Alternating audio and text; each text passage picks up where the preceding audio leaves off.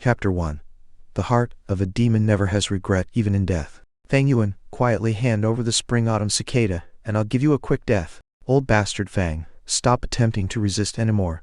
Today all of the major factions of justice have combined together, just to destroy your devil lair. This place is already covered in inescapable nets. This time you will definitely be decapitated. Fang Yuan, you damn demon, just because you wanted to cultivate the spring-autumn cicada, you've gone and killed thousands of people. You've committed too many unforgivable heinous sins. Demon, 300 years ago, you insulted me, took away my body's purity, killed my entire family, and executed my 9 generations. From that moment onwards, I hated you with a burning passion. Today, I want you to die. Fang Yuan was in deep green robes that had been torn to shreds. His hair was disheveled, and his entire body was covered in blood. He looked around. The bloody robes waved lightly in the mountain breeze like a war flag. Fresh blood flowed from the numerous wounds on the body. Just by standing there for a short while, Fang Yuan had already accumulated a large pool of blood beneath his feet. Enemies surrounded him all around. There was already no way out. It was a foregone conclusion that he would die here. Fang Yuan understood his situation clearly, but even in the face of death his expression did not change. It was calm. His gaze was quiet, his eyes like deep pools of water in a well, so deep that there seemed to be no end. The major factions of justice that had surrounded him were not just the experienced elders, but also young and talented heroes. Around the heavily surrounded Fang Yuan, some were roaring, some were sneering. There were eyes that were gleaming with light, some holding on to their wounds while looking on fearfully. They did not move. Everyone was wary of Fang Yuan's final attack. For 6 hours this tense moment went on until the evening came, the sun casting its rays upon the side of the mountain. In that moment, it was as if the place was on fire. Fang Yuan, who had been silent as a sculpture the entire time, slowly turned his body. The group of warriors was suddenly alerted, and they all took a big step backwards. By now the gray mountain rock beneath Fang Yuan's feet had long been stained a deep red. Due to losing too much blood, his face had become deathly pale. In the afterglow of the sunset, it suddenly had a brilliant luster upon it. Looking at the setting sun, Fang Yuan lightly laughed. The sun sets above the blue mountain, the autumn moon with the wind of spring. The morning is fine like hair and night is like snow. Whether you succeed or fail, when you look back there's nothing left. As he said this, memories of his previous life on Earth emerged before his eyes. He was originally a Chinese scholar on Earth who chanced upon this world. He endured a hard life for 300 years and went through another 200 years. About over 500 years of his life flew by in the blink of an eye. So many memories that were buried deep inside the heart begun to relive themselves, sprouting into life before his eyes. I failed in the end. Fang Yuan sighed in his heart emotionally, yet there were no regrets. This end result was something he had foreseen. When he made his decision in the beginning, he had prepared himself for this. To be a demon is to be merciless and cruel, a murderer and destroyer. There is no place in heaven or earth for such a thing. Turning into an enemy to the world, still having to face the consequences. If the spring-autumn cicada that I have just cultivated is effective, I shall still be a demon in my next life. With this thought, Fang Yuan couldn't help but let out a big laugh. Wicked demon, what are you laughing about? Be careful, everyone. The demon is going to attack before his final moments. Hurry up and surrender the spring-autumn cicada. The group of warlords surged forward. At this moment, with a loud bang, Fang Yuan was engulfed in a blinding surge of energy. The spring rain quietly rained down on King Mao Mountain. It was already late in the night, a slight breeze blowing with the light rain. Yet King Mao Mountain was not covered in darkness. From the side down to the foot of the mountain, dozens of tiny lights shone like a bright band. These lights shone from tall buildings. Even though it could not be said to match up to 10,000 lights, yet it was still a few thousand in number. Situated on the mountain was Guyu One village, giving the vast lonely mountain a rich touch of human civilization. In the middle of the Guyu village was a magnificent pavilion. A grand ceremony was being held at this moment, and the lights were even brighter than ever, radiating with glory. Ancestors, please bless us. We pray that this ceremony will bring many young men of outstanding talent and intelligence, bringing their families new blood and hopes. The head of the Guyu clan had a middle-aged appearance. His sideburns were graying, and he was clothed in ceremonial white robes, kneeling on the brownish-yellow floor. His body was straight with his hands held together, eyes tightly shut, as he prayed sincerely. He was facing a tall black case.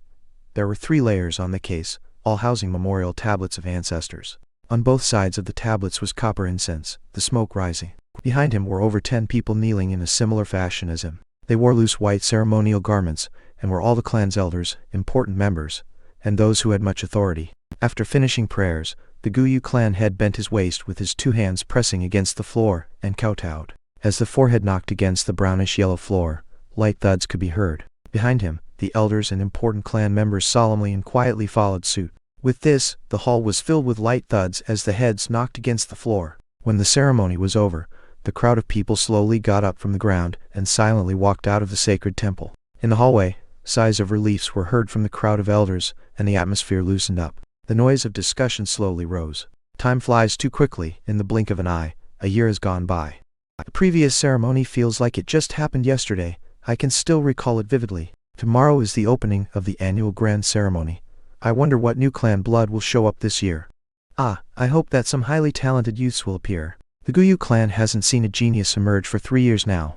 Agreed. The Bai village, Shin village these few years all had some talented geniuses appear. Especially that Bai Ningbing from the Bai clan. His natural talent is quite terrifying. It was unclear who had brought up the name Bai Ningbing, but the faces of the elders started to show worry. The boy's qualifications were splendid. In just a short period of 2 years' worth of training, he had already reached the level of a level 3 Gu master. In the younger generation, he could be said as the most outstanding one. It was to the point that even the older generation could feel pressured from the promising youth. In time, he would inevitably become the pillar of the Bai clan. At the very least, he would also be an independently strong warrior. No one ever doubted this fact. But for this year's youths that will be participating in the ceremony, not all hope is lost. You're right, Feng Zhai's side has appeared a young genius. Able to start talking after 3 months, able to walk after 4. At 5 years of age he was able to recite poetry, seems exceptionally intelligent, especially talented. What a pity that his parents died early, now he is being raised by his uncle and aunt. Yes, this one has wisdom at a young age, also harboring big ambitions. In the recent years I have heard his creations Zhang Jingju, Yang Mei and Jian Chengzai, what a genius. The Guyu clan head was the last to walk out of the ancestral temple. After slowly closing the door, he heard the discussions that were going on in the corridor among the clan elders. He knew at once that the elders were discussing about the youth known as Guyu Fengyuan at that moment. As the head of the clan, it is natural to pay attention to the outstanding and prominent young ones. And it so happens that Guyu Fengyuan was the most eye-catching one amongst the juniors. Experience has shown that those who have photographic memory at a young age, or those who possess strength that could rival an adult, or had other great inborn talents, all had outstanding cultivation qualifications. If this child shows a great potential, with great care he could even compete against Bai Ningbing. Even if it is B grade, in future he could also become a banner of the Guyu clan. But with this sort of early intelligence, the percentage of B grade is not that big, but highly possible to be in a grade. With this thought, the Guyu clan head curled up his lips slowly into a smile. At once, with a cough he faced the clan elders and said, "Everyone, the hour is late. For tomorrow's opening ceremony, you should all rest well tonight and take care of your energy levels." At his words, the elders looked startled. They looked at each other with a hint of caution in their eyes. The clan head's words meant well, but everyone knew what he was aiming to convey. Every year to compete for these young geniuses, the elders would fight among themselves to the point of reddened ears and bleeding heads. They should stay well rested and replenish themselves until tomorrow comes where the competition begins. Especially with that Guyu Fengyuan, whose grade potential was extremely huge, not counting the fact that both his parents were deceased, and also that he was one of the 2 only descendants of Feng Zhai's bloodline left. If one was able to get their hands on and bring him into their own family line, with great care and training, one could secure himself 100 years of prosperity. However, I'm going to go ahead and say what needs to be said first. When you compete, do it fair and square. No tricks and conspiracies are allowed, or damage to the clan's unity. Please keep this in mind, all of you, the clan head strictly instructed. We wouldn't dare. We'll keep it in mind. Then this is good night, please take care. The clan elders slowly dispersed with deep thoughts. Not long after that, the long corridor became quiet. The wind from the spring rain breezed through the window, and the clan head lightly walked towards the window. Immediately, he breathed in the fresh moist air of the mountain. How refreshing it felt. This was the 3rd floor of the garret. The clan head looked out of the window. He could see half of the entire Guyu village. Even if it was late in the night, most of the homes in the village still had lights on, which was unusual. Tomorrow is the opening ceremony, and it affects everyone's best interests.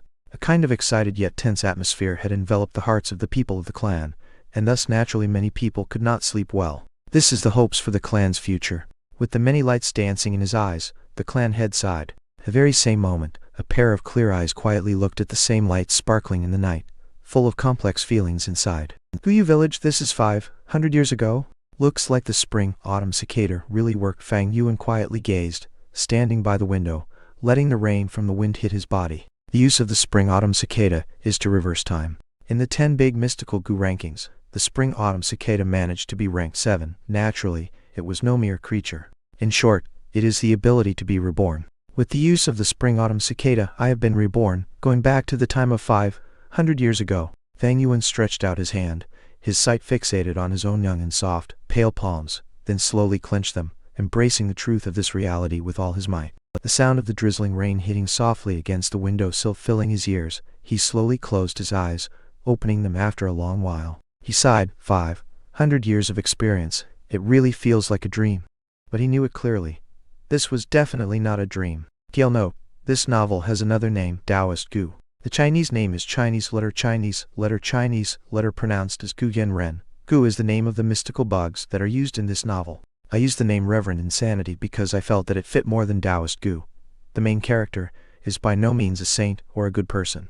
In fact, as a warning, you can say that the MC is a pretty ruthless villain, so do expect a roller coaster coming your way. 1 Gu Yu, it means ancient moon in direct translation. The clan kinda has an affinity with moon things. The Gu used in here is a different Chinese character from the mystical Gu insects. Chapter 2.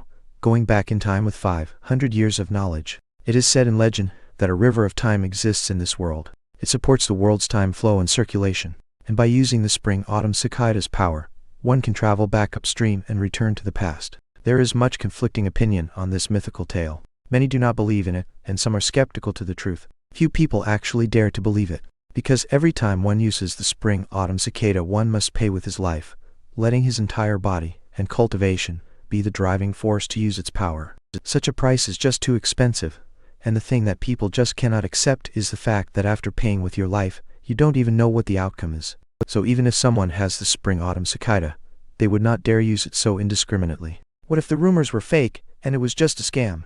If Fang Yuan were not cornered into such a state, he would also not use it so hurriedly. But now Fang Yuan is thoroughly convinced, because the reality of the truth has been laid before his eyes, and there was no denying it. He has really been reborn. It's just a pity. From the start, I had wasted an absurd amount of effort, killing hundreds of thousands of people, making even the heavens furious and inciting people's vengeance, went through suffering and multiple hardships, to finally attain and refine this good Gu. Fang Yuan thought with a sigh.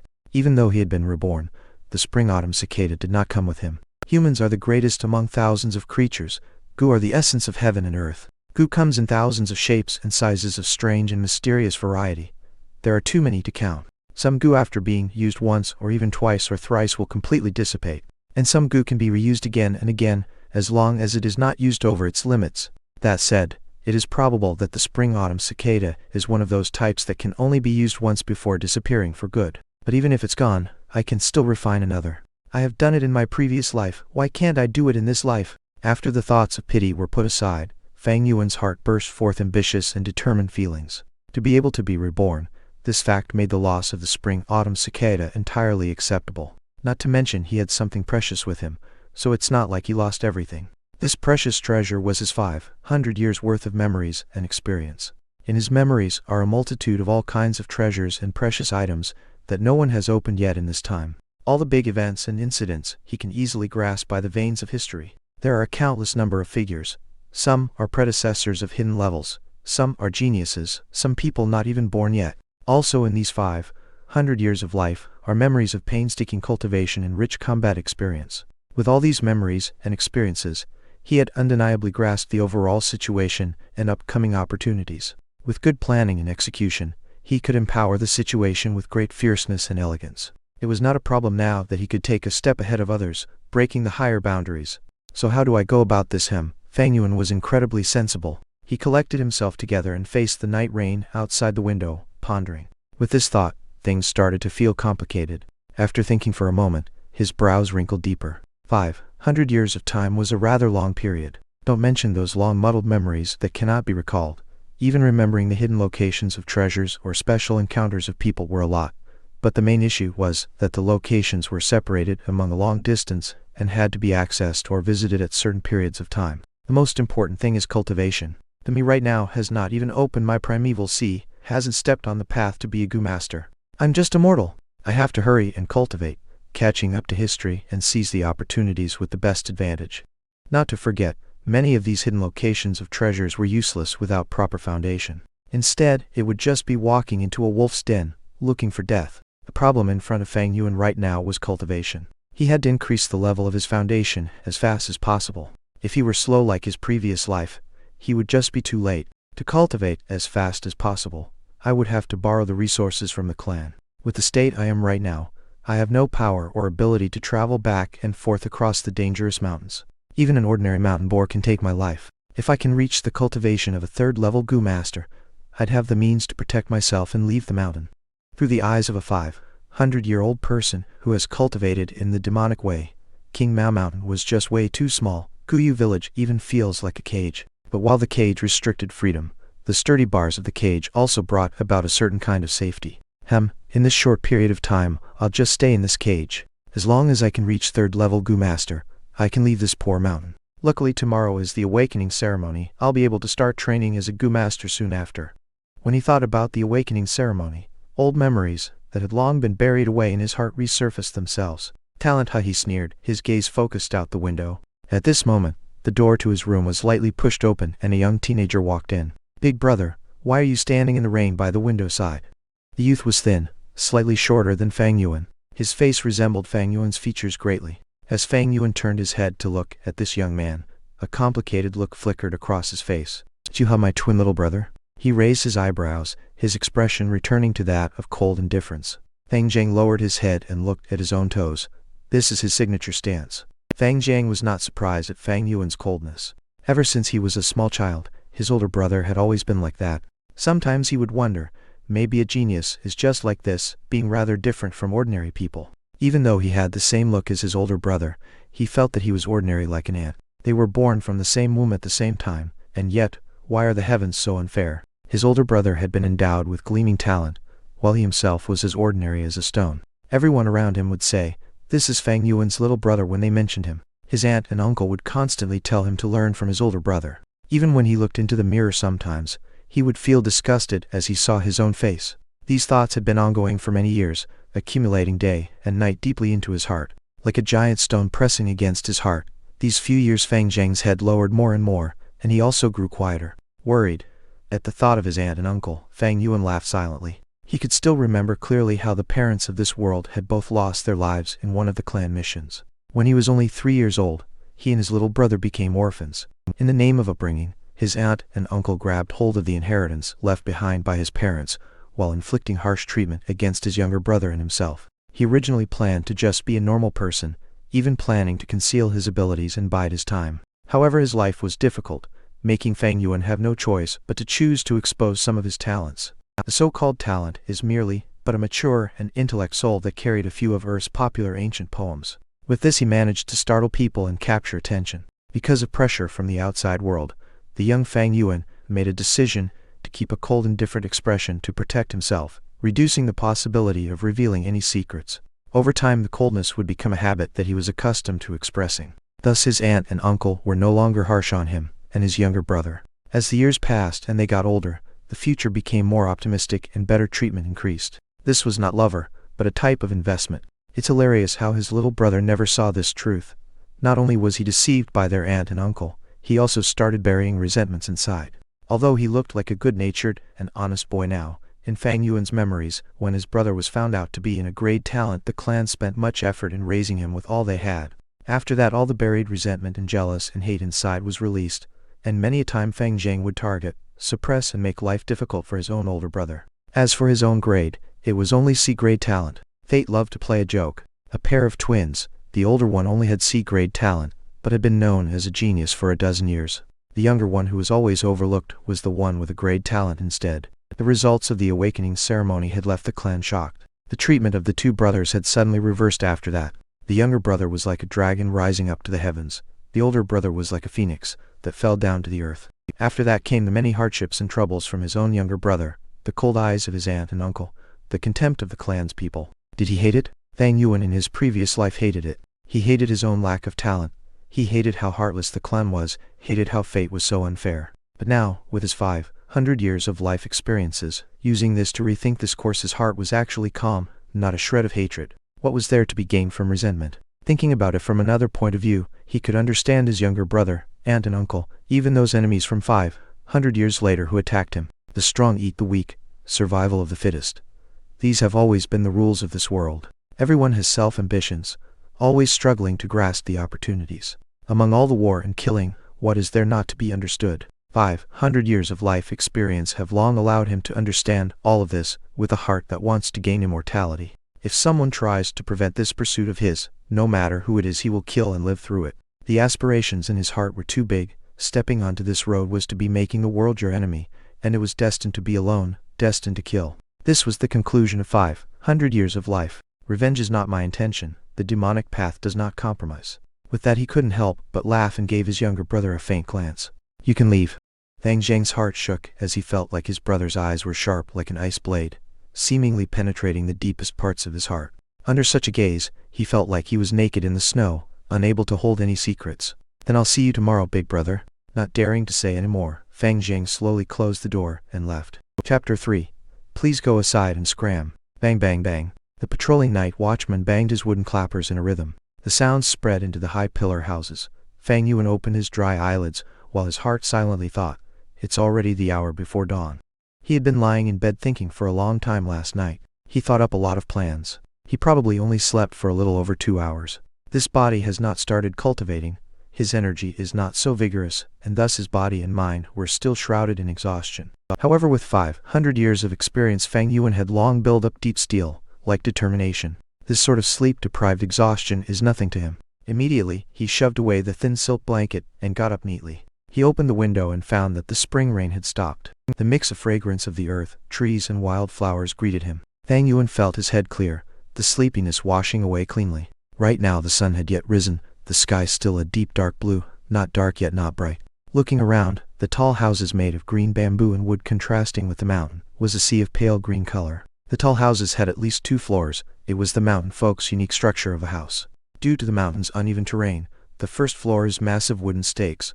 The second floor is where the people reside. Fang Yuan and his brother Fang Yen stayed at the second floor. Young Master Fang Yuan, you're awake. I will go upstairs and wait for you to wash up. At this moment, a maiden's voice floated up from downstairs. Looking down, Fang Yuan saw his own personal servant, Shen Kui's. Her looks were only slightly above average, but she dressed up well. Shen Kui wore a green robe with long sleeves and trousers, had embroidered shoes on her feet, and her black hair had a pearl hairpin. Her body from head to toe radiated youthful vitality. She looked happily at Fang Yuan while carrying a basin of water, and walked upstairs. The water was at the right warm temperature, and was used to wash the face. After rinsing his mouth, he used a willow twig with snow salt to clean his teeth. Shen Kui waited gently, her face wearing a smile, and her eyes lively as spring. After he was done, she helped Fang Yuan dress, her plump breasts rubbing against his elbow, or his back a few times during the process. Fang Yuan's face showed no expression. His heart was calm as water. This servant girl was nothing but his aunt and uncle's watch-eye, and was a vain, heartless girl. In his previous life, she enraptured him, but after the awakening ceremony when his status plummeted, she quickly turned away her head and gave him countless disdainful looks. When Fang Zhang came over, he was in time to see Shen Kui smoothing the creases on the clothing of Fang Yuan's chest. His eyes had a flicker of jealousy. These years living together with his older brother, under the care of Fang Yuan, he also had a servant waiting on him. However, his servant was not a youthful girl like Shen Kui's, but a fat and white old woman. I wonder which day can Shen Kui wait on me like this? Wonder what it feels like. Fang Zhang thought inside his heart, yet he did not dare to. His aunt and uncle's biased love to Fang Yuan was no secret to everyone. Originally, he did not even have a servant to wait on him. It was Fang Yuan who decided to take the initiative and ask for one for Fang Zhang. Although there was the status difference of master and servant, but usually Fang Zhang did not dare underestimate Shen Kui's. That was because her mother was the Mother Shen, one who stood beside his aunt and uncle. Mother Shen was the caretaker of the entire household. Having full trust of his aunt and uncle, her authority was not small. All right, no need to tidy up. Fang Yuan impatiently brushed away Shen Kui's soft small hands. His clothing had long been tidy. She was just trying to seduce him. To Shen Kui, and the brightness of her future, Fang Yuan's possibility of having a great talent was huge. If she could be his concubine, she would be able to elevate from servant status into master. It was quite a big step. In his previous life, Fang Yuan was deceived by her, and had feelings for Shen Kui's. After his rebirth, he was clear as a blazing fire, his heart as cold as ice. You can leave. Fang Yuan did not even look at Shen Kui's as he tidied up his own sleeve cuffs. Shen Kui pouted slightly, feeling that today Fang Yuan's puzzling behavior was rather odd and upsetting. She wanted to reply, in a spoiled way, but being scared by his cold and confusing nature, Her mouth opened and closed a few times before she ended up saying yes and retreating obediently. "Are you ready?" Fang Yuan asked Fang Jiang. His younger brother stood at the doorway, his head bowed down to look at his toes. He muttered a light yes. Fang Jiang had actually been awake since the 4th watch, too nervous to fall back asleep. He quietly got out of bed and got ready a long time ago, his eyes having black circles. Fang Yuan nodded. In his previous life he was not clear about his younger brother's thoughts, but in this life how could he not understand? But right now it was meaningless to him, and he lightly said, "Then let's go." So the two brothers left the house. On the way they bumped into many youths of similar age, all in groups of 2s and 3s, quite clearly heading to the same destination. "Look guys, those are the Fang brothers." Their ears could pick up the small cautious talk. The one walking in front is Fang Yuan. He's the Fang Yuan who created the poems. Some of them emphasized. So that's him. His face is expressionless, as if he had no regard for others, just like the rumors say. Someone said in a sour tone filled with jealousy and envy. "Peach, if you were like him then you can also act like that." Someone coldly replied against the person, hiding a sort of dissatisfaction. Fang Jiang listened expressionlessly. He had long been accustomed to this kind of discussion. His head low, he followed quietly behind his older brother. By now the light of dawn had peeked over the horizon, casting Fang Yuan's shadow over his face. The sun rose gradually, but Fang Yuan suddenly felt like he was walking into darkness. This darkness was coming from his older brother. Maybe in this life, he would never be able to escape from the imprisoning huge shadow of his brother. He felt a burst of pressure on his chest making his breathing difficult. This damn feeling was even making him think of the word suffocate.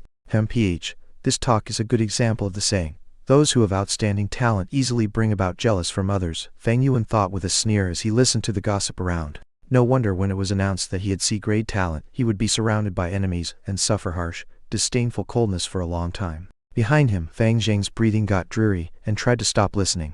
What Fang Yuan did not manage to realize in his previous life, he could perceive with the finest detail in this life. This was the ability of keen insight that he had gained from 500 years' worth of life experiences. Finley thought of his aunt and uncle and how scheming they were, giving him Shen Kui to monitor him and passing his younger brother an old wet nurse, not including other things in life that were different among them. All these actions had intentions. They wanted to cause unhappiness in his younger brother's heart and instigate a rift among the brothers. People are not worried about whether they receive less. People worry about whether whatever they received is undistributed well. In his previous life his experiences were too little, while his younger brother was too foolish and too naive. Thus his aunt and uncle successfully instigated a rift among them. After being reborn with the awakening ceremony before him, it seemed like the situation was difficult to change. But with Fang Yuan's evil way of means and wisdom, it's not like the situation cannot be changed. His younger brother can be suppressed entirely. That young Shen Kui's he could turn into a concubine early on. Not forgetting his aunt and uncle and the clan elders, he had at least several hundred ways of beating them. But I don't feel like doing that, Fang Yuan sighed carefully. So what if it was his own younger brother? Without the blood relation his younger brother was just an outsider. He could easily give him up anytime. So what if Shen Kui grew any prettier? Without love and loyalty she was just a heap of flesh of a body. Keep her as a concubine? She's not worthy. So what if it was his aunt and uncle, or the clan elders? They're just passers-by in life. Why waste effort and energy to beat these people? He. As long as you don't get in my way, then you can go aside and scram. I don't need to care about you. One Mother Shen is like a title or way to call a woman of her position. Chapter 4. Gu Yu Fang Yuan. The sun rises in the sky, the sun ray brilliant. The mountain fog is not very thick, the sharp rays easily pass through. Over 115-year-old youths gathered in front of the clan pavilion. The clan pavilion was in the middle of the village, reaching 5 stories, and having sharp tilted roofs. It was heavily guarded. Before the pavilion was the square, and in the pavilion was the shrine of the Guyu ancestor memorial tablets. Every generation of clan head had lived in the pavilion. With every major ceremony or big incident, the clan elders would gather and discuss meetings here as well. This was the entire village authority central. Good, all of you are punctual. Today is the awakening ceremony. It is your life's great turning point. I won't say much, just come with me. The one responsible at the moment was the elder of the academy. His beard and hair were white, and he was in high spirits as he led the young teenagers into the pavilion. However, they did not go up, but were led downstairs after going through the entrance of a great hall. Following down a constructed stone ladder, they went into an underground cave. The group of youths made surprised and amazed noises. The underground cave was beautiful, stalactites sparkling with the colors of the rainbow. This light shone on the youths' faces, the neon hues gorgeous. Fang Yuan was mixed into the crowd, quietly observing everything that was happening. In his heart he thought, hundreds of years ago, The Guyu clan came to King Mao Mountain and settled down after migrating from the central lands to the south border. It was when they found a spirit spring in this underground cave. This spirit spring produces a large number of primeval stones. It could be said that this was the foundation of the Guyu village. They walked several hundred steps. It got darker and the sounds of water were faintly heard. After turning around a corner, a 3-zhang wide one underground river greeted them. By now the colorful lights of the stalactites had disappeared completely. Yet in the darkness, the river emitted faint blue light. It was like a star river of the night sky. The river flowed from the dark depths of the cave. Inside the crystal clear waters, one could see fish, aquatic plants, and even the sand beneath the river. Opposite the river was a sea of flowers. This was the Guyu clan's closely cultivated moon orchids. The beautiful blue and pink-colored petals were shaped like a crescent moon. The flower stems were like jade, the center of the flower shining like the sort of warm brilliance that radiates from pearls under the light. At first glance, in the dark background the flower sea looks like a huge piece of land covered in bluish-green carpet dotted with countless pearls. The moon orchid is food for a lot of Gu. This flower sea could be said as the clan's biggest cultivation medium. Fang Yuan thought knowingly to himself. Wow, so pretty. It really is beautiful. The new sight opened the young teenager's eyes. Each one of them had a light radiating from their gaze with excited and anxious feelings. All right, listen as I call your names. Those who are called must walk through this river to the opposite bank. Walk as far as you can, of course the further you go the better it is. Are you all clear? The elder said. All clear, the youths replied. Actually, before they came here, they had all heard their family members or seniors talk about it. It is known that the further you can walk, the better your talent is. Your future will also become brighter. Guyu Chenbao. The elder held the name list and called out the first person. The river was wide but not deep. It covered up to a youth's kneecaps. Chenbao's face was full of seriousness as he stepped into the flower sea ashore. As he did so, he could feel an invisible pressure, as if there was a wall in front of him that he could not see blocking him from walking forward. During this moment, the flowers at his feet suddenly gave off a weak white light. The light gathered around Chenbao and entered his body. For a moment Chenbao felt the pressure drop. The invisible wall blocking him suddenly felt softer. With this, Chenbao gritted his teeth and mustered his strength, walking forward. He tried to force his way in stiffly, yet after 3 steps, the wall in front of him hardened again back to the state before. Thus he could not walk any further. As he watched this, the elder sighed. While recording what happened, he said, Guyu Chenbao, 3 steps, no talent to become a Gu master. Next, Guyu Zhao Zai. Chenbao was deathly pale as he walked past the river back to the youths, clenching his teeth. Without the endowed talent, he could live as a normal human, holding the lowest position in the clan. His stature was shaky. It was a huge blow to him, as if reality had killed all his hopes.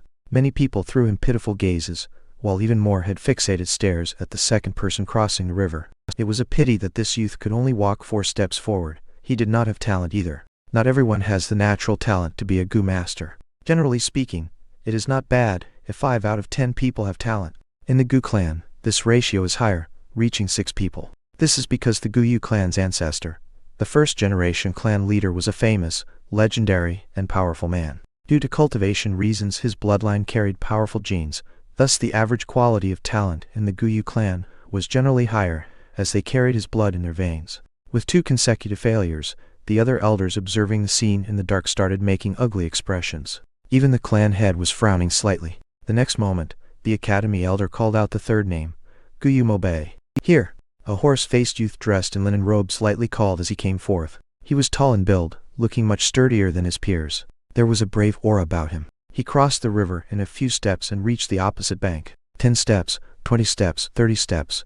One after another small lights entered his body. He walked until he reached 36 steps before he could finally go no further. The youths at the riverbank watched with wide-open eyes, shocked. The academy elder happily exclaimed, Good. Guyu Mobe, B-grade talent. Come here, let me see your primeval sea.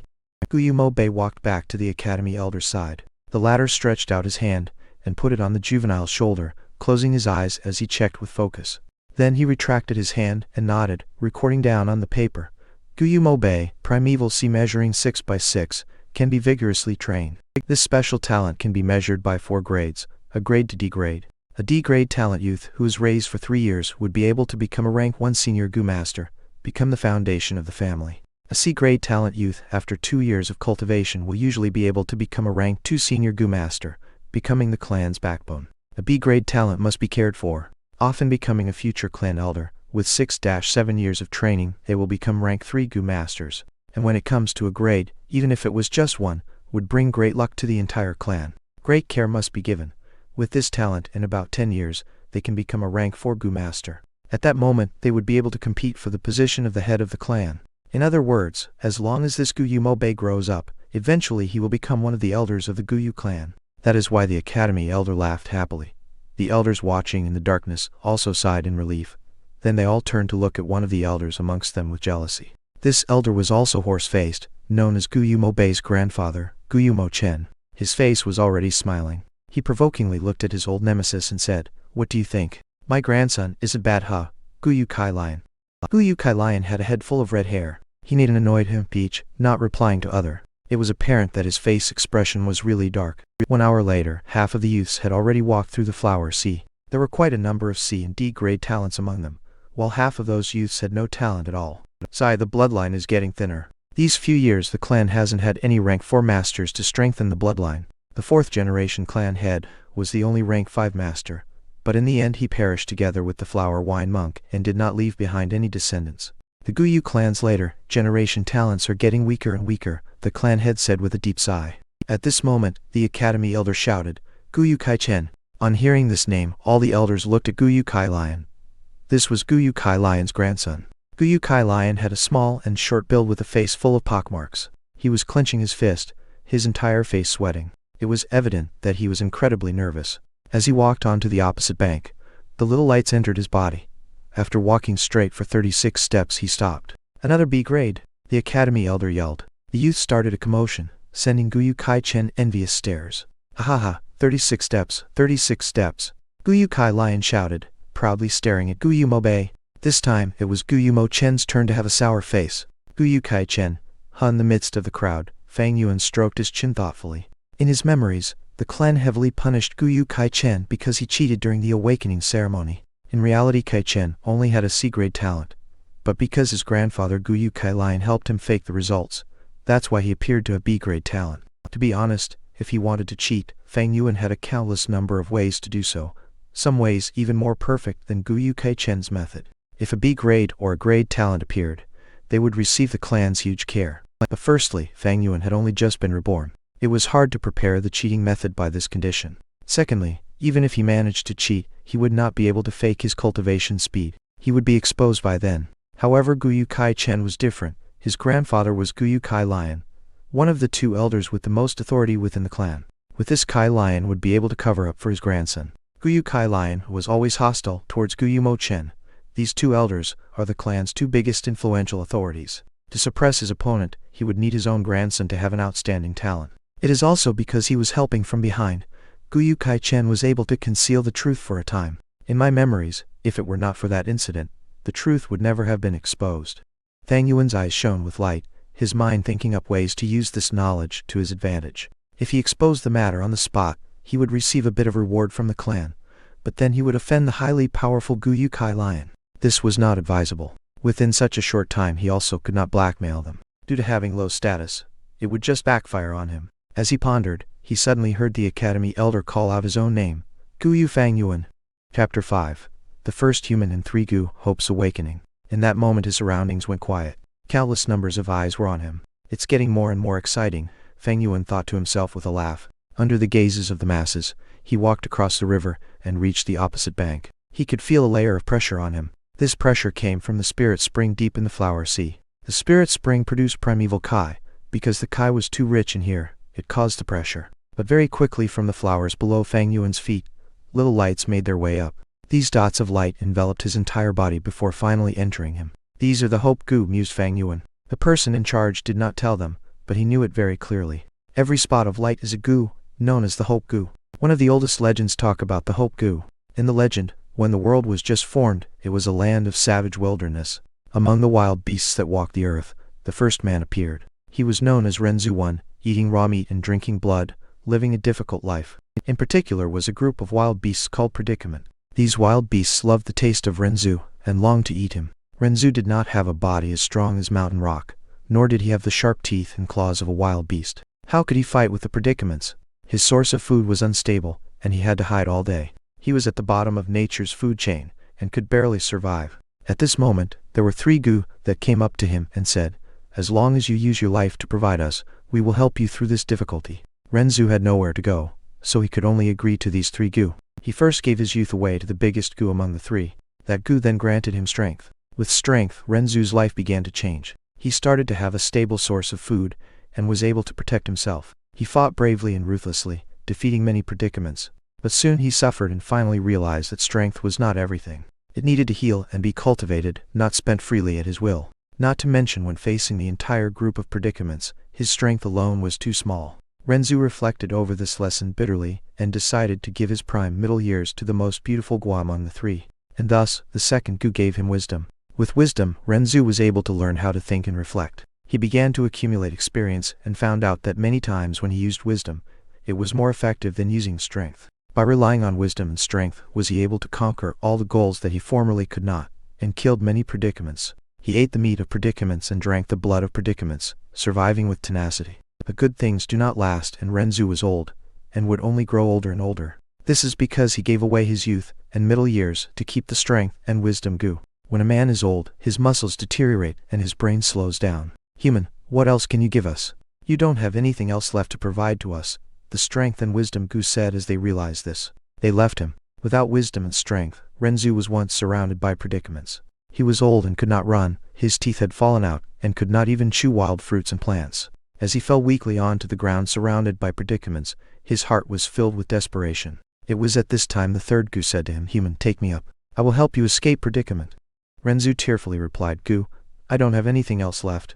See, the strength and wisdom gu have abandoned me. I only have my old age left. While it is not as worth my youth and middle age, but if I give you my old age, my life would immediately end. Even though I am surrounded by predicaments right now, but I will not die immediately. I wish to live a little longer, even if just a second more. So you should leave, I have nothing else to provide to you." But the gu said, "Among the 3, I have the smallest needs. Human, if you just give me your heart, it will be enough." "Then I will give you my heart," Renzu said. "But gu, what can you give me in return?" In this situation, even if the strength and wisdom gu returned to my side, it would change nothing. When compared to the strength gu, this gu looked frail and was just a tiny ball of light. When compared to the wisdom gu, this one was only able to give out a dim white light, not beautiful in any way. But when Renzu gave it his heart, this gu suddenly gave out endless light. In this light, the predicament screamed in horror. "This is the hope gu, withdraw. We predicaments are most afraid of hope." The predicaments retreated suddenly. Renzu was speechless, and from that day onwards whenever he faced predicament, he would give his heart to hope. At this moment, the hope gu converged into a stream of light, and had already entered Fang Yuan's body. Due to the outside pressure, they quickly gathered into his abdomen and collected into a group spontaneously, 3 inches under his navel. Fang Yuan suddenly felt the pressure lessen. He began to walk forward. With every step he took, one after another, the hope gu would fly out from the sea of flowers and enter his body, joining the ball of light. The ball of light grew brighter and brighter, but the person in charge opposite the riverbank frowned. This number of hope gu is lesser than expected. Many elders watching Fang Yuan in the dark thought this as they saw the sight. The clan head frowned as well. This was definitely not the sign of an A-grade talent. Fang Yuan withstood the pressure, continuing to walk forward. Below 10 steps it means that there is no cultivation talent. 10-20 steps means D-grade talent. 20-30 steps would be C-grade talent. 30-40 steps is a B-grade talent. And 40-50 steps would mean a grade talent. Up till now, I have walked 23 steps. 24, 25, 26, 27. Fang Yuan counted in his heart. When he walked the 27th step, he could hear a bang, and in between his 2 kidneys the ball of light reached its limit and suddenly exploded. This burst of energy only happened inside his body. Outsiders cannot see it. Only Fang Yuan alone could feel at that moment an earth-shaking reaction. Instantly the fine hairs on his body stood up, his pores shut tight, his mind stretched to a tense limit. Soon after, his mind went blank, his entire body becoming soft as if he fell into some clouds. His heart relaxed, his fine hairs flattening, and his pores reopened again. In a short while his entire body was perspiring. This entire process felt long, but it actually happened in a short time. The feeling went away as fast as it came. Fang Yuan was blanked out for a short moment before he returned to his senses. He secretly focused his attention into his body and found that below his navel, and in between his 2 kidneys, an aperture had formed out of thin air. The awakening ceremony was a success. This was the hope to immortality. Chapter 6. The road to the future will be interesting. The aperture was mysterious and unusual. Although it was located inside Fang Yuan's body, it was at the same time not sharing the same space with his internal organs. You could say that it was endlessly huge, yet at the same time infinitely small. Some call it the Purple Prefecture, some call it the Chinese Pool. However, many know it as the primeval sea aperture. The entire body is spherical, and the surface of it is covered in flowing white light, like a thin layer of light coating. It was the layer of light from the Hope goo that previously exploded. This thin membrane of light supported the aperture so it would not collapse, and inside the aperture was naturally the primeval sea. The sea waters were smooth like a mirror, showing a greenish-blue color, yet the water was dense and brought about a copper luster. Only rank 1 goo masters can form this green coppery primeval essence, known as the green copper sea. The height of the sea surface was not up to half of the aperture, it was only up to 44%. This was also the limitation of a sea-grade talent. Every drop of seawater was pure primeval essence, representing the condensation of Fang Yuan's essence, vitality and soul. It was also the accumulation of his life potential over the past 15 years.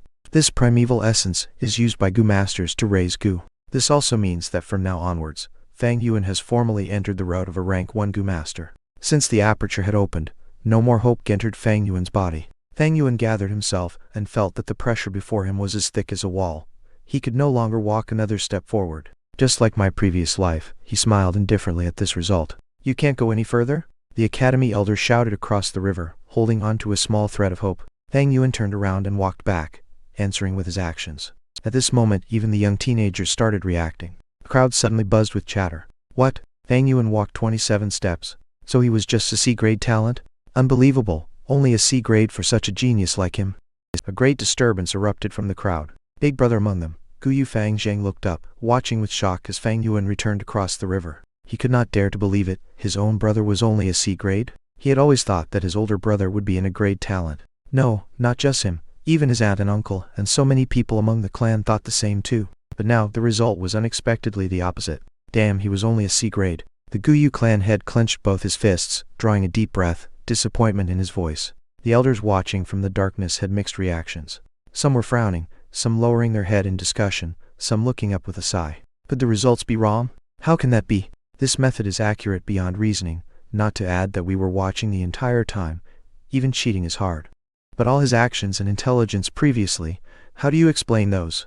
Use with higher quality of primeval sea would indeed display characteristics that surpass the ordinary man, such as intelligence, perception, memory, strength, agility, and so on. On the other hand, these characteristics do not mean that the primeval talent is definitely high. Everything will still be determined by the results. Sigh, the bigger your hopes, the bigger the disappointment. The Guyu clan's generation now is no longer like the first generation. His socks were soaked with the icy cold waters from the river, the coldness piercing into his bones. Fang Yuan walked with the same emotionless face, his distance getting closer and closer towards the crowd. He could clearly see the academy elder's heavy expression, and was aware of the stares thrown at him from over 100 youths. These glares were mixed with amazement, shock, sneering, and some taking pleasure at this unfortunate event, some indifferent. It was the same situation, making Fang Yuan unwillingly remember his previous life. During that time he felt as if the sky had fallen. When he crossed the cold river, he lost his footing and fell, soaking his entire body in the water, feeling so lost. No one came forward to help him up. Those disappointed, cold expressions and gazes were like sharp knives, piercing into his very own heart. His mind was in chaos, his chest searing with pain. It was as if he had fallen from the clouds, down to the ground. The higher you stand, the harder you fall. But in this life, as the same scene replayed itself, Fang Yuan's heart was calm. He thought of the legend, when predicaments come, give your heart to hope, and today that hope is inside of him. Even though it was not big, but it was better than those people who had totally no primeval talent. If others feel disappointed, then let them be disappointed. What else can they do? What does other people's disappointments have to do with me? The most important thing is to carry hope inside my heart. 500 years of living had led him to understand that the interesting things that happen in a person's life happens during the process when one chases after his own dreams. There is no need to ask others around you to not be disappointed or make them like it. Walk on your own path. Let others be disappointed and unhappy however they please. Sigh, the academy elder let out a deep breath and shouted, Next, Guyu Fang Zhang. No answer came. Guyu Fang Zhang! The elder yelled again, the sound of his voice reverberating inside the cave. I'm here. Fang Zhang snapped out of his shock and ran out hurriedly. Unfortunately, he tripped over his own foot and fell, hitting his head with a groan, and tumbled into the river. Instantly, the entire cave was filled with huge laughter. The Fang brothers, nothing special. The Guyu clan had scoffed, feeling a sort of annoyed boredom towards Fang Zhang. This is such a huge embarrassment. Fang Zhang struggled and splashed in the water. The bottom of the river was just too slippery. he couldn't get up properly. Trying his best only made him look more stupid and clumsy. His heart increasingly flustered as the sounds of laughter filled his ears. But right at this moment, he suddenly felt a strong pull lifting him up. His head finally left the water surface, and his body found balance again. He wiped his face in a panic and focused his sight. It was actually his older brother Fang Yuan, who had grasped his collar and pulled him up. "Big brother," he opened his mouth to say, but instead he started choking on water, ending up triggering a violent cough. "Haha, the difficult older and younger brother of the Fang family." Someone laughed at the riverbank. The laughter grew louder, yet the academy elder did not come out and stop it. He was deeply frowning, disappointment filling his heart. Fang Jiang was completely at a loss on what to do, and then he heard his brother say to him, "Go on. The road to the future will be interesting." Fang Jiang could not help but open his mouth in surprise. Fang Yuan's back was facing the crowd so they could not see properly, but Fang Jiang could clearly feel the calmness radiating from Fang Yuan. As his older brother spoke, the corners of his mouth were slightly raised, revealing a deep and thoughtful smile. It was obviously only a C-grade talent, yet how can big brother be so calm? Fang Jian could not help but wonder, his heart full of doubt. Yet Fang Yuan did not say any more. He patted Fang Jiang on the back and turned and walked away. Fang Jiang wore a stupefied expression as he walked towards the flower sea. "I never thought big brother would actually be so calm. If it was me, I'd..." He lowered his head, walking forward absent-mindedly. Yet he did not know that he was playing out a miraculous scene. When he finally snapped out of his reverie, he was already deep in the sea of flowers, standing in a distance that no one else had reached before him. 43 steps. "Oh my God, a grade talent!" the academy elder screamed, seeming to have lost his mind. "A grade? Really a grade? In 3 years, and a grade talented genius has finally appeared in the Guyu clan." The clan elders that were watching in the darkness were also screaming out at the same time, losing their composures. "Well, the Fang bloodline originated from us Kai bloodline, so we Kai family will adopt in this Gu Fang Zheng," Gu Kai Lion immediately announced. "How is that possible? You old bag Kai Lion, your morals and abilities are out of order, but you're definitely good at misleading young boys. It's better to pass this kid to Guyu Mo Chen to raise." Guyu Mo Chen roared back instantly. "Stop arguing. No one is more qualified to raise this child than the current clan leader. Whoever has any objections is to go against me, Guyu Bao." The Guyu clan head had gone crazy and swept his fiery red gaze over the disappointed and discouraged looks. Translator note: finally, chapter 6 is over. I hope you guys are looking forward to the next chapter. Also, if you haven't noticed by now, and since the author mentions this in his note in chapter 1, the main character is a villain. He's definitely cruel and very, very evil. If this is not your cup of tea, feel free to drop it. Otherwise, prepare yourselves for what's to come in future. Chapter 7. A Gu Master has 9 ranks. Flower wine leaves behind treasure. Soon a week passed. Humans are above all creatures. Gu are the essence of heaven and earth. In this world there are thousands of species, countless number of Gu. They live everywhere around us, in the soil, in the bushes, even on the bodies of wild beasts. As humans continue to propagate and grow, the scholars of the past gradually uncovered the mysteries of the Gu. Those who have opened the aperture, using their own primeval essence to feed, refine and manipulate these Gu. People who have achieved these various purposes are what we call Gu Masters. And all of you have successfully opened your aperture in the awakening ceremony 7 days ago. With the coagulation of the primeval sea, right now you are all rank 1 Gu Masters.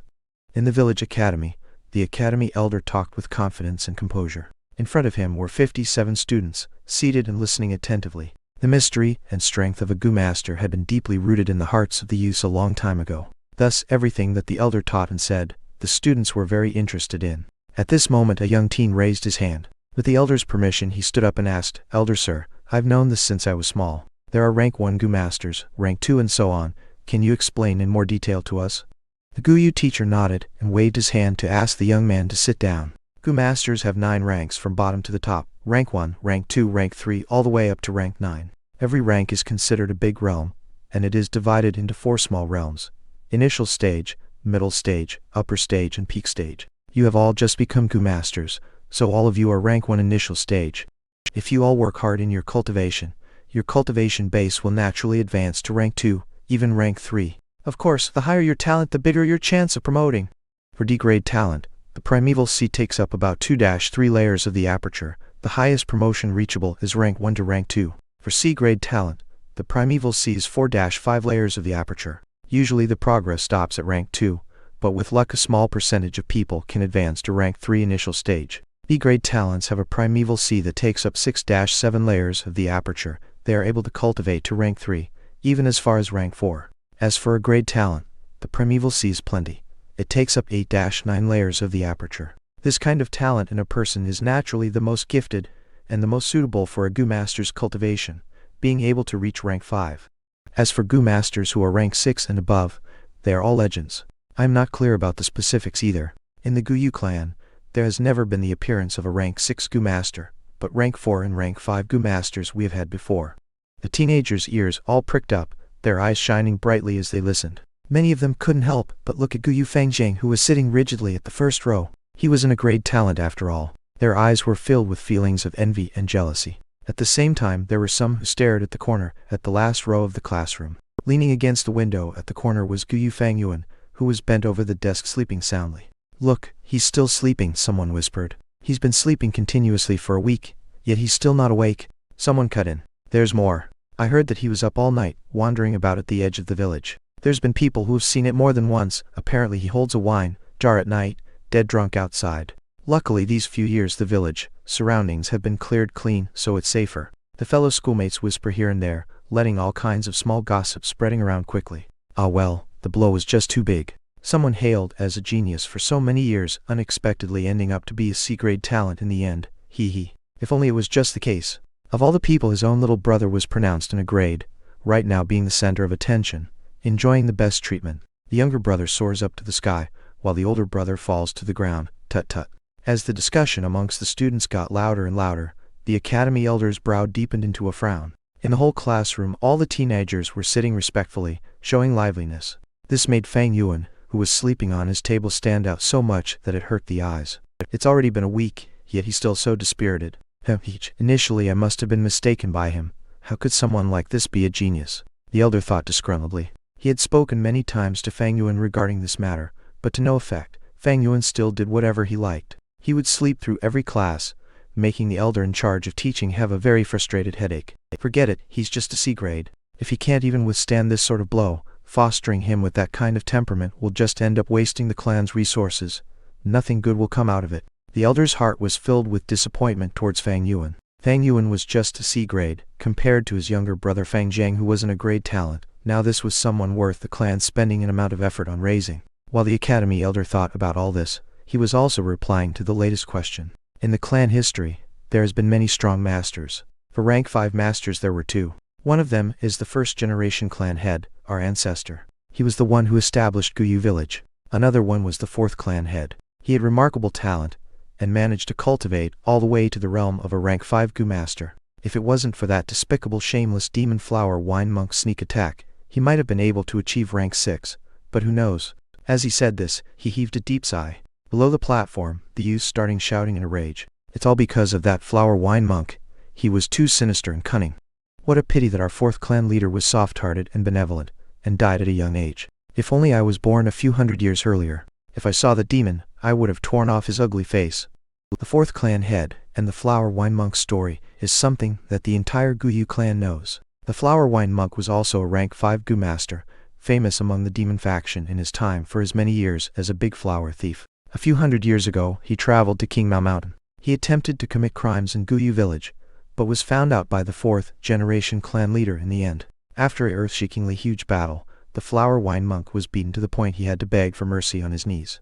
The 4th clan head was merciful and kind, intending to spare his life. Yet the flower wink monk suddenly launched a sneak attack, successfully inflicting heavy wounds on the 4th clan head. The clan head flew into a rage, killing the flower wine monk on the spot.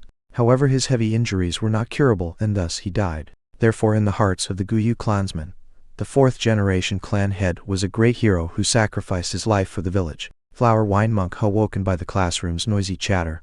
Fang Yuan opened his sleepy eyes. He stretched his body and thought with resentment in his heart.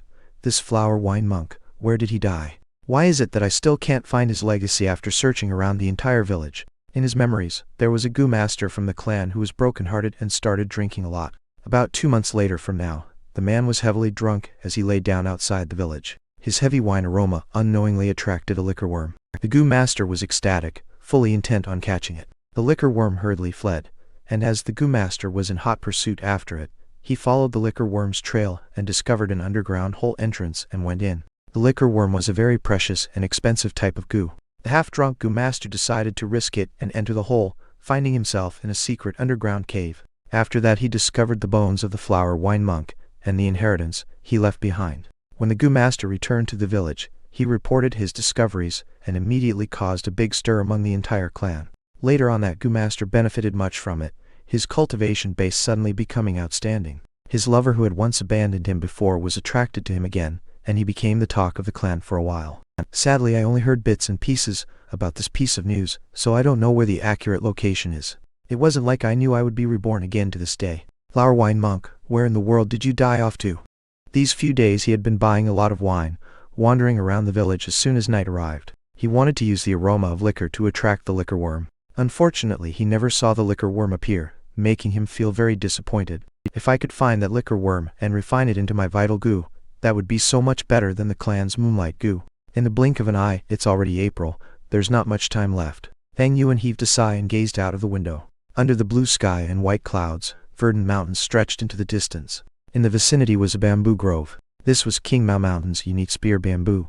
Each bamboo stick is straight as a line, the ends of the bamboo exceptionally sharp like the tip of a spear. Not too far away, the woods were already turning green. The tender shoots sprouted in a sea of yellow-green color. Every now and then, beautiful and colorful sparrows would perch on the branches. The wind of spring blew, wrapping up the freshness of the mountains and rivers, and dispersing it into the world. Without knowing it, the class was almost over. The academy elder finally informed, "This week I have taught you all how to contemplate and check your own aperture's primeval sea, and how to meditate and shift around the primeval essence inside your body. Now is the time for you all to refine your vital goo. After this class ends, you will all go to the academy's goo room and pick a goo worm. After choosing your goo, please go home and focus on refining it. When you have finally refined your goo, then you can come back to the academy and continue attending class. At the same time, this is your first assessment. Whoever can finish this assessment first will be rewarded a generous sum of 20 primeval stones." Well, note, sorry for the delay, I've been busy. Here's the long-awaited Chapter 7. Chapter 8. Things will always be things, but humans will change. Head the academy was a goo room. The goo room was not big. It was only 60 meters in size. In a Goo Master's road to cultivation, a goo is the key to strength. At the end of class, the excited teenagers rushed towards the goo room. Form a line, enter one by one. Some voices suddenly yelled. It was natural that there were guards outside the goo room. The youths went in one at a time and came out. Finally, it was Fang Yuan's turn to enter the goo room. This room was a mysterious room. The four walls all had holes. In each one of these embedded square holes were another square hole. Each of the holes differed in size, some big and some small. The bigger ones were no bigger than an earthenware cooking pot, the smaller holes no smaller than a fist. In the many square holes were all kinds of containers. There were gray stone basins, verdant jade dishes, exquisite grass cages, earthen stoves, etc. These containers kept in all kinds of variety of goo. Some goo were silent, while some goo made a lot of noises, creating chirping, clucking, rustling sounds and so on. All these noises combined together to create a sort of life symphony. Goo are also divided into 9 big levels, following the same concept of the 9 rank realms of Goo Masters. All in this room are rank 1 Goo. Fang Yuan glanced around, immediately aware of this. Generally speaking, rank 1 Goo Masters can only use rank 1 Goo. To use higher level Goo, these masters would need to pay an extremely heavy price. In addition, Goo need to be fed. The high cost of feeding higher level Goo was often not something lower rank Goo Masters could afford. Thus to Goo Masters who were newcomers, they would always pick a rank 1 Goo worm as their first refined Goo, unless under a special situation. There is great significance to the first Goo that a Goo Master refines. It will become their vital Goo, interconnecting their lives together. If it dies, the Goo Master will suffer a huge blow. Alas, my original wish was to get my hands on the flower wine monk's liquor worm and refine it as my vital Goo. But right now there are still no leads on my search for the flower wine monk's skeleton. I don't even know when will I be able to find it, or when someone else does. Just to be safe, I'll pick a Moonlight Goo first. Fang Yuan sighed inwardly as he walked straight along the wall on his left. One of the top layers of the holes in this wall had a row of silver plates. In every plate was a Goo. These Goo were crystalline and shaped like a crescent. It was like a piece of blue quartz. Against the backdrop of the silver dish, the Goo gave off a quiet and beautiful feeling. Known as the Moonlight Goo, this variety of Goo was the local Goo of the Goo clan, and many of the clansmen would choose the Moonlight Goo as their vital Goo. The Moonlight Goo was not a Goo of nature. It was a breed that was cultivated with a secret method by the Goo clan. The Moonlight Goo could not be found anywhere else. It could be said that this Goo was a symbol of the Goo clan. Since it was all rank 1 Moonlight Goo, there was very little difference among one another. Fang Yuan casually chose one and took it.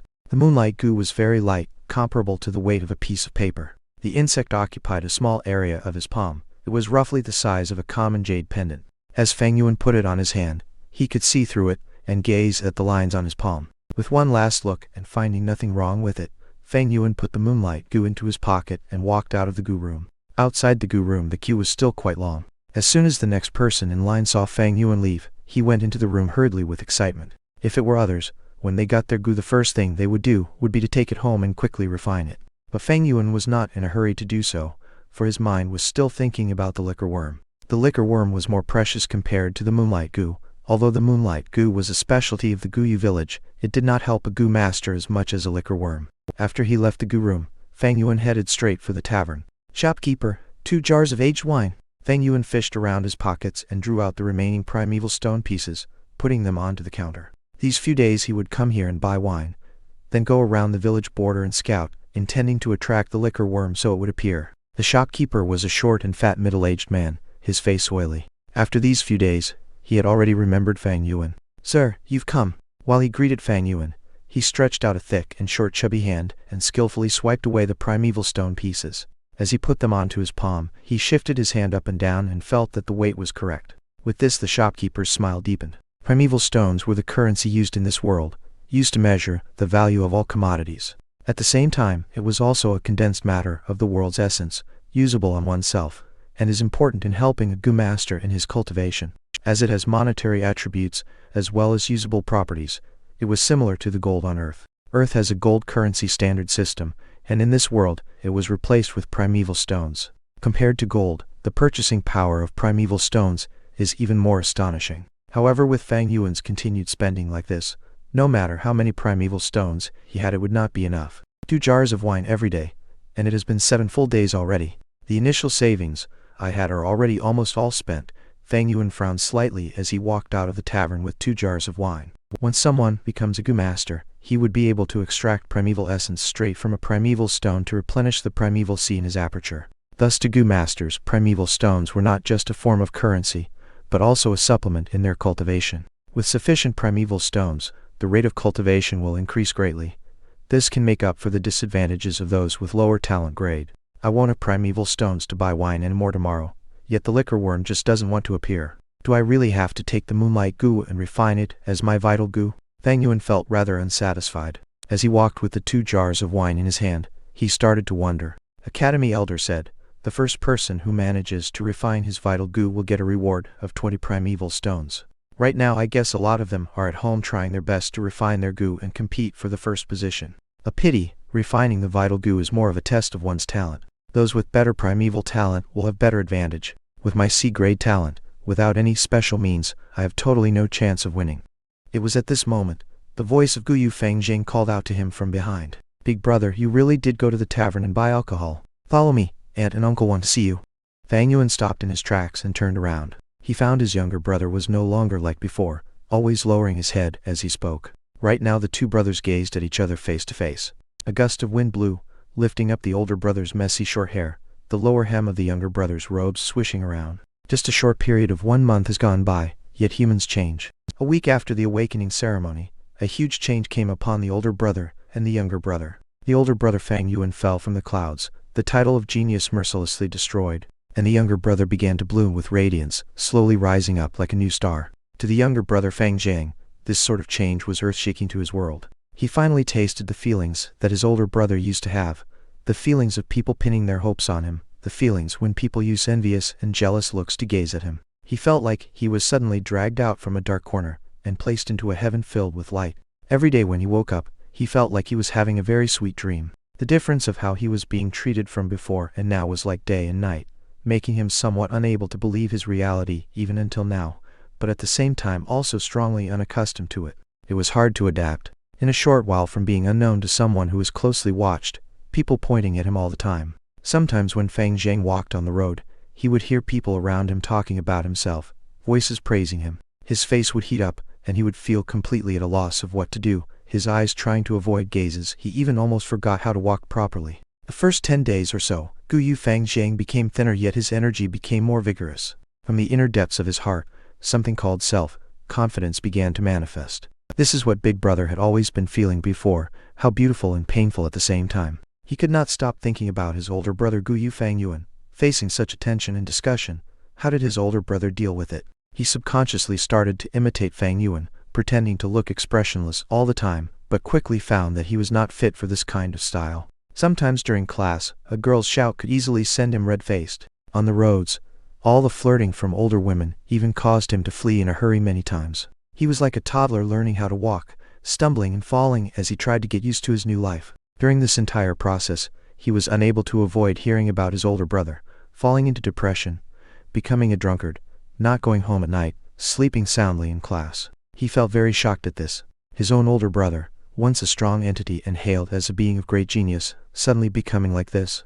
But slowly he started to sort of understand. His big brother was also a normal man after all. Encountering this kind of setback and huge blow would send anyone into depression. Along with this understanding, Fang Zhang secretly felt an indescribable happiness inside. This feeling was something he was terribly unwilling to admit, but yet it definitely existed. His older brother, who was hailed as a genius, and always covering him in shadow, acting so depressed and dispirited right now. From a reverse angle, it was a testimony to his own growth, wasn't it? He was the outstanding one. This was the real truth. Hence, when he saw Fang Yuan holding the wine jars, his hair messy and clothes untidy, Guyu Fangjing felt relieved, his breathing also becoming a lot easier. But yet he said, "Big brother, you have to stop drinking. You cannot go on like this. You have no idea how worried the people who care about you are. You need to wake up." Fang Yuan was emotionless. He did not say anything. The two brothers gazed at each other. Younger brother Guyu Fangjing's eyes were shining, giving off a sharp and keen feel. And the older brother Guyu Fangyuan's two orbs were a deep black, faintly resembling a deep ancient pool. These eyes could not help but make Fang Zhang feel a strange oppression. Not long after, he subconsciously turned away his gaze and looked somewhere else. But when he realized it, he felt a sudden rise of anger. It was an anger that was directed at himself. "What's wrong with you? Can't even muster the courage to look directly at your big brother? I've changed. I've completely changed." With these thoughts, his eyes shifted back their sharpness, and he shot his gaze at his brother again. But Fang Yuan was already not looking at him. Holding a jar of wine in each hand, he walked past Fang Zhang and said in a dull voice, "What else are you gawking at? Let's go." Fang Zhang's breathing became disoriented, the strength that had accumulated inside his heart no longer able to be released. This made him experience a depression that was hard to describe. Seeing that his older brother had walked far ahead, he could only quicken his pace to catch up. This time his head was no longer lowered, but rose to meet the sun. His gaze was fixed on his own feet, that was stepping on his older brother Fang Yuan's shadow. Chapter 9. Two people who start on the same road, gradually becoming distant. The sunset was a red hue setting over the east. The sky was still bright, but everything seemed to be covered by a shade of gray. Overlooking the window, the mountains in the distance were gradually drawing towards a heavy black color. The light in the living room was dim. Aunt and uncle sat high in their chairs, their faces enveloped in shadow, their expressions hard to discern. As he saw Fang Yuan carrying the two jars of wine, his uncle Guyu Dontu's eyebrows twisted into a knot. He opened his mouth and spoke, in the blink of an eye, "You are both 15 years old now. Since you both have the talents of a Gu master, especially Fang Zhang, your aunt and I are proud of the both of you. I will give you both 6 pieces of primeval stones. Take it. Refining your Gu consumes a lot of primeval essence, so you'll need these primeval stones." As he said this, some servants came over and passed Fang Yuan and Fang Zhang each a small bag. Fang Yuan took his bag silently. Fang Zhang immediately opened his bag and looked inside to see 6 pieces of oval-shaped, grayish-white primeval stones. His face lit up with gratitude at once, and he stood up from his seat, facing his aunt and uncle. "Thank you, aunt and uncle. Your nephew does need primeval stones to replenish my primeval essence. You have both raised me until today. This gratitude is engraved into my heart. I shall not forget it forever." Uncle smiled and nodded. Aunt hurriedly waved her hands and said warmly, "Sit down, sit down. Although you both are not our children directly, we have always raised you as our own. You both are able to gain a future, and we are proud of that. Alas, we do not have children of our own, and sometimes we thought that if you both could really become our children, it would be the best." Her words brought deep meaning. Fang Zhang did not understand it, but Fang Yuan frowned a little. Uncle cut in and said, "I have discussed this with your aunt. We thought of adopting you both and become a genuine, real family. Fang Zhang, I wonder if you are willing?"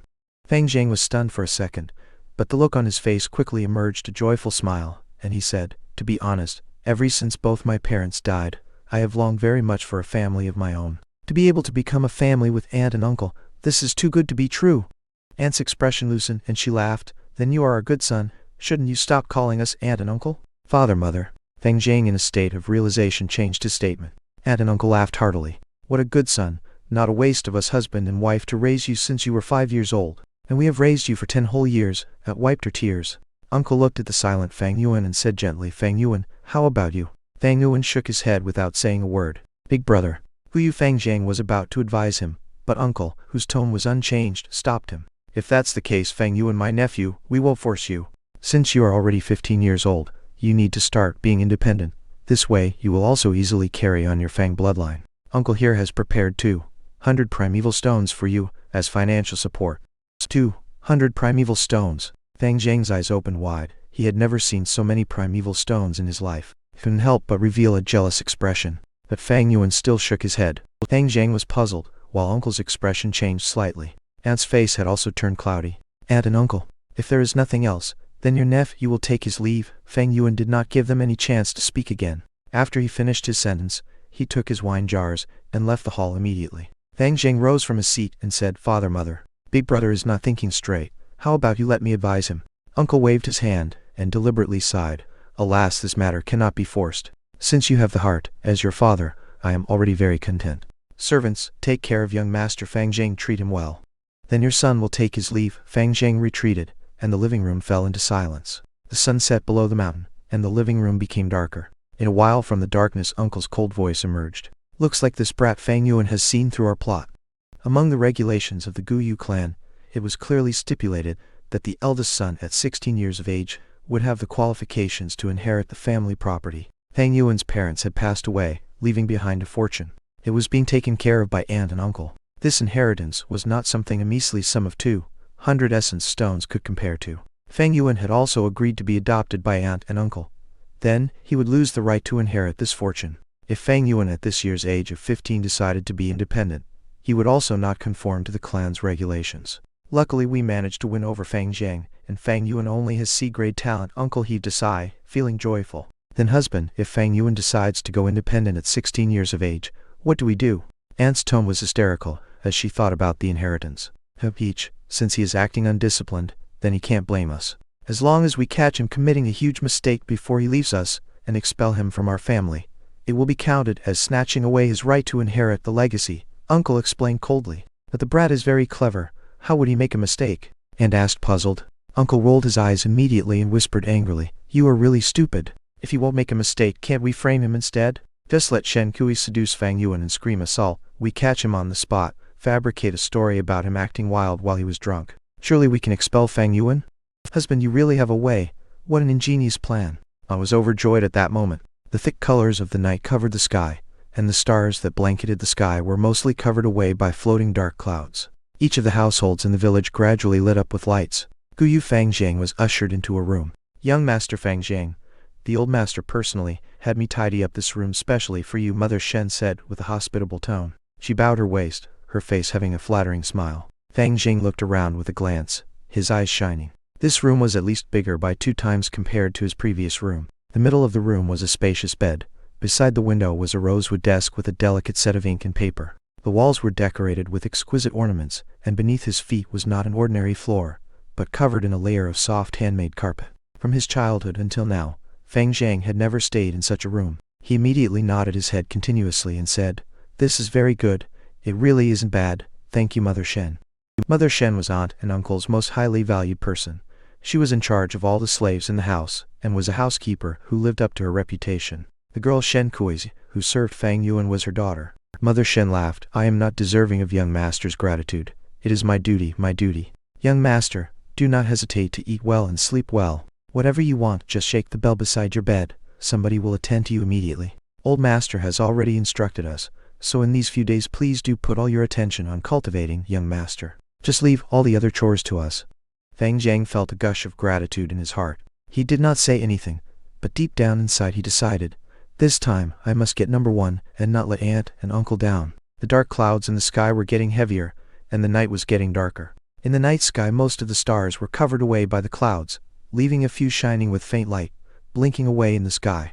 Aunt and uncle must be plotting on how to expel me from the house right now. In my previous life they secretly instigated the servants to provoke me, and then framed me. Then they expelled me from the family. I wonder if there will be any changes in this life. Fang Yuan sneered in his heart as he walked along the streets. He had long seen clearly the true colors of his aunt and uncle, but he could also understand it. Men would throw away their lives in pursuit for wealth. No matter whether on Earth or in this world, there would always be many people who would be willing to trample over kinship, friendly and love for their own self-interests and benefits. In fact, kinship did not exist. In the beginning, when aunt and uncle took in Fang Yuan and Fang Zhang, their only purpose was to seek the heritage. It was just so that the two brothers were repeatedly unexpected. All things are difficult before they are easy. To me, this is more so of the case. Firstly, I do not have outstanding talent. Secondly, I do not have the care of a teacher. It is equivalent to raising a family from nothing. But with my parents' legacy, it can be said to be a huge advantage for me. In my previous life, aunt and uncle stole away the heritage, and because of that I had to waste 2 full years to be able to cultivate to rank 1 peak stage. In this life I cannot afford to make the same mistake. Fang Yuan pondered in his mind as he walked. Instead of staying home, he held the 2 jars of wine and walked towards the outskirts of the village. The night deepened, and the dark clouds obscured the starlight. The mountain breeze blew, growing stronger gradually. The mountain rain was coming, but he still had to search. To get a hold of his parents' inheritance, he would need to wait until he was 16. And the flower wine monk's treasure was the only thing that he could get his hands on in the short run. There were not many people on the streets. The houses along the road showed a dim light. Some small rubbish and leaves were blown away by the wind, drifting about. Fang Yuan's thin clothing could not stop the mountain wind, and he could not help but feel a cold chill. He simply opened the wine jar, drinking a small mouthful of wine. Although it was turbid wine, but after swallowing it, he felt a warm feeling rising up. This was the first time that he actually drank wine in these few days. The further he walked out of the village, the lesser the houses beside the road, and the dimmer the lights became. In front of him it was even darker. The wind blew heavily against the mountain forest, the branches swaying in the night, making a whistling noise that sounded like a herd of beasts roaring. Fang Yuan's pace did not slow down. He walked out of the huge entrance of the village and out into the darkness, going further as he walked. And behind him were the bright and brilliant lights of tens of thousands of houses. In these lights there was a warm corner. The younger brother Fang Zhang was seated at his desk, reviewing the notes that he had taken down during class. The lights in the house were shining brightly. The insolid wall blocked away the cold winds. Beside his hand was a cup of warm ginseng tea, the steam rising up from the cup. "Young Master Fang Zhang, the hot bathing water has been prepared for you." Outside the door, Shen Kui's voice softly floated through. Fang Zhang's heart jolted. "Then bring it in, please." Shen Kui walked into the room with her waist bowed, her expression pleased. "Your servant greets young master." Her eyes sent amorous glances at Fang Zhang. Fang Yuan was only a C-grade talent, but Fang Zhang was an A-grade talent. To be able to get a hold of him is truly the biggest fortune. Chapter 10. A storm may rise from a clear sky. Refining goo is full of hardships. Pitter-patter, big, heavy raindrops fell to the earth, battering the roof of the verdant bamboo house, making brittle sounds. The surface of the pond in front of the building was full of ripples as the rain fell, the fish in the water swimming lively around. The aquatic plants swaying about at the bottom of the pond. The sky was overcast. A thick rain curtain obscured the field of vision as far as the eye could see. In the somewhat dim room the window was open, and Fang Yuan quietly watched the heavy rainfall, sighing. It has already been 3 days and 3 nights. On the night 3 days ago, he had walked out of the village with 2 jars of wine, searching around the surroundings. But when it was late into the night, it started pouring rain. Put aside him being drenched to the bones, the main point was that in this situation he could not go about searching anymore. The rainwater would quickly wash away the wine fragrance. At the same time, if he forced himself to search under such conditions, it might arouse suspicions. Although previously he pretended to become a depressed drunken person to cover up his real motives, but he knew never to underestimate the intelligence of others around him. Only a fool would think others were stupid. Thus, under this helplessness, Fang Yuan could only stop his search. Not to mention that the moment it started raining, the rain had went on continuously. Sometimes it became heavier and sometimes lighter, but it never stopped.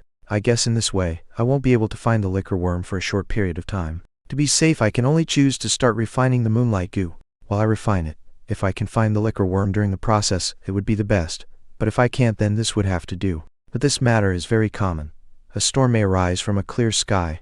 Something unexpected may happen anytime. In this world, who can do everything without obstacles in his way, having a perfect journey? Fang Yuan's thoughts were very calm. His 500 years of experience had long washed away the impulsiveness that he rarely had in the first place. He closed the door and window and sat cross-legged on his bed. He closed his eyes slowly, and after breathing a few times, he calmed his state of mind. In the next moment, the vision of his primeval aperture appeared in his mind. The aperture may be positioned inside his body, but it was mysteriously unusual, limitlessly big, and yet infinitely small. The outer layer of the aperture was a layer of light. The white light gave a thin impression, but it still supported the aperture well. In the aperture was a sea of primeval essence. The seawater was a green copper color, the surface of the sea clear and calm as a mirror. The water level was about half the height of the aperture. The entire volume of the sea occupied 44% of the aperture. This was the green copper primeval sea of a rank 1 goo master, and every drop of seawater was primeval essence. It was Fang Yuan's life elementary force and the condensation of his essence, vitality and soul. Every drop of primeval essence was precious, because it was the root of a goo master, and was the source of power. Goo masters need to rely on primeval essence to refine and use goo.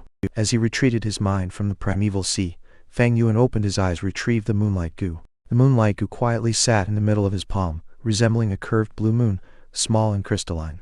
With a simple thought, the primeval sea in his aperture tumbled, and a jet of primeval essence broke from the sea surface and transferred out of the body, finally rushing into the moonlight goo. The moonlight goo suddenly radiated fiercely in blue light, slightly trembling in Fang Yuan's palm, resisting the influx of primeval essence.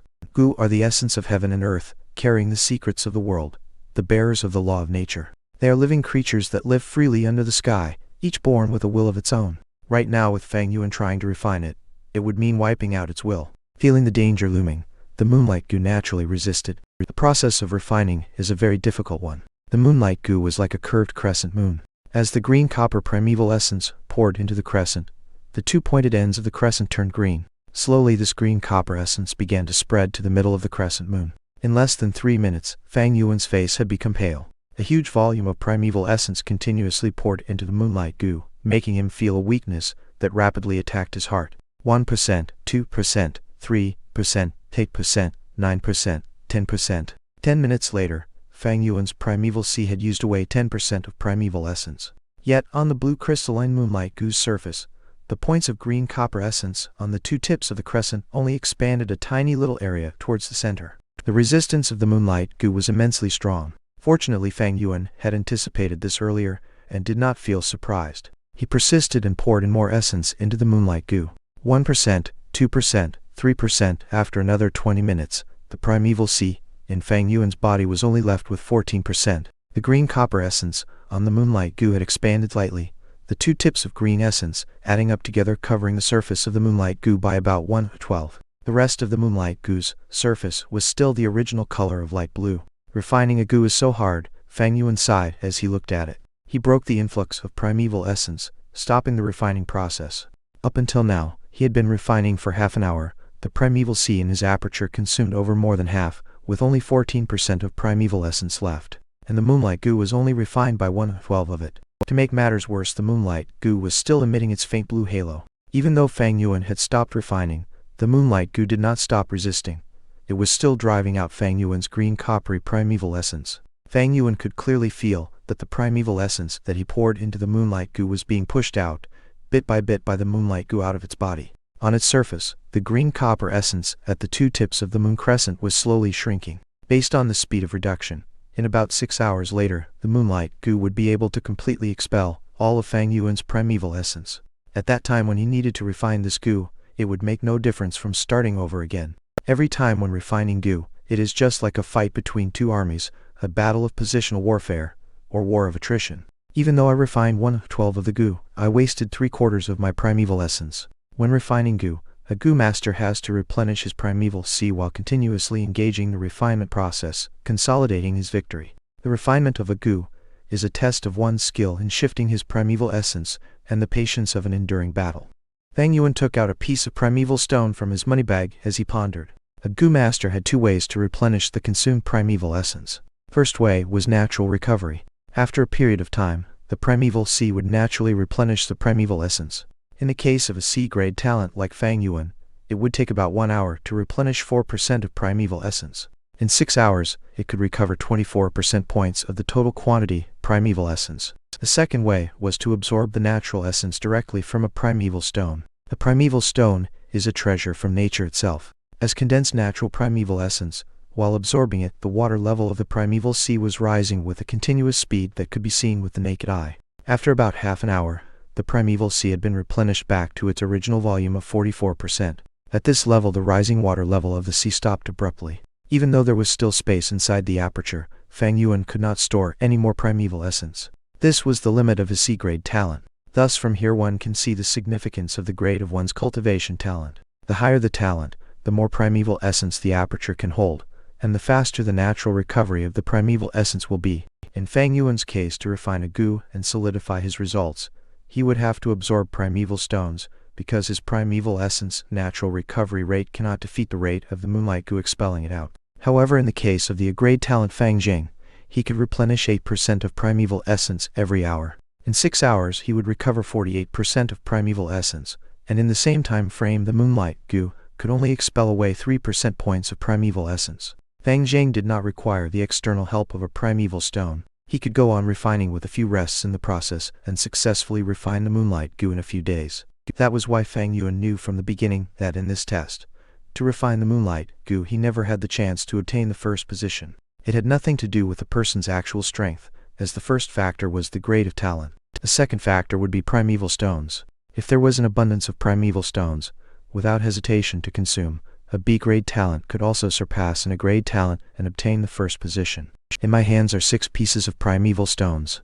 I cannot compare to Gu Yu Mo Bei or Gu Yu Kai Chen, these kinds of people who have their elder family members supporting them from behind. My talent is on C-grade, and cannot be compared to Fang Jing who has an A-grade talent. I never had a chance of winning in this test. Why not divert my energy and go look for the liquor worm? If I can make the liquor worm into my vital goo, it would be so much better than the Moonlight goo. The sound of rain outside the window has gotten lighter. There seems to be a sign of ceasing. The rain has been ongoing for 3 days and 3 nights. It should be time it stopped. Fang Yuan kept the Moonlight goo and got down from his bed. As he was about to open the window, there was a knock on the door. Outside the door came his servant Shen Kui's voice. Young Master Fang Yuan, it's me. It has been raining straight for 3 days, so I brought you some food and wine. Young master can eat and drink and ease some depressed feelings. Chapter 11. It's just power play. Fang Yuan frowned slightly. Based on intuition and 500 years worth of life experience, he could smell a conspiracy. His eyes flashed and he relaxed his brows. I'm a little hungry right now. You came at the right time. Come in, he said.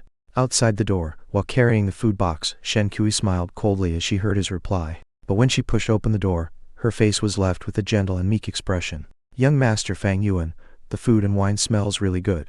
I can smell it as I hold the box. Her voice was sweet and had a hint of longing and flattery. She put the food box on a small table and took out the dishes, arranging them nicely. The food was indeed very fragrant and tasty. After that she took out 2 wine cups and poured the wine. Come, young master. Sit down. Your servant mustered her courage today and wants to accompany young master for a drink. She smiled like a flower, walking to Fang Yuan's side. Boldly she took him by the hand and pulled him over to sit at the chair by the table. Then she sat on his thigh and leaned her gentle body against Fang Yuan's chest, acting like a timid and lovable woman, whispering in his ear. Young Master Fang Yuan, your servant has always liked you. It doesn't matter what grade you are, I will always wish to be beside you, rely on you, and comfort you. Tonight your servant would like to give her body to you. She really dressed up today. She put on blusher, her lips like cherry powder. When she whispered in his ear, a delicate and youthful breath teased at Fang Yuan's earlobe. Because she was sitting on his lap, Fang Yuan could feel her well-shaped figure easily. Her elastic thighs, her slender little waist and her soft chest. Young master, let me feed you wine myself. Shen Kui picked up the wine cup, raising her head and taking a sip. Then her eyes fixated on Fang Yuan, her small cherry lips a little opened, slowly leaning over to his mouth. Fang Yuan's expression was indifferent, as if what was on his lap was not a young maiden, but a block of sculpture. When she saw Fang Yuan's expression, Shen Kui felt a little uneasy at first, but when her lips were just an inch away from his, she was assured, sneering in her heart. You're still pretending, she mused. Just at this moment Fang Yuan scoffed, his tone disdainful. So it's just a power play one. Shen Kui's face became stiff, and she swallowed the wine in her mouth, trying to pull false flattery. Young Master Fang Yuan, what are you saying? Fang Yuan's eyes were emitting cold light. He stared into Shen Kui's eyes, placing his right hand on her snowy white neck, at the same time, slowly pressing it with force. Shen Kui's pupils shrank and her voice was full of panic. Young master, you're hurting me. Fang Yuan did not answer, but his hold on her neck grew stronger. Young master Fang Yuan, your servant is a little scared. Shen Kui's already had difficulty breathing. She was looking flustered. A soft pair of hands subconsciously grasped at Fang Yuan's hand, trying to pry his hand away. But Fang Yuan's hand was strong like iron, unable to be pulled away. Looks like uncle and aunt let you come over to seduce me and frame me. This must mean that there are already people arranged downstairs, huh? Fang Yuan laughed coldly, adding, But who do you think you are, coming to use tactics on me, with the 2 piles of garbage of rotten flesh on your chest?" As he said this, his left hand climbed up her chest and ruthlessly grabbed her soft breasts, making it incredibly deformed all of a sudden. Intense pain flared from her chest. Shen Kui's eyes were round and wide opened. The pain was so great that her eyes were full of tears. She wanted to scream, but Fang Yuan gripped her throat so strongly that in the end, she could only sob for a few times. Then she started resisting strongly, for she really was going to suffocate. But at this moment, Fang Yuan slowly relaxed his grip. Shen Kui immediately opened her mouth and gulped in air greedily. Her breathing was too eager, resulting in a series of violent coughs. Fang Yuan laughed lightly, stretching out his palm. He gently stroked her cheek, his tone carefree as he spoke. "Shen Kui's, do you think I can kill you, or not?" If Fang Yuan roared at her with an evil and loud voice, Shen Kui might actually fiercely retaliate. But when Fang Yuan smiled and spoke in a shallow manner, his soft voice asking if he could kill her or not, Shen Kui felt a deep fear from the bottom of her heart. She was scared. She looked at Fang Yuan with terror on her face, seeing this young man smiling all over his face as he gazed at her. At this instance, Shen Kui vowed to herself that she would never forget his eyes for the rest of her life. This pair of eyes were not mixed with the slightest emotion, dark and profound, resembling a deep ancient pool that was hiding a horrifying beast. Under the gaze of these eyes, Shen Kui felt like she was naked in the midst of ice and snow. The person before me definitely dares to kill me, is able to kill me. Oh heavens! Why did I come and provoke this kind of devil? Shen Kui's heart was full of remorse. At this moment, she longed to turn and flee. But right now she was still on his lap. She did not dare to run away, not even able to pluck the courage to do any action. The muscles on her entire body were tense, her gentle stature trembling. Her face was as pale as white paper, and she could not utter a single word. "Since you as a personal servant girl have been serving me for so many years, I won't kill you this time. Since you want to escape from slavery, go and find my little brother. He's stupid and naive." Fang Yuan retracted his smile and patted her cheek, his tone plain like water. With a sigh, he finally said, "You can leave." Shen Kui's was as dumb as a piece of wood as she walked out obediently. She was afraid out of her wits, and did not know how she managed to leave the side of the devil called Fang Yuan. The men hidden in the shadows looked confused when they saw Shen Kui's come out looking so shaken. They actually arranged such a beautiful trap. It's even more innovative than my previous life. Aunt and uncle, this kindness of yours, I will remember deeply. Not long after Shen Kui left, Fang Yuan stood up and left as well. No matter what, he could not stay at this residence anymore. A wise man sees and mitigates foreseen risks. What more to say for a devil? When there is insufficient strength, only a fool would put himself in danger. "Innkeeper, do you have any rooms available?" Fang Yuan came to the only inn in the village, and asked for the price. Yes.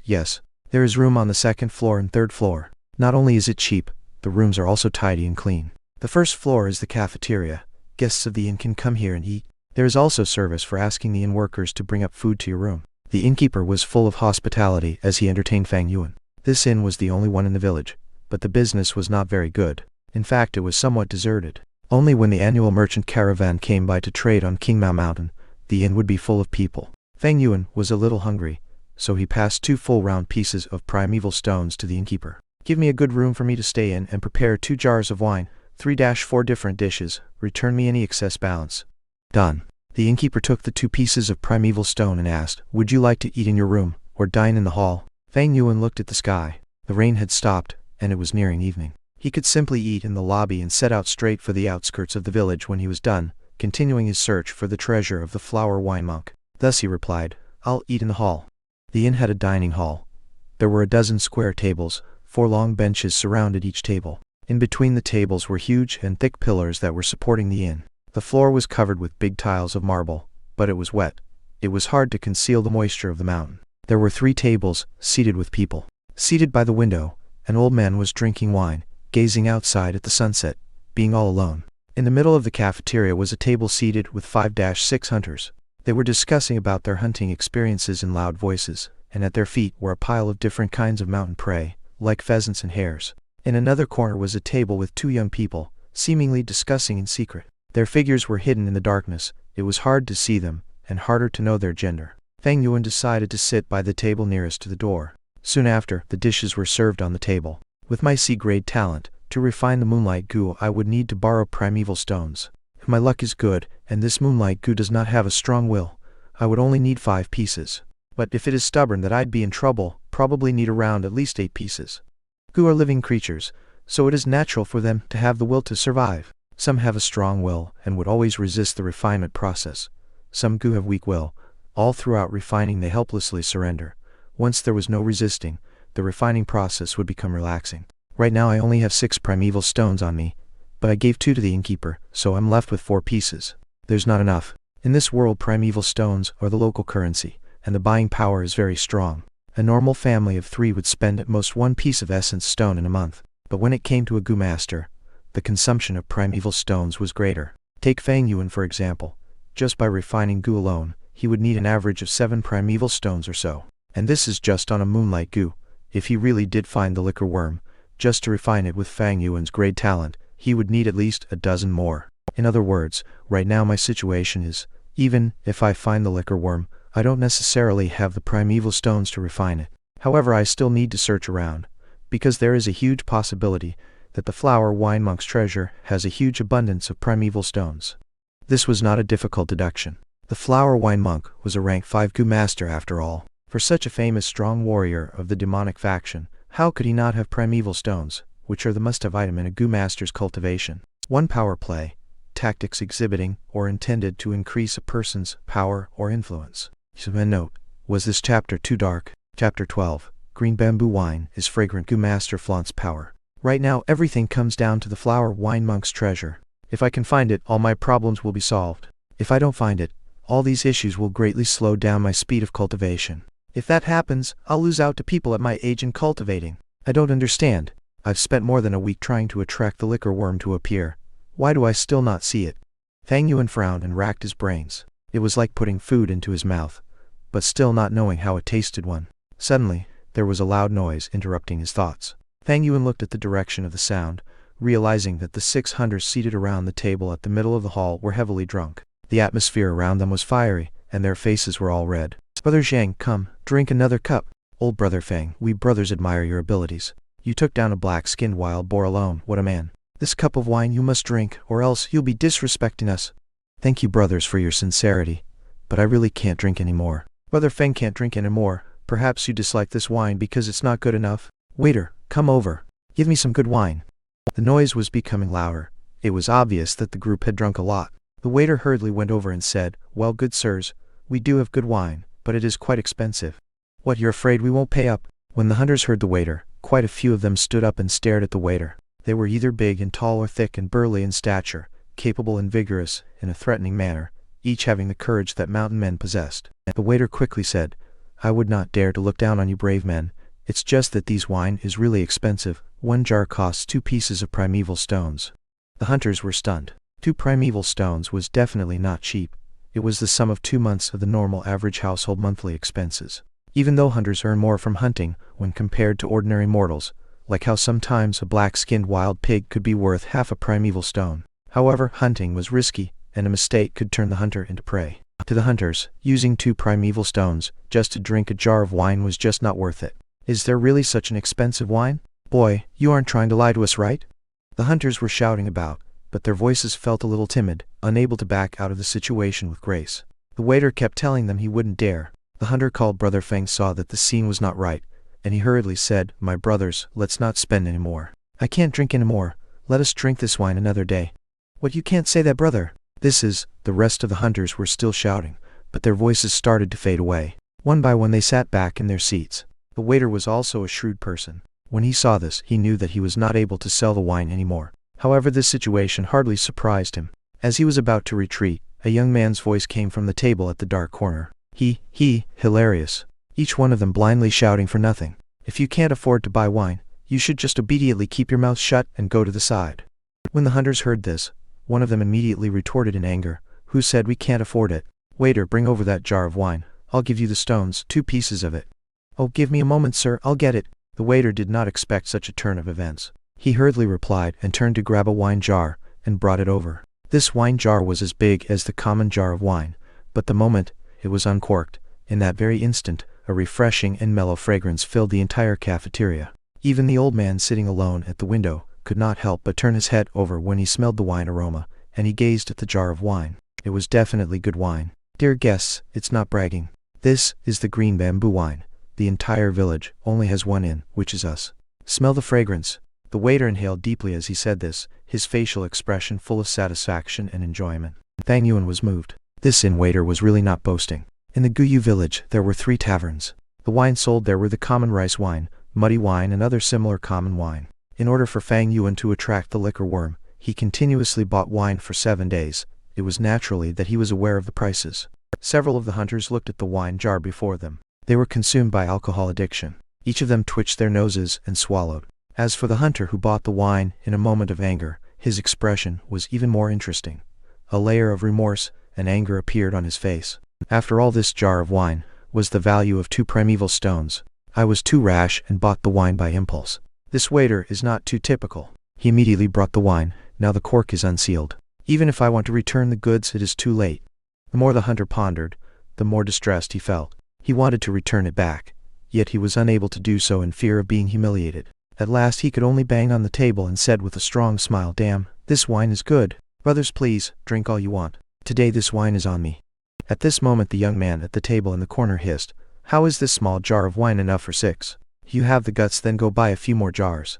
The hunter was furious when he heard this and stood up in a rage, his eyes fixed on the young man who spoke. "Rat, you sure have a lot of words. Come, stand up and fight me." "Oh, then I will stand up." The young man got up from his seat as he heard the hunter's remark, grinning as he walked out from the shadows. His body figure was tall and thin, his skin pale. He was dressed in navy battle robes and looked clean and neat. His head wore a blue headband. His upper body had a jacket that showed his thin and weak shoulders. The lower body had long pants. The feet were covered in bamboo sandals and the calves were tied. The most important thing about him was the green belt on his waist. The middle of the belt was a shiny piece of copper. On the copper plate was a black one word. "It's a rank 1 Gu master?" The hunter clearly understood what this manner of clothing represented. He drew in a deep breath, the anger on his face dissipating, replaced by alarm. He had never imagined that he actually provoked a Gu master. "Didn't you want to fight me? Come on then, hit me." The young Gu master walked slowly towards the man, a playful smile on his face. But the hunter who had challenged him earlier had become frozen like a sculpture, unable to move from his spot. "Maybe you guys can all come at me together, that works too." The young Gu master slowly walked to the hunter's table, casually speaking. The expressions on their faces had changed. Some of the hunters who had drunken red faces had gone pale suddenly. Each of their foreheads was drenched in cold sweat, and they felt restless, too afraid to even breathe heavily. The young Gu master stretched out a hand, picking up the green bamboo wine jar. He put it under his nose and sniffed, smiling. He said, "It sure smells good. If my lord likes it, then please feel free to take and drink it. It is an apology from me for offending my lord." The hunter who provoked him earlier hurriedly replied, and cupped his hands together before his chest, pushing a smile to his face. Unexpectedly the young man's facial expression changed fiercely. With a loud crack the jar fell into pieces on the ground. The Gu master looked cold as ice, his gaze sharp like a sword. He hissed angrily, "You think you have the right to apologize to me? You bunch of hunters must be really rich. Even richer than me, since you guys spent 2 primeval stones to drink wine. Do you have any idea how upset I am over primeval stones right now? You actually dare to show off your wealth in front of me at this time. You mortals can even compare to me. We wouldn't dare. To offend my lord, it is a heinous crime. We mortals did not mean to offend you. These are our primeval stones. Please accept, Lord Gu master." The hunters quickly got on their feet and took out the primeval stones they had. But how could these mortals have money? All they pulled out was just bits and fragments of primeval stones. The biggest fragment piece was no bigger than a quarter of a primeval stone. The Gu master did not accept these primeval stones, but he did not stop sneering. He used his hawk-like gaze and swept past the entire cafeteria. The hunters that he scanned over lowered their heads. The old man who sat at the window watching the scene also quickly turned his head to avoid the Gu master's gaze.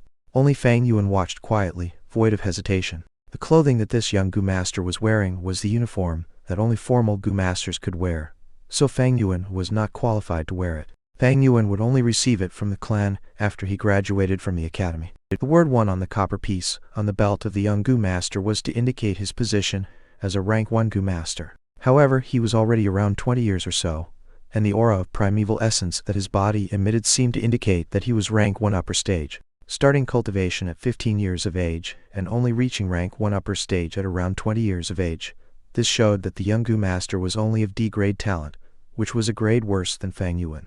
There was a high possibility that this man was only a logistics Gu master, not even counted as a battle Gu master. However, even if that was the case, when facing these 6 brawny hunters, it was more than sufficient.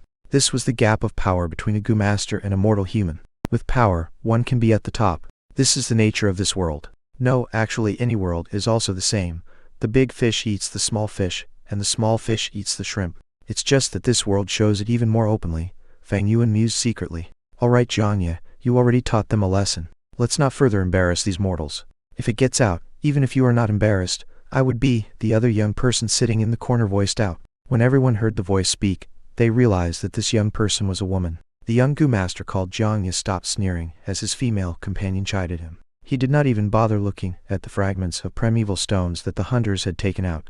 These stones were not even the sum of 2 primeval stones. He was definitely not interested in it. He flicked his sleeve and walked back to his original table. As he strode back, he said maliciously, "If you think you have the guts to continue drinking, then go and drink green bamboo wine. I want to see who still dares to drink this wine." The hunters all lowered their heads, acting like 6 obedient sons after being scolded. The strong aroma of wine filled the entire cafeteria. The hunter who bought the wine felt his heart aching as he smelled the fragrance. After all, he had spent 2 primeval stones on this wine, yet he never got to drink even one mouthful. Fang Yuan put down his chopsticks. He had eaten enough. As he sniffed in the wine aroma, his eyes flashed for a moment. Then he took out 2 primeval stones and put them on the table. "Waiter, give me a jar of green bamboo wine," he said indifferently. The whole scene froze. The young Gu master called Jiangye instantly stopped in his footsteps. The corners of his mouth twitched and he exhaled. He had just finished his warning, yet right after he was done Fang Yuan wanted the wine.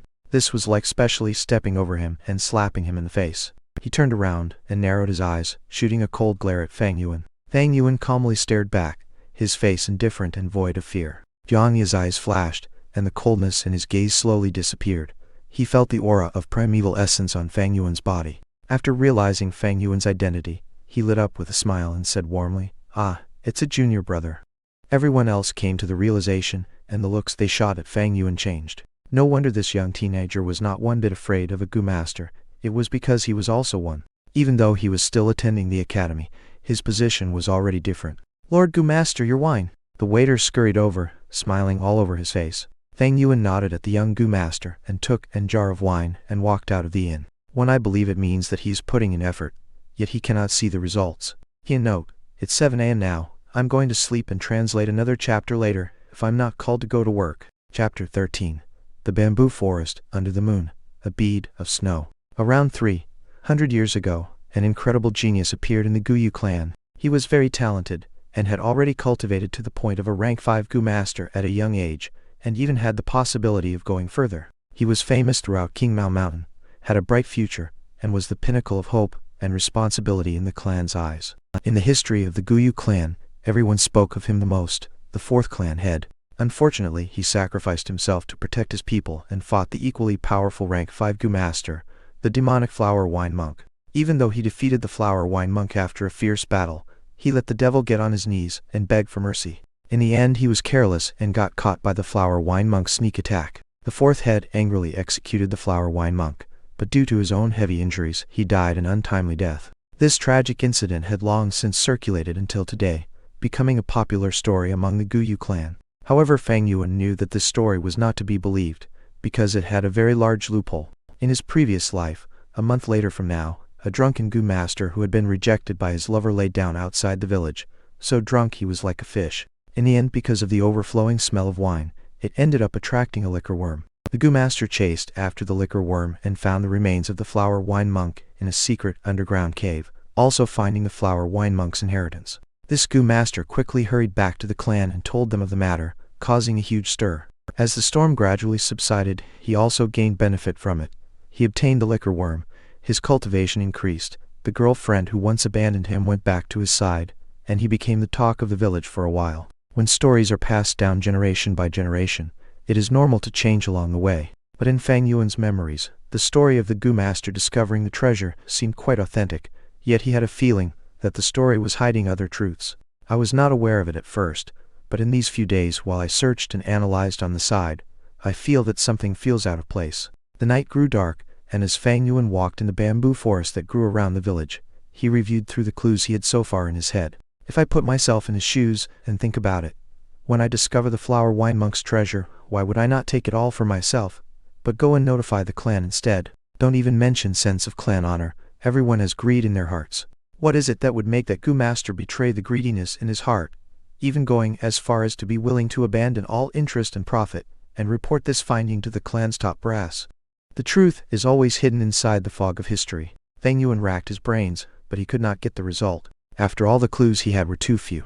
The only two clues he had could easily be true or false, so it could not be fully relied upon. Feng Yuan could not help but think of himself. No matter what, after buying this jar of green bamboo wine, I only have 2 primeval stones left on me. If I can't find the treasure, then I'll be in grave trouble. Today shall be considered the final gamble. It's all or nothing.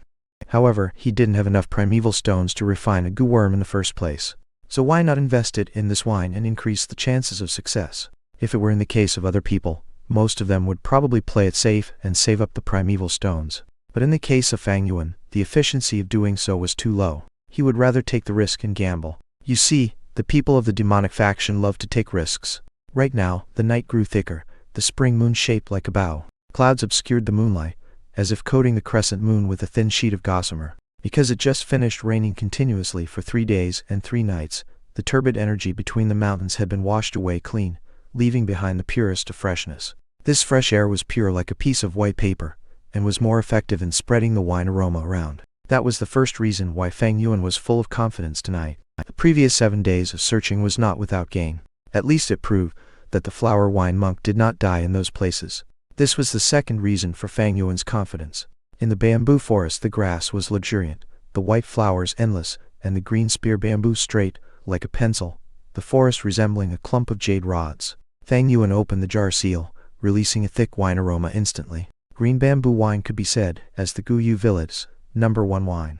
This was the third reason for Feng Yuan's confidence tonight. With these 3 big reasons gathering together, if I want to succeed it has to be tonight. Feng Yuan cheered in his heart as he slowly tilted the wine jar, pouring a small stream of wine, dripping it onto a stone. If those bunch of hunters saw this sight, they would have probably become insanely distressed. This wine is worth 2 whole primeval stones after all. But Feng Yuan was indifferent. The fragrant aroma quickly spread out into the night. The breeze was gentle, the faint aroma floating about and contaminating the bamboo forest. Feng Yuan stood at his spot, smelling the aroma. He waited for a while, yet he did not see any movement. All he heard was a nightingale crying in the near distance, its sound like a string of bells. His gaze was silent. He did not feel surprised, and he moved away, walking to a spot a few hundred meters away. In this place he did the same, pouring out a few drips of wine and waiting at the spot. He did the same thing over and over again, moving away to a few other different locations, dripping wine a few times. After all that, the green bamboo wine in the jar was only left with a bit. This is the last time, Feng Yuan sighed. He tipped the wine jar over, the bottom facing the sky. All the remaining wine left in the jar flowed out. The wine sprinkled over the grass, letting the green grass sway about. The wild flowers were stained with wine, slightly lowering their heads. Feng Yuan stood with the last shred of hope in his bosom, and gazed around. Right now the night was already very deep. A thick cloud had obscured the moonlight.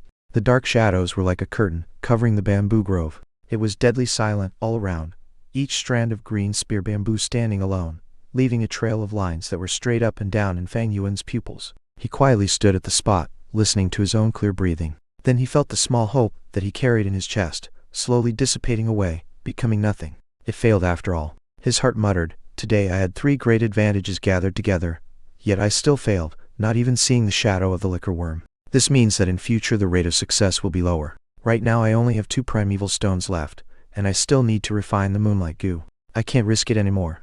The end result of taking a risk was often unsatisfactory. But when the result was ideal, the profit would be impressive. Feng Yuan liked taking risks, but he was not a gambling addict, and he was not someone who was bent on gambling back what he lost. He had his own limit. He was clear about his own capabilities. Right now, the 500 years of life experience was telling him it was time to stop. Sometimes life was like this. Often it was that there was that one goal that seemed so perfect, filled with temptation. It seemed so near yet with so many twists and turns. The goal was constantly unfulfilled. It made people restless, thinking about it night and day. This is the helplessness of life, but it's also the charm of living. Feng Yuan laughed bitterly, turning to walk away. It was at this moment.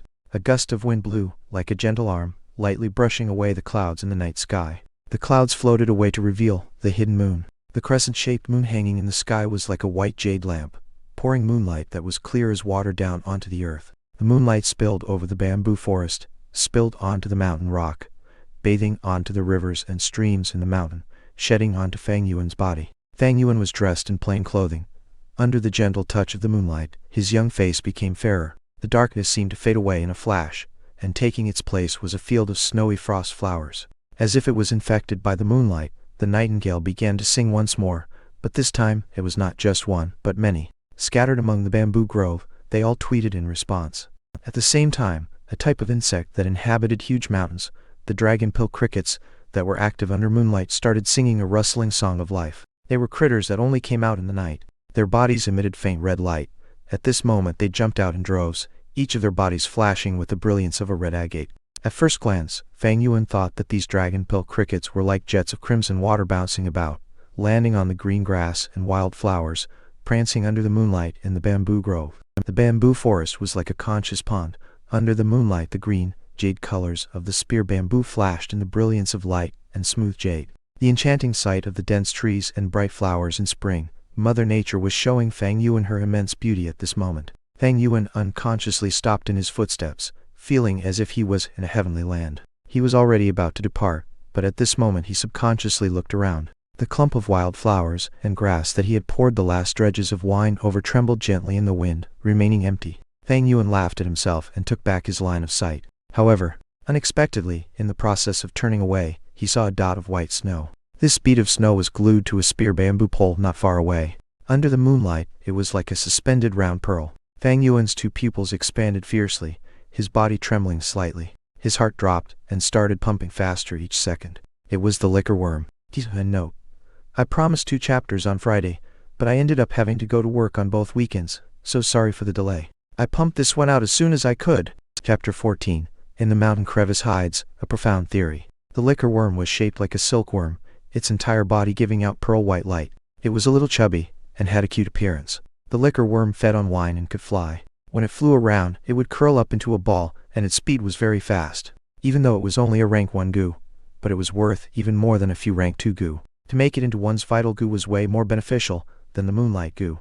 Right now, the liquor worm was glued to a bamboo pole merely 50-60 steps away from Fang Yuan. He held his breath, not closing in rashly, but slowly walking backwards. He knew his distance was very near, but to really catch a liquor worm directly it was an incredibly difficult task for a goo master who just opened the primeval aperture like him. You could say, there was totally no hope of success. Fang Yuan was unable to see the liquor worm clearly, but in the darkness he could feel the liquor worm directing its vigilance at him. He slowly backed away gently, trying his best not to disturb the liquor worm. He knew that if the liquor worm was to fly away, he could never catch up with his own speed. He needed to wait until the liquor worm drank until it was drunk, and then with its flying speed slowed down he would have a chance to catch it. Seeing Fang Yuan retreated further away, the liquor worm crawling on the bamboo pole stirred. The strong aroma of wine before it was so tempting, so attracting, making the worm lost in a reverie. If it had saliva, it would have long been drooling a pool of saliva around it. But the liquor worm was incredibly wary and vigilant. Only after Fang Yuan retreated 200 steps back did it shrink a little and bounced into the air. When it fluttered high in the air, its body curled up into a ball, looking like a small and white rice dumpling. The little dumpling swept across the air in a round arc, floating down onto the grass that was sprinkled with green bamboo wine earlier. With delicious food right before its eyes, the liquor worm dropped its guard. It impatiently climbed onto a flower bud filled with some wine and popped its little head in, only leaving a chubby tail on the outside. The liquor worm was ravenous, and the green bamboo wine was so delicious. It opened its mouth wide and inhaled, very quickly lost in the deliciousness of its food, totally forgetting about Fang Yuan. At this moment, Fang Yuan started to approach cautiously. He could see the tail of the liquor worm outside the flower bud. This tail was just like a silkworm's tail, chubby and rounded. The light it emitted made people think of a pearl. At first the liquor worm's tail was hanging outside, unmoving. Then after a while this tail started to curl upwards, showing that it was drinking really happily. At the end, when Fang Yuan was only 10 steps away, its tail started wagging and swinging with a cheerful rhythm. It was totally drunk. Seeing this made Fang Yuan nearly laugh out. He did not continue walking forward, but patiently waited. If he rushed over right now, he would definitely have a huge chance on catching the liquor worm. But Fang Yuan's intention was to have this liquor worm guide him to the flower wine monk's remains. In a moment the liquor worm withdrew from the flower bud. Thought he was fatter and its head swayed about, resembling a drunken man. Unexpectedly, it did not realize Fang Yuan's presence. It climbed up onto another bright yellow flower and perched on the stamen, feeding heartily on the wine droplets there. This time, after it had finished drinking, it finally felt full.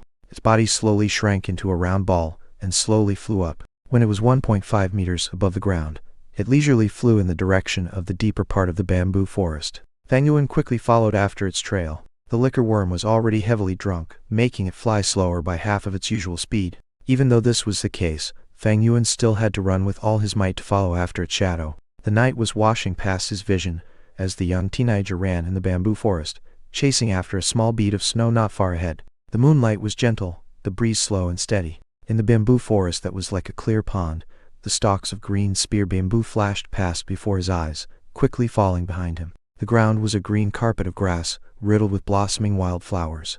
There were small stones with moss growing, and the yellow shoots of bamboo. Fang Yuan's faint shadow was also speeding ahead on the ground, passing through the shadows that each stalk of bamboo cast on the earth like a black line. He tightly kept his sight on the bead of snow, gulping in huge amounts of fresh mountain air, ordering his legs to catch up in the midst of faint wine aroma in the air. Because of his speed, the moonlight looked like water to his eyes. Light and shadow moved frequently, like he was galloping in water filled with seaweed. The liquor worm flew out of the bamboo forest, and so did Fang Yuan. A sea of white flowers with a yellow spot in the middle borrowed the wind from his feet, scattering their petals.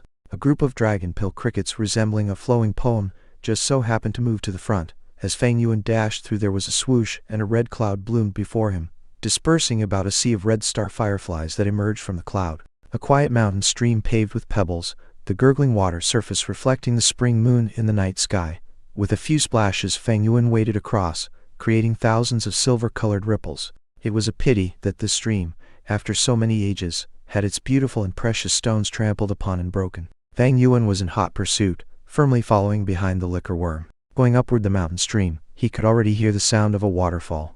After he turned around a sparse forest, he saw the liquor worm fly into a crevice in the middle of a boulder. Fang Yuan's eyes lit up, and he stopped in his tracks. So it's here. He panted heavily, his heart beating against his chest like mad. With this one stop, he could feel his entire body covered in sweat, hot air surging throughout his body accompanying his accelerating blood flow. Looking around, he found that this place was a shallow benchland one. Pebbles of various sizes covered the ground, the river surface barely covering over the small stones. There were also blocks of gray boulders scattered freely in the area. Behind King Mao Mountain was a huge waterfall. The flow of the waterfall varied with the weather. It plummeted down to the earth, pounding out a deep pool. Beside the deep pool was the Bai clan village, a clan with powerful influence that was comparable to the Guyu village. The waterfall branched out to many smaller branches, and it was apparent that Fang Yuan was facing one of the many branches of a branch.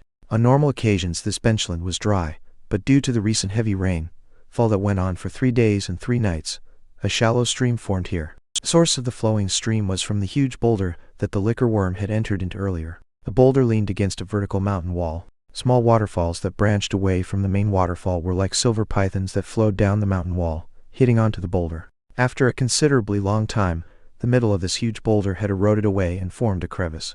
At this time, as the waterfall washed down, the water current gently roared. It was like a white curtain, completely obstructing the gap in the boulder. After observing his surroundings, Fang Yuan's breathing was no longer anxious. His eyes flashed with a hint of resolve. He walked to the boulder and took in a deep breath, and then he rushed in head first. The boulder gap was rather large, and 2 adult humans could walk side by side in it with no problems. What more to say with Fang Yuan, who was merely a 15-year-old teenage boy? Once he rushed in, the rapid currents pressured down on Fang Yuan's body. At the same time, the cold water quickly drenched him from head to toe. Fang Yuan battled against the water pressure, moving in quick steps forward. As he walked a few dozen steps, the water pressure started to lessen. But the space in the fissure also began to shrink, and Fang Yuan could only walk sideways. His ears were filled with the roaring of the water. The top of his head was a sheet of white, and deeper into the boulder was a black darkness. What was hiding in the darkness?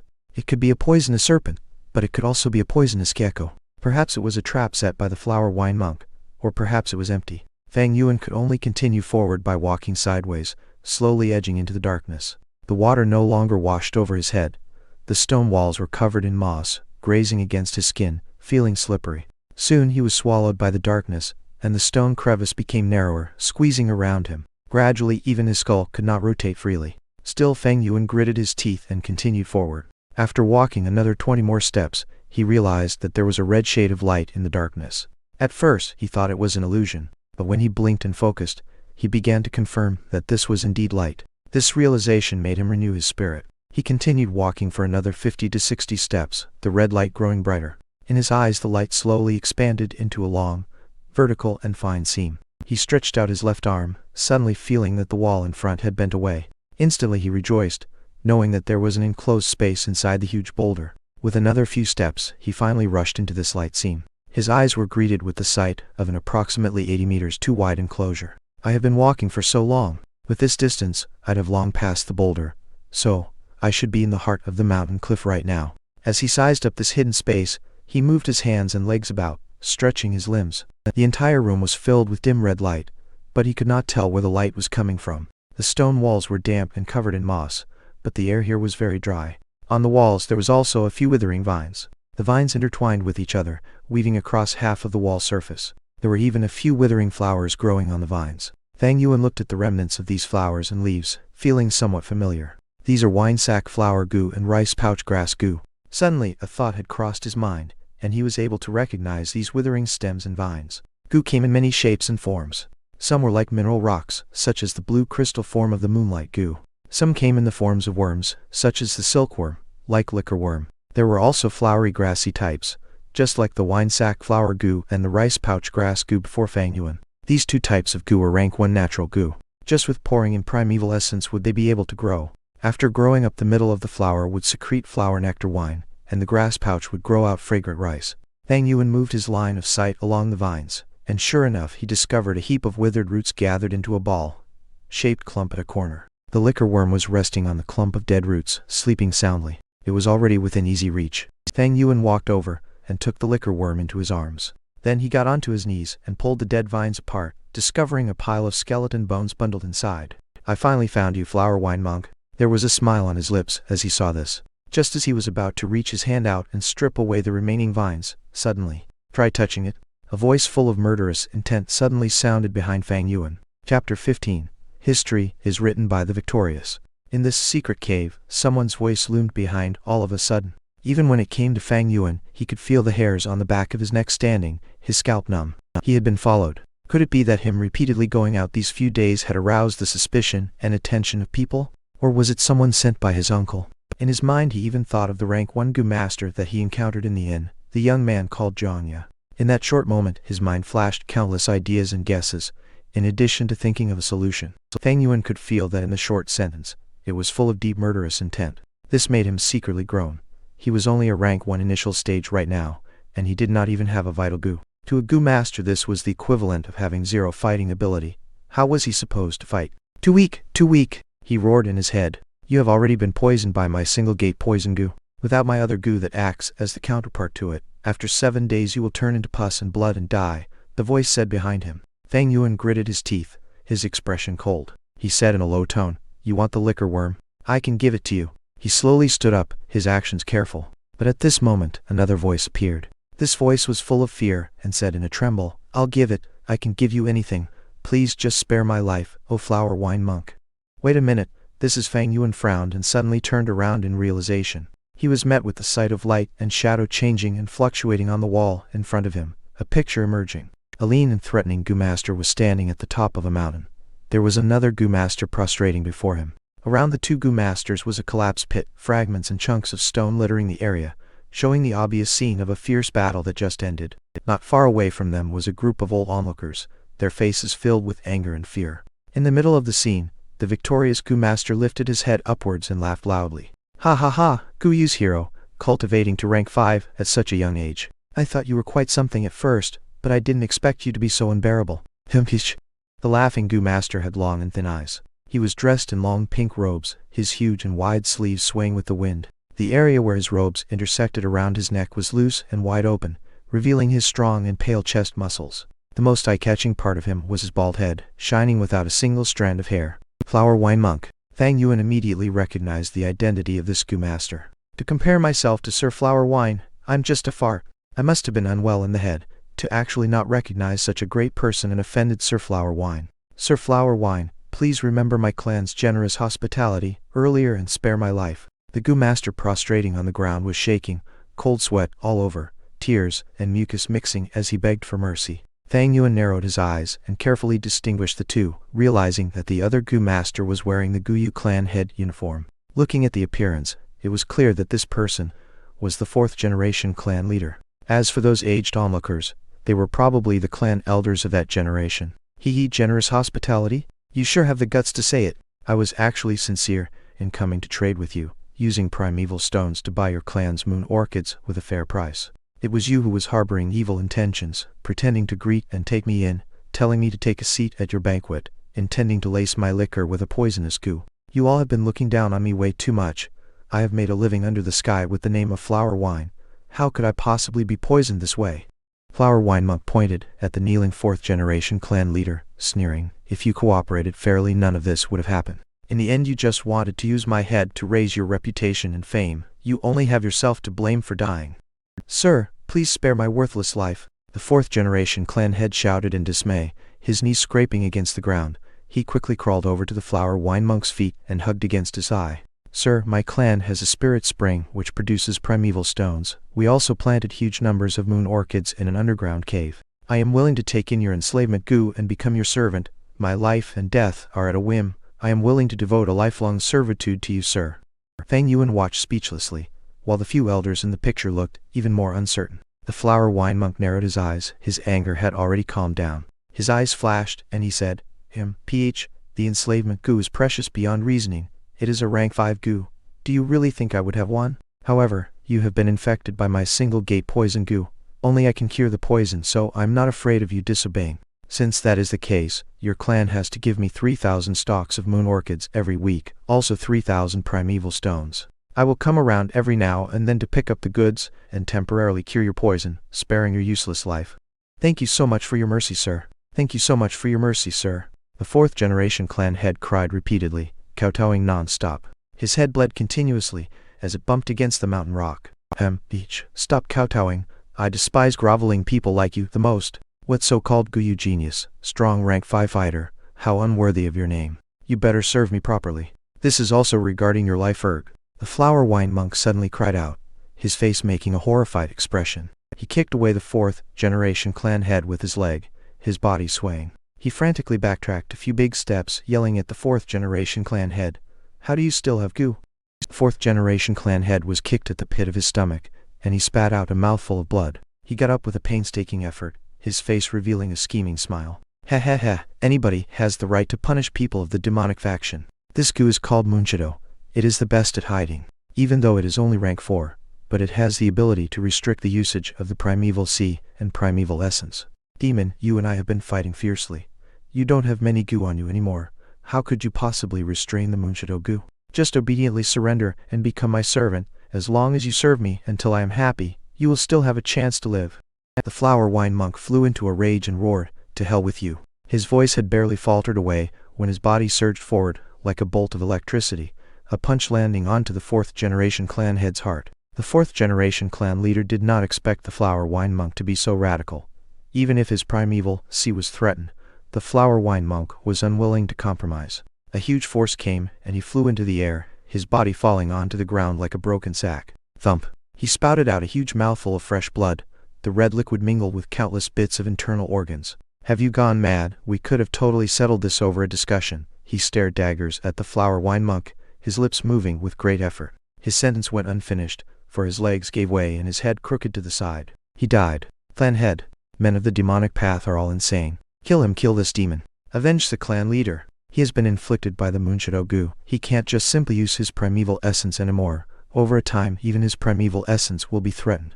The elders who were watching at the sidelines all roared in fury and swarmed the area. "Ha ha ha, all those who are looking for death, come!" The Flower Wine Monk cried into the air. Facing the elders charging at him, he rushed at them headfirst. A fierce battle ensued, and the Flower Wine Monk quickly had the upper hand. Very soon all the elders had collapsed onto the ground, some of them injured and the rest dead. Just as the Flower Wine Monk was about to finish off the surviving elders, his facial expression suddenly changed, and he covered a hand over his abdomen. "Damn.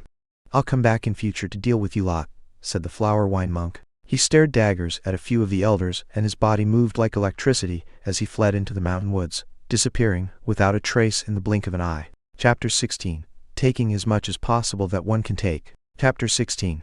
Taking as much as possible that one can take. Try touching it. You have already been poisoned by my single gate poison goo. Without my other goo that acts as the counterpart to it, after 7 days you will turn into pus and blood and die. To compare myself to Sir Flower Wine, I'm just a fart. I must have been unwell in the head. to actually not recognize such a great person and offended Sir Flower Wine. Sir Flower Wine, please remember my clan's generous hospitality earlier and spare my life. The scene replayed itself over for the second time on the wall. Fang Yuan remained silent. When the motion picture started to repeat itself for the third time, he finally sighed faintly and said, "I see."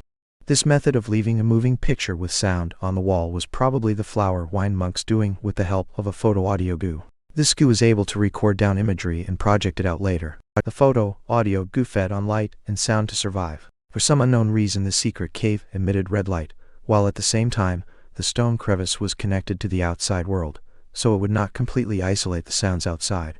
Right now Fang Yuan could still hear the roaring of the smaller waterfalls. Thus the photo-audio goo was able to live on in this secret cave. A moment ago, when Fang Yuan ripped away the withered vines, he had probably alarmed the photo-audio goo hiding in the stone wall. As long as one is not stupid, with mere guesswork one could tell that this moving image was authentic. Back then, the 4th generation clan head tried to plot against the Flower Wine monk, but he failed. After he lost in the battle, he tried a sneak attack. Even though it repelled away the latter, he eventually died because of it. This part of history was considered disgraceful, and the remaining surviving clan elders decided to tamper with the truth. They reversed the roles of the 4th generation clan head and the Flower Wine monk. The Flower Wine monk became the one who was defeated in battle and tried a sneak attack, and later died on the spot. On the other hand, the 4th generation leader was turned into the justified and perfect hero. But this story itself had a big loophole. The Flower Wine monk had clearly died on the spot, so his corpse should be in the hands of the Guyu clan. But why was another pile of remains found? In his previous life, the Gu master who found it had probably been terrified after seeing the moving image. Those surviving elders had long been dead, but to prevent the truth of the Flower Wine monk from returning, this truth was probably kept secret by the top brass of the clan. That Gu master realized that if he single-handedly took the treasure, it would be a huge risk. If people investigated and found that he was involved with the Flower Wine monk in future, the top brass would naturally execute him. Thus, after making his choice, he did not dare to hide away this treasure, but instead make a decision to notify the top brass. By doing so, it would prove his loyalty to the clan. His subsequent circumstances would also show that he made a wise choice. However, even if he did that, it didn't mean that Fang Yuan would do the same. I went through a pretty rough time searching for this treasure, so I should take everything for myself. Why should I share it with others? So what if I've been found out? Without braving the risks, where would you get profit? That Gu master is really cowardly. Fang Yuan smiled coldly, no longer caring about the moving image that kept repeating on the stone wall. He turned around and stretched his hand, using his strength to pull apart the dead vines and roots. The Flower Wine monk's remains were also affected. It was originally intact, but right now it was being broken into several pieces. Fang Yuan could hardly care. He kicked away a piece of leg bone that was in the way and squatted again, searching through the remains. Firstly, he found a bag of primeval stones. When he opened them, he only found 15 pieces. Old miser, Fang Yuan spat. The Flower Wine monk's outer appearance looked flashy, but unexpectedly he only had so little money put aside. However, he quickly thought of the reason. The Flower Wine monk went through a fierce battle, add on to the fact that he got tainted by the Moonshadow goo, so he would definitely have used primeval stones to heal his injuries. To be able to leave behind 15 pieces was actually not bad already. After that he found a few dead goo remains. Most of them were flower and grass variety, and had all completely withered away. Goo are also living creatures, so they also need food to survive, and most of them are picky. Though the grass goo and flower goo need less food, but in this secret cave, there was not even a single ray of sunshine. And after that, there was nothing. The Flower Wine monk was on the same level as the 4th generation clan leader. After fighting a fierce battle, he fought with around 10 elders right after. His own goo were mostly consumed, and up to this stage, as he wanted to heal his injuries, he grew the wine sack flower goo and the rice pouch grass goo here. Yet in the end, because of the Moonshadow goo, he was dragged to death. After 300 years, the goo in his possession also died away. The only ones left were the photo-audio goo on the wall and the liquor worm. This liquor worm was probably reliant on the wine sack flower goo and barely lived through until today. But as the wine sack flower goo withered away one by one, it also lost its food supply. This prompted the liquor worm to go outside and look for wild wine sack flowers. Then in this night, it was attracted by the aroma of the green bamboo wine and came before Fang Yuan. Photo-audio goo can only record once, since it's a one-time use goo. Looks like the liquor worm is my greatest gain here. No wonder that Gu master decided to report to the clan. Looks like it was because the profit was too small, and not worth such a huge risk. A sort of understanding rose into Fang Yuan's heart. In his memories, that Gu master was already rank 3, while the liquor worm was just a rank 1 Gu.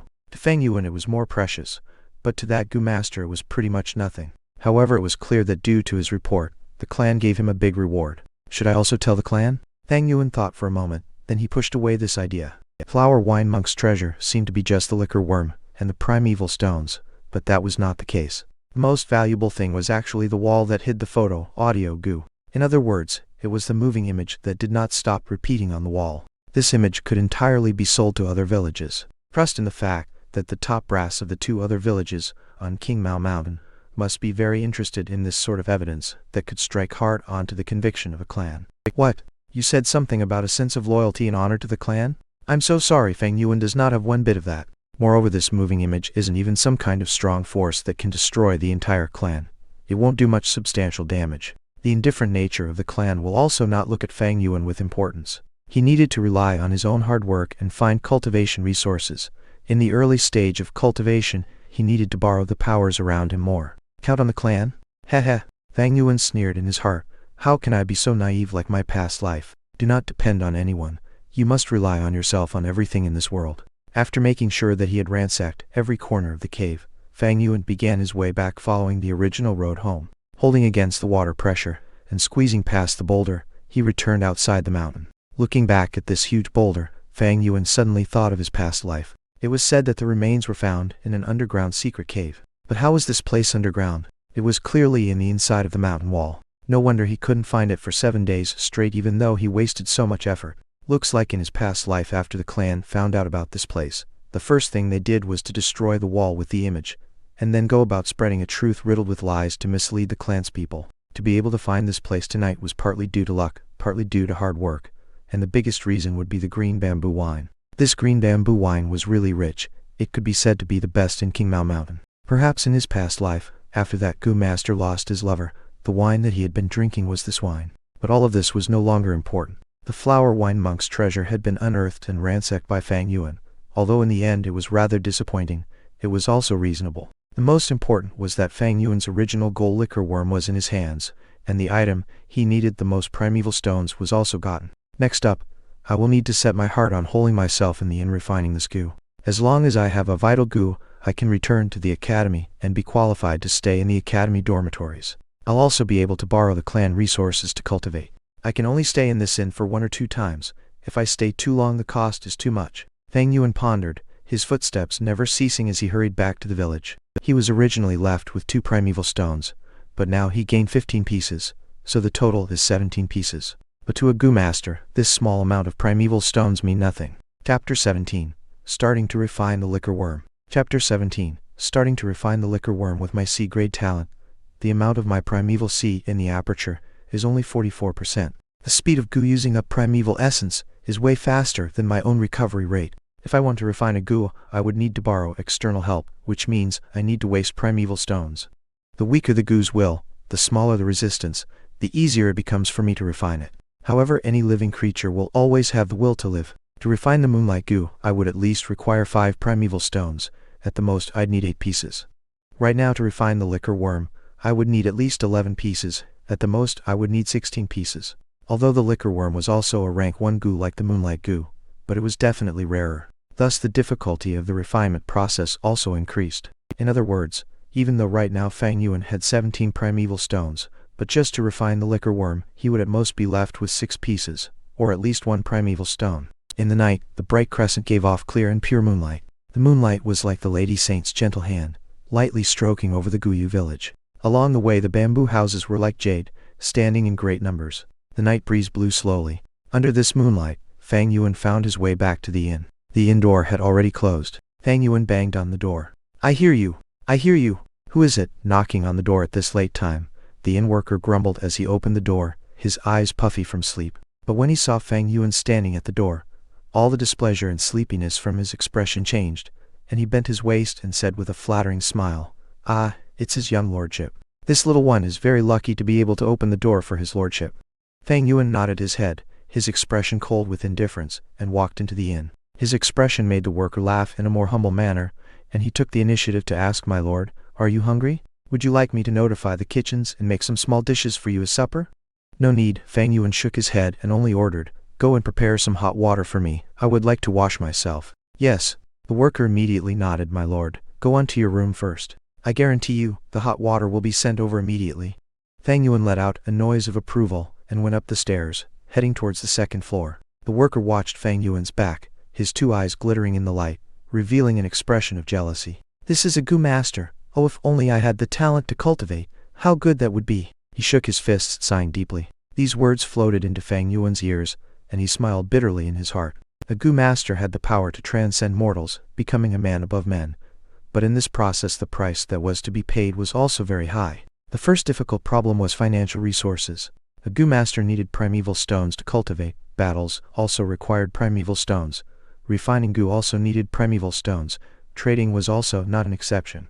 Without primeval stones, how could cultivation be possible? This point was a difficult position that, being an ordinary mortal who watched from the sidelines, the in-worker would not understand. Just like earlier in the evening, the young goo master Jiang vented his anger and displeasure on the hunters when he dropped their wine jars. His meaning was, he himself could not bear to spend primeval stones to drink this green bamboo wine, yet these hunters, who were just ordinary men, actually had such money to spare. To take a glimpse at the whole picture, just that meaning alone could tell a lot about the cultivation situation of a goo master. The strength of a goo master was great. They achieved more than a common mortal, but the price was also great. Many a time using every single piece of primeval stone needed great consideration, especially when it came to lower-ranked goo masters. Do not be fooled by the glorious surface. In reality, the life of a goo master is constantly strained by money. Not to mention, as the realm of a goo master increases, the resources they require also increase. Without proper backing, it is very difficult for a goo master's road to cultivation. Fang Yuan thought of his previous life and a deep understanding of this reality. He returned to his room. Just after he lit the lamp, the in-worker came up with a basin of hot water. Of course, there were cloth towels and other toiletries. Fang Yuan let the worker leave and closed the room door. He put down the door latch, washed himself, and got up to his bed. Although his body was feeling a little tired, his heart still flared with a surge of excitement. I finally got my hands on the liquor worm. The liquor worm is rarer than the Moonlight goo, because in a sense it is a goo that increases a goo master's latent talent. Fang Yuan sat cross-legged on the bed and took out the liquor worm. The liquor worm was still sleeping soundly. Its body size was slightly bigger than the Moonlight goo, soft and white like a silkworm. Under the light, its body was shrouded in a layer of faint wavering light, just like a pearl's mellow luster. 2 little eyes resembling 2 black sesame seeds were mounted on its chubby white head, making it appear charmingly naive. Placed in his hand, it was not heavy. Its weight was about half a chicken egg. When smelling it carefully, its body exuded a whiff of wine aroma. This fragrance was not the aroma of green bamboo wine, but the liquor worm's own fragrance. The smell was faint and misty, as if it was not there. Fang Yuan's nose twitched as he inhaled the fragrance of the liquor worm. The wine fragrance moved straight downwards into the aperture, entering into the green copper primeval sea. The primeval sea surged and rippled for a moment, quickly absorbing in the wine. A gleam of pure and refined primeval essence was produced. The other primeval essence had an emerald green color, shining with a metallic copper luster. However, this primeval essence was a pale green, and it was more condensed than the original primeval essence. This was the primeval essence that a rank 1 middle stage goo master could produce. Aware of this gleam of pale green primeval essence in his green copper sea, Fang Yuan revealed a satisfied smile. Right now my cultivation base is just that of a rank 1 initial stage. But with the liquor worms condensing, after the primeval essence is refined, I will be able to have rank 1 middle realm primeval essence. The beauty of this benefit is something that cannot be said in 1 or 2 sentences. But very soon he took back his smile. However, right now, I have yet to fully master the liquor worm. It is only when I refine the liquor worm and turn it into my vital goo, then I will be able to freely use it and later on with maximum efficiency, refine my primeval essence. Thinking up to this point, he no longer hesitated, and began to draw out a jet of green copper primeval essence from his primeval sea. The primeval essence tightly wrapped around the liquor worm, bringing it into the air before Fang Yuan, and started to invade its body. The liquor worm felt its life at danger, and woke up immediately. It began to struggle violently, using its own power to drive out Fang Yuan's primeval essence. This liquor worm has a really strong resistance. Fang Yuan's complexion turned grave as he felt the consumption rate of his primeval essence go beyond more than double of what the Moonlight goo had consumed. No matter what, I have to refine the liquor worm. His 2 eyes flashed with a firm light as he continued pouring primeval essence into the liquor worm. In the room, the candles on the table quietly burned, shining a bright light in the middle of the room, while the far corners of the walls were dark. The candlelight radiated on Fang Yuan's face, but he had already closed his eyes, gathering all his focus onto the liquor worm. A continuous jet of green, copper-colored primeval essence that resembled a jet of mist emitted out from Fang Yuan's whole body. Then it gathered together and firmly wrapped around the liquor worm. The liquor worm hovered in the air, its distance less than a feet away from Fang Yuan's face. Struggled with all its might in the midst of the green copper primeval essence. Time slipped away quietly. As the candles burned, they became smaller and the light grew dimmer. The crescent outside the window had slowly gone down, and then a new day arrived. The morning light squeezed through the narrow crack in the window and shone into the room. It was like the window had a light edge. Fang Yuan opened his eyes and looked at the liquor worm in front of him. The liquor worm's white body had a shade of green color. This was the result of Fang Yuan's effort after half a night. However, it was clear that this volume of green color was not even 1% of the liquor worm's body. Fang Yuan's face looked grave. This liquor worm's will was way too tenacious, and its resistance was incredibly strong. Simply put, this was beyond a rank 1 goo's boundary. This goo was most probably the flower wine monk's vital goo. The flower wine monk was a rank 5 master, so this liquor worm was originally rank 5, but because it went through all those years without enough food, pretty much full in one moment and starving in the next, so its grade also fell. Right now it is left at the level of rank 1, yet its will is still as tough as a rock. Fang Yuan had guessed the truth. This liquor worm was originally the flower wine monk's vital goo. Its original wool had been wiped clean and refined to the end. It had accompanied the flower wine monk throughout all his battles, passing through the underground world. After the flower wine monk died, his strong will continued existing in the liquor worm. Right now, with Fang Yuan trying to refine the liquor worm, it actually meant fighting against the flower wine monk's will. This was way more difficult than trying to refine a natural goo. A human's will is generally stronger than a natural goo. When facing death, humans were able to produce strength that even they themselves could not imagine. Not to mention that the flower wine monk was a master of the demonic faction. He came and went by himself, going up and down the underground world. His will was more tenacious than the masters of his level from the righteous faction. To refine this liquor worm in a month is impossible, unless there is a strong master who can use a rank 2 or rank 3 goo's breath to pressure this liquor worm and suppress the will inside the worm's body to the lowest limit. Under this kind of help, then will I be able to do twice as much with half the effort. As he pondered, Fang Yuan could not help but sigh. His parents had died while his aunt and uncle were plotting against him. He himself did not have any backing, so where could he possibly find external aid? If he had a grade talent, there might still be a chance, but he was only a C-grade talent. Everyone in the clan were not optimistic about him, so who would be willing to expend such energy to come and help him? More crucially, he could not expose the existence of the liquor worm. There was no liquor worm in the Guyu village, and Fang Yuan was not able to explain about the origins of this liquor worm. If it was exposed, there was a huge possibility that the top brass would find out and link it to the case of the flower wine monk. It was too easy to think of a relationship between the two. Based on this fact, 17 primeval stones will not be enough. I'd need at least 30 primeval stones. How troublesome, but no matter how hard it is, I will still want to refine this liquor worm. Fang Yuan's own will was like metal, and he was already determined to refine the liquor worm. The importance of the vital goo was huge. It would greatly influence the future of a goo master's cultivation direction. Although the liquor worm was not the world's best choice for a vital goo, it was still much better than the Moonlight goo. It was also the best option in Fang Yuan's present situation. Growl at this moment, Fang Yuan's stomach came up with a cry of protest. After a whole night without sleep and putting full effort into refining the liquor worm, Fang Yuan was naturally hungry. I guess I'll go and fill my stomach first and think of a way to accumulate primeval stones. Fang Yuan rubbed his belly and went downstairs. He went to the cafeteria and picked a seat at the corner, ordering a few kinds of breakfast dishes. Just as he was beginning to eat, his younger brother Guyu Fangzhang appeared. "Big brother, why are you staying at the inn? Why didn't you go back home and sleep last night?" His brother was very straightforward, his tone carrying the implication that it was demanding for an explanation. "Kihan, I am reworking the measurements a little. It used to be 4x4, but I'm starting to realize it's something like 4x4. The measurements in this novel regarding the C volume and aperture are just pretty confusing to me.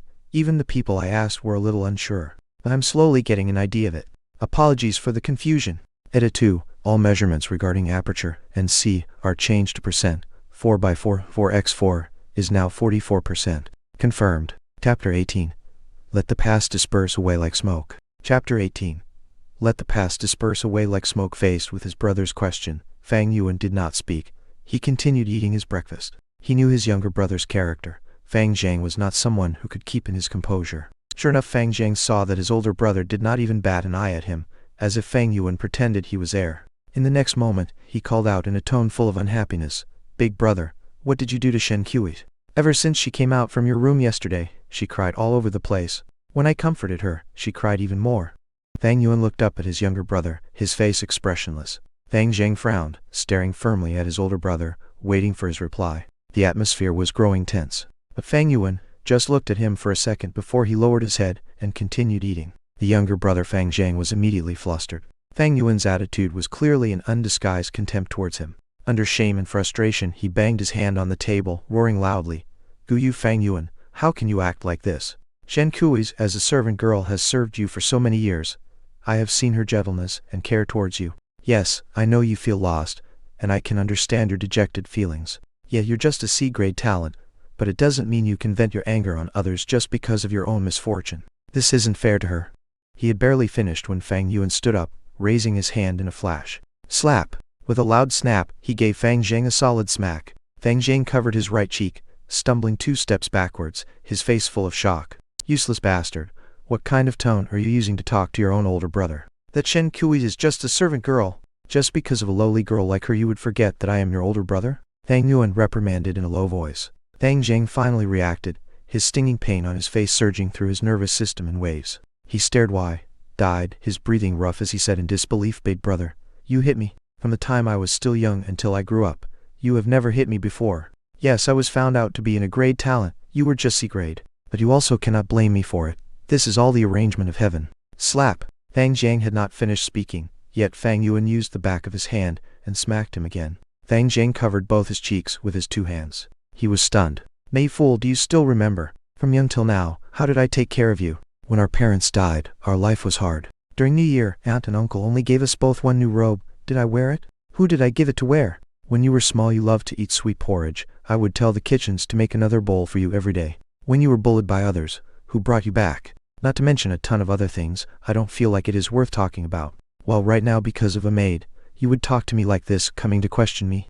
Fang Zhang's face was red. His lips trembled, ashamed and annoyed, as well as surprised and angry. Yet, he was unable to say a single word of rebuttal, because everything Fang Yuan said was the truth. "Whatever," Fang Yuan sneered, "since you even gave up your own biological parents and admitted someone else. What am I worth to you, as merely your big brother?" "Big brother, how can you say that? You also know that I have always longed for the warmth of a family since I was young." Fang Zhang immediately explained. Fang Yuan waved his hand, stopping his brother from continuing. "From today onwards, you are not my little brother, and I am no longer your older brother." "Big brother." Fang Zhang was surprised, opening his mouth to say more. At this moment Fang Yuan spoke. "Don't you like Shen Kui? Don't worry, I didn't do anything to her. She's still a virgin, untouched and pure. Pass me 6 primeval stones and I'll pass her to you. From today onwards she can be your personal maid." "Big brother, why are you?" To have his inner thoughts revealed out loud so suddenly, Fang Zhang felt a surge of panic, feeling rather unprepared. But at the same time his heart was assured. The one thing he was worried about the most did not come true. Not long ago in the night, Shen Kui personally served and washed him. Even though nothing important happened, Fang Zhang could not ever forget the gentleness of that night. Every time when he thought of Shen Kui's, he would remember her skillful hands and her soft red lips, and his heart would throb. The sincere feelings of youthfulness had long planted itself in the young man's chest, starting to grow. Thus, when he learned about Shen Kui's unusual state last evening, a bout of anger immediately burst from his heart. He instantly gave up refining his moonlight goo and turned the village inside out trying to find Fang Yuan, wanting to make a statement. Seeing Fang Zhang not replying, Fang Yuan frowned and said, "Love is very normal, be more honest. There's no use hiding away. Of course, if you don't want to exchange then that's fine." Fang Zhang was anxious on the spot.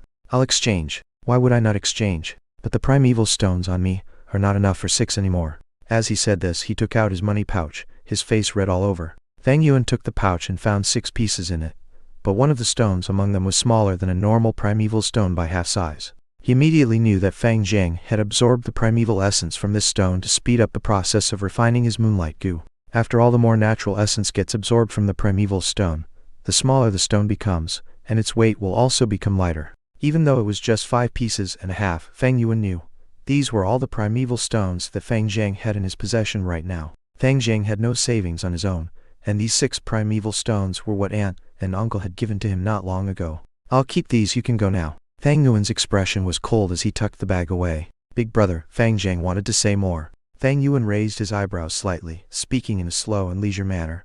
"Before I change my mind, you better disappear from my eyes." Fang Zhang felt his heart tighten. He gritted his teeth, and finally turned and left. When he stepped through the doorway of the inn, He subconsciously covered his chest with his hand, feeling a wave of uneasiness. There was a feeling that was telling him that he had just lost something very important. But very quickly, he felt hot as he thought of Shen Kui's, and that dreamy night. I can finally have you rightfully as mine, Kui 1. He did not look back, and walked out of Fang Yuan's sight. Fang Yuan stood expressionless. He stood for a long time, then he finally slowly sat down. The bright sunlight passed through the window, shining onto his indifferent face, making those who saw this feel somewhat cold inside. The business in the cafeteria was rather poor, and the streets grew busier with people. The noise and excitement from the bustling crowd traveled over, making the place feel quieter. The dishes grew cold. A worker came up attentively, asking if Fang Yuan would like to reheat his breakfast. Fang Yuan did not hear it. His gaze kept shifting like a cloud, as if he was reminiscing some old memories. The worker waited for a while, but as he saw Fang Yuan in a trance, never saying a single word, he could only rub his nose and walk away bitterly. After a long time, Fang Yuan's eyes became focused again. His memories in his heart were like smoke. They had already dispersed away. He returned to reality once more. The sunlight that flowed and shone over half the table, the hot air that wafted out of the dishes had already disappeared, and the bustling noise of the crowd on the streets traveled into his ears. He reached into his robes and patted the 5.5 primeval stones at his bosom, his mouth curling into a bitter and mocking smile. But the smile was quickly cast away. Waiter, go and reheat these dishes for me. Fang Yuan took a look at his dishes and faintly opened his mouth, shouting away. At this moment his eyes looked so chilly. What? Your older brother really said that? In the hall Uncle frowned, his voice cold. Aunt sat aside, looking speechlessly at the fresh red handprint on Fang Zhang's cheeks. Yes, when I met Big Brother, he was at the inn eating breakfast. The entire thing went like this, Fang Zhang replied politely. Uncle's frown deepened, all condensed into 3 black lines too. After a few breaths he sighed and said in a solemn tone, Fang Zhang my child, you must remember this. The maidservant Shen Kui's is not Fang Yuan's personal property. We assigned her to him. How can he use her as a trading item? If you wished for it, you should have told us earlier on. We would just assign her to you. Fang Zhang was stunned as he listened to this. Uncle waved his hand. You can take your leave. You gave all your primeval stones to Fang Yuan, so I'll just give you another 6. Remember, use them properly on refining your goo and seize number 1. We will be very proud of you when you do. Father, your child is ashamed. Fang Zhang was suddenly moved to tears. Uncle sighed and replied, just go, hurry back to your room and refine your goo. You don't have much time left. When Fang Zhang took his leave, Uncle's face revealed a ferocious and angry expression. Bang! He hit the table with his palm using great force, hissing him peach, this damn bastard. He actually took our workers to do an exchange. He's really cunning. And advise, husband, calm your anger. It's just 6 primeval stones. What do you understand, woman? This Fang Yuan is only a C-grade talent. If he wants to refine the Moonlight goo, he would need primeval stones. With his weak experience of a first-timer, 6 primeval stones won't be enough to refine it. But now that he has 12 pieces, it will be more than sufficient. Uncle was so furious he gritted his teeth. He added, a goo master's cultivation will vary swift as long as there are enough resources and no obstacles. In 2 or 3 years, the clan will be able to produce a rank 2 goo master. The lower Fang Yuan's cultivation rank, the smaller his hopes of trying to seize the family inheritance 1 year later. Right now he is still young, just starting to cultivate. We shall hinder him and let his starting process fall behind those at his age. The academy resources are always awarded to excellent students. With his latent talent, once he falls back he won't be able to get any resources. Without the help of resources, his cultivation will fall even further. With this vicious cycle, I would like to see if he has the ability to inherit the family inheritance a year later. Aunt did not understand. Even if we do not stop him, he would at most be at rank 1 middle stage a year later. Husband, your cultivation is at rank 2, why are you still afraid of him? Uncle was so angry he stomped and said, Woman, you really are a case of long hair but short insight. With just my identity as the senior, should I really beat down the younger generation? If he wants to get back the inheritance, it is reasonable and cannot be stopped directly. I can only fight back using the clan rules. It is stated in the clan rules. To be head of the house at 16 years old, the person must have at least rank 1 middle stage cultivation. Otherwise it means that Fang Yuan will have no right to waste the clan resources. After I have said this, do you understand now? Aunt was enlightened. Uncle narrowed his eyes, a glint in his gaze. He shook his head a little, sighing as he said, Fang Yuan is just too smart, too cunning. He could even see through a power play. What kind of intellect is this? Scheming and calculating at such a young age, how terrorizing. Initially I was going to continue plotting against him, yet he moved out straight away. I wanted to further rely on Shen Kui to monitor and trouble him, but in the end he went away and even earned 6 primeval stones. Alas, if he could be as stupid as Fang Zhang, that would have been great. Oh right, from today onwards you must treat Fang Jiang better. He isn't a great talent after all. Not to mention, I can see that he has feelings of dissatisfaction and unhappiness towards Fang Yuan. These emotions are a good thing. They must be guided properly. I have a sort of feeling that he will become the best tool to deal with Fang Yuan in future. In the blink of an eye, 2 days had passed. In the room at the inn, there were no lights. The moonlight poured in, casting a color of frost.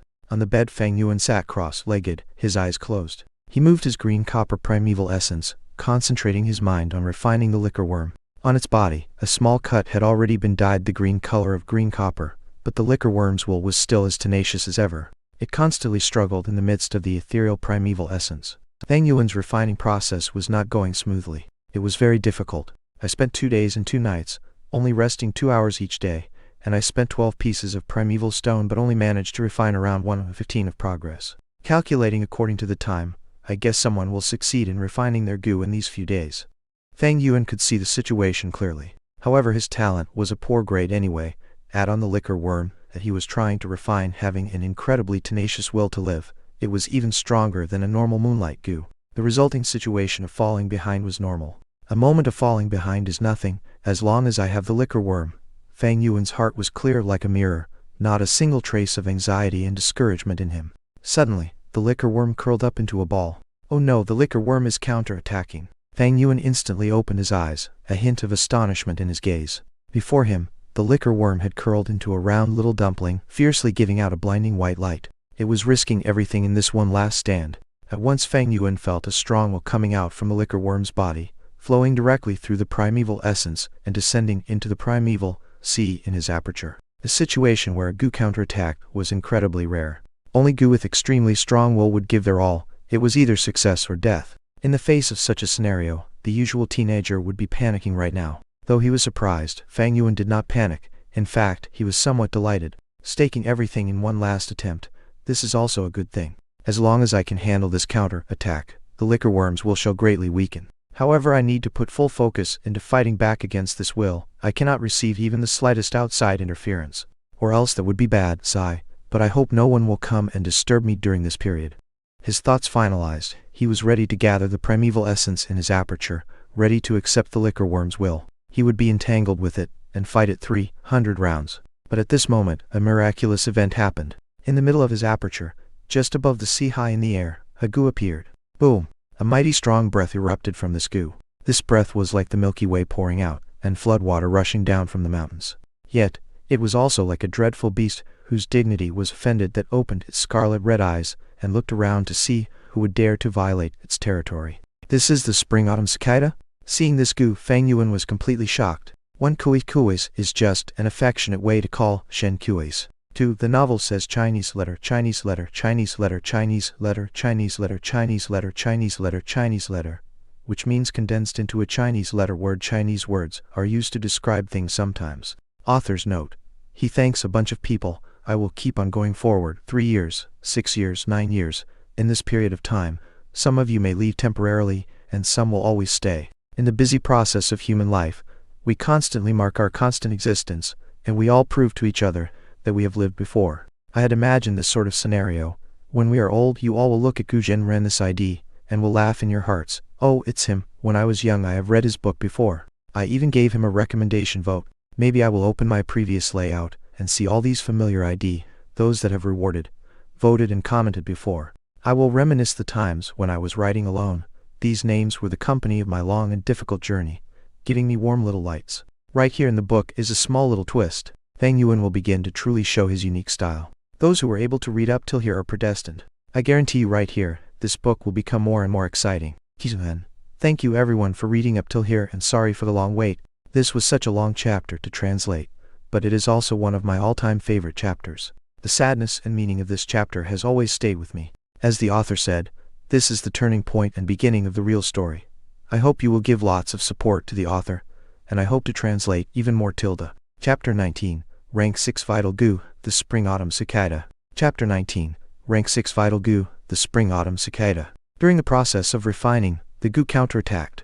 At this time, the liquor worm that had inherited the flower wine monk's extremely strong will invaded his aperture, brazenly counterattacking at Fang Yuan. This strong willpower descended from above, surging down towards the bottom of the aperture, where the green copper primeval sea was. The waves in the sea tumbled, setting off bursts of high tide. Under Fang Yuan's will, large amounts of primeval essence rose upwards to the sky and gathered together, forming a towering monster wave, brazenly accepting the incoming liquor worm's will. Just as both sides were about to collide viciously in the middle of the aperture, a faint image of a goo worm emerged in a blank area between the two energies. This was a cicada. The cicada's body was not large. If the moonlight goo was described as a blue crystal shaped like a curved moon, then the cicada would be a delicate craftwork that was made from palm wood and tree leaves by a master craftsman. The goo sported a brownish-yellow head and abdomen. Its surface had the texture of a tree's growth rings, as if it had witnessed countless years. On its back were two very wide and translucent wings, like two tree leaves overlapping. The wings had similar structure. This structure was like a typical net vein leaf. The center had a coarse stem, and from this stem sprouted out a network vein of leaf lines on both sides. The spring-autumn cicada. It had been startled. It was just like a giant beast, usually hiding in its cave in a deep sleep. Suddenly, it was awakened, furthermore learning that its territory had been violated. Who dares to come into my turf and act wildly? As if its dignity was offended, the spring-autumn cicada was angry and let out a whiff of aura. The aura was weak yet powerful. It was like the surging Milky Way, rolling forth with vast and mighty waves. It would sweep across mountains for 10,000s of miles or submerge a broad desert. To be compared to this aura, the liquor worm's will was like the case of an ant meeting an elephant. The aura swept around and expanded, just like a raised invisible tsunami. The invading will of the liquor worm did not even have the ability to withstand it. It was immediately swallowed whole by this aura. Fang Yuan felt depressed. The green copper primeval essence that he had thrust forward with his might collided with this aura like it was a wave crashing onto a great mountain. In a moment, the condensed primeval essence disintegrated and dispersed into rain, scattering down to the primeval sea. The waves on the primeval sea rose one after another. It was like a rainstorm had just swept across, increasing its turbulence. But after a few seconds, the spring-autumn cicada's aura spread down, pressing onto the primeval sea. Boom! Fang Yuan felt like he heard a buzz. In an instant, the rolling waves on the sea calmed down. The spring-autumn cicada's aura firmly repressed the entire primeval sea, just like an invisible mountain pressing down. The surface of the sea was calm like a mirror, not a single wave rolling about. It was like an originally crumpled piece of paper, a boundless giant hand covering over it, suddenly flattening it. This was easily an incomparable power. Fang Yuan felt a pressure weighing like an enormous invisible mountain, pressing down on his heart. He compared it to Sun Wukong being pressed down by the Five Elements mountain. Fang Yuan could not even mobilize a single pint of primeval essence. However, although he was shocked, he was not afraid. In fact, his heart felt great joy. I didn't think the spring-autumn cicada would actually follow me and be reborn together. So it's actually not a one-time use goo worm, but one that can be used again repeatedly. The spring-autumn cicada was a rank 6 grade, and it was the first rank 6 goo in Fang Yuan's previous life, as well as his last. Just to make it, Fang Yuan had used all means and resources, wasting an incredible amount of strength, using 30 years of fermenting to finally succeed. But not long after he succeeded, when the spring-autumn cicada was still fresh from the oven, warriors of the righteous faction felt Fang Yuan's threat and gathered together to attack and kill him. After being reborn, Fang Yuan did not find the spring-autumn cicada, so he thought it had died. But in reality it had fallen into a deep sleep, resting inside Fang Yuan's body. To travel back 500 years, in an instant, was a huge blow to its vitality. It was too weak, so weak that even Fang Yuan as its master could not feel it. Right now, even though the spring-autumn cicada had appeared, its situation was still bad. After being reborn, it had always been resting in a deep sleep. To appear right now was because it had felt the danger that the aperture was facing. It could be said that the liquor worm's will had awakened it. It was weak, very weak, extremely weak. In Fang Yuan's memories, the original spring-autumn cicada was full of vitality. Its body was like a precious floorboard, giving out a warm and glossy varnish. Its two wings were verdant green, like two soft tree leaves that had just freshly sprouted. But right now, there was a strong and deathly chill emanating from the body of the cicada. There was no shine or gloss from its body, making it feel rough and dim like dead wood. Its wings were not the color of soft and green leaves. They were fully yellow, just like the withering leaves of autumn. The tips of its wings were slightly rolled up, a little incomplete, just like the corner of fallen leaves. Seeing this, Fang Yuan felt both distressed and lucky. He was distressed because the spring-autumn cicada suffered such a heavy blow. It was barely a step away from death, just a foot away from the edge of a cliff. The fortunate thing was, thank heavens, the spring-autumn cicada was weak to this point, or else he would be in great trouble. One must know, between a goo master and a goo, both must complement each other. The best would be both having the same rank. A rank 1 goo master should use a rank 1 goo. This was the most appropriate. If the goo's grade was lower than the goo master, when the goo master uses it, it would be the equivalent of a strong man carrying a small stick. The strength output would be small. If the goo's grade was higher than the goo master, when the goo master uses it, it would be the example of a small child carrying a heavy axe, unable to wield it properly. The Spring Autumn Cicada was a rank 6 goo, and Fang Yuan was just a rank 1 initial stage goo master. To use an image as example, the Spring Autumn Cicada would be a mountain, and Fang Yuan would be a squirrel. If the squirrel wanted to use the mountain to beat its enemy, the squirrel would just be squashed flat by the mountain at the first second. If the Spring Autumn Cicada was at its peak state, Fang Yuan's weak rank 1 aperture could not even tolerate it. The majestic aura of the cicada would just make the aperture burst to death. Fortunately, it was at its weakest state, so Fang Yuan's aperture could accommodate it right now. I gave up the Moonlight goo, going through all the lengths to find the liquor worm just to refine it into my vital goo. But in reality, I already had a vital goo from the start. The Spring Autumn Cicada is my vital goo. Fang Yuan's heart was filled with emotion as he felt the close connection between him and the Spring Autumn Cicada. The vital goo is the first goo that a goo master refines.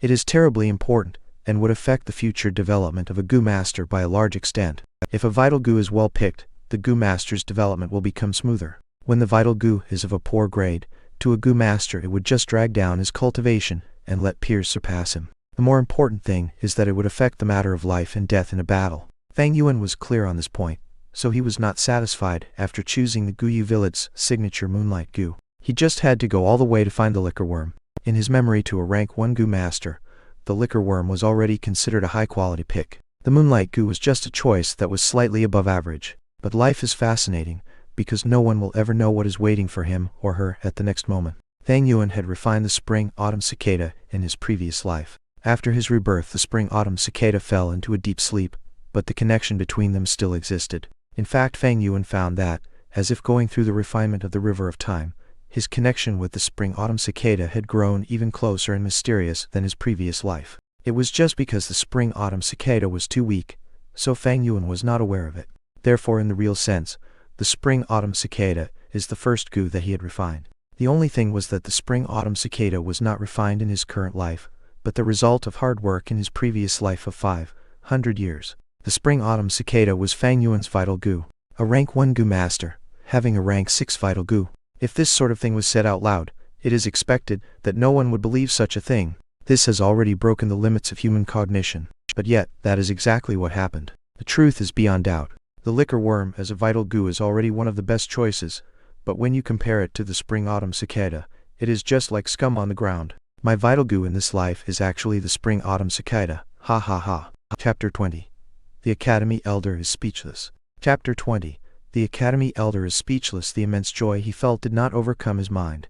He quickly calmed down and started to consider the consequences that the Spring Autumn Cicada would bring to him. The Spring Autumn Cicada's ability is Rebirth, but right now it is at its weakest state. At the instant I use it, it'll die. However, it is still a rank 6 goo, so I can totally use its aura. This won't do any damage to its body. He. After he finished pondering, he closed his thoughts and opened his eyes.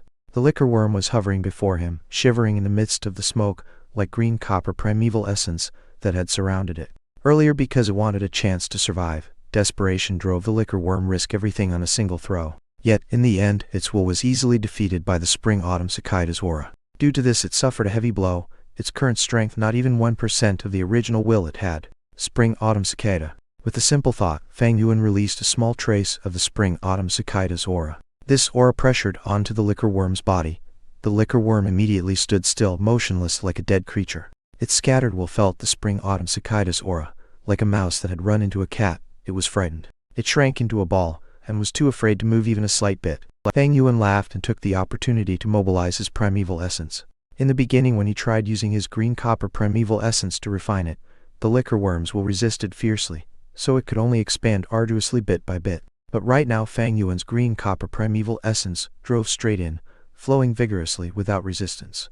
There was no obstruction at all. The green copper color on the surface of the liquor worm rapidly expanded. In a few winks, the once pearl white liquor worm was fully dyed green. The general situation had passed. The last remains of the liquor worm's will was finally washed away easily by Fang Yuan's will, dissolving into nothingness. With that, the liquor worm was fully refined. Compared to the beginning, where Fang Yuan had to endure hardship akin to trampling mountains and crossing ravines, the refining process right now was as easy as swallowing saliva. A A kind of mysterious and cordial feeling connected the liquor worm and Fang Yuan together. The refined liquor worm was like a part of Fang Yuan. If Fang Yuan told it to huddle up, it would curl. If he told it to curl into a ball, it would curl into a round little dumpling. The feeling was like moving his own finger. Fang Yuan took back his primeval essence, and the liquor worm returned to its fat and white state. Then with a leap, it went through thin air and plunged into the middle of Fang Yuan's aperture. When it was inside, the liquor worm flew a distance away around a hovering spring-autumn cicada and entered the green-copper primeval sea. On the sea surface, the liquor worm stretched its body arbitrarily.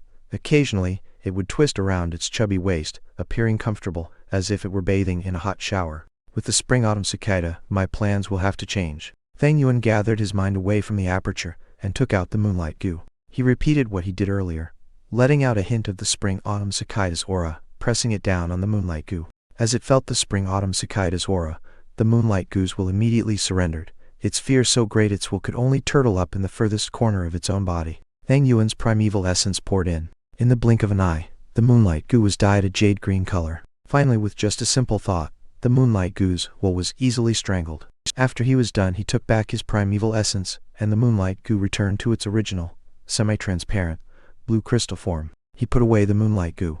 It did not enter his aperture, but instead directly dropped onto his forehead, forming a pale blue crescent mark in the middle of his brow. The entire refining process of the moonlight goo from beginning to end did not take more than 5 minutes. Comparing the start of his difficult refining process to the situation right now, the speed was rapid and created a sharp contrast. Not only was it very fast, the consumption of primeval essence was also very little. For the past few days, Fang Yuan had consumed 6 pieces of primeval stones just to refine the liquor worm. But tonight, while Fang Yuan could see the bottom of the primeval sea in his aperture, he did not use a single stone. Ha ha!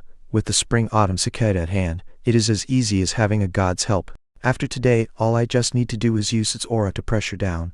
Any rank 1 goo will be easily refined. Even though I only have C-grade talent, I don't need to borrow the help of primeval stones. The difference of before and now is like heaven and earth. Fang Yuan's mood was joyous. Right now his situation was like pushing away the mist and cloud to see the blue skies. Although the spring-autumn cicada was at its weakest point, it was still a rank 6 goo. A fallen tiger still leaves behind threat. A fastered ship still has 3 pounds of nails won. Just relying on its aura, Fang Yuan's cultivation from today onwards would receive a huge driving force. At this moment, the moon outside the window was bright and the stars were few. The moonlight flowed through the window, shining on Fang Yuan's face. Initially I thought I wouldn't be able to get number 1, but the road twisted and turned unexpectedly. Time waits for no one. I must go to the academy now and receive the top prize. Fang Yuan's eyes glistened. With a thought, the spring-autumn cicada faded away from view and disappeared once more, returning to its deep slumber. Then he called out the liquor worm and hid it away at a corner of his bed. This was to prevent the academy's unnecessary examination. 15 minutes later, in the clan academy, the academy elder had long gone to bed, but in his dreams he could vaguely hear the sound of somebody knocking on the door. He was awoken by the noise, and he opened his eyes, rather displeased. "Who is it outside there in the middle of the night?" Instantly a voice replied in a respectful tone, reporting to Sir Elder. "It is a student from this year's batch. He has already finished refining the moonlight goo. You have instructed your subordinates earlier to report to you the very instant the first name appears, no matter what time it is." Well, it's true that happened. The academy elder frowned, and then he got off his bed.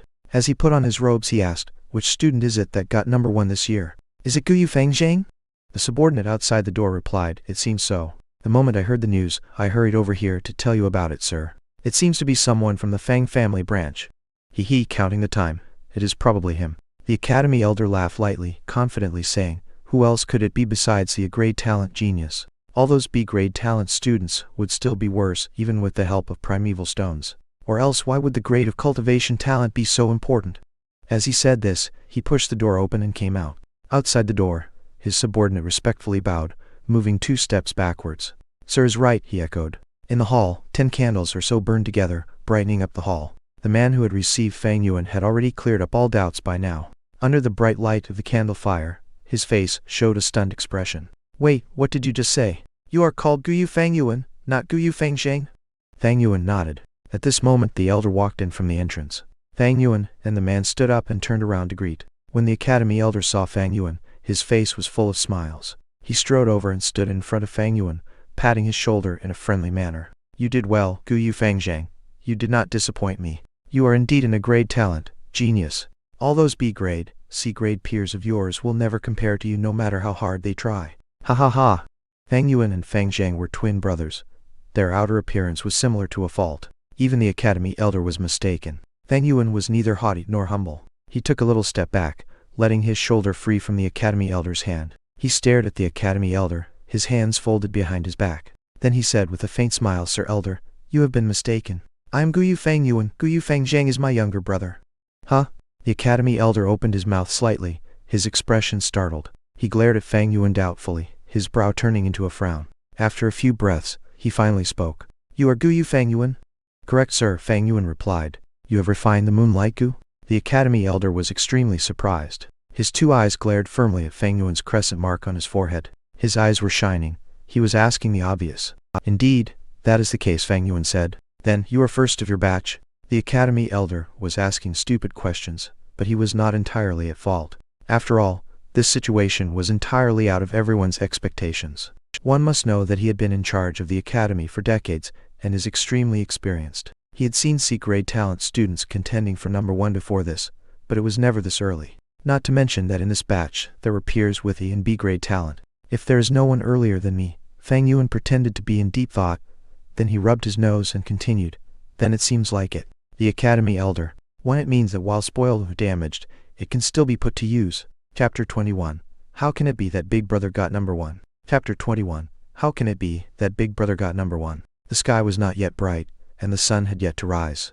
The east sky just began to turn bright, the dark colors in the sky slowly fading away, the smell of the night still remaining in the air. The streets were empty, then came the sounds of quick footsteps. The early dawn mountain air was moist, yet Guyu Fang Zhang did not feel the slightest cold rush. His heart was full of surging enthusiasm. His face blushed red, and now he was walking swiftly toward the academy. I have been cultivating hard these few days, spending 2 primeval stones. I did not sleep at all last night, and I finally successfully refined the Moonlight Gu.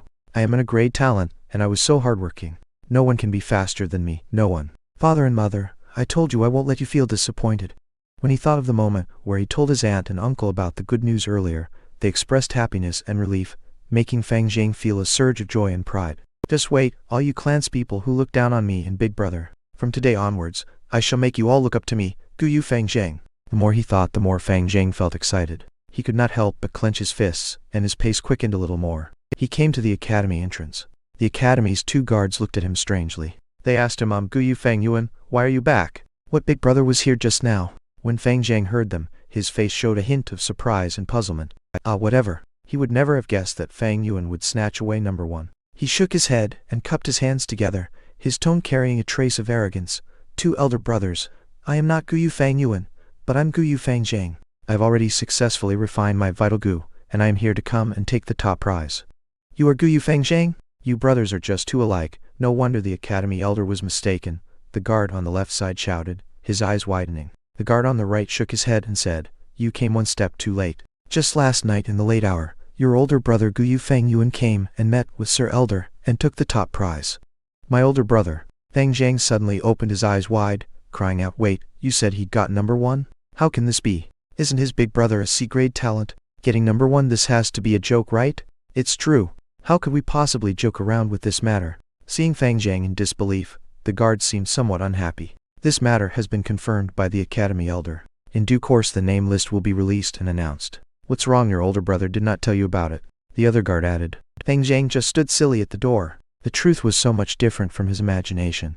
Right now he just could not understand what had just happened. In Fang Zhang's heart, there were several illusions of his adversaries. Among them, the ones that brought the most threat were 2, Gumo Bei and Guyu Kai Lion. These 2 were of B-rank talent. Behind them were the clan's 2 largest family branches, and each of them had a grandfather that carried huge authority as elders, as well as sufficient financial power. If any of these 2 people won first place over him, Fang Zhang's heart and mind was still prepared. Even though he would feel a sense of loss, it was still acceptable. But right now, the one who took away number 1 was not Guyu Bei or Guyu Kai Lion.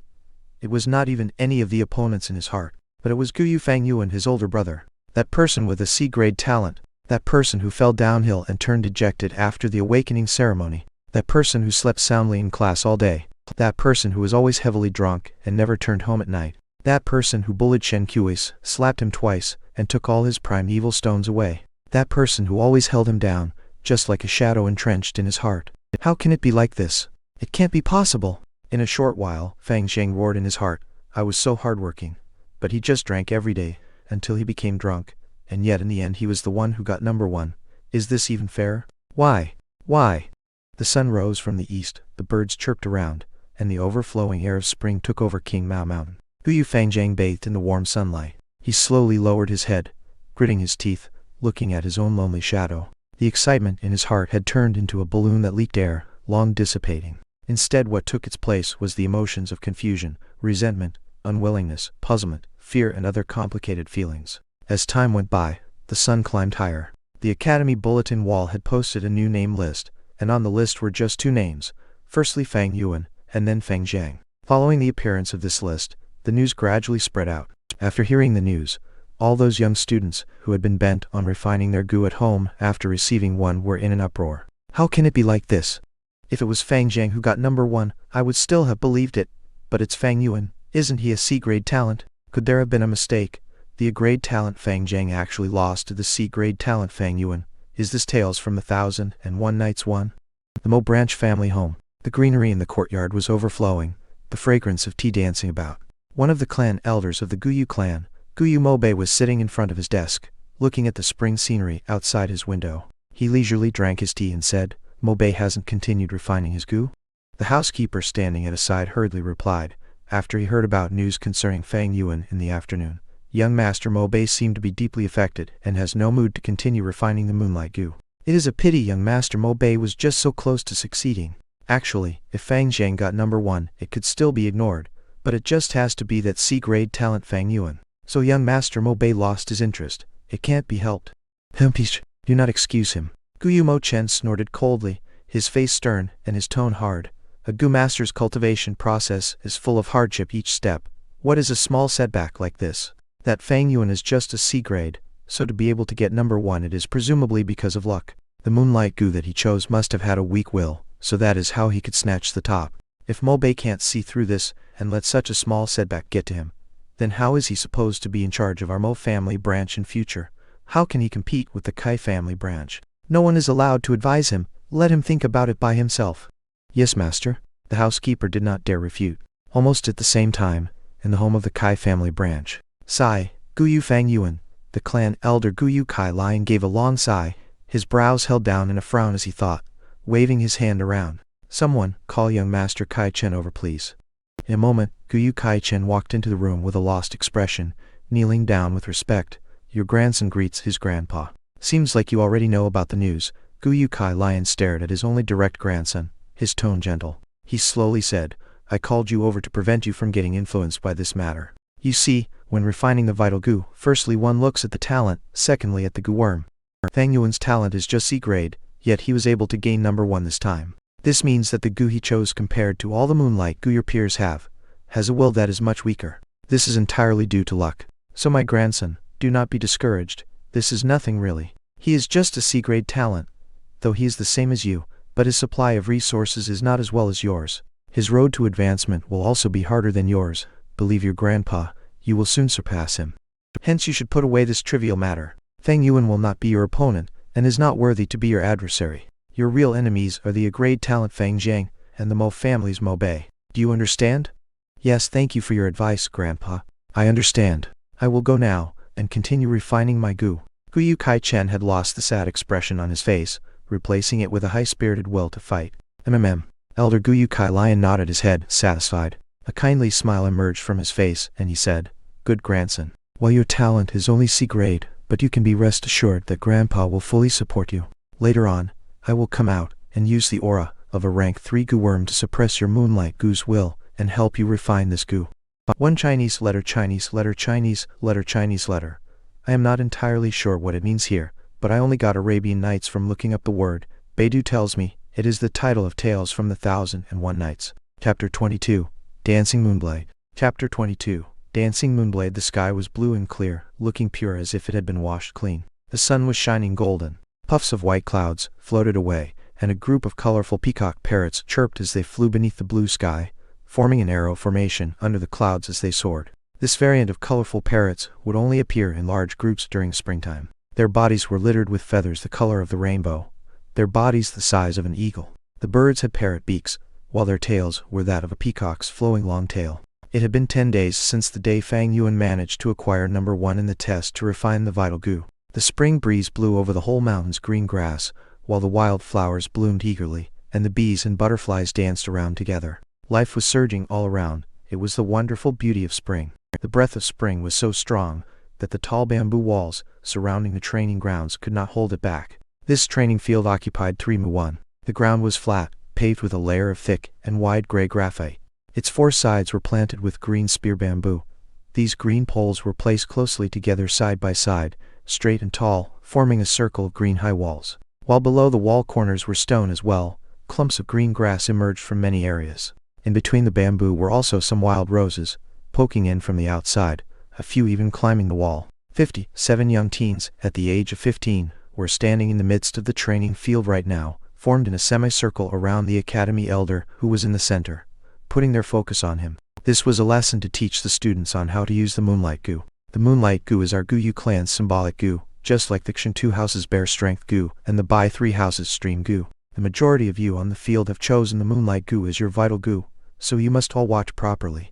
Soon, I will demonstrate personally how to use the Moonlight goo to attack. Students whose vital goo is not the Moonlight goo must also concentrate on me, as this classical long-distance attacking method can also be used on other goo. The spectrum of methods one can use is very wide. As he spoke, the academy elder stretched out his right hand, his 5 fingers opening wide. He lowered his palm so that the young teens could see the center of it. Firstly, you use your mind to mobilize the Moonlight goo, moving it to the center of your palm. Following his voice, the crescent mark that represented the Moonlight goo moved down the elder's arm and into his palm. Then, you mobilize the primeval essence in your aperture, pouring it into the Moonlight goo.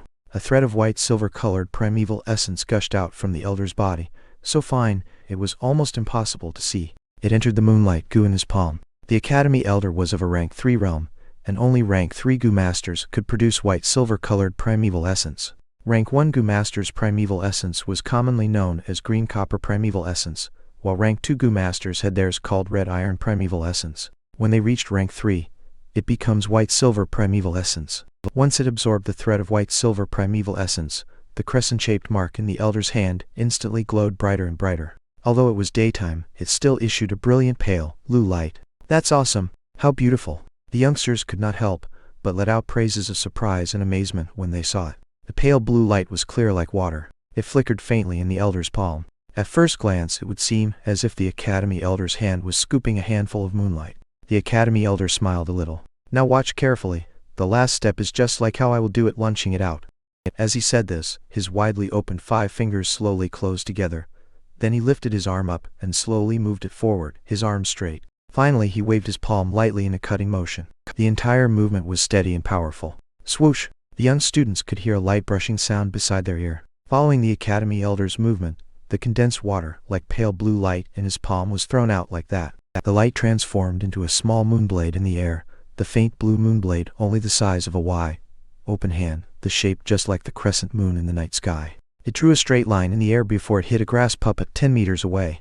A tearing sound was heard, and the grass puppet's neck, that was about 30 centimeters thick, was cut clean by the moonblade. Puppet's body swayed about, the huge head suddenly falling onto the floor. After cutting the grass puppet into half, the moonblade immediately appeared dimmer. However, it continued flying about another 6 meters in the air before the crescent began to gradually fade away, finally dissipating in the air. Looking at the grass puppet's neck again, one could see that the cut area was extremely flat, as if it was cut away by the sharpest sickle. The youngsters were all shocked as they saw this, their eyes wide open. A few of them even touched their own necks involuntarily, astonished by the attacking power of the moonblade. After a short silence, the sounds of exclamation began. The teenagers had shining eyes as they stared at the grass puppet, some of them staring at the elder's palm. Few of them were looking at their peers, talking and whispering excitedly. Only Fang Yuan stood hidden in the crowd with a cold expression, his stature calm. In his previous life, Fang Yuan had cultivated to rank 6, and he had created the Blood-Winged Demon sect in the Middle Kingdom. He taught tens of thousands of people, and was reputed as a giant figurehead of the demonic faction, his fame illustrious. The academy elder was just a rank 3 goo master. This small trick was just child's play to him. It would not cause any ripple of emotion in Fang Yuan's heart. All those of you who have refined the Moonlight goo, step out. Each one of you shall take a grass puppet, and follow the way I just did it, throwing out the moonblade, practice attacking. Once the academy elder was finished, around 30 students stepped out. In this batch, the entire clan had 100 young teens joining the awakening ceremony. Those who had cultivating talent were around 57. Among these students, those who had chosen the Moonlight gun numbered around 35. After going through these few days of hard work, they had all refined the Moonlight goo.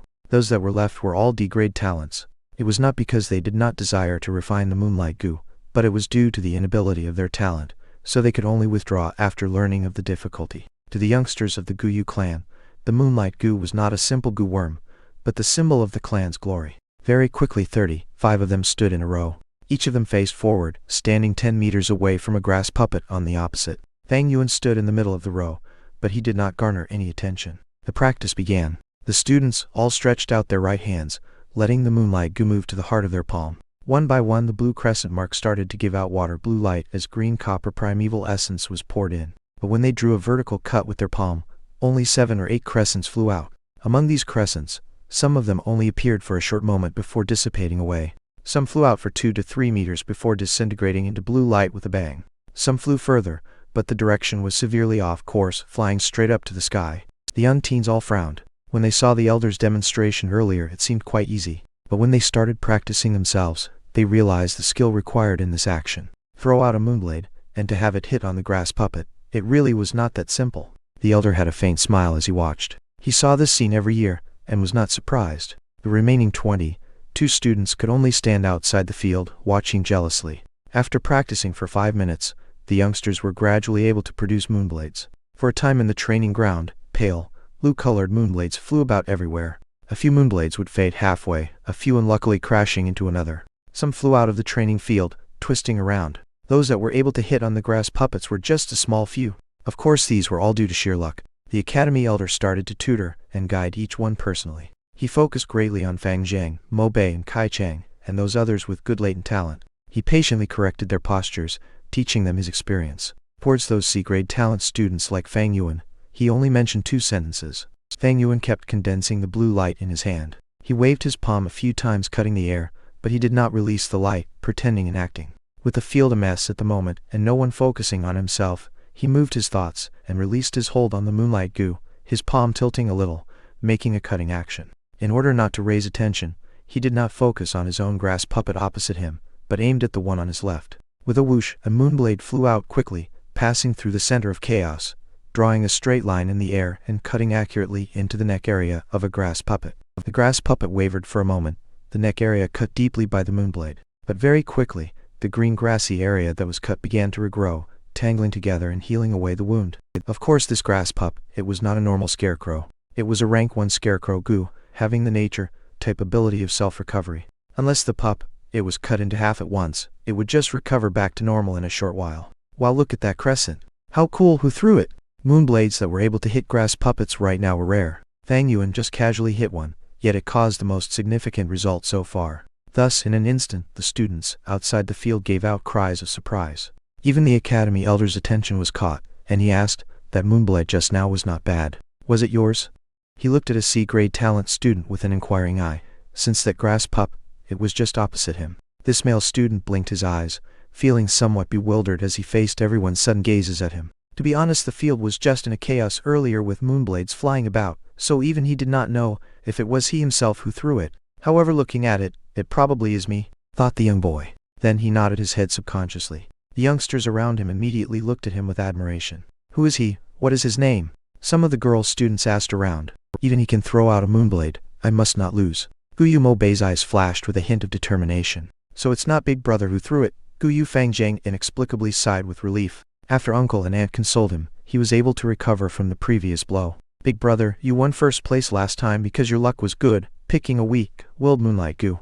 A goo master's cultivation cannot always rely on luck. I will win you. Fang Zhang was cheering for himself in his heart. You did well. Continue trying hard, seize the feeling you had earlier. The academy elder patted the student's shoulder, smiling as he encouraged him. The young boy quickly showed excitement, and he nodded continuously, his eyes appearing with a different luster. The elder took the opportunity and announced, "Listen up everyone, this will be your homework. Practice well after class. In 3 days, I will check the results. Whoever performs the best will receive 10 pieces of primeval stones as the prize. Understand?" Yes, the young students all shouted loudly. They could not help but be more excited when they heard about the primeval stone reward. However, only 3 minutes later, the moonblades that flew about in the air started to thin gradually. Damn, every single moonblade takes up 10% of primeval essence. Consumption of the moonblade is just too much. I am just a C-grade talent. My aperture can only hold 38% of green copper primeval essence. I can only throw out 3 moonblades. Those that stopped all sighed. The Academy elder was calm as he witnessed everything, but his heart sighed. This is the benefit of those with high cultivating talent. To use the moonblade, it is simply just 3 words. Practice makes perfect. Those with higher grade talent are able to hold more primeval essence in their apertures, and the rate of recovery is faster, so they have more chances to practice.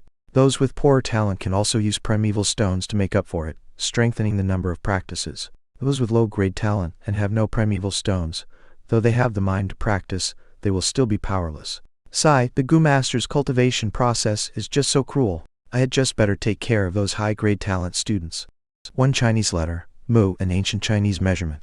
1 mu is 666 2/3 meters, to 2 Chinese letter. Xing house, Xing is the word for bear, 3 Chinese letter. Bai house, Bai is the word for white, as in white color. He's well as per mentioned, Guyu clans. Guyu means ancient moon. I will keep people and clan names in their original Chinese term, but if there is any significant meaning or anything important and relevant to the story, I will explain it, of course. I'll probably make a page in future, detailing and listing down all these names and stuff so you can refer to it anytime. Chapter 23. Raising a Gu is like raising a mistress. Chapter 23. Raising a Gu is like raising a mistress. The sun had already set. The sunset glow was still burning in the sky. The mountains far away in the distance were covered in a thick layer of gray ash, gradually turning to black. In the academy, a day's class was over. The students walked out from the academy in groups of 2s and 3s. I'm really happy today. I learned quite a few things. Especially how I got to learn how to use the Moonlight Gu. The way the moonblade flies in the air looks so cool. It's too bad that my talent isn't enough, so in the future, I can only be a logistics Gu master. I won't be able to go on to the battlefield. The young teenagers happily chatted away. Few of them called their friends over. Let's go and eat. We can drink some rice wine while we're at it. What do you think? Sure, that's not a bad suggestion. You guys go on first. I need to go to the store beside the Academy's Gu room and buy a grass puppet. It will be easy to practice at home with it. Fang Yuan went to the Gu room alone. The Academy's Gu room kept quite a few rank 1 Gu worms. There were many types and variations, and Fang Yuan's Moonlight Gu was taken freely from inside. Once in a while the students would have a free chance to pick a Gu worm. If one wanted to get extra Gu, they would need to pay up. In this short time Fang Yuan had no wish to refine any other Gu. He walked to the building beside the Gu room. It was a small store. In the store there were 7 students, each of them negotiating over the counter with the store owner for buying grass puppets. It's you, Junior. The rank 1 Gu master responsible for the store was in his 20s. When he saw Fang Yuan, he automatically greeted him while bargaining with his customers. Fang Yuan was taken by surprise, finding out that this Gu master was Jianya. It was the young Gu master that had taught the hunters a lesson in the inn. Ah, it's you, Senior. Fang Yuan nodded his head, his face expressionless. Jianya took out a grass puppet from the counter behind him, passing it to the student who purchased it. At the same time he threw Fang Yuan a friendly smile and asked, "Did Junior brother come here to buy a grass puppet as well? If you want me to leave one for you, you just need 3 pieces of primeval stones. These things sell like hotcakes right now. There's only 7 left. If you wait any longer there won't be any stock left." Jianya's attitude towards mortals was arrogant, but towards people like Fang Yuan, he was very kind and sincere. Fang Yuan shook his head, laughing secretly as he thought, this Jianya really did know how to do business. The grass puppets were made with the scarecrow Gu. Even after including the primeval essence that was put in, the final cost should not be more than 1.5 primeval stones. Senior, this isn't fair. It should be first come first serve. Why leave any for him? Yeah, we all came early. If you want to do business, you should know the rules. 3 pieces will be 3 pieces. Here's the primeval stones. Give me a grass puppet. The youngsters in the store were all worried when they heard that the store only had 7 puppets left. They stopped trying to negotiate, and took out their stones to buy it. Very quickly, 7 satisfied teenagers walked out. Does my Junior want to buy a grass puppet? Jianya laughed as he asked. It seems like they were sold out, but actually there's still the 8th puppet stowed away below the chest. If Junior doesn't buy it now, you will miss the opportunity. Fang Yuan had no interest towards the grass puppet. He shook his head and pulled out a piece of primeval stone, putting it on the counter. I want to buy 10 moon orchid petals. Jianya was stunned. He looked Fang Yuan deep in the eye, taking away the primeval stone and pulling open the counter drawer. Then he took out a paper bag, saying, 10 pieces of moon orchid flower petals, not 1 less. Please make sure. Fang Yuan checked the goods on the spot, and found no mistake with it. Finally he left the small shop. Gu have to be fed. A gu master refines gu, uses gu, and at the same time needs to raise gu. Refining a gu is difficult. There is the risk of counterattack. Using a gu is not easy, one needs a lot of practice. The knowledge of raising a gu is even more extensive and profound, because there are all kinds of gu worms, and their food are exceedingly strange. Some need to swallow soil, some need starlight, some require tears, and some feed on the clouds and air from the 9 skies. Just by taking Fang Yuan's current 3 gu for example, the Moonlight gu requires moon orchid petals, 2 meals a day. In the morning and night 1 meal, every meal 2 pieces of flower petals. Meanwhile for the liquor worm it needs to drink wine. A jar of green bamboo wine could support it for 4 days. As for the spring-autumn cicada, it is even more peculiar as it drinks straight from the river of time, maintaining its vitality. The river of time supports the flow of this world. It is not far away in the sky but very near at hand, flowing by every person's side. Every move made by every living creature requires the push of time. Time is like flowing water, hurriedly gliding forward. The river of time is invisible and colorless, while in reality, all living creatures are actually surviving and living in the waters of the river of time. After buying the bag of moon orchid petals, Fang Yuan went to the inn to buy green bamboo wine. The liquor worm could also drink some turbid wine or rice wine to live. However, with this kind of second-rate wine the amount it needed to drink would increase, and it would need many jars every day. After calculating, Fang Yuan decided it would be better to buy green bamboo wine straight away. Not only would it be more worth than buying second-grade wine, it would also not arouse suspicion. "Young sir, you've come." The workers in the inn had already known Fang Yuan. Fang Yuan passed him 3 pieces of primeval stones directly, saying with a familiar ease, "Give me a jar of green bamboo wine, and make me a few good dishes." "You don't need to give me the change, just put it here first. At the end of the month when it amounts up to 1 stone, you can subtract from my bill with it." Even though Fang Yuan no longer stayed at the inn right now ever since he moved to the academy dormitories, he would always have a meal here when he bought wine. "All right, young sir, please take a seat.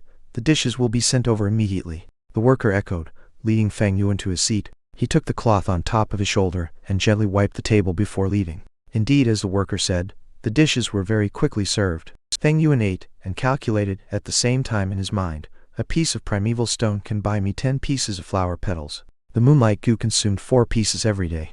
A jar of green bamboo wine costs 2 pieces of stones, and it can support the liquor worm for 4 days. In other words, just to raise and feed the 2 of these gu, I would need to spend nearly 1 stone every day."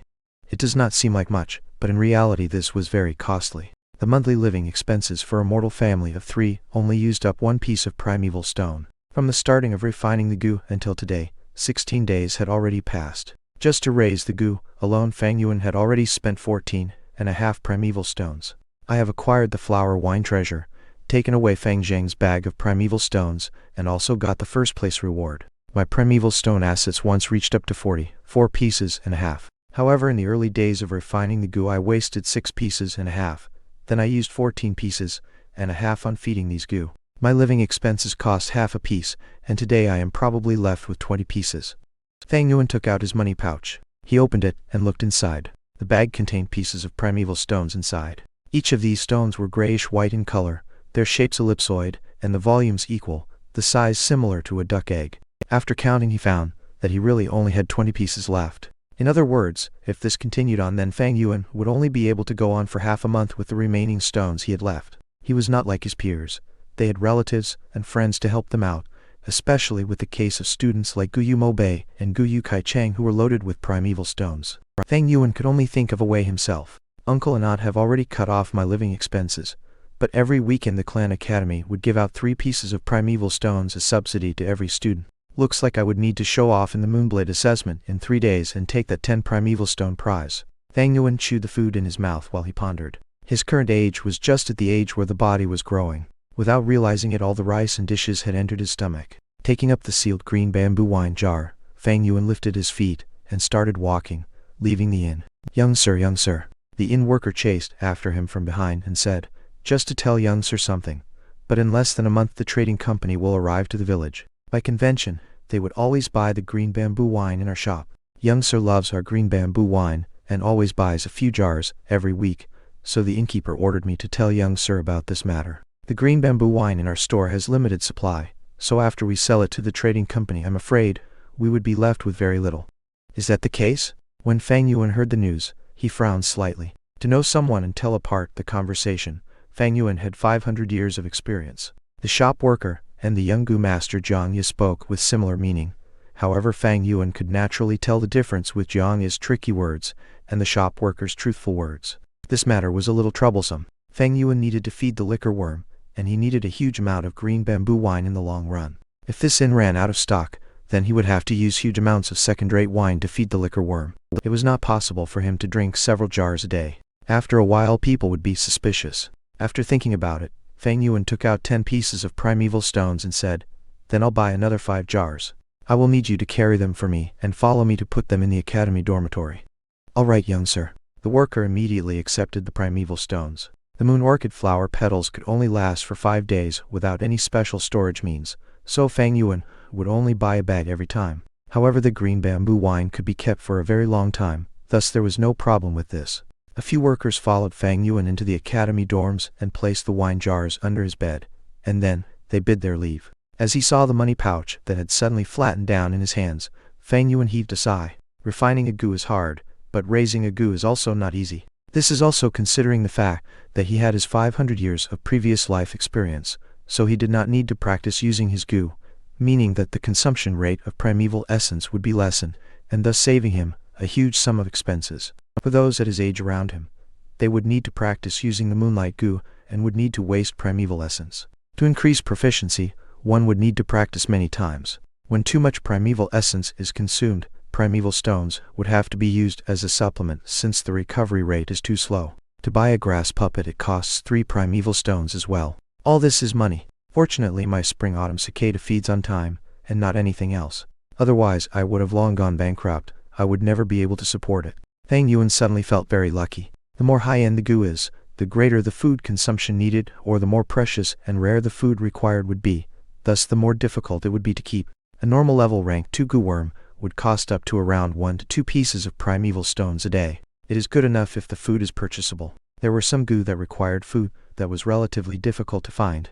Some of it did not even circulate in the market. Just like the spring-autumn cicada's food being time itself, this was actually more precious. After all, there was a saying, "An inch of gold cannot buy an inch of time." No matter how much money you have, can you buy time? You can't. In theory, a gu master can refine an unlimited amount of gu. As long as you can refine it, whether 10, 100, or 1,000 worms is possible. You can refine as many gu as you wish to, but in reality a gu master normally only had 4-5 gu. Why? The biggest reason is because it is hard to afford. The higher the grade of the worm, the more expensive it would cost to feed and raise. It often gave a gu master too many difficulties to cope with, making them have unceasing headaches over it. Another reason was, unable to use. To use the Moonlight gu to throw out a single moonblade attack, one would need to use up 10% of primeval essence. A C-grade talent gu master could run out of primeval essence in their apertures after launching 3 to 4 attacks. To raise so many gu, wouldn't it be a waste if one couldn't use them anyway? Thus in the gu master's cultivation, there was a saying going around, "Raising a gu is like raising a mistress." To keep a mistress, you would need to buy food, clothes, a house, etc. It is very expensive, and the more you have, the more costly it is. A normal man cannot afford it. Even if you keep so many, a man's energy is limited. He cannot use them all. Would you raise them just to look at them? When the rank of the gu master increases, so does the food standard of the gu worm. Thus please refrain from seeing how a gu master has no limit to the number of refining gu. In general, a gu master only keeps around 4-5 gu of his level. If the number of gu was raised higher, the gu master would go bankrupt. Chapter 24. Close Combat Gu Master. Chapter 24. Close Combat Gu Master. 3 days later. Lowering your body to dodge. That is the usual technique of restraining against a flying fist. When your enemy comes and attacks you, quickly squat down, and at the same time do a counterattack, striking his crotch and abdomen. Do not be afraid of a swinging fist. Usually those who come up and start swinging their fists at the first moment are people who have no brains and are impulsive and rash. On the martial arts field, the Academy's Martial Arts 1 instructor spoke while he performed actions to demonstrate. A wooden puppet's right first swept over, and the martial arts instructor quickly squatted down, dodging the incoming attack. Then he threw a punch at the puppet's abdomen, knocking it down with a few punches. The students were looking at the demonstration in a circle, but most of them were lacking in spirit, showing very little interest. The Academy taught a variety of courses, and this lesson was the one that taught foundation of martial arts. Using fists and legs to exert oneself was too inferior to the handsome and cool attack style of the Moonblade, making almost all the students absent-minded. The next class will be the Moonlight Goo's usage assessment. How have you been practicing so far lately? I'm still doing good. I can do 3 moonblades, but only a few of them actually hit. Usually I get 2 blades on the grass puppet. That's the same like me. I specially bought a grass puppet just to practice for this in these few days. The young teens whispered to one another, their minds long gone from the lesson. They were all worried about the assessment in the next class. Just for this assessment, they had practiced hard for a long time after class, and now they were flexing their hands and feet, looking forward to the assessment. The sounds of the students' discussion had reached the instructor's ear, and the martial arts coach jerked his gaze back at them, shouting, "No talking aloud in class. All of you keep your mouths shut and watch closely." He was a rank 2 Gu master, his body rather muscular. His upper body was naked and robust, the bronze skin littered with countless scars on it.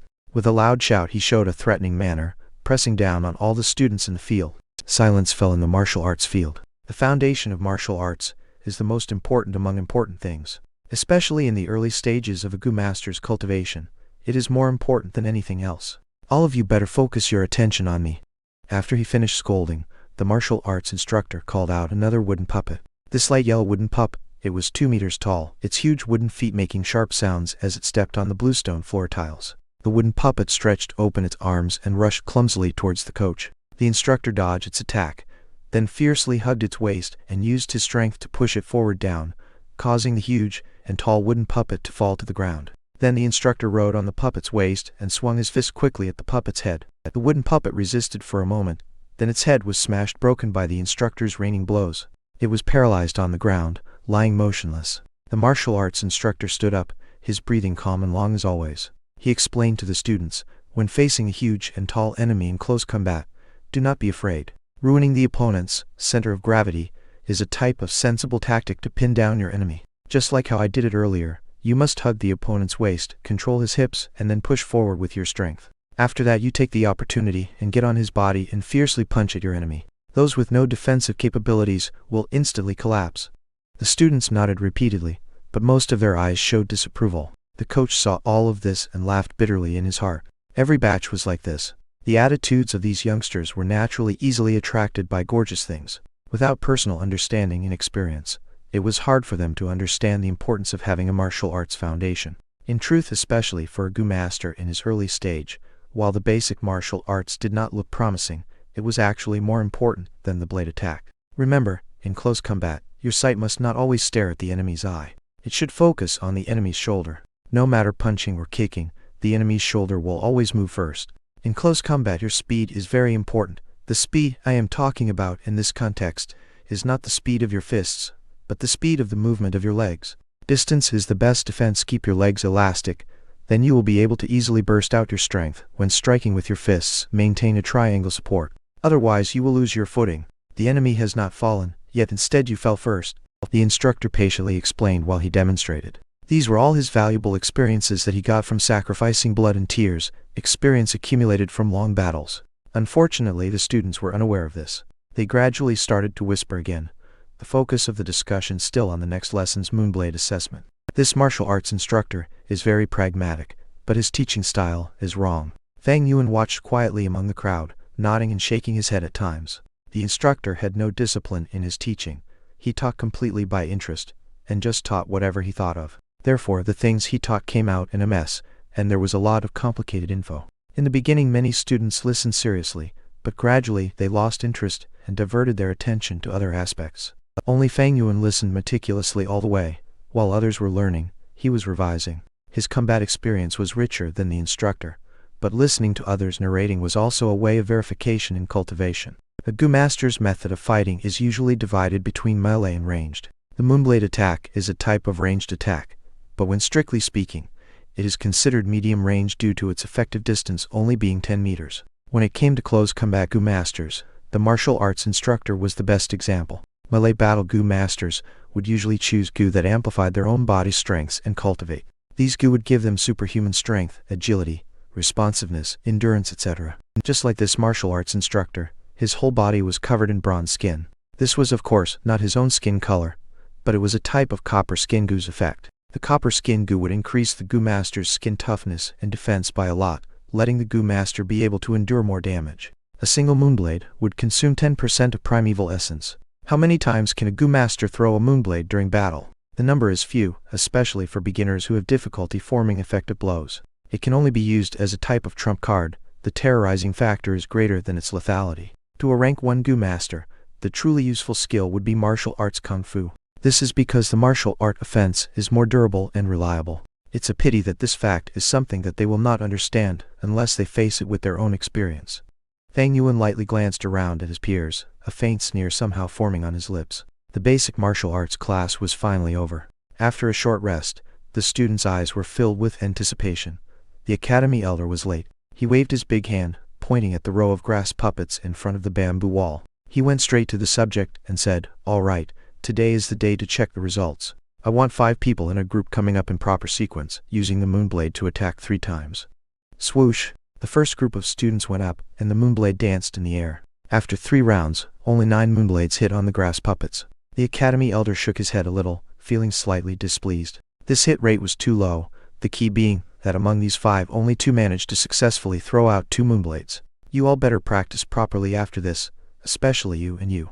The elder reprimanded in a short sentence, then he waved his big hand and said, "Next group." The 2 that were reprimanded dropped their heads and left the field in dismay. One of them was a girl, her eyes a little red and her heart grieving. She was only a C-grade talent, yet she could not bear to use primeval stones to quickly recover her primeval essence. Thus in these 3 days, she practiced very little, resulting in her unskilled throwing of the Moonblade. A Gu master needed money to refine Gu, raise Gu. Even practicing to use Gu needed cash. But where was she able to get so much money? Even though her 2 parents were supporting her from behind, but every family had their own problems. To be short of funds was often the dilemma that a Gu master faced. Anyway, I don't have the slightest chance of getting number 1. I might as well give up and save on primeval stones. That is better for me. As she thought of this, her heart became calm once more. There were actually quite a number of people who thought the same way as this young girl. Because of the lack of practice, many of the students performed poorly. The academy elder's brow deepened more and more. Fang Yuan watched, secretly shaking his head. These people are really pitiful and sad. Just for a small amount of primeval stones, they gave up their own chance to make progress. Primeval stones are meant to be used. If you want to become a miser and accumulate primeval stones, then what did you become a Gu master for? In other words, those who are short-sighted would often haggle over every penny and chase after less important things. As for those with lofty aspirations, they usually showed a tolerant and generous attitude, and had the strength to give up and let go of things. It's finally my turn. At this moment, Guyu Mobei's horse face lit up in a confident smile all over, and he walked up to the field. His stature was stout, and gave out a fierce and strong aura. After standing still, he raised his hand and threw 3 Moonblades. All 3 of them hit. Among the blades, 2 of them hit on the puppet's chest, while the other blade hit the puppet's left arm, shaving away a few green grass. This result naturally caused the young teens to burst with admiration. "Well done." The elder's brow slightly smoothed out. The next group came up, Guyu Kaicheng standing among them. He had a small and short body, his face full of pockmarks, his expression bringing a slight nervousness. He sent out 3 Moonblades continuously, and all 3 hit on the puppet's chest, cutting out 3 intertwined scars. The scars went from deep to shallow and restored back to its original appearance after a few breaths, due to the puppet's self-healing ability. However, this outcome was already tied to Guyu Mobei's result, and also received the elder's praise. Kai Cheng held his head high as he walked out of the field, looking at Mobei defiantly in the eye on the way. Humpish! Below the field, Guyu Mobei gave a cold snort, but he did not return Kai Cheng's glare. Instead, he continued looking at Guyu Fangjiang, who had not gone up yet. His heart clearly knew that the real threats were only Guyu Kaicheng and Guyu Fangjiang. The previous was the same like him, a B-grade talent, while also having the constant supply of primeval stones. The latter was an A-grade talent, while Fangjiang did not have as many primeval stones as them, but just by relying on his own natural recovery speed thanks to his grade talent, he would also be able to practice a lot in a short amount of time. Right now Guyu Kaicheng's results have appeared, showing a tie to Mobei, and only Guyu Fangjiang was left. In the last few groups, Guyu Fangjiang finally came up to the stage. One Chinese letter, Chinese boxing, but I translate it as martial arts, because firstly, I'm not sure Chinese is the proper word here. This land isn't really China, and their language isn't really Chinese. Also writing Chinese boxing feels out of place here. Chapter 25. The Light of Spring is Enchanting. Chapter 25. The light of spring is enchanting. Is he Fang Yuan or Fang Zhang? Some of the students were muttering. There were still people who could not differentiate between Fang Yuan and Fang Zhang, the 2 twin brothers. It's Fang Zhang. Fang Yuan is always wearing a cold expression. He would never appear tense, someone answered. Oh, then there will be a spectacle. Fang Zhang is the only grade talent from our village in 3 years after all. The crowd casted their eyes over to the field. Fang Zhang could feel the pressure among the gazes shot at him, and this made him feel even more nervous. Standing on the stage, his fingers were trembling slightly. He threw out his first moonblade, originally intending to aim at the grass puppet's chest. But because he was tense, he missed. In the end, the moonblade imprinted onto the grass puppet's neck area. The young teens instantly let out a sound of slight surprise. They thought that Fang Zhang deliberately did it. Instead of aiming for the easiest spot, which was the chest of the puppet, he went for the neck instead. This was a showcase of huge self-confidence towards his own attacking skill. They could not help but look forward to Fang Zhang's next move. Guyu Mobei and Guyu Kaicheng, however, had their complexions cast down. Only those among the field who could see Fang Zhang's error were the Academy Elder and Fang Yuan. How dangerous! Looking at the moonblade, Fang Zhang exclaimed in his heart while secretly feeling lucky. He took in a few deep breaths, trying his best to calm down. Then he threw out 2 blades. This time, he did not make any mistakes, and the 2 blades hit accurately on the grass puppet's chest. This result made the Academy Elder nod his head, and Mobei and Kai Cheng calmed down as well. Fang Zhang's result was different from theirs, so it would all come down to how the Academy Elder decided to grade them. The other students let out sounds of sighing. Fang Zhang's later performance was not interesting, making them feel slightly disappointed. The next few groups were not interesting either. No one was able to perform better than Mobei, Kai Cheng and Fang Zhang. The youngsters started to whisper around. At this rate, the top scorer in today's assessment should be among the 3 of them. All 3 of them managed to hit the grass puppet. I wonder who the Academy Elder will deem better. Hold on, it's the last group. Fang Yuan's going up. Oh, that C-grade talent, cold genius. Heh. Right when it was the last group, Fang Yuan finally went up stage. It's that Fang Yuan. Guyu Mobei lifted his head and looked at Fang Yuan for a moment. Then he lowered his eyes uncaringly. Last time you got really lucky, choosing a willed Moonlight Gu by accident and getting number 1. Let's see how you perform this time. Guyu Kai Cheng hugged his arms, waiting to see Fang Yuan make a fool of himself. Big brother, this time will not be like the last. I have practiced so hard for so long, I can definitely surpass you.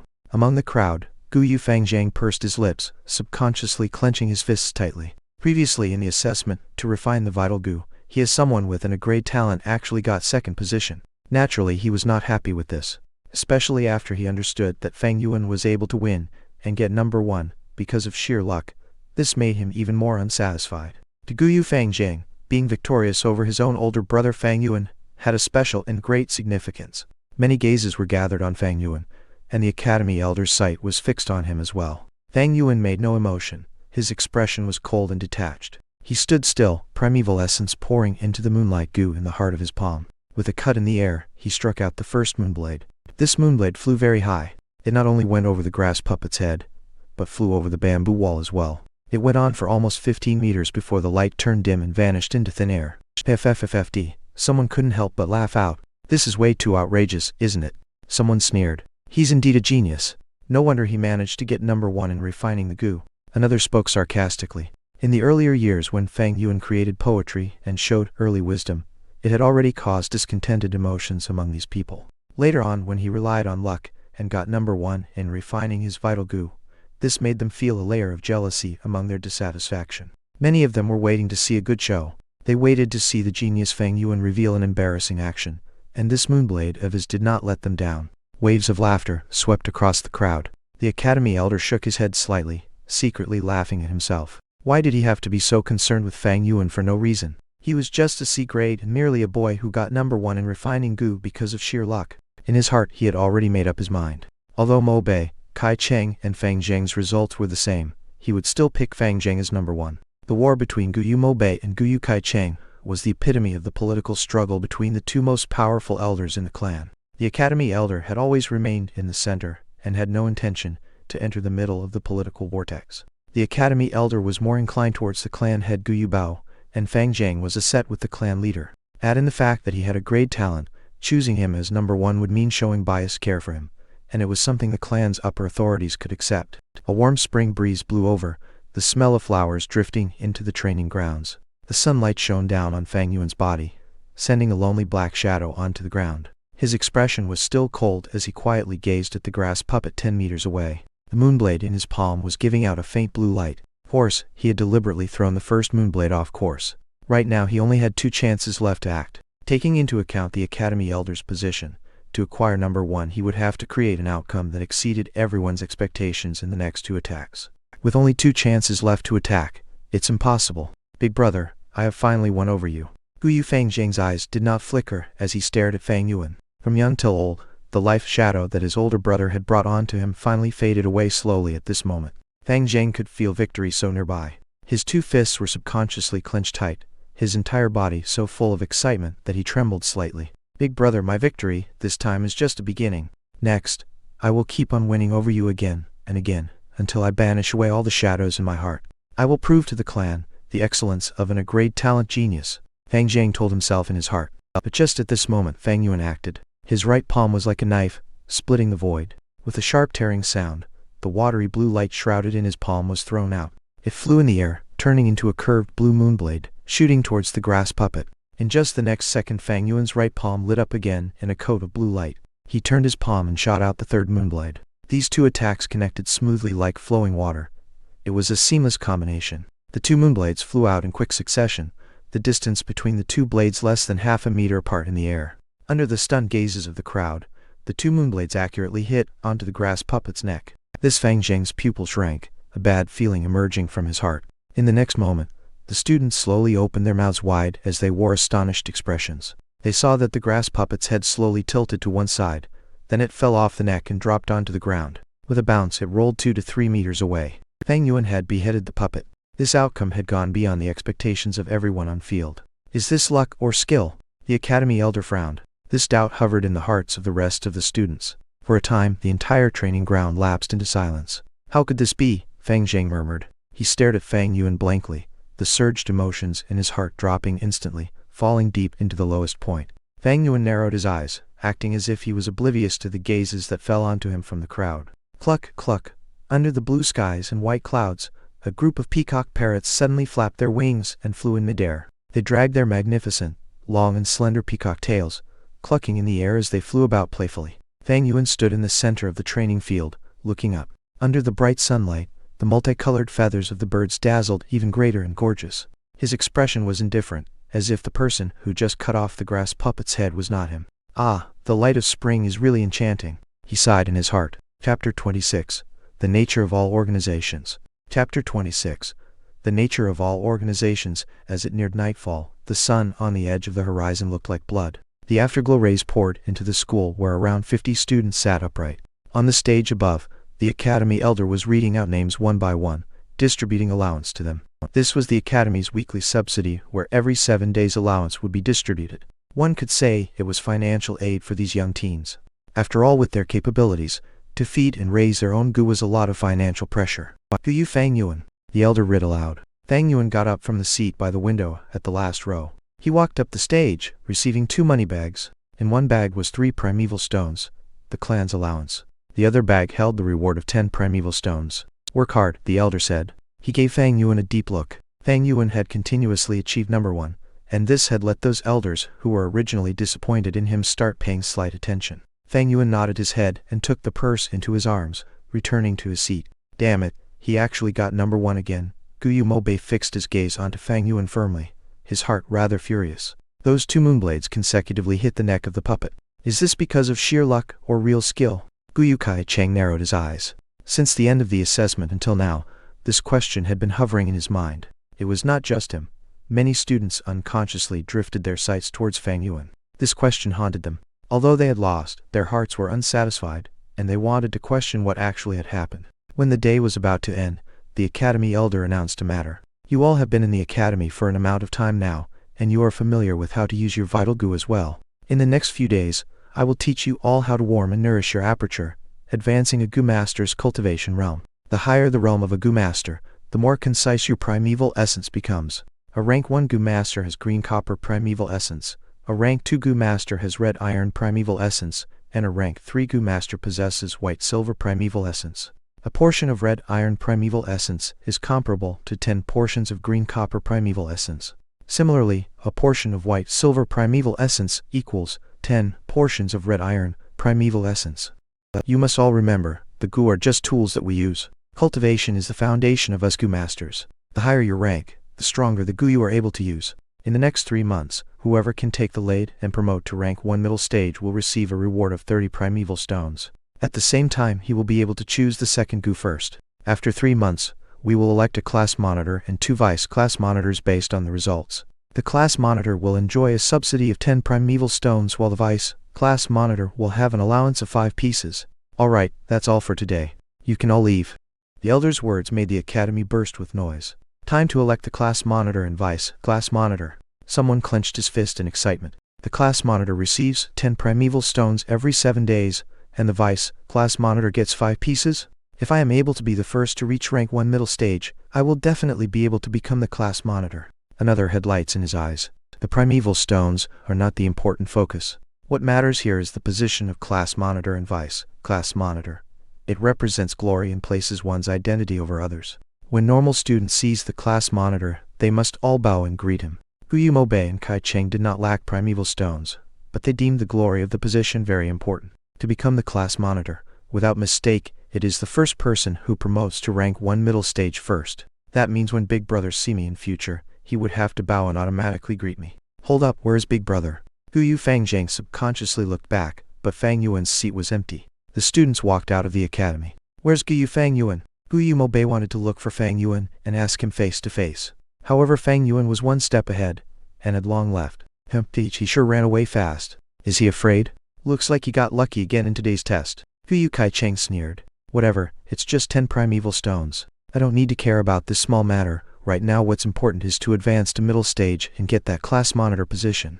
Guyu Mobei narrowed his eyes, looking at his side where Guyu Kai Cheng and Guyu Fangjiang were. These 2 figures were his real enemy.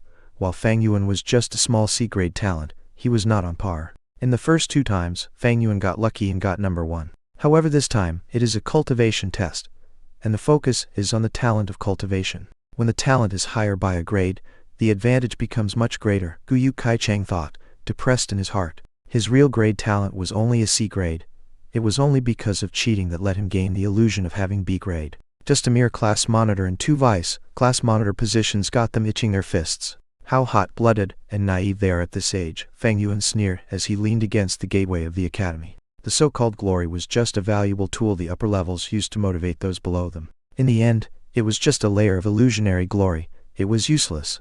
His 500 years of experience had long allowed Fang Yuan to understand some of the secrets of life. Whether it comes to a clan, sect, or demonic group, whether it is this world or Earth, all organizations are like this. The high and low positions are established, making the law of promotion clear, letting those in the organization climb up non-stop from the bottom. Because chasing after profit is the nature of humans, and positions of authority often make people have superiority, creating the illusion that oneself is living a more valuable life than others. Power is like the carrot dangling in front of a donkey. The desires of humans are stimulated by it, and each of them secure their personal gains with someone with authority for it. After climbing up 1 level, there will be a higher level. While they are busy currying favor for personal gain, their hard work is squeezed out from them, and their value is exploited by the upper position. In every organization, as long as there is a chain of command, it is to give serve to those at the upper ranks. The so-called class monitor and vice class monitor position is like the smallest carrot, luring everyone else into the structure of the clan. And to stop those below from realizing the truth, those at the higher positions integrate shared values, clear cutting the idea of glory, meritorious deeds, etc. The establishment of high and low positions are made along with unequal benefits. Sometimes the use of religion is done to dominate people's hearts. This is the real truth, yet it is a pity that too many people in the world do not understand. They foolishly work hard for others. And for every organization in the world, the most fundamental of its essence is just one thing, and that is the redistribution of resources, where the higher the position, the more resources they can enjoy. In his previous life, Fang Yuan had founded the Bloodwing Demon sect in the Middle Kingdom, where he taught up to tens of thousands of people. He erected the positions of demon soldiers, demon generals, demon sages, etc. Each position gave their corresponding benefits, letting countless people flock over like ducks, letting Fang Yuan order them around. This kind of experience allowed Fang Yuan to understand clearly the way of thinking in this principle. Thus any organization is just a representation, while the real basis is just one word: resources. Without food resources, one will die of starvation. Without water resources, one will die of thirst. Without cultivation resources, one will become weak and sooner or later be bullied to death. And for a GU master, Primeval stones are the most important resource. Fang Yuan's two orbs were deep like an ancient pond, and as his mind reached this point, the corners of his lips curled up slightly, creating the outline of a sneer. He had long left the academy, and right now he stood at the gate entrance of the school. He saw the first batch of students coming out, gradually walking closer towards him. It's Fang Yuan. What's he doing at the middle of the gate entrance? Teach. Every time I see his dead, dysfunctional state, I feel so pissed off. Don't worry about him, he's probably waiting for someone. The young teens paid no attention to him. Just as they were about to walk over, Fang Yuan strode across and blocked them. I'm plundering. Everyone must surrender a piece of primeval stone before they can leave. Robbing time. What a pain this chapter was to translate. Chapter 27. Outright extortion. Chapter 27. Outright extortion. The young teens were instantly shocked and angry. What? I didn't hear wrongly, did I? Fang Yuan, your head must have overheated and gone confused. You would actually stand at the gates of the academy and blackmail us. Have you gone mad?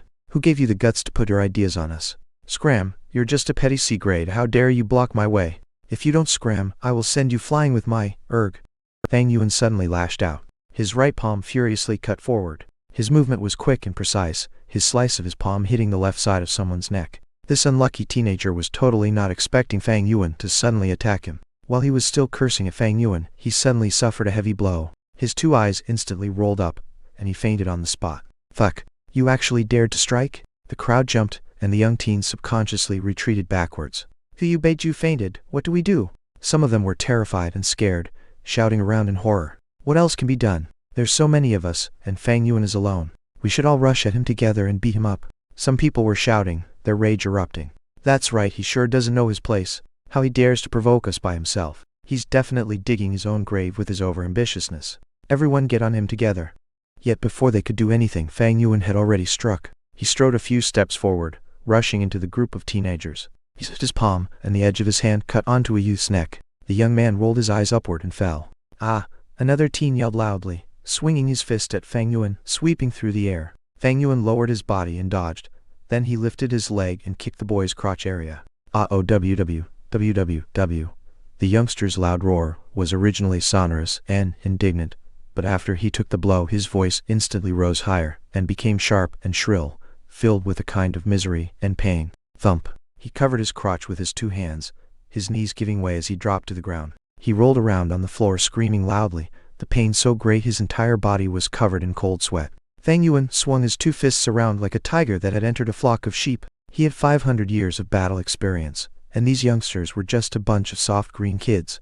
They had only just started cultivating not long ago. How could they possibly be his opponents?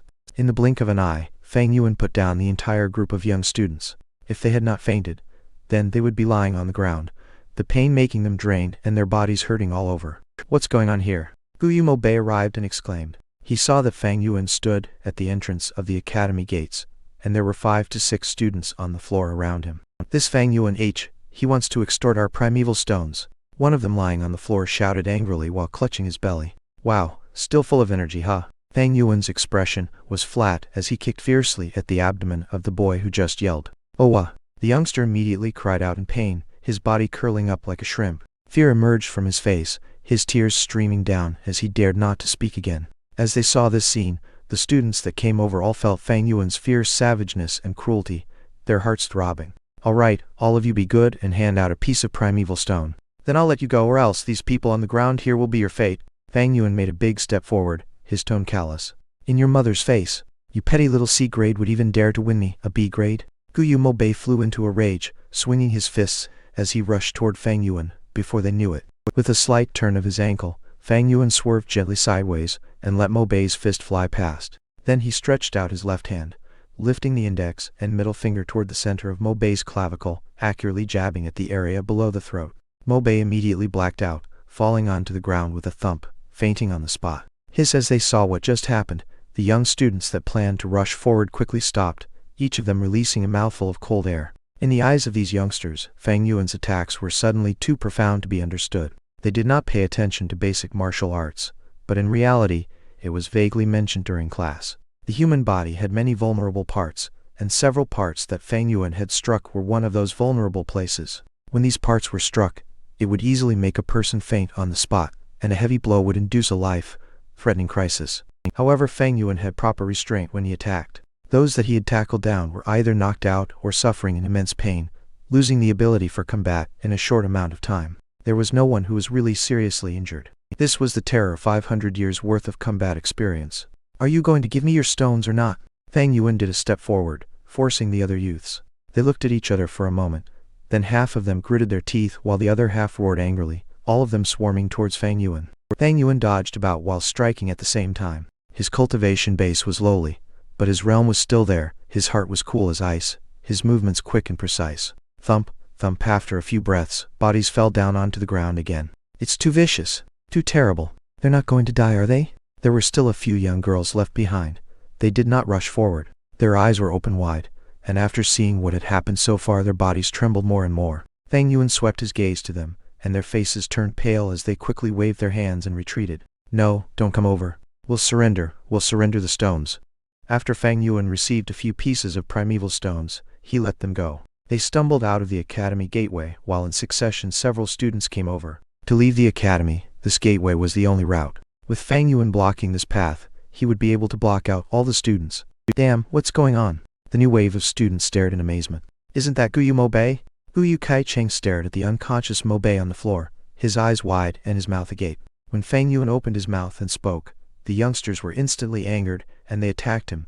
Then they fell. "Sir Elder, we're just going to keep watching all of this and not stop them? What if someone loses their life? How are we going to salvage the matter?" The guards were worried. Some of the guards were indignant, saying, "This Fang Yuan has too much guts. He would actually dare to extort his classmates at the academy school gates under our eyelids. This is acting with utter disregard of the law and discipline. As long as Sir gives the command, we subordinates will take away this kid." The violent matter of Fang Yuan blocking the gateway and openly extorting his classmates had long attracted attention since the beginning. But mortal guards had no right to punish the students, so they could only go first to the academy elder and report. When the academy elder heard the news, he did not immediately command for them to stop it. Instead he went up the pavilion and observed from afar. "Looks like this child has fighting talent." The longer the academy elder watched, the more interested he felt. Fang Yuan's use of the Moonblade today had already caused some uncertainty in the elder. Right now he watched as Fang Yuan, with his strength alone, making an enemy out of the entire batch of students, bearing a sort of unstoppable fighting style of graceful demeanor. With this the doubts in his heart were cleared. In this world, there were those who were particularly keen and sharp towards battles. These were hidden gifts. They were good at fighting, and they loved battles. In the battles, they were often inspired, and always created surprising and even unbelievable accomplishments. "Ah, he's a natural battle goo master. Pity his talent is only C grade. In the end he just lacks one step of a grade." The academy elder heaved a sigh. "Sir, are you not going to stop this farce? Letting him go on with this nonsense, I'm afraid the consequences wouldn't be too good." The guards beside him had worried expressions on their faces. They really do curse and swear in this novel, by the way. Hope you guys don't mind the vulgarities, though that's probably the least of your worries in future. Chapter 28. Capital Free Business. Chapter 28. Capital Free Business. Why stop it? The academy elder lifted his eyebrows and laughed. He lifted a finger and pointed it at Fang Yuan, who was far away, and said, "This young man has taken control of the entire situation, and his attacks are fully restrained. Look at the way he cuts at the neck. He only acts on the left or right side, but never cutting at the nape. This is because he knows that striking the neck sides can make a person faint on the spot. Meanwhile, attacking the area at the back of the head and neck could cause death, so he automatically abandoned that way of attacking. Look at all those youths on the ground. Which one of them is actually heavily injured? None. Even if they were badly hurt, so what? Are you saying that our academy's treatment goo masters won't be able to cure this sort of traumatic wound?" "That's our elder. That child is just too arrogant. He blocked the entrance. This is obviously not acknowledging our existence as guards. Being ignored isn't the main problem though. The important matter is how the clan will think of our academy. To actually allow a small petty C-grade student make a fuss in the academy, and not stop it. If word goes out, we're afraid this might affect your reputation, Sir Elder." The guard squinted as he said this. In reality is that because you all were disregarded by the boy, so your own dignity feels challenged?" The academy elder was not too happy. He sneered and shot a gaze as sharp as a sword edge at the guards. They all lowered their heads, all of them disagreeing. What's wrong with fighting? As long as lives are not lost, it will stir up the competitive side of the students and temper their will to fight. To stop this kind of fight is to stifle the students' fighting passion. Was there no fighting in the past batches? Every batch had their own battles, and it happened very often. The only difference was that it usually happened in the latter half of the year, when the students had already mastered some means of fighting. With strength they itched to fight, and at the same time, it is an aggressive age. Why didn't you stop those people back then? The Academy Elder questioned in a cold voice. Maybe it was because the fights in the previous years were all single battles. There were rarely huge-scale fighting like this one. But this Fang Yuan is really good at creating a disturbance. The chief of the guards replied. No, no, no. The Academy Elder shook his head. That was because you all did not dare to stop it. Because after half a year, a Gu Master will have the ability to fight beyond a mortal's strength, and with your petty mortal bodies, how are you supposed to stop it? Right now you all want to stop Fang Yuan. Perhaps it is because he just started cultivating, so he doesn't have enough power. It's also because you feel that he ignored your existence and offended your dignity. But you must all remember, these students all bear the surname of Guyu. They are my Guyu clan's clan members, your masters. Even if they are still of young age, no matter how weak, they are still your masters. The elder's tone had turned sharply. Your surnames are not Guyu. What is your worth? Because of your loyalty, you were all given the position of guards, rewarding you with some sweet benefits. But in reality, you are still slaves. Just slaves. A slave dare give preposterous opinions of their masters, caring about the matters of their masters? The elder's face was dark like water. This was not your subordinate's idea, not my meaning.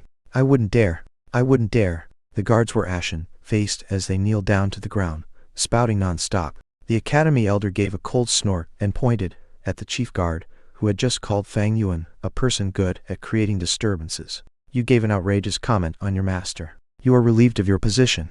After a while, the elder said to the others, after half a month, there will be a re-examination to determine the new chief. The other guards immediately had eyes that shone, their hearts pumping with enthusiasm. The position of chief of the guard. Every month, I'll be able to receive half a primeval stone more. To be able to become the chief is to become a man above men. Aside from the masters, I dare to see who else would show displeasure at me. If I became the chief, how cool that would be. All right, what are you all pestling here for? Get downstairs and wait for the battle to end, then sweep the field. The elder roared. Yes, yes, yes. Your subordinate takes his leave. The guards left in reverence and awe as they went down. One of the guards on the stairs lost his footing and fell down. Immediately, there was a series of sounds implicating a chain of people falling and knocking down. However, under the Academy Elder's power and influence, the guards reddened their faces and endured in suffering, not letting out a single noise. Hempish, those minions are just like dogs. Every once in a while they get this itch to misbehave. You'd have to smack them so that they know fear and respect. Then just throw some small victories and bones to them, letting them fight amongst themselves like dogs, letting them compete amongst themselves to serve my clan with their life, to hold a stick in one hand and a carrot in another. This is the unique way of the upper echelons.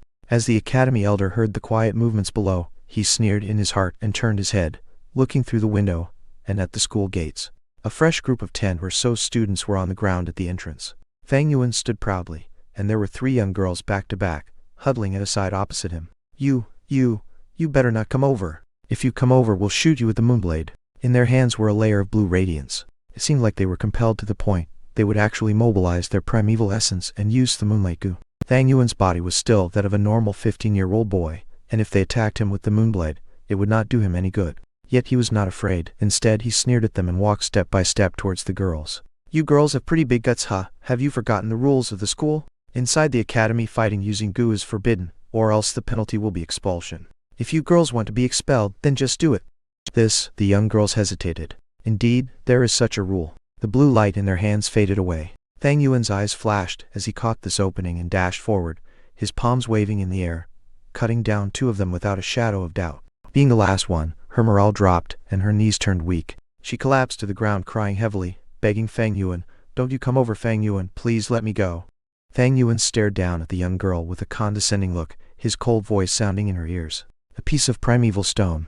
The girl's body fluttered, and she quickly opened her money pouch, realization taking hold of her. She took out 3 to 4 pieces of primeval stones and held them in her palm, stretching out her hand to Fang Yuan.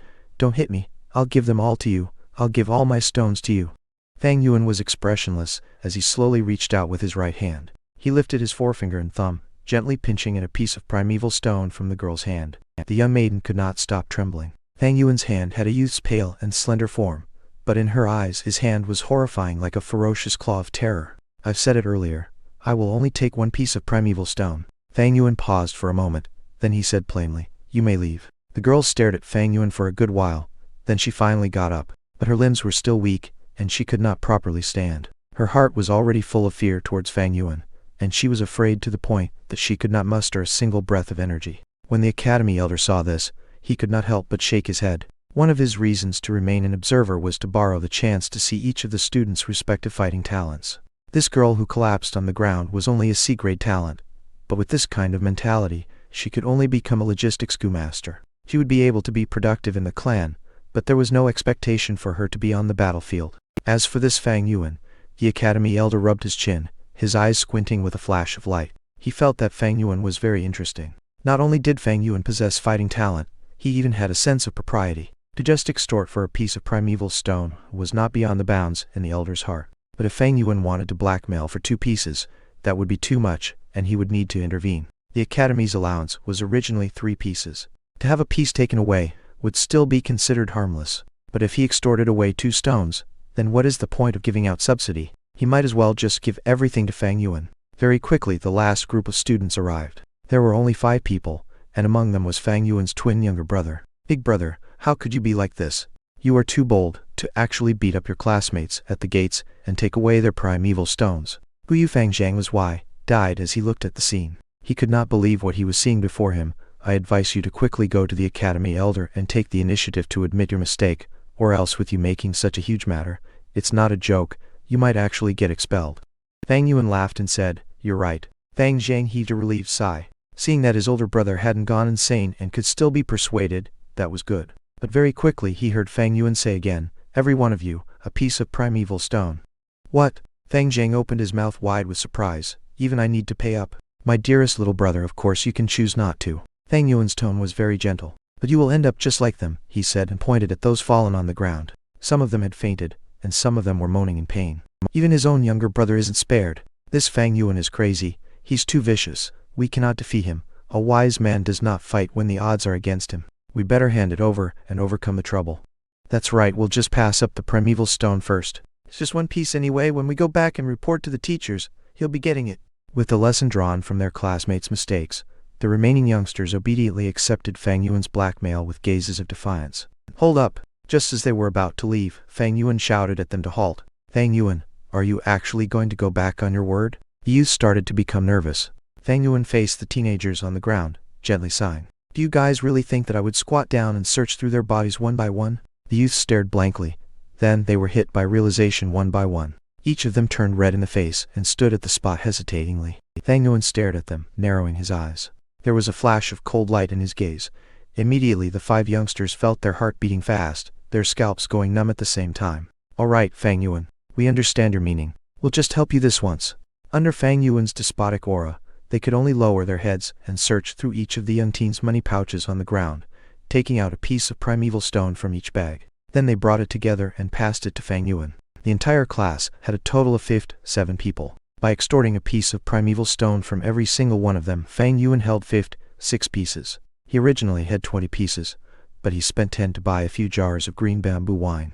Adding the number of primeval stones from his own allowance in reward, the total number of primeval stones he had in his possession amounted up to 79 pieces. This sort of capital-free business that consists of extortion and plundering is really the most profitable business. Fang Yuan pocketed his money pouch that had suddenly expanded greatly into his bosom and strutted away, leaving behind a floor full of teenagers, lying like corpses on the ground. And a few teenagers, Fang Zhang among them, blankly stared after Fang Yuan's gradually disappearing shadow. Get out there fast. All of you faster.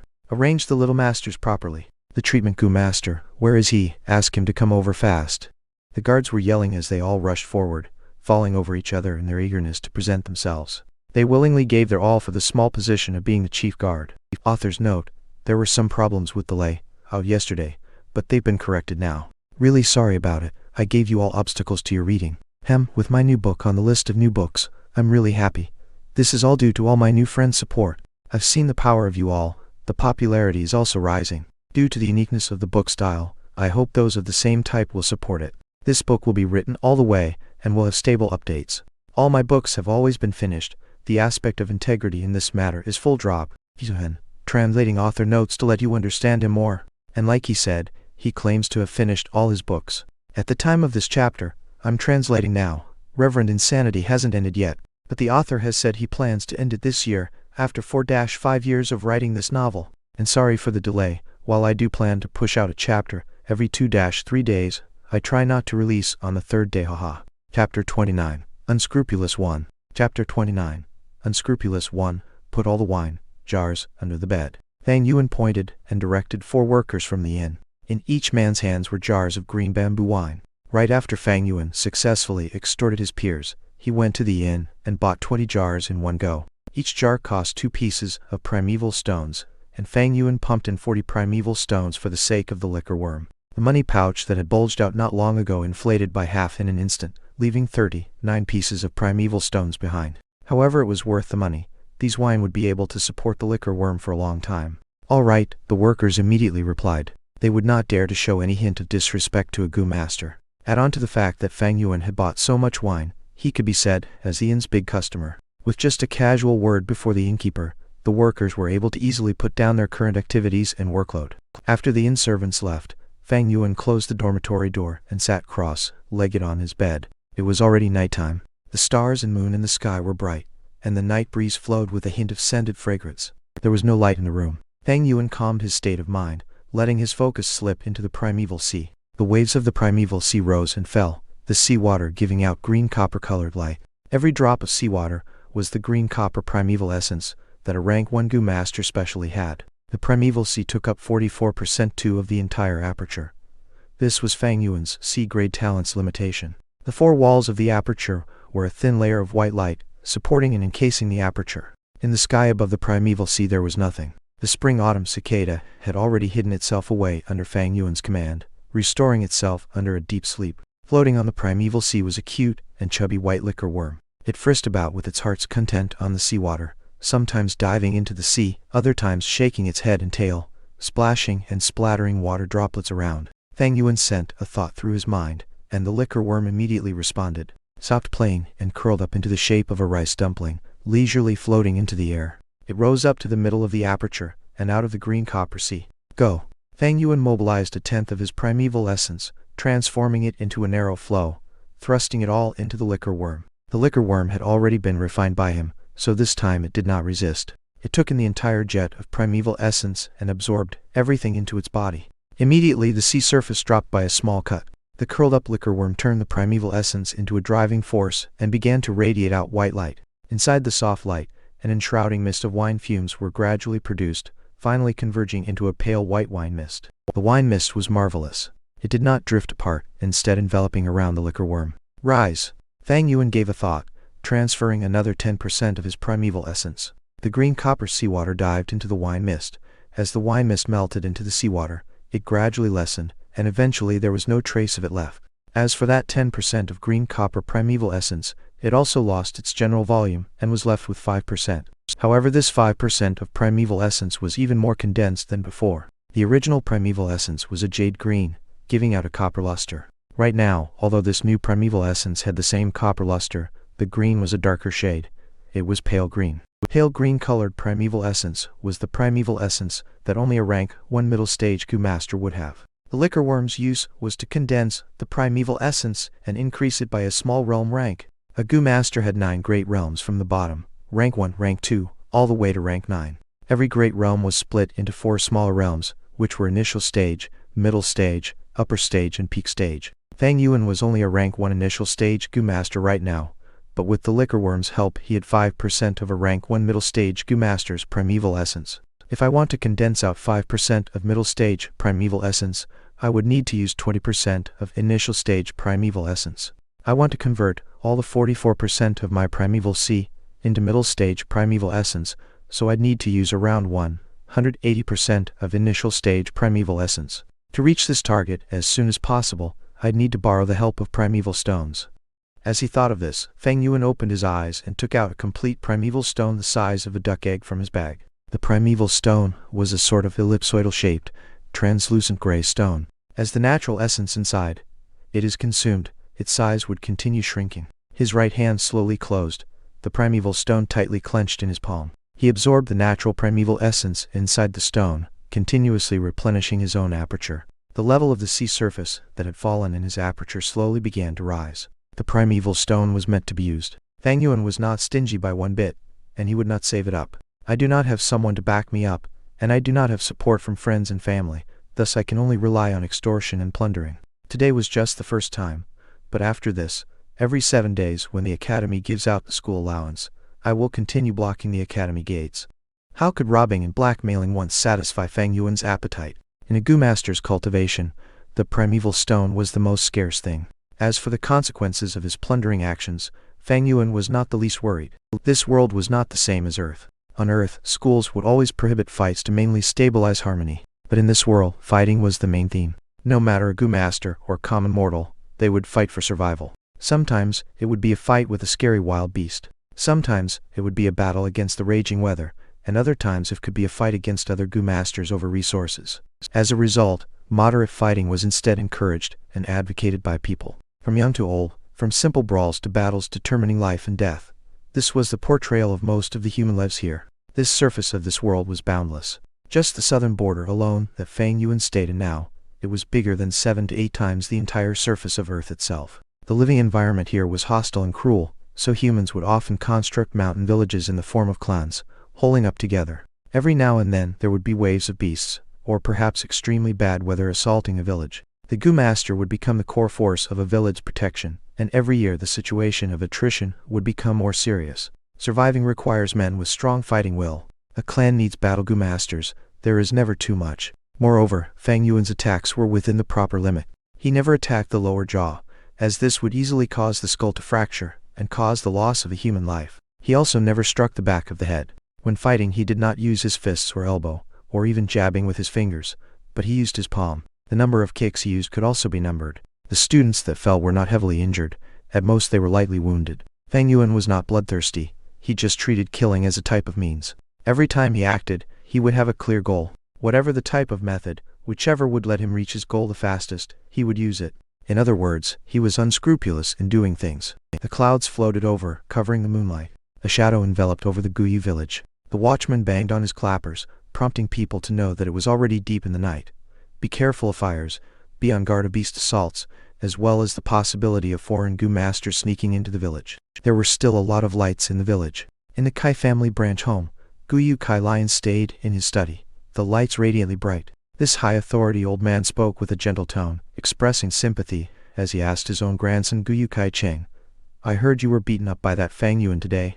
Guyu Kai Cheng had a black right eye, and he angrily said, "Yes, Grandpa.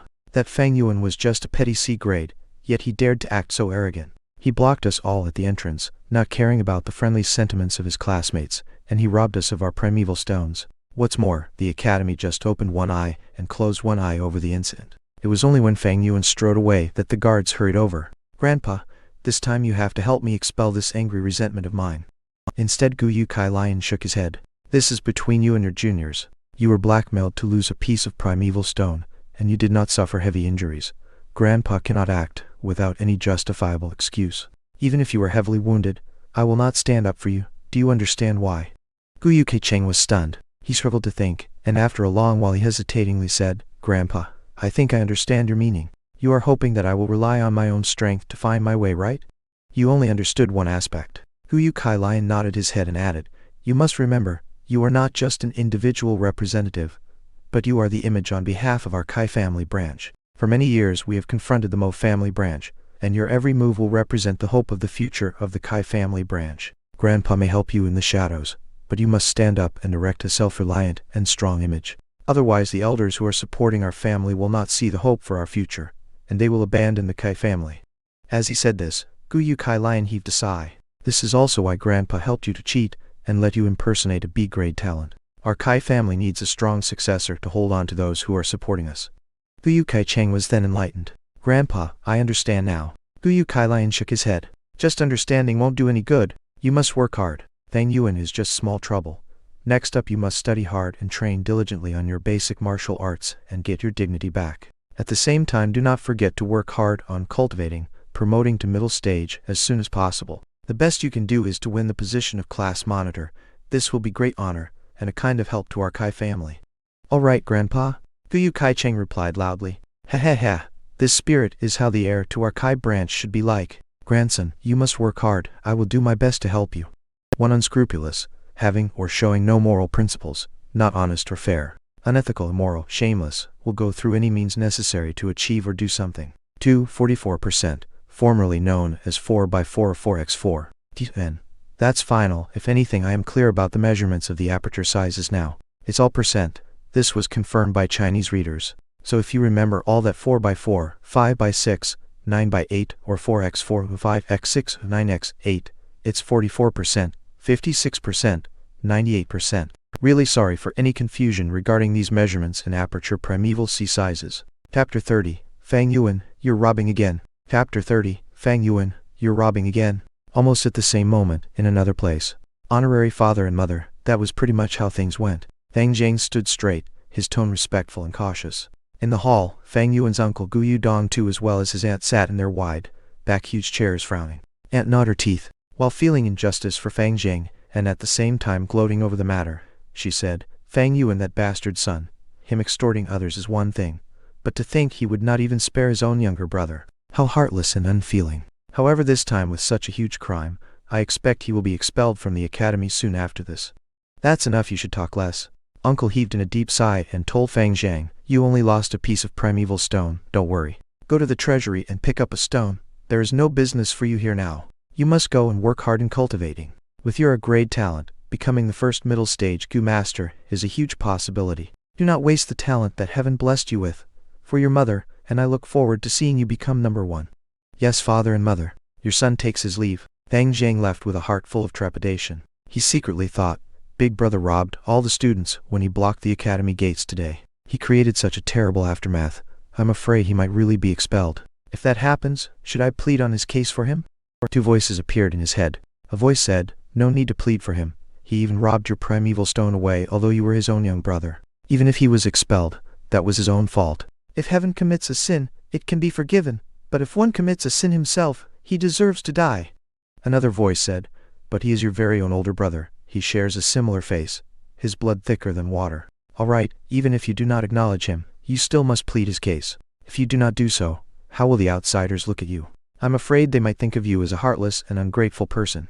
Seeing Fang Jiang leave the hall, Aunt could not help but exclaim happily, husband, we cut off Fang Yuan's living expenses. This little bastard finally couldn't stand it and went off committing a huge error. To actually dare to block the academy gates and fight in public, not to mention extortion. This is the equivalent of provoking the academy elder. I dare say the time for him getting expelled is very near. However, Uncle shook his head. You think too simply of things. Fang Yuan will not be expelled. In fact, there may not be any punishment. Why? Aunt was puzzled. Uncle snorted. Brawls and fights are encouraged as long as there are no heavy consequences. Did any students die in this fight? No. Aunt refused to comply. Husband, how would you know there weren't any casualties? There are always accidents happening from fighting.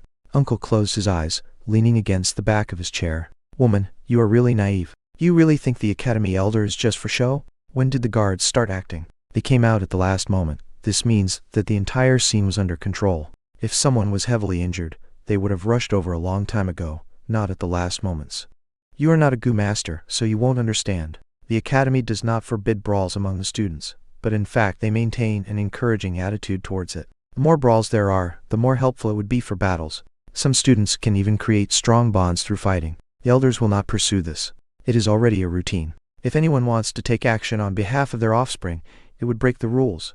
The aunt was dumbfounded as she heard this, and she replied in an unsatisfied manner, then nothing's going to happen to Fang Yuan who robbed away such a huge amount of primeval stones? He's just going to be let go like that?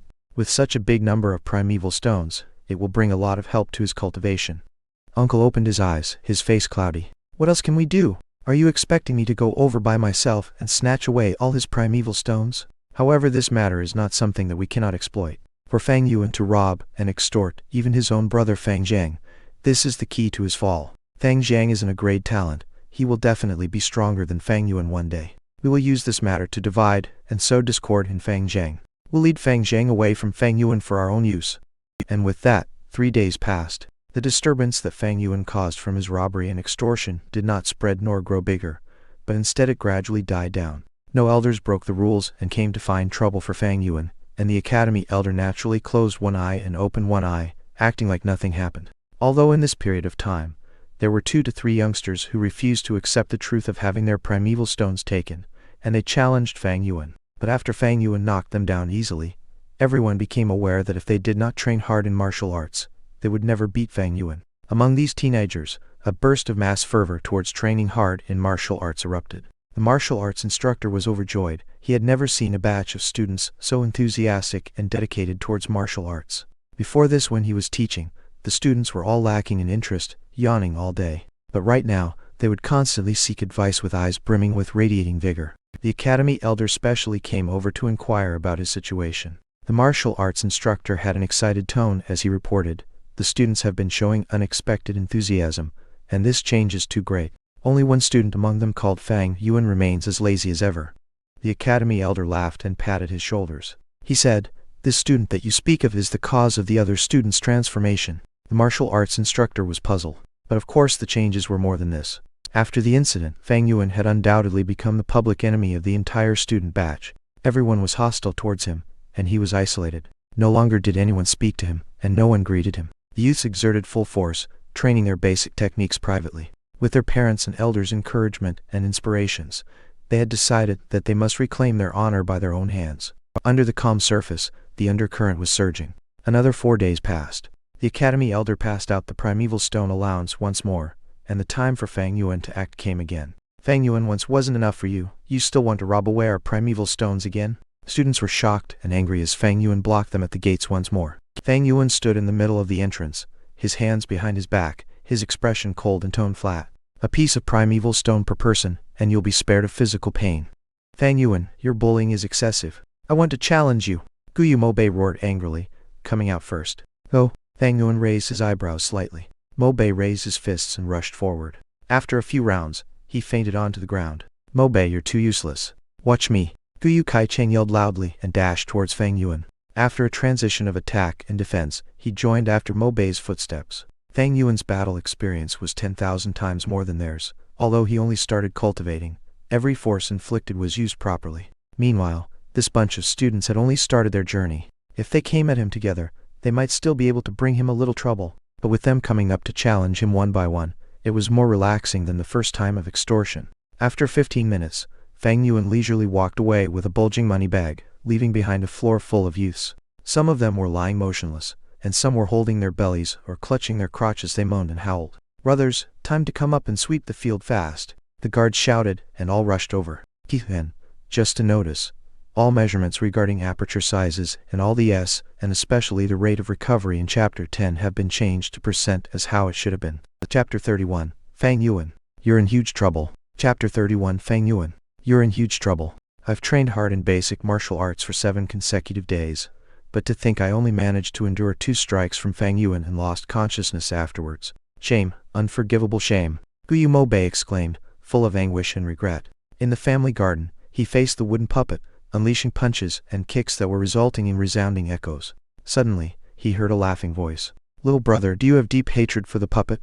Why the great resentment?" Upon hearing this familiar voice, Guyu Mobei relaxed and stopped his attacks. He turned his head. "Sister, you're back." "Aha, the family council sent me out for an investigation mission which lasted more than 10 days, Guyu Moyan laughingly replied. She was Mobei's blood-related sister, a rank 2 middle-stage Gu master. But soon her face turned grim, her eyes sharply gazing at Mobei. "Brother, what's the matter with those bruises on your face? Who bullied you?" "Ah, it's nothing. I accidentally tripped and fell." A hint of panic flashed across Mobei's face as he came up with an excuse. He did not wish for his sister to know of such an embarrassing event. The truth of the Mo family's future heir, and the family head, Guyu Mo Chen's beloved grandson, consecutively knocked out twice in combat. But the fortunate thing was that he wasn't the only unlucky one. The others had suffered as well. "Oh, you have to be more careful in that case. As for your combat training, this won't do. You do not have a guth. It enhances your defense right now, so use thick towels to cover yourself. This will protect your limbs from getting hurt," Guyu Mo Yan instructed before leaving. "Hello, young miss." "Good morning, young miss." "Young miss is back." "Your servant greets you, miss." Guyu Mo Yan hastily walked with a cold demeanor, and the servants she met on the way bowed and paid respects to her without fail. She walked to the study room. Without any warning, Mo Yan pushed the door and entered through. Inside the room, Guyu Mo Chen was practicing his calligraphy art with his back facing her. "You're back?" Guyu Mo Chen asked directly without turning his body. "After investigating for half a month, what is the situation with the wolf's den?" "How did you know it's me, grandfather?" Mo Yan gasped, slightly taken aback. "Peach, in the entire family, you're the only person that dares to enter my room without even knocking the door once. Who else can it be besides you, my beloved granddaughter?" Guyu Mo Chen reprimanded, although his face showed traces of concern and warmth.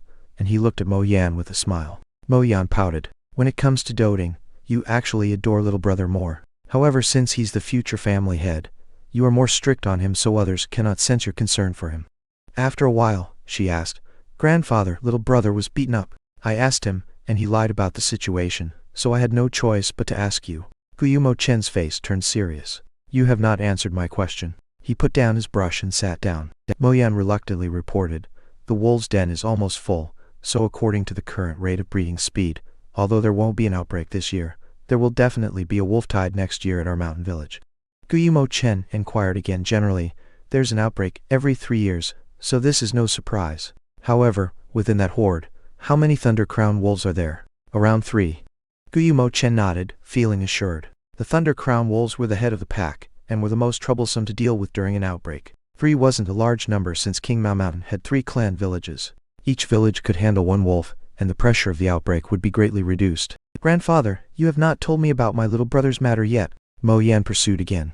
I suppose there's no matter telling you, but he was beaten up. The first time was 7 days ago, and the second time happened today. It happened in front of the school gates, and he was beaten until he sprawled on the ground and fainted on both occasions. Guyu Mo Chen laughingly replied, Who has the guts to knock out my little brother? Mo Yan stared. Why, died. He's a classmate of Mo Bei called Fang Yuan. He fights really well, Guyu Mo Chen sniggered. Guyu Mo Yan's eyes grew larger, and she was perplexed as she replied, Grandfather, what are you saying? He is your own blood-related grandson. Guyu Mo Chen stared deeply at his granddaughter, and spoke meaningfully, Mo Yan my dear, you are a girl, so you may not understand. Defeat and humiliation only serve as fuel for improvement. Without failure one can never develop and grow into a true mature man. Mo Bei was defeated, and that is his own failure. Once he wakes up, he will ask fighting techniques from the teachers. This is a sort of improvement, and this improvement comes from Fang Yuan, who beat him into realization.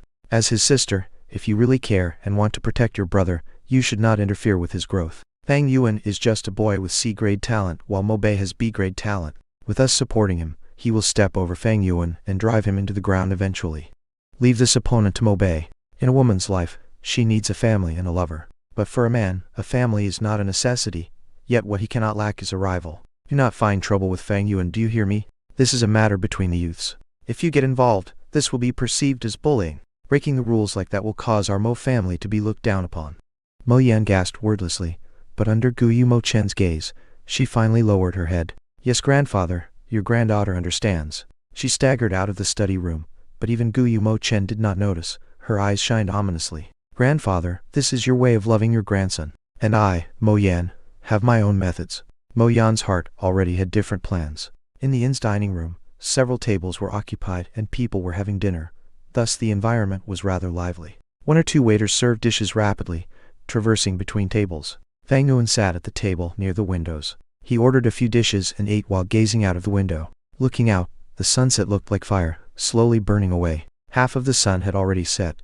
It longingly gazed at the lands, its afterglow being the sun's reluctance. Far up the mountains, it was already veiled by the seeping nightfall. The streets nearby were gathered full of people who were going home. Some of them were barefooted, some muddy farmers, some of them herb pickers, some hunters holding mountain pheasants, wild boars and other animals, and some were gu masters. They wore a blue uniform, looking clean and spirited, a headband and a waist belt completing their appearance. The belt had a specific function. For rank 1 gu masters it was a blue belt. There was a bronze plate at the front, and the number 1 could be seen. For rank 2 gu masters, their belt was red, and the steel plate in the middle showed the number 2. Sitting at the side of the window, Fang Yuan observed that there were 6 to 7 rank 1 gu masters, and they were mostly young men. There was also a rank 2 gu master, a middle-aged man. As for rank 3 gu masters, they were the family elders, and 4th rank would be the clan head, the lord of a village. Rank 5 gu masters were hardly seen, and in the entire history of the Guyu clan, there were only the 1st generation clan head and the 4th generation clan head who had reached this level. Actually, finding out a clan's strength is very simple. Just find a spot in the village, settle down and observe the people for a few hours, see how many rank 1 and rank 2 gu masters there are, and you'll be able to see the clan's strength and wealth. Fang Yuan came to a conclusion with his accumulated knowledge of 500 years. Using the Guyu village as an example, there were around 20 people walking on the streets, and 6 were gu masters. In these 6, there was a 50% chance of having 1 rank 2 gu master. With this strength and capital, the Guyu clan managed to monopolize one of the best resource locations in King Mao Mountain. But the mountain was just a small corner, and the entire area of the southern border. The Guyu clan could only be considered as a middle, low-tier clan. I have only started my cultivation, and with rank 1 initial stage, I do not even have the qualification to roam the southern border. I need at least rank 3 cultivation to be able to further roam the world. Fang Yuan sighed as he consumed his dinner. King Mao Mountain was too small. It could not contain his ambitions, and he was determined to leave. Haha, Guyu Fang Yuan, I have finally found you. At this moment, a middle-aged man laughed deviously as he approached. Fang Yuan turned slightly to see a man with a yellowish skin tone and hanging brows, but he had a huge body size and developed muscles. He strode several steps to Fang Yuan with his arms folded and proudly stared at the youth, who was still consuming his dinner, with a hint of hostility. Fang Yuan, you've gotten yourself into huge trouble, do you know that? Ha ha ha, you have dared to hit our young master of the Mo family, and now our young miss is here to settle the score with you. The middle-aged man snickered continuously. He constantly stared and sized up Fang Yuan, faintly emitting a threatening aura. This chapter was brought to you by Chibaijin and Skyfuro. Credits to Chibaijin for helping with the translations. Chapter 32. Making Fun. Chapter 32. Making fun. If a normal person was stared at by this middle-aged man, they would have probably developed fear in their hearts already. However, Fang Yuan lost interest after looking at him for a second and continued focusing on his meal, treating this man as if he were invisible. Who's that guy? He wears the clothing of a family servant, and he is not a Gu master. Why would he dare to question young Master Fang Yuan? An employee wondered as he hid at the corner of the inn, sensing that the situation may turn ugly. He's like a fox assuming a tiger's ferocity. By using the Mo family as his backing, this servant man dares to clamor at a Gu master. If it were any other mortal man, they wouldn't have the guts to do this, someone beside the employee replied in disdain. Even so, as a mere mortal he has the guts to cause a ruckus towards a Gu master. Tisk, this kind of experience must feel really great. Zeech, you shouldn't think that a Gu master is always high and mighty. Young Master Fang Yuan is merely a rank 1 initial stage Gu master, and he has just managed to refine his vital Gu. If they were to fight now, he may not be the opponent of this muscular and strong mortal. Sigh, let's just hope that when they fight later, they will spare our inn and the furniture. The employees chattered back and forth, but none dared to take a step forward, only staring from a distance. You still have the mood to continue eating? Seeing as how he did not manage to intimidate or scare Fang Yuan, the muscular middle-aged man had a hint of doubt in his eyes. Do you think I'm lying to you? There are already people reporting to young miss, and she will be here shortly. Do not attempt to run away, young lad, because you won't be able to get away. My job here is to make sure you stay put. There will be much suffering for you later. Fang Yuan paid no heed to the man and continued eating his meal. The middle-aged servant frowned as he did not see a hint of panic or shock from Fang Yuan. This made him feel ignored and his pride was severely offended. He had been a servant in the Mo family for over a decade, and he had acquired the trust of his master. Over a long period, he would naturally come to learn about the details of Gu masters. Rank 1 Gu masters mostly relied on their physical combat skills. In battle, a Gu worm's worth was attributed more to its deterrence factor than as a fighting force. He knew especially that for a young Gu master like Fang Yuan who had just started cultivating, his physical strength was far inferior when compared to a grown man. If it came down to close combat, he who had trained for many years would gain the upper advantage. At the same time, Fang Yuan had supposedly only refined the Moonlight Gu, so at the max, he would only be able to shoot out several moonblades. The middle-aged man was used as a sparring partner from a long time ago, so he knew deeply that if a rank 1 initial stage Gu master were to use his primeval essence to unleash the moonblade, the most it could do was cut several palm-sized wounds and cause limited damage if it managed to hit the human body. Additionally, the man had the backing of the Mo family, so when he confronted Fang Yuan, he had no fear, and was wholeheartedly trying to show off his worth to his masters, so that he could be rewarded and deemed more useful to the family. Young lad, you sure are courageous, huh? The middle-aged man's tone was turning unfriendly as he folded up his sleeves, revealing his well-toned and muscular forearms. His 2 arms were large and full of scars. The forearms had thick protruding veins, and were even thicker than Fang Yuan's legs. The inn employees watched in fear and several customers were already getting up, paying the bills and leaving this land of conflict. Fang Yuan has been found? Suddenly, the door emitted a proud, loud female voice. Mo Yen strode forward in big steps and entered the inn. Behind her were numerous family servants. Her body figure was decent, slightly tall, and had the proper curves. But a long face like a horse's, an inherited gene from the Mo bloodline, caused her looks to be greatly affected, and thus she was only a middle upper-tier beauty. However, she wore a dark blue uniform, and her red belt, affixed with a square steel plate, tied around her waistline. The steel plate was engraved with a 2. Additionally, she had just returned from after a clan mission, so there was still lingering traces of the hardship that she had just gone through. These added up to create a field of pressure and threat that was emitted to her surroundings. Thus, once she stepped into the inn, the entire place went silent under her aura. "Your servant greets you, young miss." The middle-aged man changed his attitude completely upon seeing Mo Yan. He tried to smile charmingly, and he bent his body as he walked a few steps and knelt on the floor, greeting Mo Yan. Upon seeing this change in behavior, the workers in the inn could only stare in shock with their mouths wide open. The tall and muscular figure, as opposed to his humble groveling attitude, was a great mismatch, and was seemingly amusing. But the employees of the inn did not laugh, as his behavior only greatly showed off Mo Yan's imposing pressure and status. Some of the inn workers could not help but worry for Fang Yuan, as he was their major customer. If something were to happen to him and made him unable to patronize the inn any further, it would be a huge loss. More of them were secretly praying for Fang Yuan to surrender. If a fight really broke out and destroyed the inn's property, that would be worse. Mo Yan did not even take a look at the groveling Gao Wan.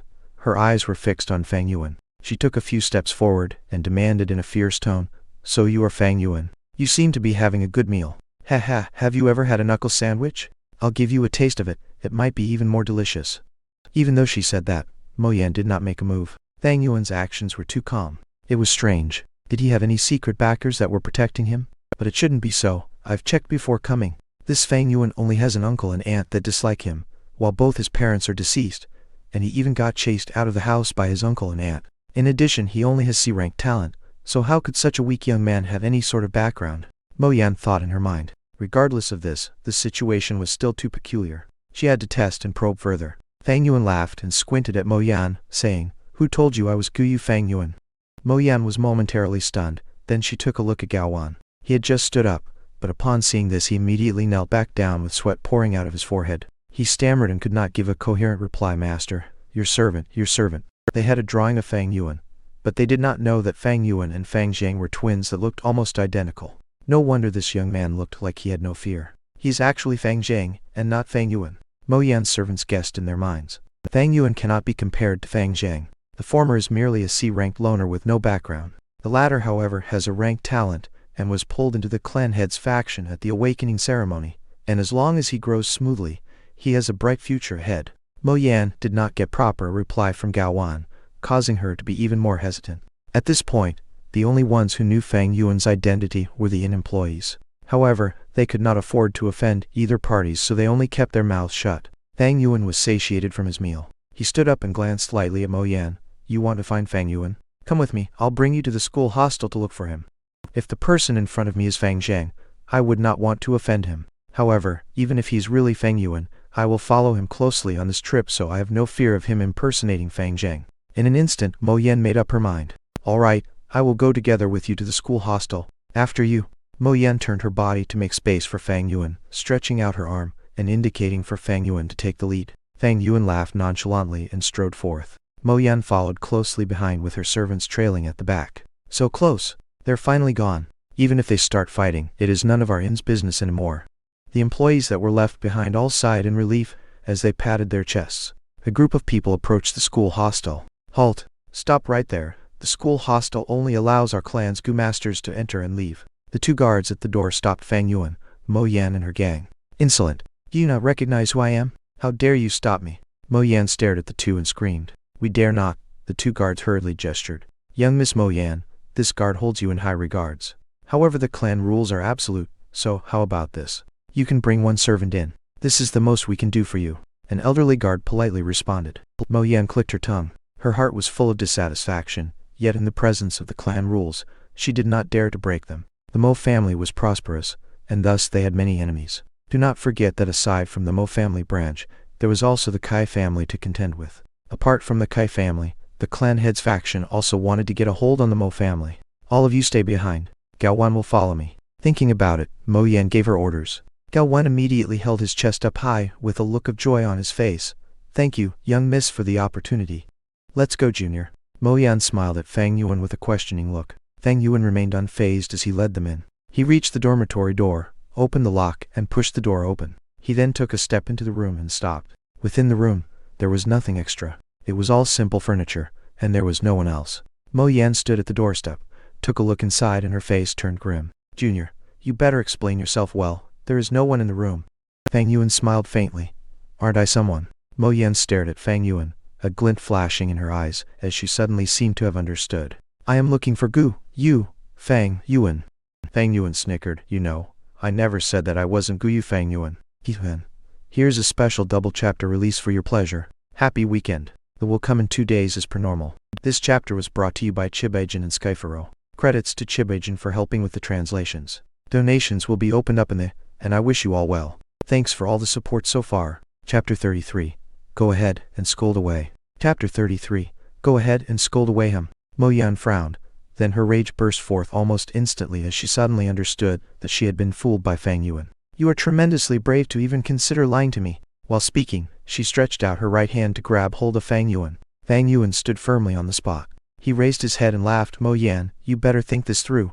Mo Yan stopped her actions. While she still stood right outside the door, her outstretched hand paused in midair, and her face showed a sign of hesitation and resentment. Within the family, there were relevant rules. Students in the dormitories were protected, and any other person would not be allowed to intrude upon the hostel to capture the students. Mo Yan only wished to teach Fang Yuan a lesson, and let him bear a taste of suffering. She definitely did not want to risk getting punished for breaking the rules. If it's only me who broke the rules, that would still be fine. However, if this would affect the family, and even grandfather's honor, thinking of this, Mo Yan reluctantly withdrew her arm. She looked at Fang Yuan, who was inside the house, with her bloodshot eyes. If her death stare could be converted into fire, it would burn Fang Yuan to ashes in a second. I never lied to you. I said I would bring you to Fang Yuan, and now you have already found him here. It seems you have something to say to me. Fang Yuan smiled faintly with his arms behind his back, ignoring the pressure of a rank 2 Gu master, fearlessly making eye contact with Mo Yan's furious gaze. He was just a step apart from Mo Yan. One stood within the house and one stayed outside. But this same distance had also become as far as the east was from the west. Haha, oh Fang Yuan, you sure have studied the clan rules well and thoroughly. Mo Yan, suppressing her anger, said with a sinister smile. She added, unfortunately for you, even while relying on the rules, all it will do for you is to stall for time. There is no way you are staying in the dormitories forever. I'll see how long you can stand hiding in there. Fang Yuan laughed refreshingly, and looked at Mo Yan with disdain. Then all the more I want to see how long you can disturb me. Ah, it is already late. I have a bed to sleep in, but what about you? If I do not show up for class tomorrow and the elders come to investigate, what do you think I will say? You! Mo Yan flew into a rage, her fingers pointing at Fang Yuan, barely restraining herself. Do you really think I wouldn't dare come in and take you down? Squeak! Fang Yuan opened the doors of the hostel wide open, his lips breaking into a grin, his eyes dark like the abyss and his tone full of confidence, as if the situation was within his grasp. He challenged Mo Yan. Then show me. Haha. Mo Yan calmed down instead upon seeing this. Her eyes squinted as she looked at Fang Yuan and she said, do you think I'd fall for your goading? Fang Yuan shrugged. He had already seen through Mo Yan's personality.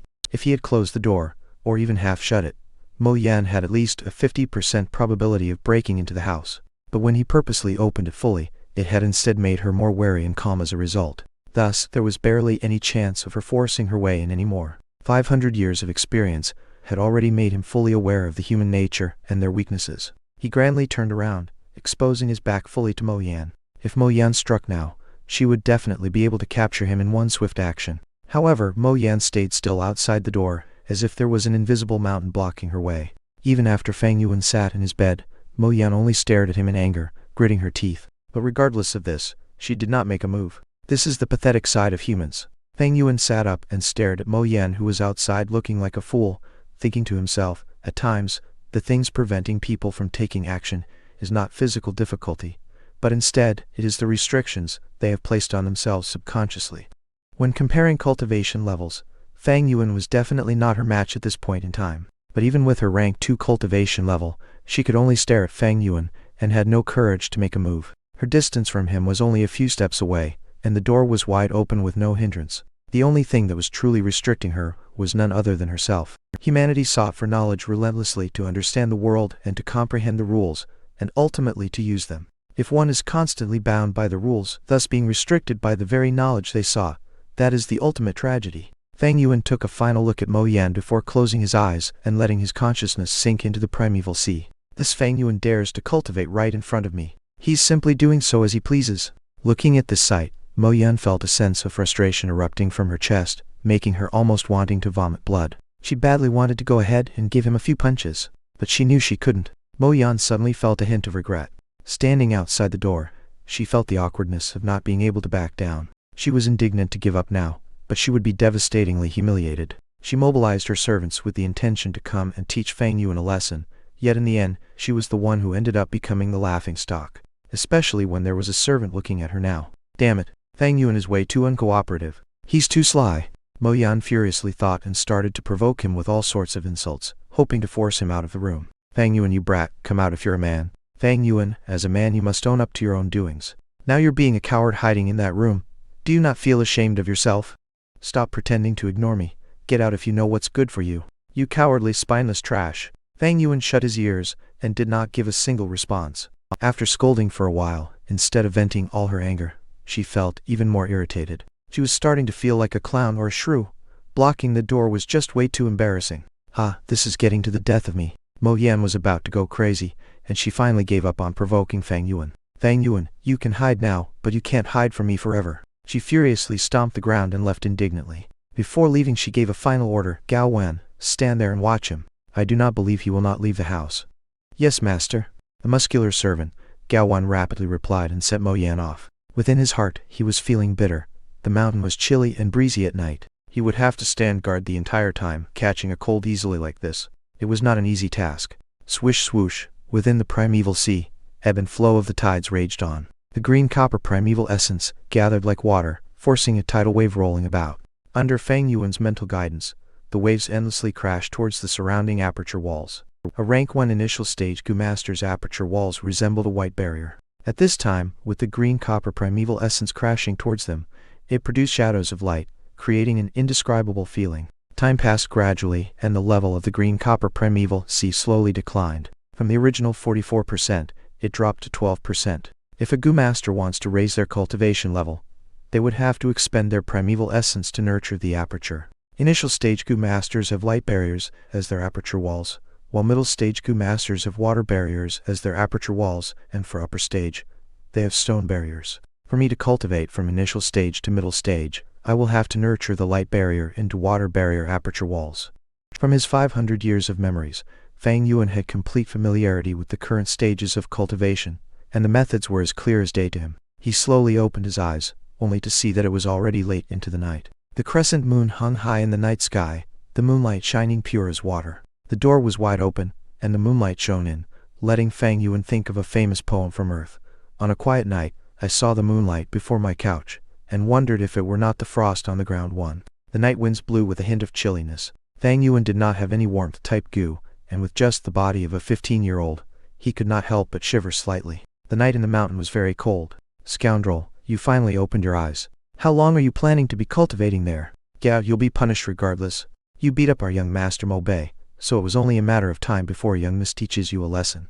Seeing that Fang Yuan had woken up, Gao Wan, who was standing at the door, got his spirits up. Fang Yuan squinted. It seemed that the rank 2 female Gu Master had left. Scoundrel, did you hear me? Hurry and come out here. You have a room to stay in and a bed to sleep, but I had to stand here all night. If you don't come out any time soon, don't you believe I might just barge in? Seeing no reaction from Fang Yuan, Gao Wan threatened. Fang Yuan remained unfazed. Scumbag, come out and surrender yourself. You've offended the Mo family. You will not have any good days from now on. Hurry and apologize to young miss and maybe she might just forgive you. Gao Wan continued to chide. Fang Yuan did not listen to a single word. He took out a primeval stone from his storage bag and held it in his hands, finally closing his eyes again. Seeing that he was going to continue cultivating, Gao Wan was anxious and broke into a fit.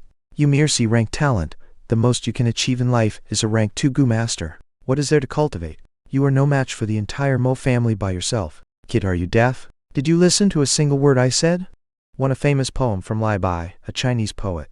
This chapter was brought to you by Chibajan and Skyfurrow. Credits to Chibajan for helping with the translations. Chapter 34. Suppressive Beating. Chapter 34. Suppressive Beating. Fang Yuan paid no heed to the man, and started to multitask. He simultaneously absorbed the natural essence from the primeval stone, and observed his aperture. The primeval sea level, which had originally fell drastically within the aperture, with help from the constant stream of natural essence, began to slowly rise up again. This form of recovery speed was inevitably slow, but Fang Yuan was in no hurry. Cultivation was meant to be accumulative.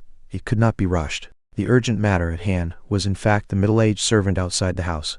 After half an hour, Fang Yuan's green copper primeval sea reached 44%, the maximum capacity it could hold. This was not the end. At this point, the primeval sea showed a jade, green color, This was only a rank 1 initial stage green copper primeval essence. The primeval essence that Fang Yuan had previously used to nurture the aperture wall was no longer initial stage primeval essence. It had been turned into middle stage primeval essence, refined by the liquor worm. Liquor worm. With a thought from Fang Yuan, the liquor worm within the primeval sea instantly flew out and hovered in midair, its body curling into a ball form, resembling a white rice ball. Swoosh! 10% of his initial stage primeval essence was deployed and sent into the liquor worm's body, and soon the essence was fully absorbed by it. Soon after, a surge of liquor mist emerged from the liquor worm's body and congregated into a lump. Once more, Fang Yuan deployed 10% of his primeval essence and invested it into this liquor mist. Once the mist had been fully expended, the original 10% of initial stage primeval essence shrunk by half physically, and at the same time the color changed from jade green to pale green. This is middle stage primeval essence. In order to advance in their cultivation, ordinary students all use initial stage primeval essence. However, I'll be using middle stage primeval essence, and the efficiency is at least twice of theirs. Similarly, when using middle stage primeval essence to activate the Moonlight goo and throw a moonblade, it will be far stronger than activating it using initial stage primeval essence. Only when all the primeval essence in the primeval sea had been converted to middle stage primeval essence did Fang Yuan open his eyes. Time passes in the blink of an eye when cultivating, and at this point, it was already midnight. The sky was no longer pure black, but it had turned a deep dark blue color. The moon was no longer visible, and only a few lingering stars remained. The door was open almost throughout the entire night, and a corner of the wooden door was already wet, showing a dark color as the water tainted it. The school hostel had this disadvantage. It was not as comfortable as an ordinary wooden lodge that was built above the ground one, but it was directly built on the ground, and thus it had high humidity. Coming back to reality, Fang Yuan felt a chill down his spine. After sitting cross-legged for such a long time, both his legs felt numb. He opened his clenched right fist and scattered a handful of white stone powder. This was the primeval stone after its essence had been fully absorbed, and what remained was only the leftover powder. After a night of cultivation, I had expended 3 primeval stones. Fang Yuan calculated in his mind. He had C-rank talent, but in order to pursue faster cultivation speed, he used primeval stones to replenish his primeval essence. What was more crucial was the liquor worm, as it had been used to refine his middle stage primeval essence. This had greatly increased the expenditure of his primeval stones. Although I plundered another sum of primeval stones yesterday, a night of cultivation cost me 3 stones. In this case, although it might seem that I have a lot of resources, it is unable to sustain me for a long time with my current cultivation speed, but this is the price I have to pay for pursuing cultivation speed and efficiency. Fang Yuan looked outside the room again, only to see Gao Wan, the muscular servant, squatting at a corner with his body curled up, seemingly fallen asleep. Looks like that rank 2 female Gu master had left long ago, leaving this Gao Wan here to keep a watch on me. He. Fang Yuan revealed a cold smile as he got off the bed and began to exercise his limbs. Once his body had warmed up, he left the hostel. Lad, you finally decided to come out. So how about it?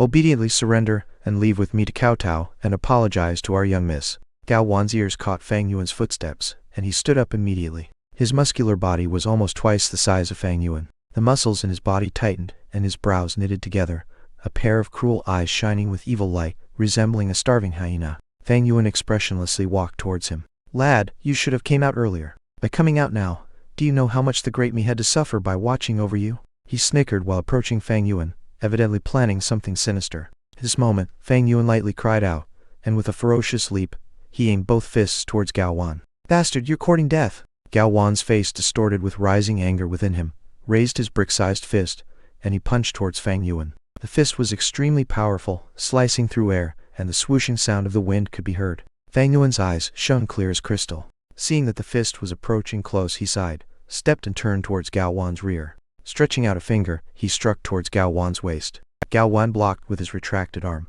Fang Yuan did not get a clear hit, and ended up hitting onto Gao Wan's left forearm. Fang Yuan's finger felt like it had hit a steel plate, painful and numb. This Gao Wan has already approached the limits of a mortal's physical prowess. Right now I can only use the Moonlight goo to fight, and without any other goo worms to assist me, I am not his match at basic close combat. Fang Yuan's eyes shone, and he decided quickly to give up on attacking. Instead, he retracted a few steps and pulled some distance away from Gao Wan. In the Guyu village, only the Guyu clansmen had the rights to cultivate as a Gu master. The outsiders, regardless of whether they had cultivation talent or not, had no rights to attend the awakening ceremony. But these mortals could train in physical combat.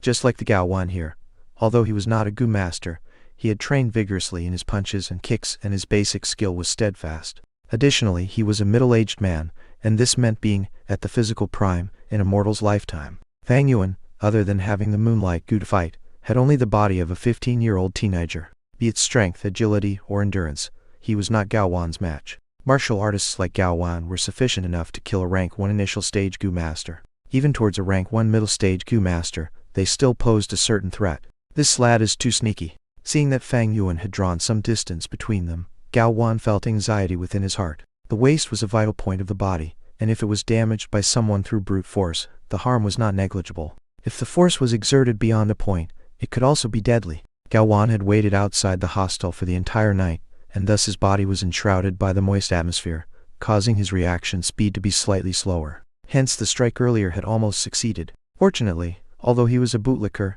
he had trained hard in his physical ability. So at the crucial moment his body's reflex instinctively reacted and allowed him to narrowly block Fang Yuan's attack. I can't be careless anymore. This lad behaves like a wolf, striking harsh and deviously, getting his way whenever I am even but a little careless. No wonder young master was knocked out by him twice. Gao Wan wiped the sweat off his forehead and swept away all hints of contempt. He started to take his opponent seriously. If I can capture this lad, it'd be a great accomplishment. Young Miss is sure to reward me. A rank 1 initial stage's Moonblade is at max only like a small dagger, so as long as it does not hit my vital points, it'll merely be a light external injury. Thinking of this, Gao Wan's heart started to beat faster. Stretching out his shovel-like hands, he grabbed at Fang Yuan. Boom boom boom. Fang Yuan showed no fear and approached Gao Wan to engage in close combat. Exchanging punches and kicks, taking turns attacking and defending, loud impact sounds echoed through the area. When plundering the students, he had only used his palm with his objective being to control the crowd. But now when engaging with Gao Wan, Fang Yuan had gone all out. At times he used his fingers to jab at the eyes, sometimes strangling the throat, hitting the jaw with the base of his palm, chopping at the back of his opponent's head, using the knee to strike the pelvic area, or using his hands to grab at the waist. Gao Wan's sweat poured out like a river. Fang Yuan's moves were all aiming at the vital points, each strike devious and deadly as if he wanted to end Gao Wan's life right there. Gao Wan was a mere mortal, and unlike the Gu masters, although he trained well in his physical combat, his vital points remained vital. Mortals were unable to train their eyelids to become steel-like. This was the limits of the mortal martial arts.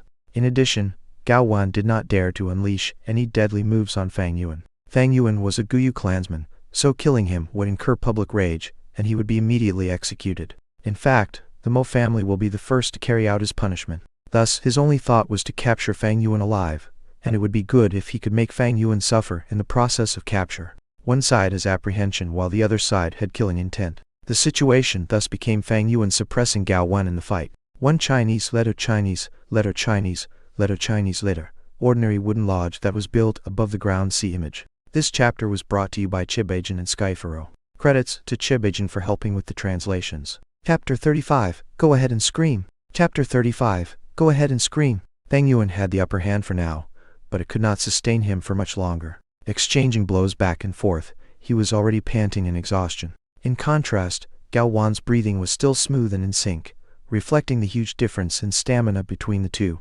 At the same time, as Gao Wan exercised his limbs, his body gradually heated up while his punching speed became faster and faster. The effect of the cold that caused him to be slow and numb had worn off, displaying the true skills honed by his training for decades.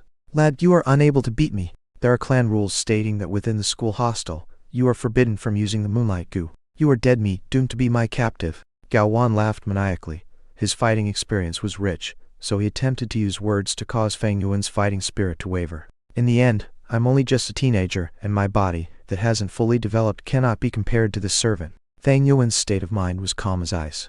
Having sharpened his will for 500 years, there was no way his fighting spirit would waver. Moonlight Gu, he called out in his mind, activating his primeval essence, and at the same time leaping backwards to pull away from Gao Wan. Gao Wan wanted to chase after him, but he suddenly saw a watery blue light emitting from Fang Yuan's palm. His face darkened and he shouted, "Lad, you are using the Gu worm to fight in the school hostel. This is against the clan rules."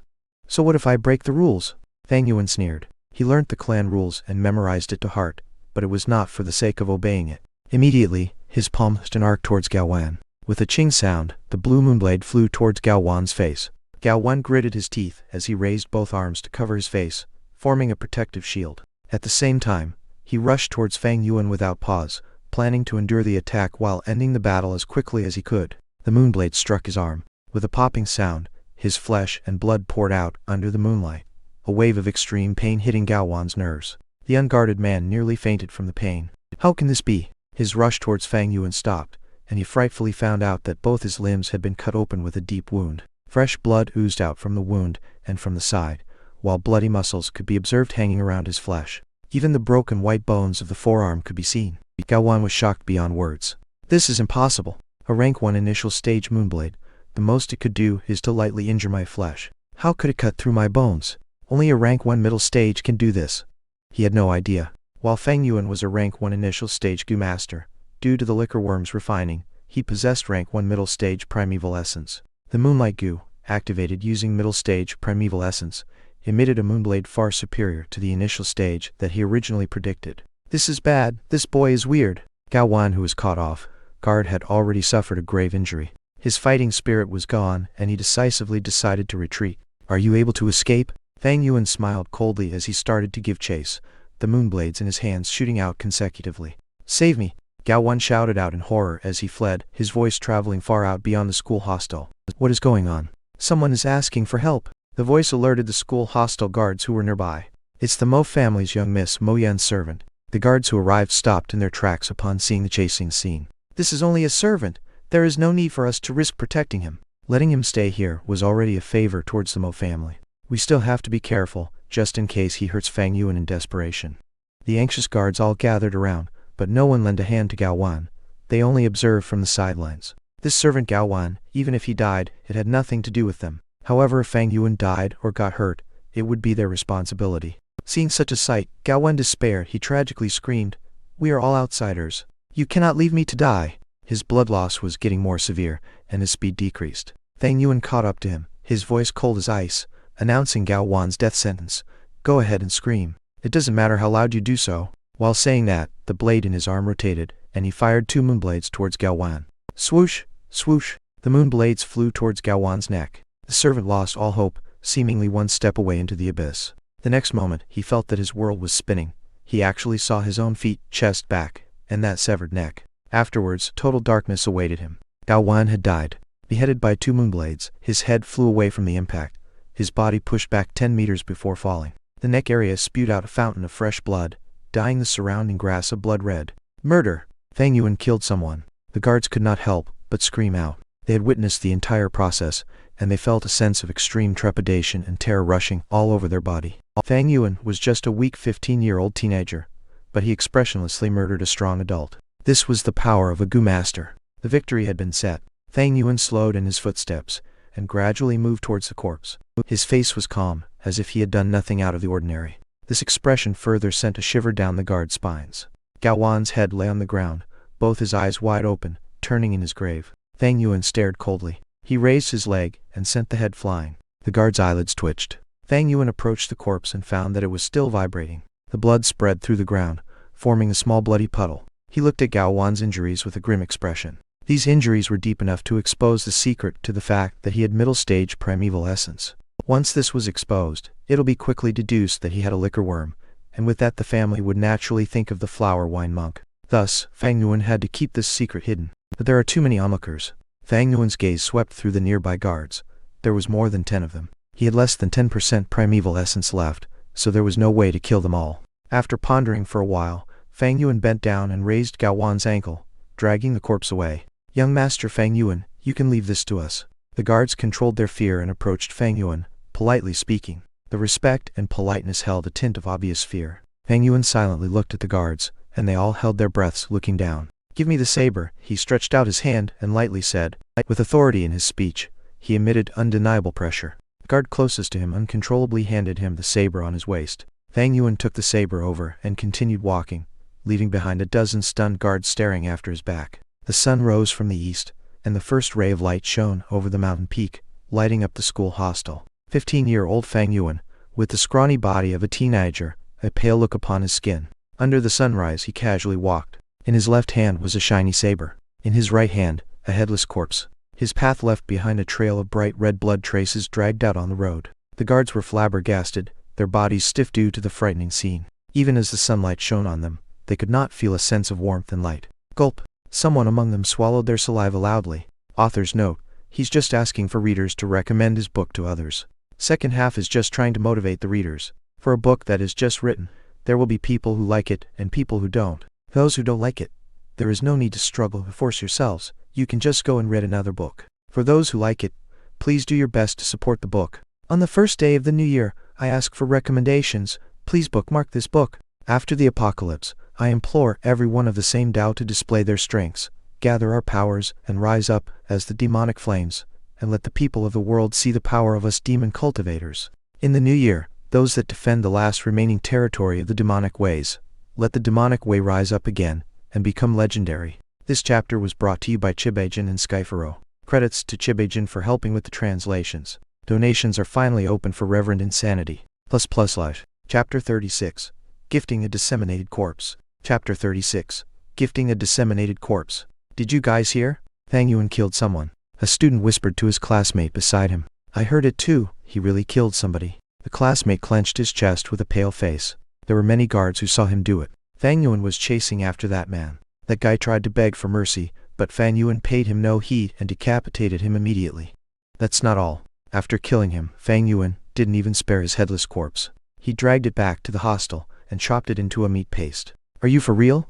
I'm serious beyond belief. I came early this morning, and I could still see the bloodstains left between the cracks of the green rock. Oh man, why would I lie to you? Earlier, the academy elder called Fang Yuan over for this matter. The youths in the academy did not pay attention to class, as they held their little conversations. To this group of 15-year-olds, the concept of killing was too foreign and too scary. They had been under the protection of the clan since a young age, and had at most experienced organized sparring or simply killing chickens and dogs.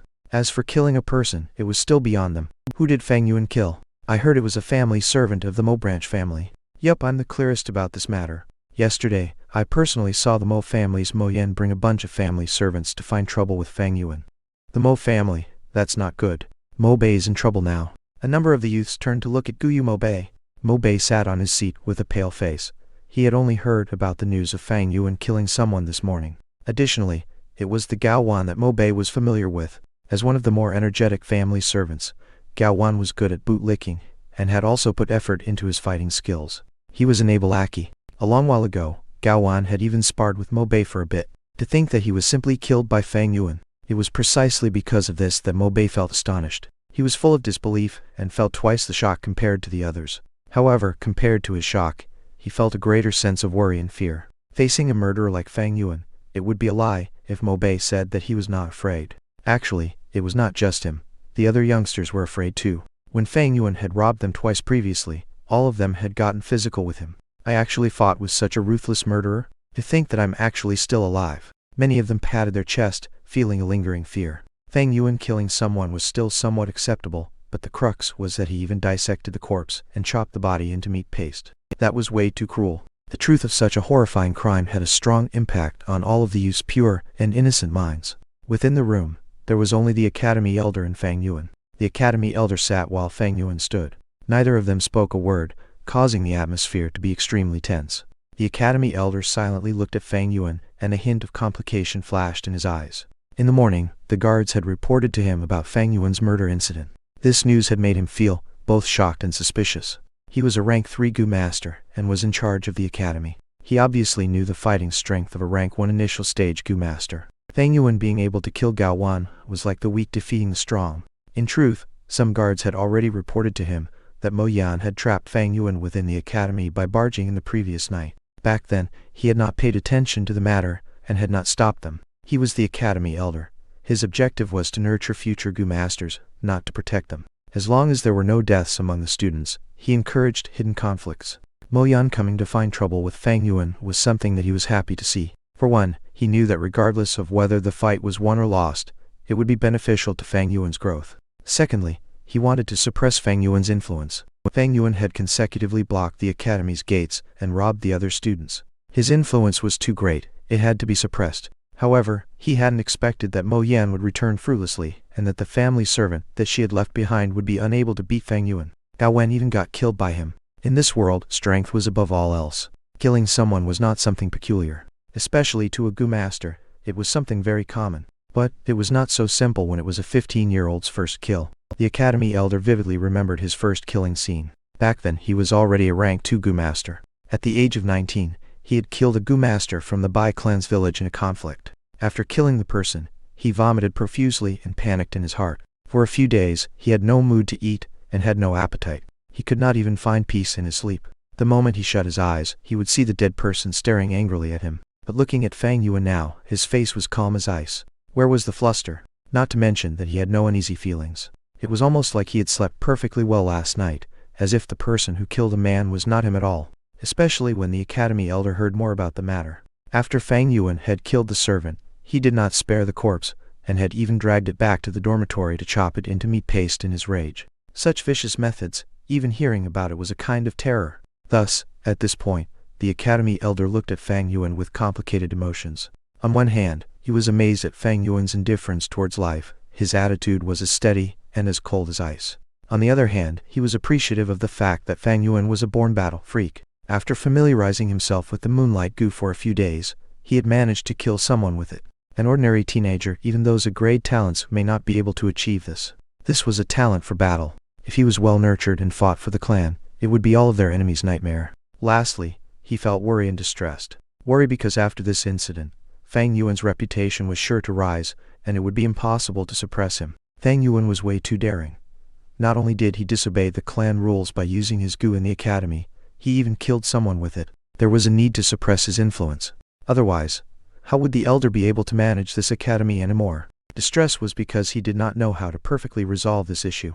After all, it involved the Mo family's side. Fang Yuan, do you know why I called you here to meet me? The academy elder used a solemn and deep voice to break the silence in the room. I know. Fang Yuan nodded and replied, I used the Moonlight Goo in the academy, breaking the clan rules. According to the rules, as it is my first offense, I should compensate 30 pieces of primeval stones as punishment. He evaded the crucial point and did not mention Gao Wan's death. The academy elder was stunned for a second. He had not expected that Fang Yuan would answer like this. His expression darkened as he coldly snapped, Don't try to blur things in front of me. I'll ask you what was the matter with Gao Wan's death. Fang Yuan squinted his eyes and said, This Gao Wan went against his superiors. His intentions were vicious. Last night, not only did he block my room door, he even tried to kill me. In self-defense, I was forced to use the Moonlight Goo. Fortunately, I managed to kill this traitor. I suspect that there is a high possibility of him being a spy of the other mountain villages. I implore the elders to investigate this thoroughly. Upon hearing this, the academy elder frowned and became at a loss for words. Now that Gao Wan was dead, Fang Yuan could say whatever he wanted. After all, Gao Wan was just an outsider, not a member of the clan. Even if he was dead, it would not matter to the academy elder. However, he was worried about the Mo family's reaction. Gao Wan was their servant, and he had died within the academy. The academy elder was in charge of the academy, and had to give the Mo family an explanation. Thinking for a bit, the academy elder stared at Fang Yuan and questioned, Then let me ask you. Gao Wan's corpse, how did you deal with it? Fang Yuan's lips curled, revealing a cruel smile. I diced Gao Wan's corpse and put it inside a wooden box. When morning came, I put it at the Mo family's back door. What? The academy elder was stunned beyond words, as he almost jumped from his seat. Not only did Fang Yuan kill their family servant, he had even chopped up the corpse and placed it at the Mo family's back door. This was blatant provocation. To the academy elder who was trying to resolve this peacefully, it was a true nightmare. Fang Yuan was just a small rank 1 Goo master. How would the large Mo family react? Thinking of this, the academy elder felt a headache, as the matter had already developed out of his control. This Fang Yuan was a true troublemaker. Sigh, since it has already happened, there's no point in saying any more. Leave first, the punishment will come within these few days, you should get mentally prepared. The academy elder was terribly upset. He waved his hand and signaled for Fang Yuan to leave. He needed to think through this calmly to come up with a solution. PL note, so my person in charge said, I can post on my site with a time delay while Gideon's site has to be the first, so I'm just going to post here too anyway, if that's the case. Skypharo. Chapter 37. Both a compromise and a threat. Chapter 37. Both a compromise and a threat. Meanwhile, at the Mo family. What were my instructions to you? See what you did. In the study room, Gu Yumo Chen slammed the table, exploding with rage. Mo Yan stood opposite this old man, her head lowered. Her eyes were full of shock and rage. She had also just gotten the news that Gao Wan had been killed by Fang Yuan. That 15-year-old teenager, to think he had such methods and determination. Gao Wan was the proud servant of her Mo family, and Fang Yuan's act of killing him was a blatant showing of disrespect towards them. Grandpa, you don't have to be so angry. This Gao Wan was only a servant. His death is of no concern. He isn't a Guyu clan member anyways. But that Fang Yuan, he is too daring. You have to look at the owner before you beat the dog. Not only did he beat our dog, but he even beat it to death, Mo Yan said indignantly. Guyu Mo Chen furiously scowled. You still have the cheeks to say that? Have your wings grown so tough now that you don't even put my words to heart, hum? What I told you before, you have forgotten all about it. Your granddaughter dares not. Mo Yan jumped in shock. She knew now that her grandfather was really angry and quickly kneeled down. Guyu Mo Chen pointed his finger out the window and scolded, Peach, so what if that servant died? But now you are still showing hostility towards Fang Yuan. This is really a matter of you being short-sighted and unclear of the implications. Do you know the significance of your actions? The fight among juniors is their own business. As elders, we should not interfere. These are the rules. Now that you went to find trouble with Fang Yuan, it means you are breaking the rules. I can't tell how many people are out there now, looking at this disgrace of our Mo family. Grandpa, please calm down. Anger will harm your body. It's Mo Yan's fault. I burden the Mo family. Whatever Grandpa tells Mo Yan to do, Mo Yan will do it. But your granddaughter really cannot take this lying down. That Fang Yuan is too despicable, too shameless. First, he lied to me and entered the academy. Next, he hid in the dormitory, and no matter how much I scolded him, he would not come out. Once I left, he went ahead and killed Gao Wan. He is extremely sinister and despicable, Mo Yan reported. Oh, is that so? Guyu Mo Chen frowned. This was the first time he had heard this information, and a bright light shone across his eyes. He took in a deep breath, suppressing his rage, and he stroked his beard while saying, I've heard stories about this Fang Yuan. In his early years, he was able to make poems and songs, showing early intelligence. But to think that he only had C-grade talent. It was difficult for him to have a good future, and thus I gave up on recruiting him. But now it seems that it's slightly interesting. Pausing for a second, Guyu Mo Chen knocked on the table and ordered, Someone, bring that box over here. The servant outside the door quickly obeyed. Soon he brought in a box. The box was neither too big nor too small, but it was slightly heavy. The servant used both hands to carry it and stood beside the study table. Grandpa, what is this? Mo Yan stared at the wooden box and asked doubtfully. Why don't you open it and take a look? Guyu Mo Chen squinted his eyes and said in a complicated tone. Mo Yan stood up, flipped over the wooden lid and looked inside. Immediately, her facial expression changed and her pupils shrunk to a needle-like size. She could not help but take a step back and let loose an unsuppressed scream. The wooden lid in her hand also fell to the ground. Without the wooden lid, the thing kept within the wooden box was shown to everyone present. It was actually a pile of flesh and blood. The bloody flesh was obviously sliced off piece by piece and placed into the box. Bright scarlet blood had accumulated inside. There was some pale skin and flesh, while some were long strands of intestines, mixed in with a few pieces of bones, either leg bones or the ribs. In the pool of blood at a corner, there were also 2 fingers and half a toe floating in it. Mo Yan's beautiful face changed color as she took another step backwards, her stomach turning as she almost vomited on the spot. She was ranked 2 Gu Master and had gone out to gain experience before. Despite that, this was the first time that she had seen such a disgusting and twisted scene, even though she had killed people before. The flesh and blood in this box were obviously the corpse of a person after being minced into pieces and stuffed in. The scent of blood burst into the air and rapidly permeated the air immediately, filling the entire study room. Both of the family servants' hands shook as he carried the box, his complexion pale. Although he had seen the box earlier and vomited before, he could still feel waves of palpitation and disgust as he held it now. Among the 3 people in the study room, only the family elder Guyu Mo Chen was unfazed. He lightly looked at the contents of the box for a moment and said to Mo Yan slowly, This box was what Fang Yuan had placed at our family's back door this morning. What? It's really him. Mo Yan was extremely shocked as images of Fang Yuan showed up in her mind. The first time she saw Fang Yuan, it was at the inn. At that time, Fang Yuan sat near the window, quietly eating his meal. His facial features were bland and both of his eyes were dark and gloomy. His body was thin, and his skin had the special paleness of a teenager. He looked like such a normal and quiet youth. To think that he had done such a twisted and insane act. After her initial shock came a furious rage. Mo Yan yelled, This Fang Yuan is too outrageous. Who gave him the guts to do so? To dare to do such a thing? This is a provocation towards our Mo family. I will go ahead now and bring him here to question him for his crimes. After she said this, she headed towards the exit. You scoundrel, stop right there. Guyu Mo Chen was angrier than she was as he grabbed an ink slab on his study desk and threw it over. The hard and heavy ink slab hit Mo Yan's shoulder, and with a bang it fell to the ground. Grandpa.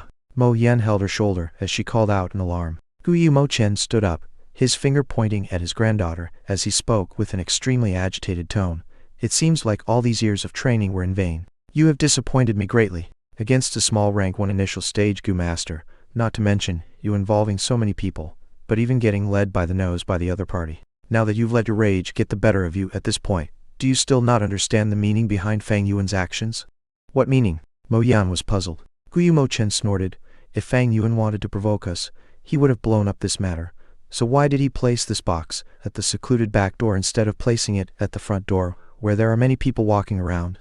Maybe he wants to reconcile with us?" "No, if he wanted to reconcile, wouldn't it be better to apologize face to face? Why must he send us this box of minced corpse? This is definitely a provocation," Mo Yan said. Guyu Mo Chen shook his head, then nodded. "He wants to reconcile, but at the same time he is also provoking us. Placing the wooden box at the back door is his intention to reconcile. Placing the corpse inside the box, that is a provocation. You see," the old man pointed at the box and spoke, "this wooden box is not big and it cannot hold a complete corpse. Therefore, there can only be a portion of the corpse inside. He is trying to tell us that he does not wish to blow up this matter and wants to settle this amicably. But if our Mo family wants to pursue this matter, he will place the remainder of the corpse at our main entrance, thoroughly blowing up the issue. By that time, it would be a losing situation for both sides. The entire clan knows that our Mo family broke the rules first, and to our Mo family's future head, this would be seen as him being so weak since he actually required his elders' doting and protection." Upon hearing these words, Mo Yan was momentarily dumbfounded. She had never expected that Fang Yuan's actions would have such profound meaning. "His method is really wise," Guyu Mo Chen said with admiration. With just one action, he exercised both toughness and softness, capable of advancing and retreating safely. "This is just a simple wooden box, but it not only expresses Fang Yuan's intention to compromise, but also his ability to pose a threat to our Mo family. And it so happens that he does hold on to the weakness of our Mo family. If the Mo family's reputation is tarnished, what follows after will be the Kai family's attack as well as the assault from the clan leader's side." Mo Yan found it unbelievable. "Grandpa, aren't you thinking too highly of him? Are you sure that he's capable of this? He is only 15 years old. Too highly." Mo Chen looked at his granddaughter unhappily. "Looks like you've had too smooth a life in these past few years. Fostering your arrogant attitude, you are unable to clearly see the reality. This Fang Yuan was unfazed towards danger, and deceived you to enter the school. Next, he used his wisdom in the face of danger, and hid within the dormitory to avoid trouble. No matter what insult you threw at him, he did not respond. This is his ability to calmly endure. After you left, he killed Gao Wan immediately. This is his bravery and courage. Now he sent this box, clearly showing his wisdom and planning ability. Can you still say that I thought of him too highly?" Mo Yan listened with wide eyes, as she had not expected her grandfather to praise Fang Yuan so highly. Immediately she said indignantly, "Grandpa, he only has a C-grade talent." Guyu Mo Chen sighed deeply. "Yes, he is only a C-grade. Having such wisdom, and yet only C-grade talent, it really is a pity. As long as his talent was higher, even if it was just a B-grade, he would certainly become an influential member of our Guyu clan. What a pity, he is only a C-grade." The old man's sigh was full of emotion. His sigh held both regret, and at the same time rejoice. Mo Yan was silent, and in her mind, Fang Yuan's image appeared once again. Under her psychological influence, Fang Yuan's frail expression was shrouded by a layer of mysterious and vicious shadow. "This problem was created by you single-handedly. How are you going to settle it?" Guyu Mo Chen broke the silence, as he started to test Mo Yan. Mo Yan pondered for a while before she replied in a cold and aloof tone. "Gao Wan was just a servant, so there are no implications, even if he dies. Fang Yuan is just a C-grade, so he is also a small matter. What's important is maintaining my Mo family's reputation. To appease this matter, we might as well kill Gao Wan's entire family to show the entire clan our attitude to protect the rules and regulations. You're able to think of the big picture, setting aside your personal emotions to defend the interests of family.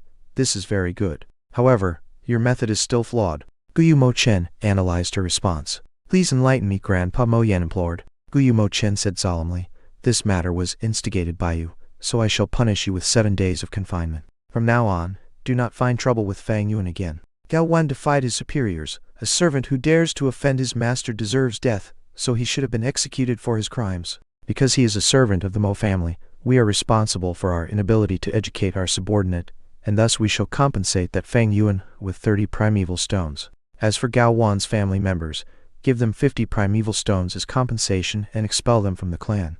After a short pause, he continued, "For the next 7 days, rest well at home, do not go out. At the same time, think about the profound meaning of why Grandpa chose to handle the matter this way. Yes, Grandpa. Chapter 38. Demon Walking in the Light. Chapter 38. Demon walking in the light. From the layers of dark clouds in the sky, the spring rain fell. The raindrops were thin like hair. As they fell, they enveloped King Mao Mountain in a layer of fine mist. The dining hall on the first floor of the inn was rather empty. There were only 4 tables of guests. Fang Yuan sat at a seat by the window. A gust of wind blew, bringing with it a poetic atmosphere and the scent of flowers. The light rain from the sky is sleek and crisp. The color of grass is seen from afar but disappears when close. Fang Yuan looked outside through a window and quoted a poem lightly before he turned his sights back to the inn. Before him was a table filled with good wine and dishes. The color, smell and taste were all top-notch, especially the green bamboo wine, which oozed with the fragrance of alcohol along with a hint of freshness. The dark green-colored liquor sat quietly in the bamboo cup. From his angle, it shone with an amber-like luster. A grandfather and his grandson were sitting at the table nearest to him. Being mortal humans, they wore modest clothes. The grandfather sipped his rice wine while looking enviously at Fang Yuan. He was evidently attracted to the green bamboo wine, but could not afford it. The grandson ate his braised beans, a crunching sound emitting from his mouth as he chewed. At the same time, he pestered his grandfather, shaking his arm. Grandpa, tell me about the story of Renzu. If you don't tell me, I'll report to Grandma that you secretly came out to drink. Sigh, I can't even drink in peace. The grandfather sighed, but his face showed a doting expression towards the child. With his twig-like arm, he patted the boy's head. Then let me tell you the story of Renzu, who gave his heart to the Hope Gu, escaping his predicament of being captured.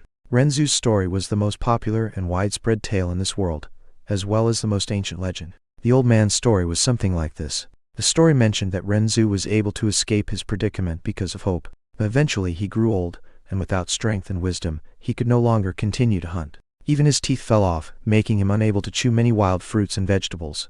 Renzu felt death slowly approaching.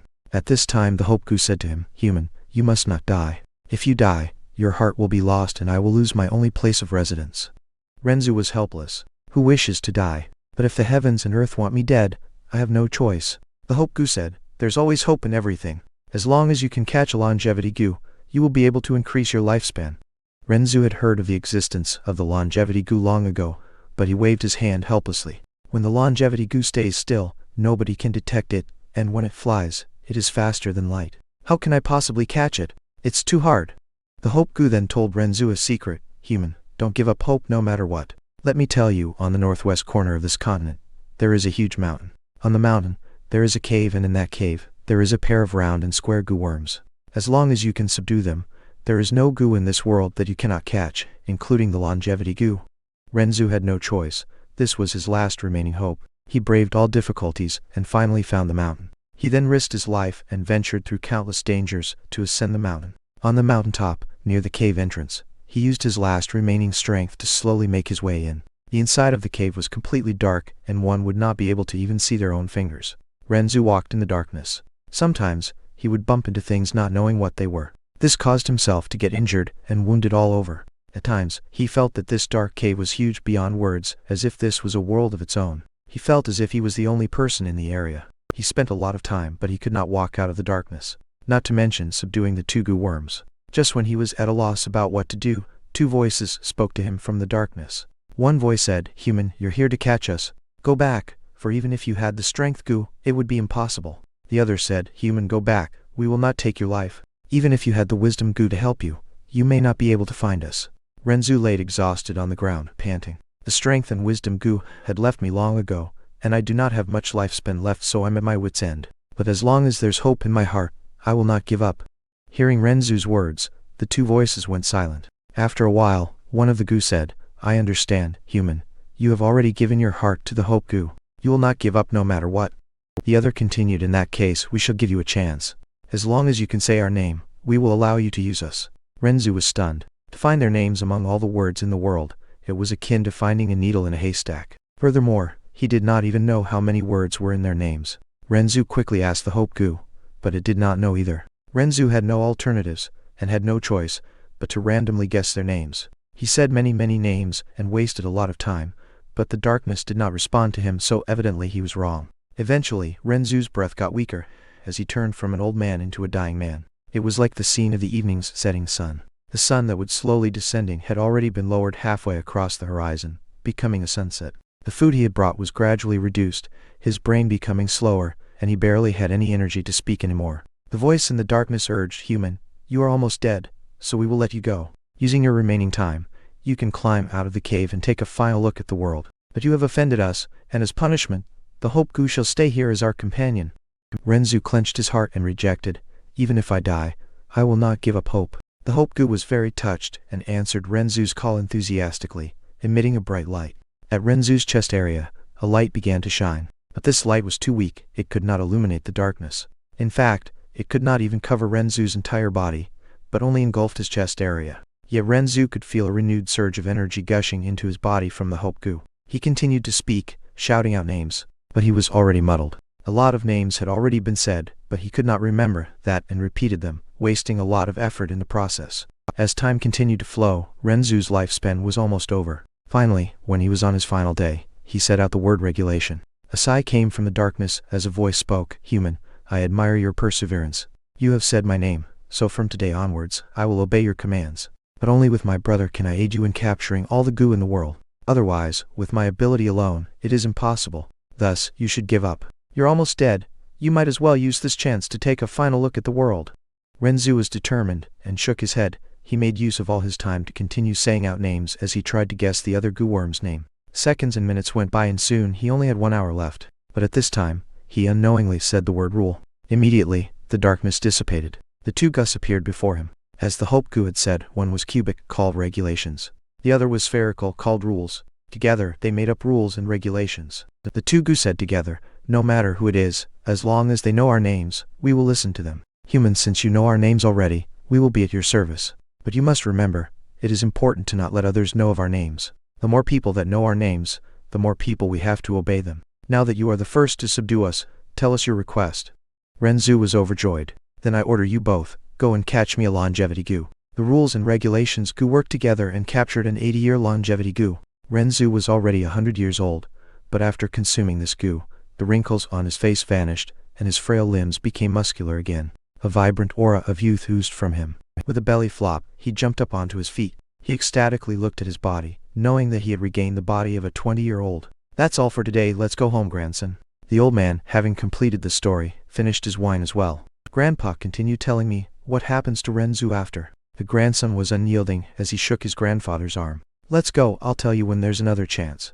The old man wore his straw hat and jacket, then gave his grandson another set that was a smaller size. The two walked out of the inn, stepping into the rain and slowly vanishing from sight. Rules and regulations. Fang Yuan's gaze was dark as he twirled his wine cup, looking at the liquor in his cup. His heart was touched.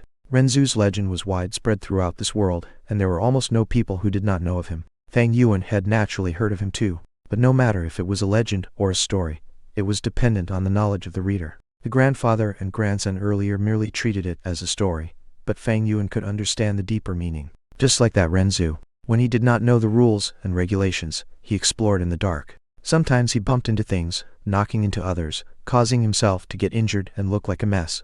And at times within a wider area, he got lost and confused, moving without a sense of direction or purpose. This darkness was not purely black, or the absence of light. Strength, wisdom and hope could not oppose it. Only when Renzu knew of the rules and regulations and said their names did the darkness dissipate and invite light into Renzu's life. The darkness was the darkness of the rules and regulations, and the light was also the light of the rules and regulations. Fang Yuan switched his gaze from his cup and looked outside through the window. He saw that outside the window, the sky was still dark, the greenery abundant, and the pelting rain flying by like mist. Close by, the bamboo tall houses were lined up in a row, extending far out.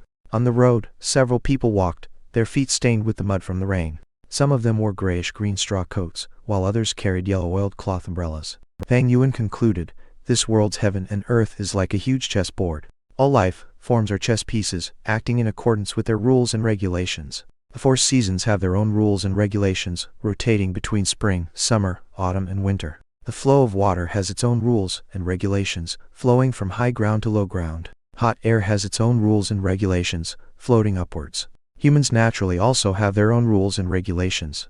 Everybody has their own standpoints, desires and principles. For example, in the Guyu village, the servants' lives are cheap while their masters' lives are noble. This is a part of rules and regulations. Because of this, Shen Kui, who wants to get close to the rich and affluent, is doing her best to try and escape her servant status. Gao Wan tried all means and methods to please his master, using their authorities for himself.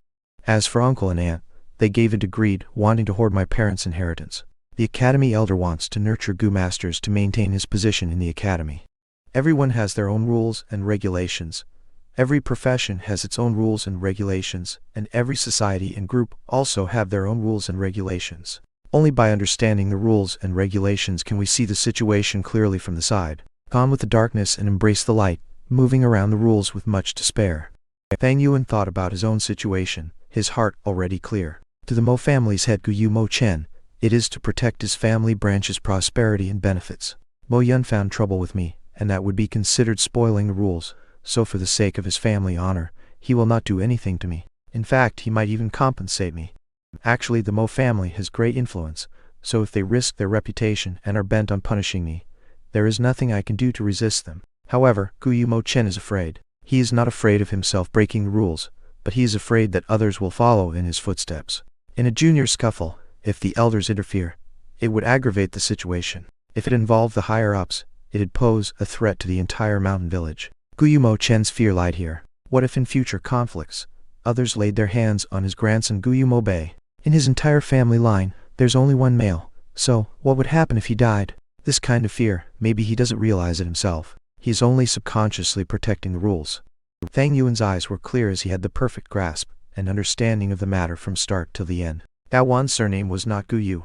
Instead, he was an outsider, a servant. The master executing a servant was nothing to be alarmed about. In this world, it was normal. In the case of Fang Yuan killing Gao Wan's death was not crucial. The crucial part was his master, the Mo family behind him. However, Gu Yu Mo Chen should be able to understand my intention of compromise and threat from the time I sent a box of a men's corpse to them. This is also what I want him to think. If I'm not wrong, the Mo family will not pursue Gao Wan's death. Of course, if I had better talent and was at least a B grade, the Mo family would feel threatened. Even with the loss of their reputation, they would want to suppress a future threat such as myself.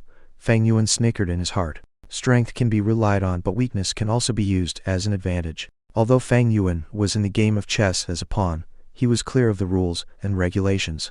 Thus he already had the mentality of a player. An ordinary character would at most be like Gu Yu Mo Chen or the Academy Elder, also knowing their own rules and regulations, but unsure of their non-expertise. Being like Fang Yuan, who had a clear view of the big picture and was clear of rules and regulations, was extremely difficult. To understand rules and regulations, one has to be like Renzu, stumbling around in the dark and wandering about aimlessly. At this point, strength, wisdom, and hope would be useless. One must spend a lot of time going through it themselves and gaining the experience. For Renzu to be able to say out the names of the rules and regulations this was after spending time. Under the threat of death, he had tried countless of times. Fang Yuan was an expert in rules and regulations due to his 500 years of experience from past life. After his rebirth, he believed that he could create a brilliant future. Not because of the spring and autumn cicada, not because he knew many secret troves and treasures, not because he knew what the future held, but because of the 500 years of experience that he had gained as a person. Just like how Renzu controlled the rules and regulations and was able to easily capture all the in the world, and Fang Yuan was so familiar with rules and regulations, thus he was able to look down upon the world and see through its truths and lies. Being meticulous and precise, or getting right to the heart of the matter. I proudly laugh as I stand on top of the world, coldly looking at the people in the world who behave like pawns, obeying their respective rules and regulations, living their lives in a straightforward manner. The rules and regulations of the darkness is darkness, and the rules and regulations of the light is light. But the reborn demon had stepped foot under the path of light. Chapter 39. Toad Caravan Merchant. Chapter 39. Toad Caravan Merchant. The month of May was a transition between spring and summer. The fragrance of flowers filled the air, the huge mountains evergreen, and the sunlight began to gradually release its ardent side. Under the clear azure skies, the white clouds drifted like cotton. On Kingmao Mountain, the bamboo forest was straight like spears as always, pointing towards the blue sky. Weeds grew wildly everywhere, and unknown varieties of wild flowers dotted the grass thicket. As the light breeze blew, the wild grass moved to and fro, the heavy fragrance of flower pollen and the smell of green grass assailing visitors. Halfway up the mountain was a huge number of terraced fields.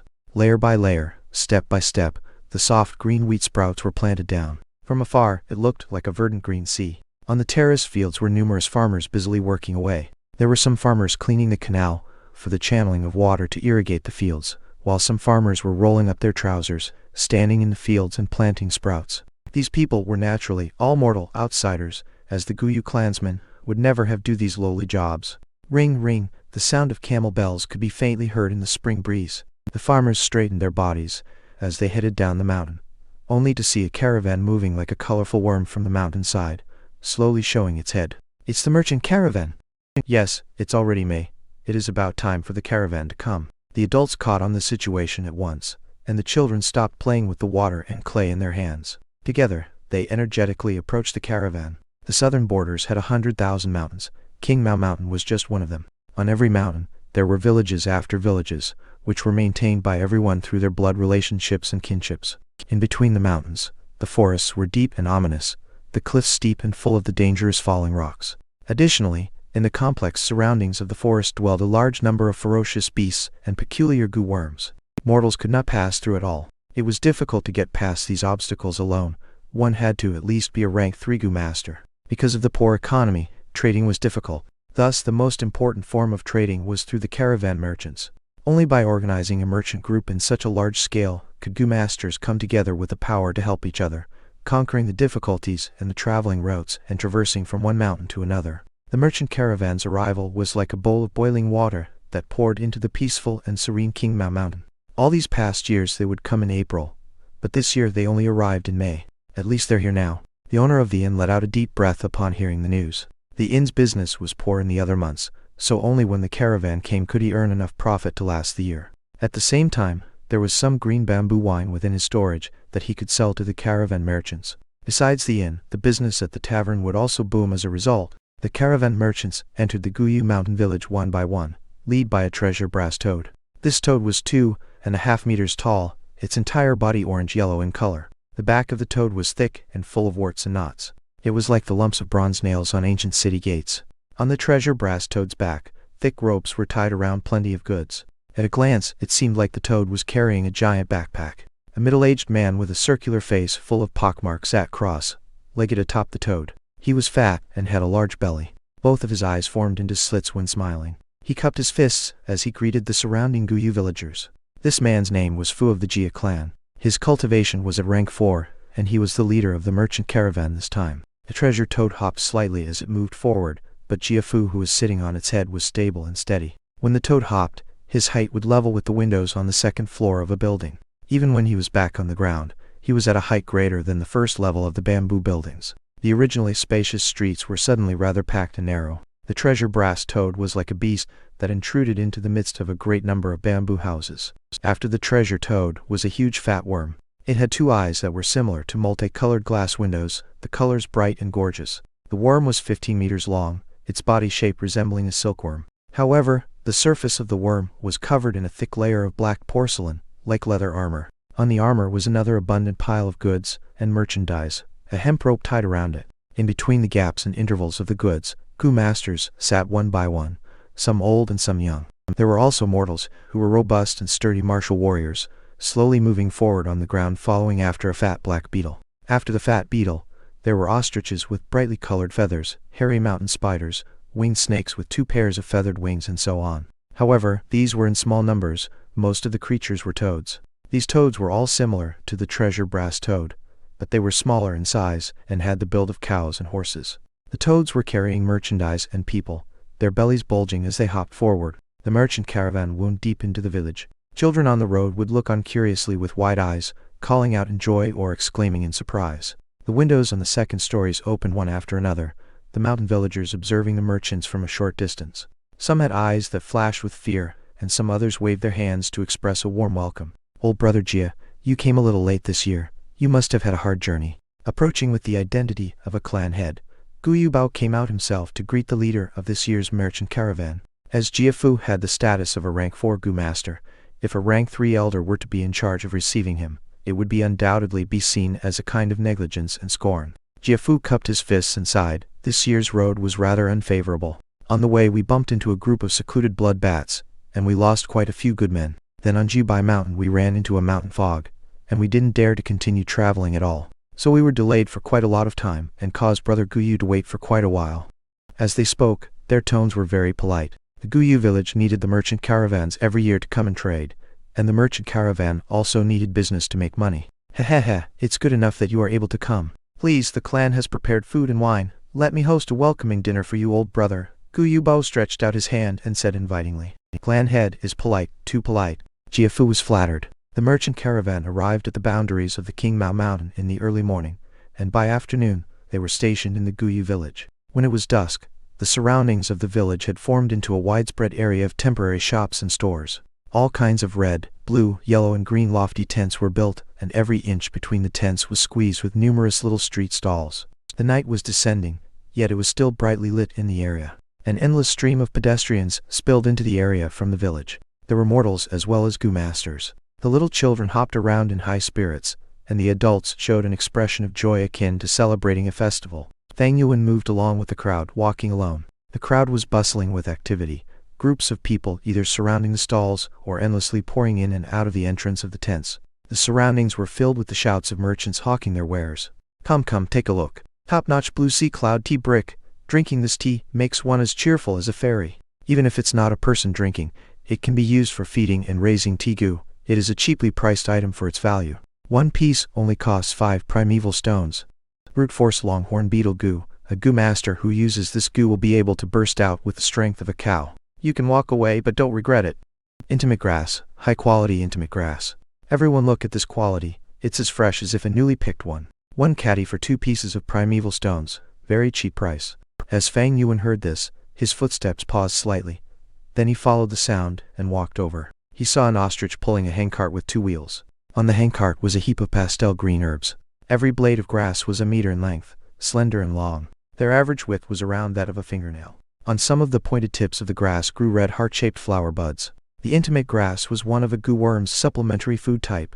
Its worth was stemmed from the fact that it could be used to pair up with a few other foods to feed a gu worm. For example, Fang Yuan needed to give 2 pieces of flower petals every meal to the Moonlight gu when feeding it. If he mixed in a blade of intimate grass, the Moonlight gu would be full just from eating 1 petal. The intimate grass only costs 2 pieces of primeval stones per caddy, while the moon orchid petal cost a primeval stone for every 10 pieces. With a simple calculation, one would know that mixing the intimate grass in to feed the gu would be more cost-effective. Half a month ago, because I used the Moonlight gu in the academy to kill Gaowan, I was fined 30 primeval stones. However, the Mo family paid me 30 primeval stones later as compensation, so I didn't really take any losses. In recent days, I have robbed twice. My total number of stones amounts to 118. However, recently, I continuously spent essence to refine middle stage primeval essence and nurture the 4 walls of my aperture, and I would use up 3 pieces of stones every day.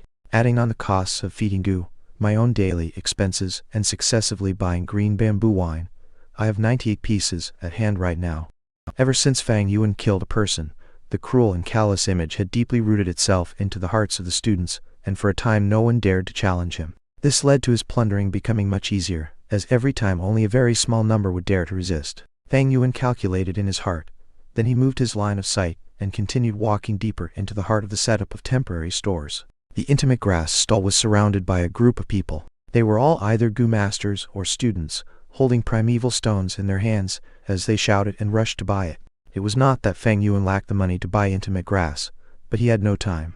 If memory serves, that Mudskin Toad should be in that store. In my previous life, there was a gu master who got it from gambling on the first night, hence he earned big time. I must hurry. I cannot lose a great deal through trying to save a little. Chapter 40. Toad Gu slumbering within the purple gold rock. Chapter 40. Toad Gu slumbering within the purple gold rock. The further one walked, the more flourishing and prosperous it was. Small street vendors lessened, while large tents increased in number. There were all sorts of large tents to be seen, red, blue, green, yellow, in different shapes and sizes, several being a cylindrical shape. Some erected 2-door pillars at the entrance of their tents, while others hung large red lanterns instead. Inside, some tents had vibrant lights, whereas others were dim and dark. Fang Yuan observed his surroundings as he walked, finally stopping near a gray-colored tent. It's here, he evaluated while looking at the tent. It had 2 pillars at the entrance, and there were carvings on the pillars, 2 lines of antithetical couplet 1. The left side wrote, "Small display of courage, obtain good fortune during the 4 seasons." The right side wrote, "Large display of skills, obtain good prosperity in all 4 directions." In the middle there was still another line, "Luck changes with time." That's right, this is a gambling den. This gambling den took around 1 mu 2 of land. It was considered a large-sized tent. Fang Yuan walked inside. Inside of the tent, there was 3 rows of counters on a side. On the counter were pieces of amber or fossils. Some were as big as a palm, others were as big as a face. There were also others which were even bigger. Those were as tall as a person. It obviously could not fit on the counter, thus it was directly placed on the ground. Different from the other tent shops, it was silent in here. Several Gu masters stood before the counters, some meticulously observing rocks on the display counter, while others took the fossils and rubbed it in their hand to get a feel of it. There were some that were discussing quietly with their companions, and some were discussing the price with their shop clerks. But no matter what they discussed, they spoke softly, doing their best not to disturb others. This was a rock gambling den. In the Gu world, there were all types of Gu, coming with different shapes and sizes and all sorts of effects. Gu worms have their respective food to consume. Without food, they can only last a short amount of time before dying. But nature, towards life forms, was both uncaring and benevolent. If they lacked food, the Gu worms still have a chance of survival. That was to hibernate, undergoing self-sealing. For example, if the Moonlight Gu did not have moon orchid petals to consume, it may undergo self-sealing. It will try to maximize the conservation of its strength, like winter hibernation, falling into a deep slumber. At this time, not only would the blue glow on its body dissipate, it would also turn from a transparent crystal state into a gray rock, covered in a layer of rock shell. Eventually, the rock crust will get thicker and turn into a boulder.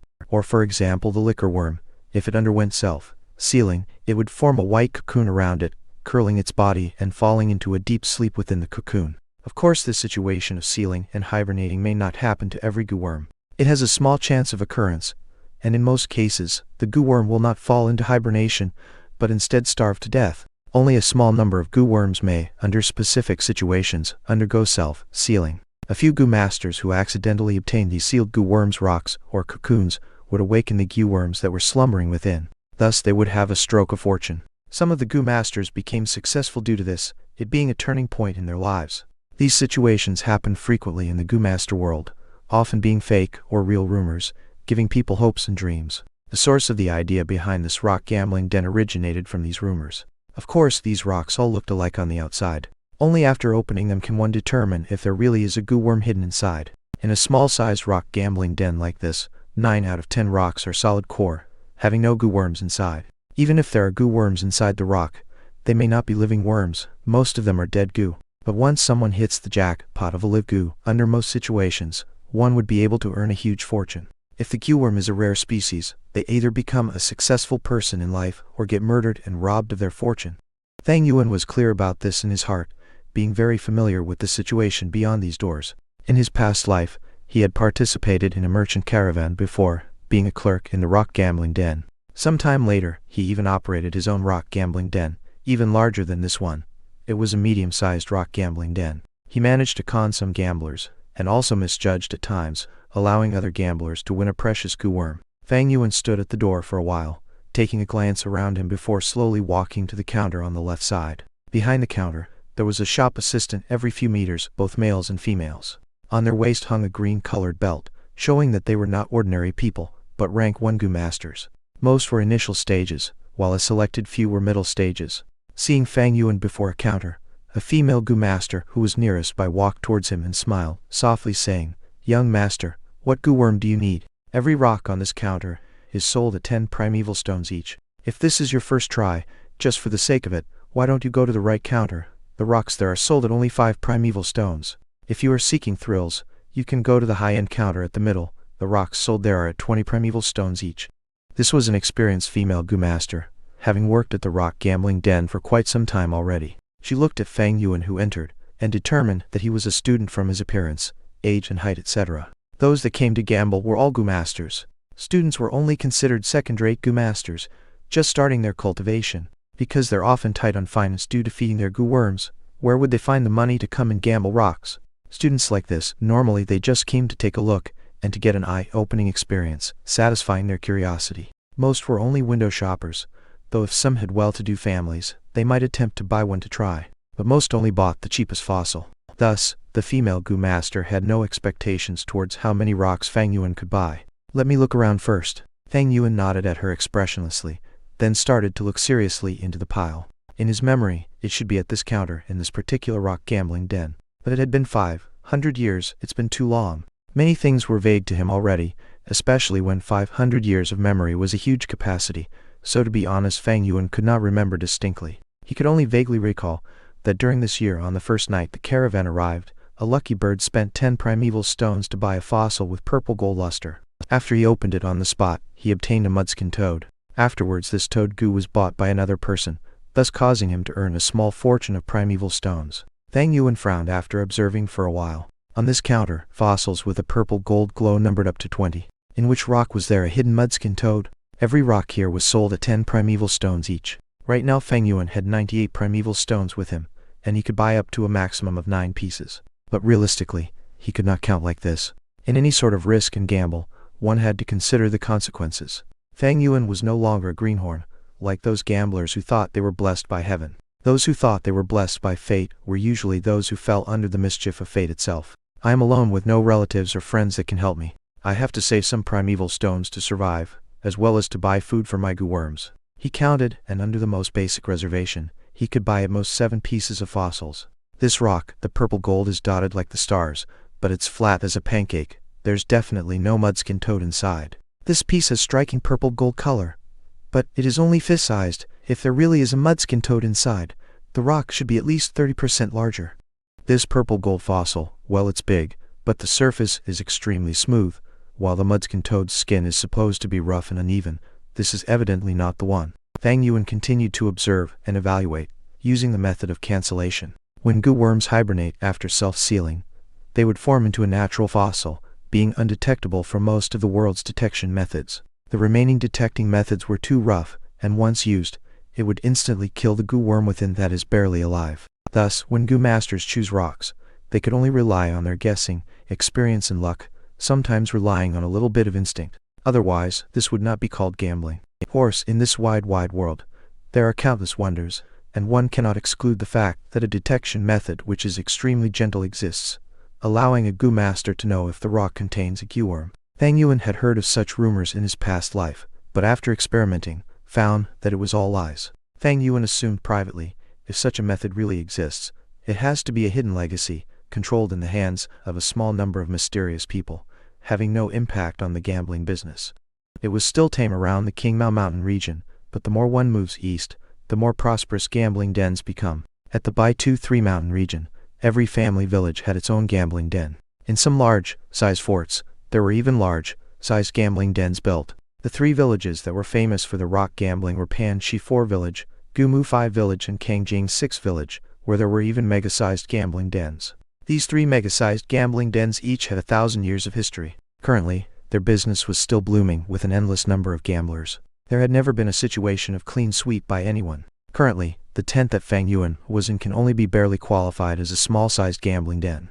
If it was any other 15-year-old who came, they would definitely be confused by all the different fossils, and even if they chose it, it would be by random guessing. But Fang Yuan was different. Firstly, he already knew a portion of the answer from the start, thus his search range shrunk to less than 30 pieces. Of course, to find that one rock out of these 20-odd pieces was extremely difficult as well. But using his 500 years of experience as backing, with such a rich pool of information, he picked out 6 pieces of purple gold fossils that best fit the criteria. After observing for a while, he had an 80% chance of confidence that the mudskin toad was hibernating within one of these 6 fossils. One antithetical couplet. Yes, and Wikipedia.org wiki antithetical couplet 2 mu Chinese letter.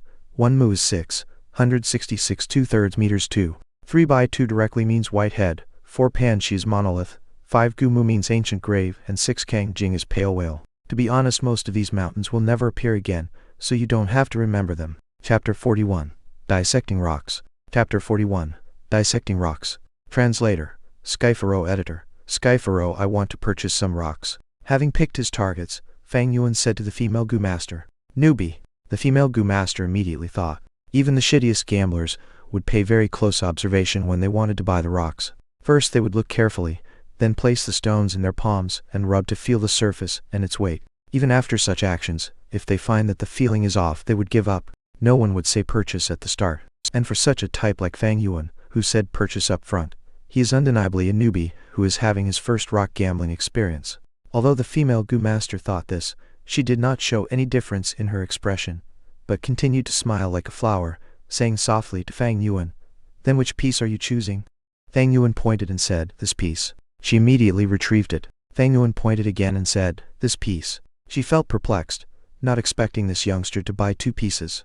It seems like this youngster is the type to gamble heavily, she evaluated mentally. But next, Fang Yuan pointed yet again, "And this piece, that piece, I'm buying them all." The female Gu master was stunned, feeling extremely surprised. She could not help but assess Fang Yuan again.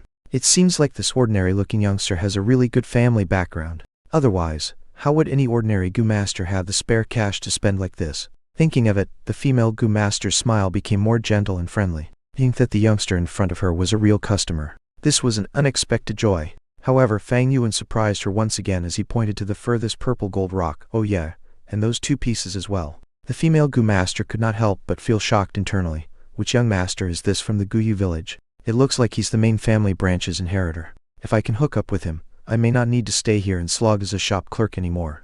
With this thought, the female Gu master's smile became even more gentle, and she even looked towards Fang Yuan seductively. 6 rocks were placed in front of Fang Yuan. Fang Yuan took out 60 primeval stones and passed it to the female Gu master. His act of payment attracted the attention of all the other Gu masters in the tent.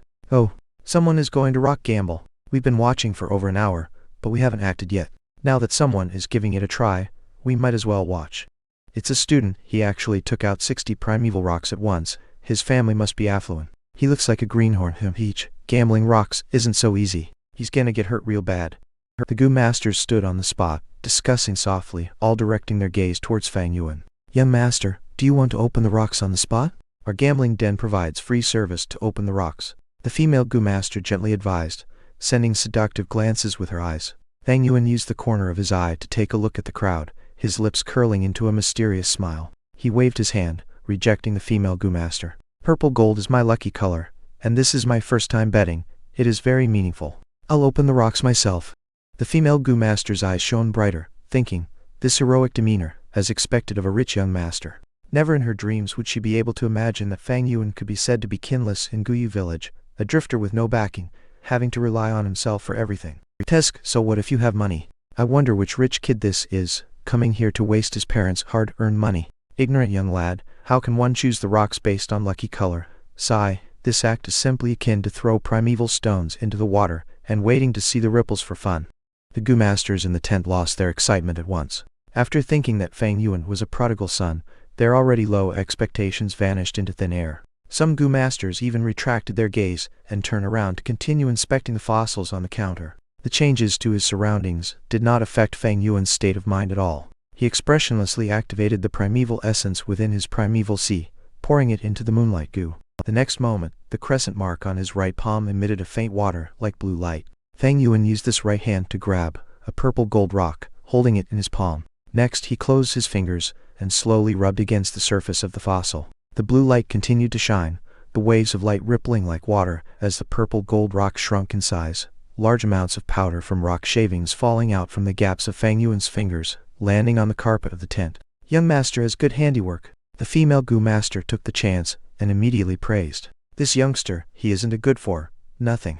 What great skills." Seeing this sight, the Gu master's eyes shone across with a complicated glint. They had started to see Fang Yuan in a new light. Fang Yuan used the blue light to rub against the surface of the rock. This was a form of meticulous usage of the Moonlight Gu. Normally, one would have to use the Moonlight Gu for 2 to 3 years to be able to reach this level. With Fang Yuan's age and student identity, being able to do this is really remarkable. "See, he's using our Guyu clan specialty, the Moonlight Gu." Some of the Gu masters found this and instantly felt proud, gaining affection for Fang Yuan. But opening the rocks with this method, it's still too rough. Some of the older and more experienced Gu masters shook their heads. The purple gold rock got smaller and smaller, from being slightly larger than a palm into the size of a fist, being gripped tightly by Fang Yuan's fingers. The blue light intensified as the fossil became pearl-sized, until finally, what was left was a pile of rock powder, falling on the carpet to form a small hill. This was a solid rock. There was no Gu worm inside. As expected, he's unreliable. The Gu masters shook their heads. "Young master, there's still 5 pieces left," the female Gu master encouraged. Fang Yuan's expression was calm, being completely unaffected. He grabbed the second piece of purple gold rock and continued to grind. The result of this piece was still a solid rock. There was no Gu worm inside. The third piece was still the same. The Gu masters grew impatient. "Stop looking. by relying on color to pick the rocks. There's no point in this gamble. If he can get a good goo from this, I'll eat the pile of rock powder on the floor. Someone laughed insultingly. Don't lose heart, young master. Isn't there 3 pieces left? You're only halfway through. The female goo master continued to edge Fang Yuan on. Fang Yuan grabbed the 4th piece, and when he got it to palm size, he suddenly stopped all action. Oh, there's something. The rock composition changed. It's not purple gold sediments, but a kind of ink, black color. Don't tell me you really got super lucky from blinding guessing? The surrounding goo masters exclaimed lightly. Young master, you have to be careful from here onwards. Don't make sudden movements. Hibernating goo worms are very fragile. If you use too much strength, you'll kill the goo worm inside. The female goo master did not expect such a situation to occur. After getting stunned for a moment, she immediately advised carefully. Fang Yuan's movements slowed. His fingers, slowly rubbing a small powder, slowly fell. Continuously repeating the action with many intervals, he was no longer as fluid as earlier. The black-colored rock powder slowly fell off, and as the rock got smaller, Fang Yuan's movements became slower and gentler. On the carpet, the rock powder continued to gather as Fang Yuan's black-colored rock was finally scrapped clean. Sigh, what a pity, it's a rock in a rock. What a waste of my emotions, I really thought there was a goo worm inside. You are all too easy to fool. Is rock betting so easy? 9 out of 10 are all empty. How else is the shop going to make money? Young master, your luck is already not bad. Getting a rock in rock the first time, normal people cannot do it. The female goo master tried another way to console Fang Yuan. Similarly, it was to pave way for the result that awaited him. Getting nothing out of gambling rocks was very common, a 9 out of 10 occurrence. In her opinion, Fang Yuan was choosing at random. The chance of getting a goo fossil was close to 0. Fang Yuan smiled but did not reply, and he continued to take out the 5th rock. He carefully grinded, and in 10 breaths' time, the surface of purple gold-colored rock were all rubbed away, revealing a rough, surfaced yellow mud ball. Chapter 42. It really is a goo? Chapter 42. It really is a goo? Translator, Skyfaro editor. Skyfaro A. Don't tell me it's another rock in the rock. By the looks of it, probably. But it's a little strange. This mud ball is enclosed by a purple gold rock surface. The mud ball surface should be compressed smoothly, so why is the surface still uneven? The surrounding goo masters were perplexed. Looking at the mud ball in his hands, Fang Yuan's expression did not change, but in his heart he was slightly moved. He continued to grind. Under the blue watery light, the powdery sand fell off. Among the powder, there were some soil crumbs mixed in it, falling onto the pile of rock powder beside his leg. Don't tell me there's really something? Upon seeing this, some of the goo masters stared with their eyes wide opened. It's hard to say, someone spoke with an uncertain tone. I feel like there's really something. Another spoke softly. The yellow mud ball gradually decreased in size due to the friction, and when it was palm-sized, someone barged into the tent. Young lad, hold up. Jin Sheng will be buying it. Fang Yuan's movement came to a halt. At once, the goo masters in the tent all focused their attention on this person. He looked young on the outside, his appearance around 20 to 25 years old. He wore a golden-colored robe with a lace belt on his waist, and on the belt there was a square-shaped jade piece. There was a word across the piece of jade, showing the letter 1. Evidently, this was a rank 1 goo master. To still be a rank 1 goo master at 20 years old, it seems that his talent isn't good, but the status of this person was rather unique. Seeing him, the goo masters in the tent all bowed and greeted him, saying together, "Your subordinate greets you, second young master." Second young master? He called himself Jin Sheng earlier. Is he the half-brother of the merchant caravan leader? Fu, this means to say, this rock gambling den is opened by him. But now that he appeared to interfere, it seems that he's breaking the gambling den's rules. The goo masters softly conversed. That's right, I am this shopkeeper. Little brother 1, coming out to gamble at such a young age, aren't you afraid of your family's scolding? I will offer 40 primeval stones now to buy that mud ball in your hand. What do you think? 40 primeval stones is a lot already, and there may not be a goo inside. But today, I am in a good mood.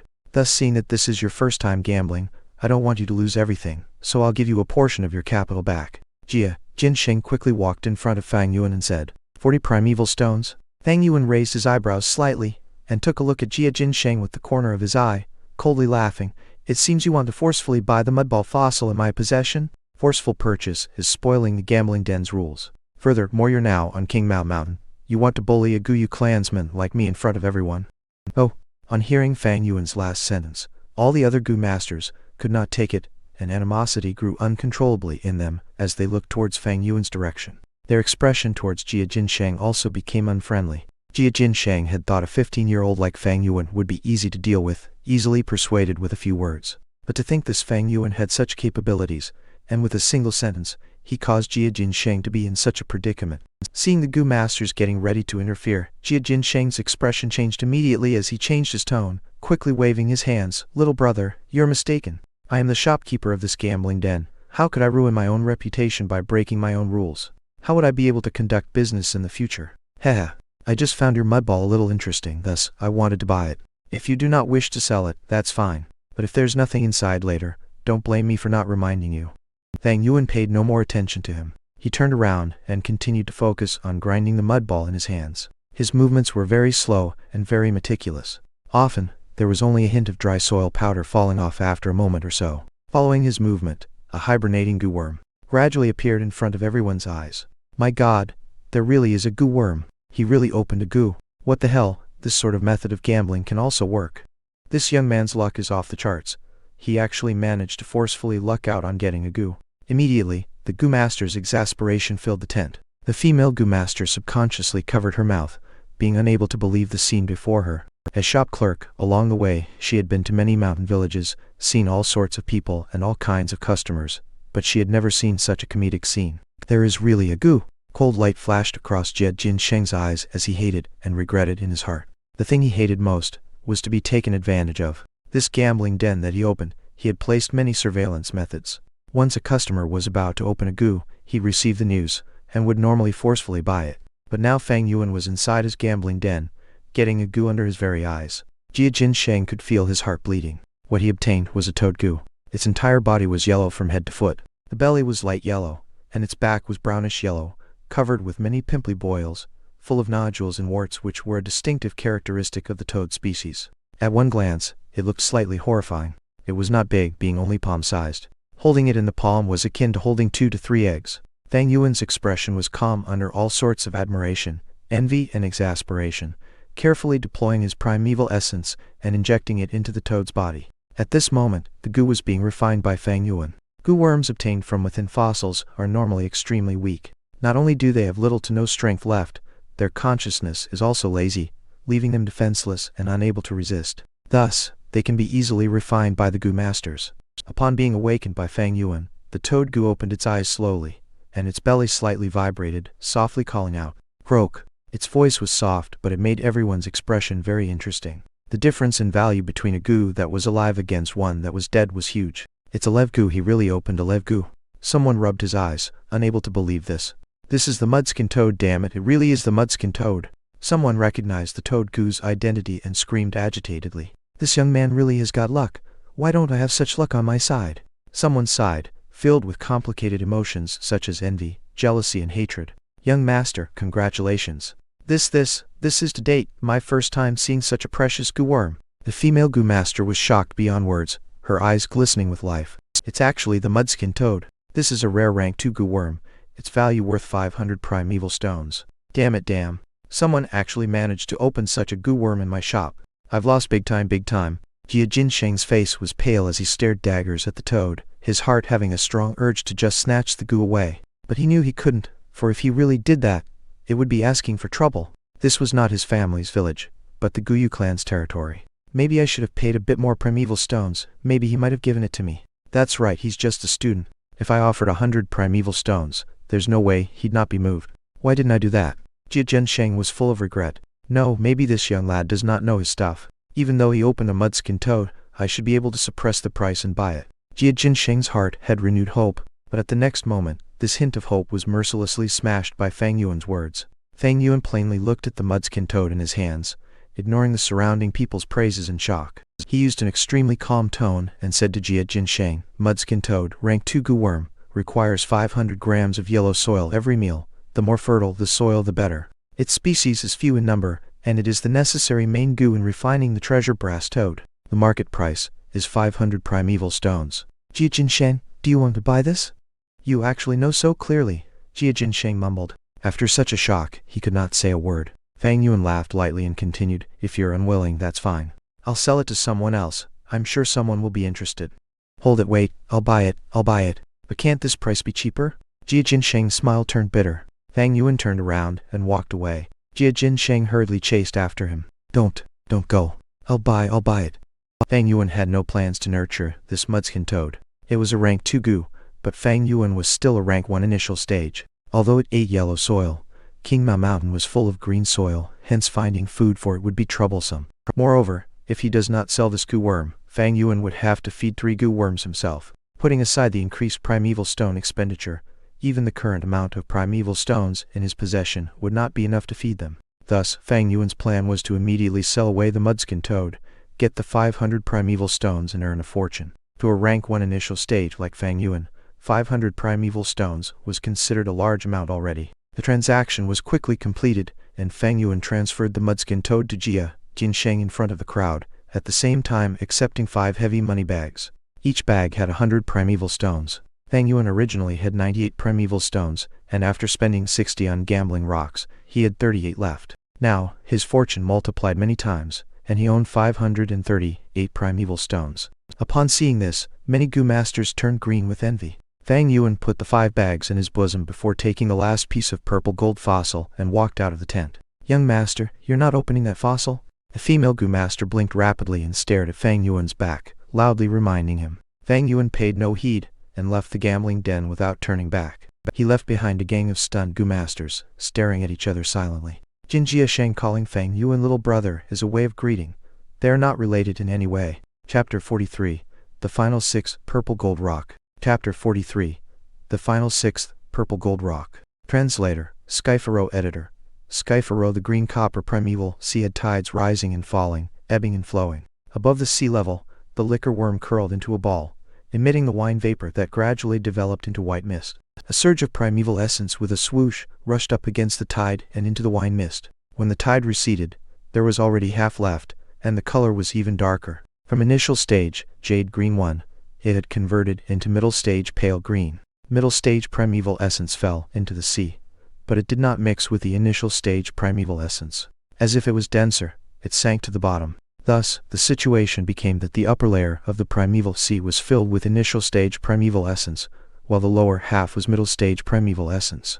As time flowed, the wine mist circulated within the aperture. Under the refinement of the liquor worm, eventually, the initial stage primeval essence continued to decrease, while the middle stage primeval essence gradually increased. It could be seen with the naked eye, where the lower layer middle stage primeval essence gradually rose, while the upper layer initial stage primeval essence continued to decrease, but also rose in sea level. As Fang Yuan refined his primeval essence, he extracted the natural essence from the primeval stones, at the same time, quickly replenishing the dwindling primeval essence in his aperture. Finally, the 45% primeval sea in his aperture was fully refined into middle stage primeval essence.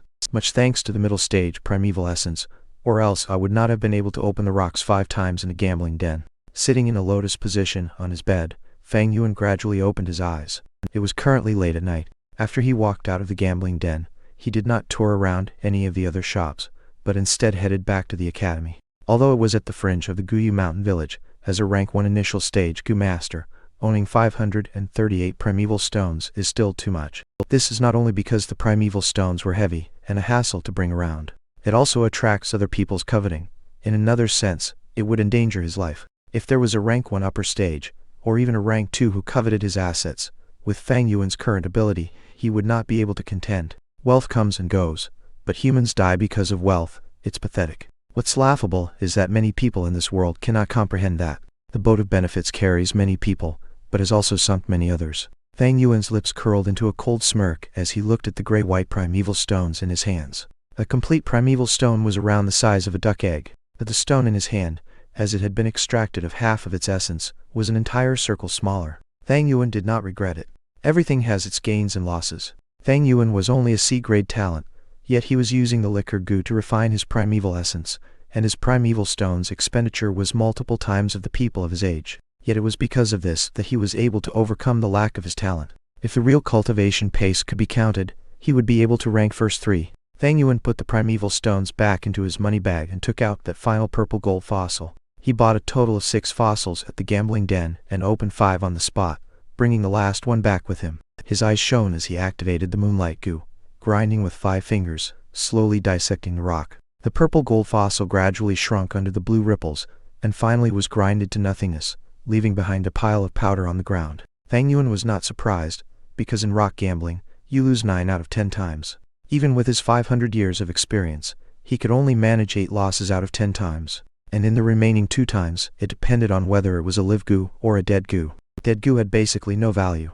As for live goo, they might not be a rare type of goo worm, and even if it was a tremendously precious goo, one might attract a life-threatening crisis because of it. Fang Yuan's current cultivation level was still very low. It was at the bottom tier of the goo masters. The mudskin toad that he obtained earlier, if it weren't for the fact that this was the Guyu mountain village, it might have been forcefully snatched away by that Jia Jinsheng. Gambling was never the way for developing family wealth, and in fact it was a bigger cause of bankruptcy and debt.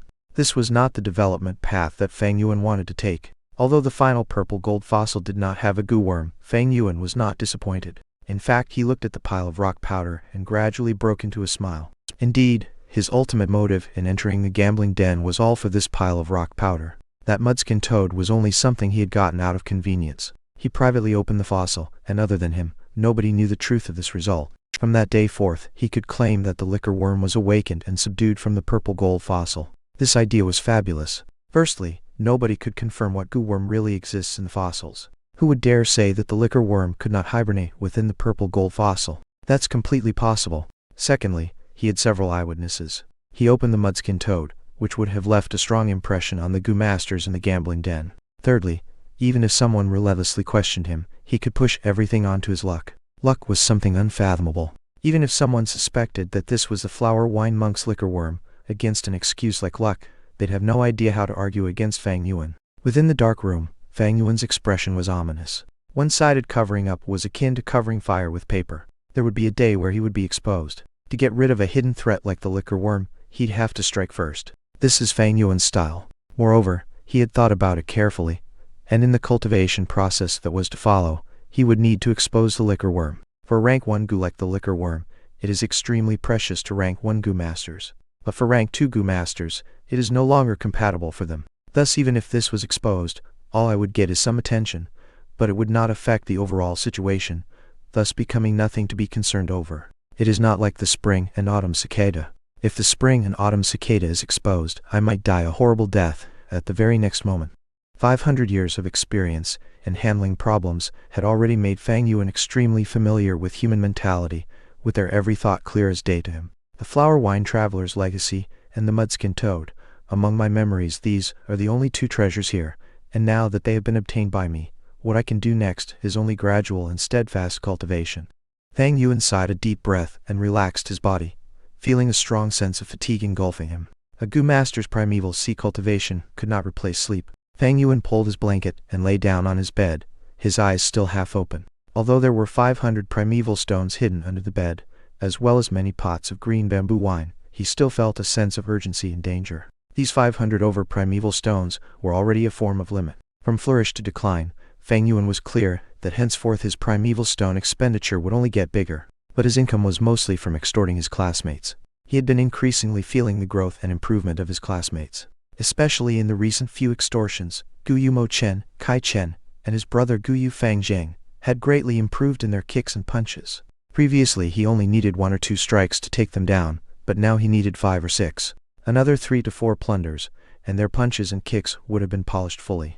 If they challenged me one by one, with my current stamina, I cannot endure that kind of round-robin battle. 500 primeval stones might seem a lot, but with my current expenditure of 4 stones a day, it is actually not that much. King Mao Mountain already has no treasures left, but nearby on the Bai Gu 2 mountain, there is a secretly built strength inheritance of a rank 4 goo master of the righteous path. It still boils down to the flower wine monk's treasure being too little, only giving me a liquor worm. There is still that film image wall, maybe I can sell it to a certain merchant in the caravan. Fang Yuan thought as his eyelids grew heavier until he finally fell asleep. Chapter 44. Monkey Wine Not Yielding the Opportunity of the Liquor Worm. Chapter 44. Monkey Wine Not Yielding the Opportunity of the Liquor Worm. Translator.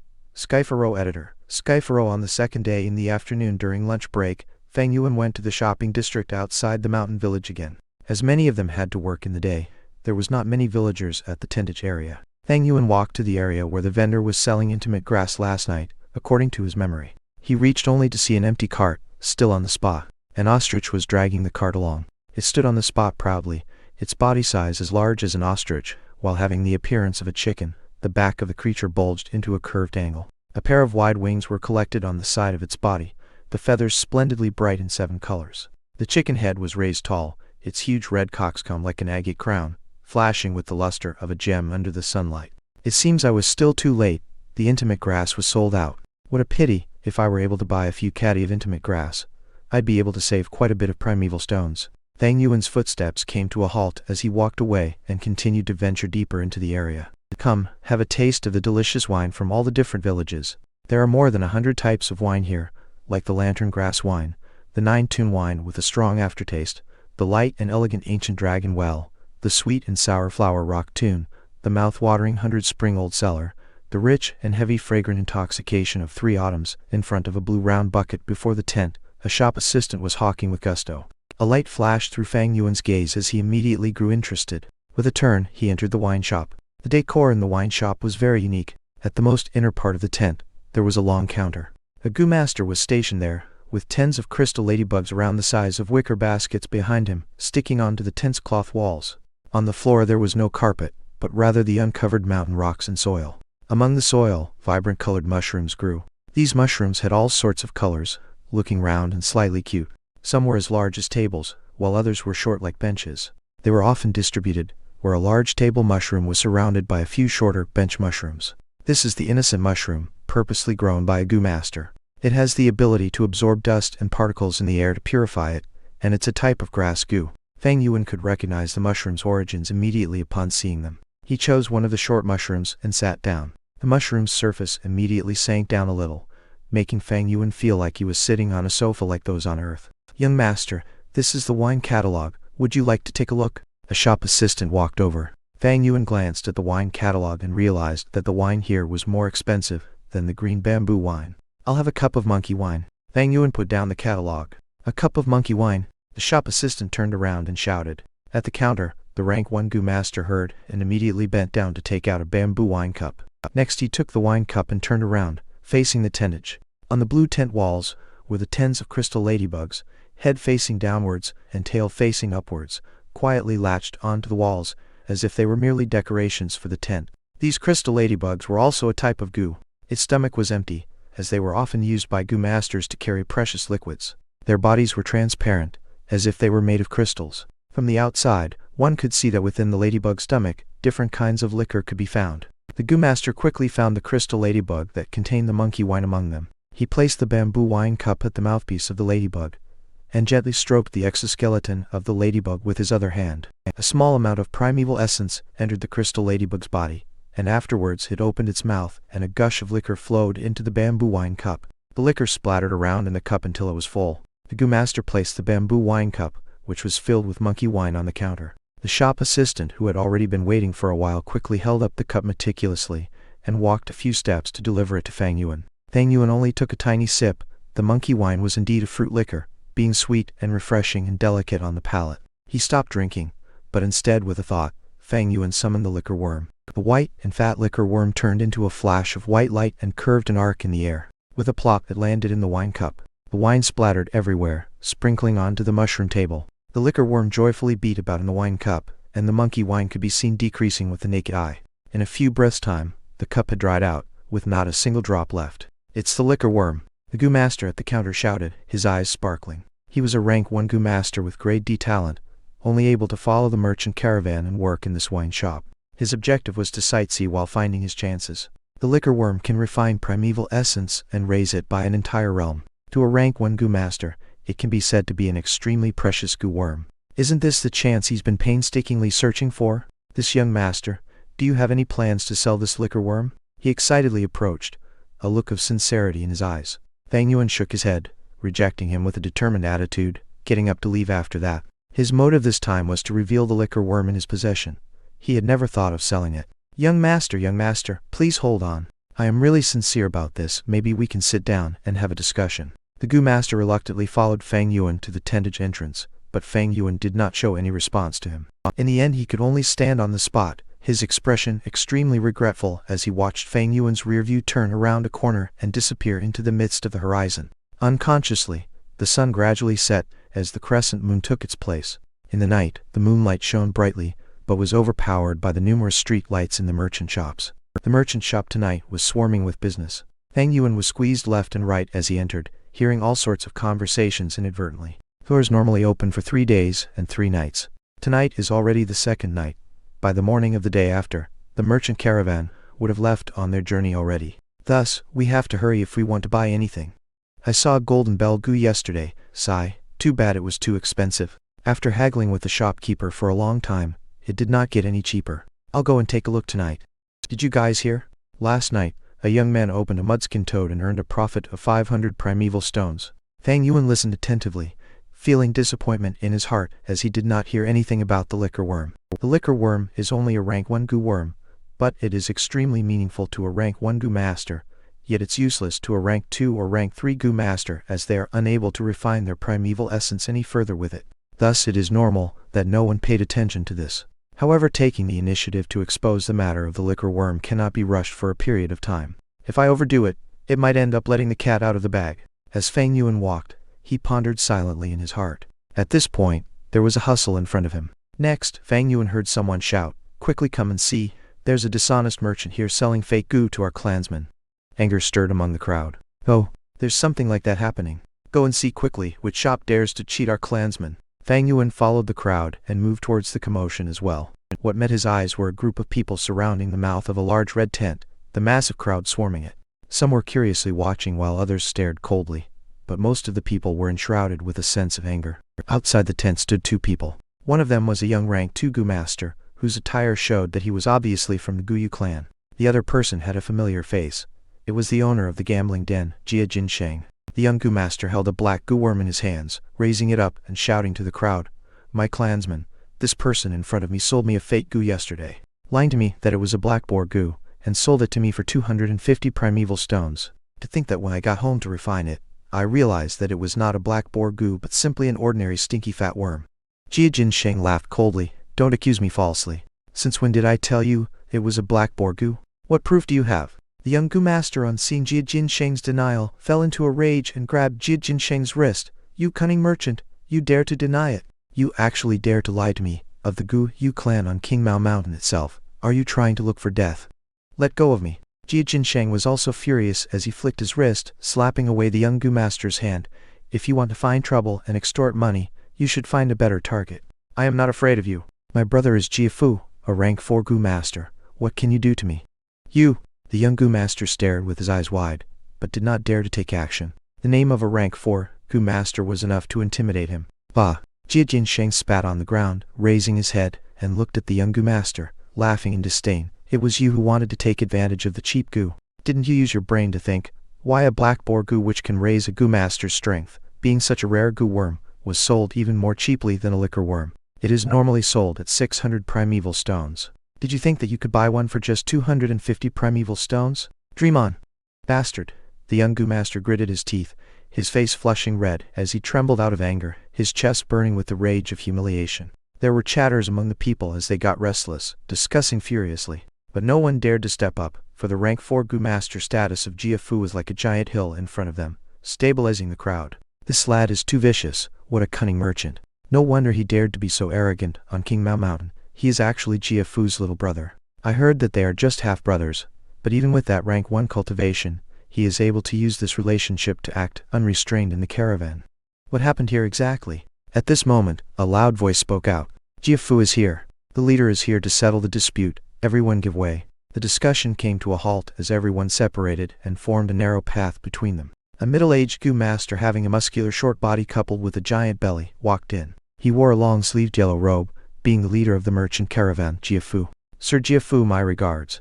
The young goo master was furious, but did not dare to say anything. He forced himself to endure the anger and paid respects to Jia Fu. Jia Jinsheng was frozen on the spot, not expecting his brother to arrive, his face suddenly pale as anger flashed across his eyes. This peculiar expression was captured by Fang Yuan, who was observing from afar as he pondered about the situation. Chapter 45.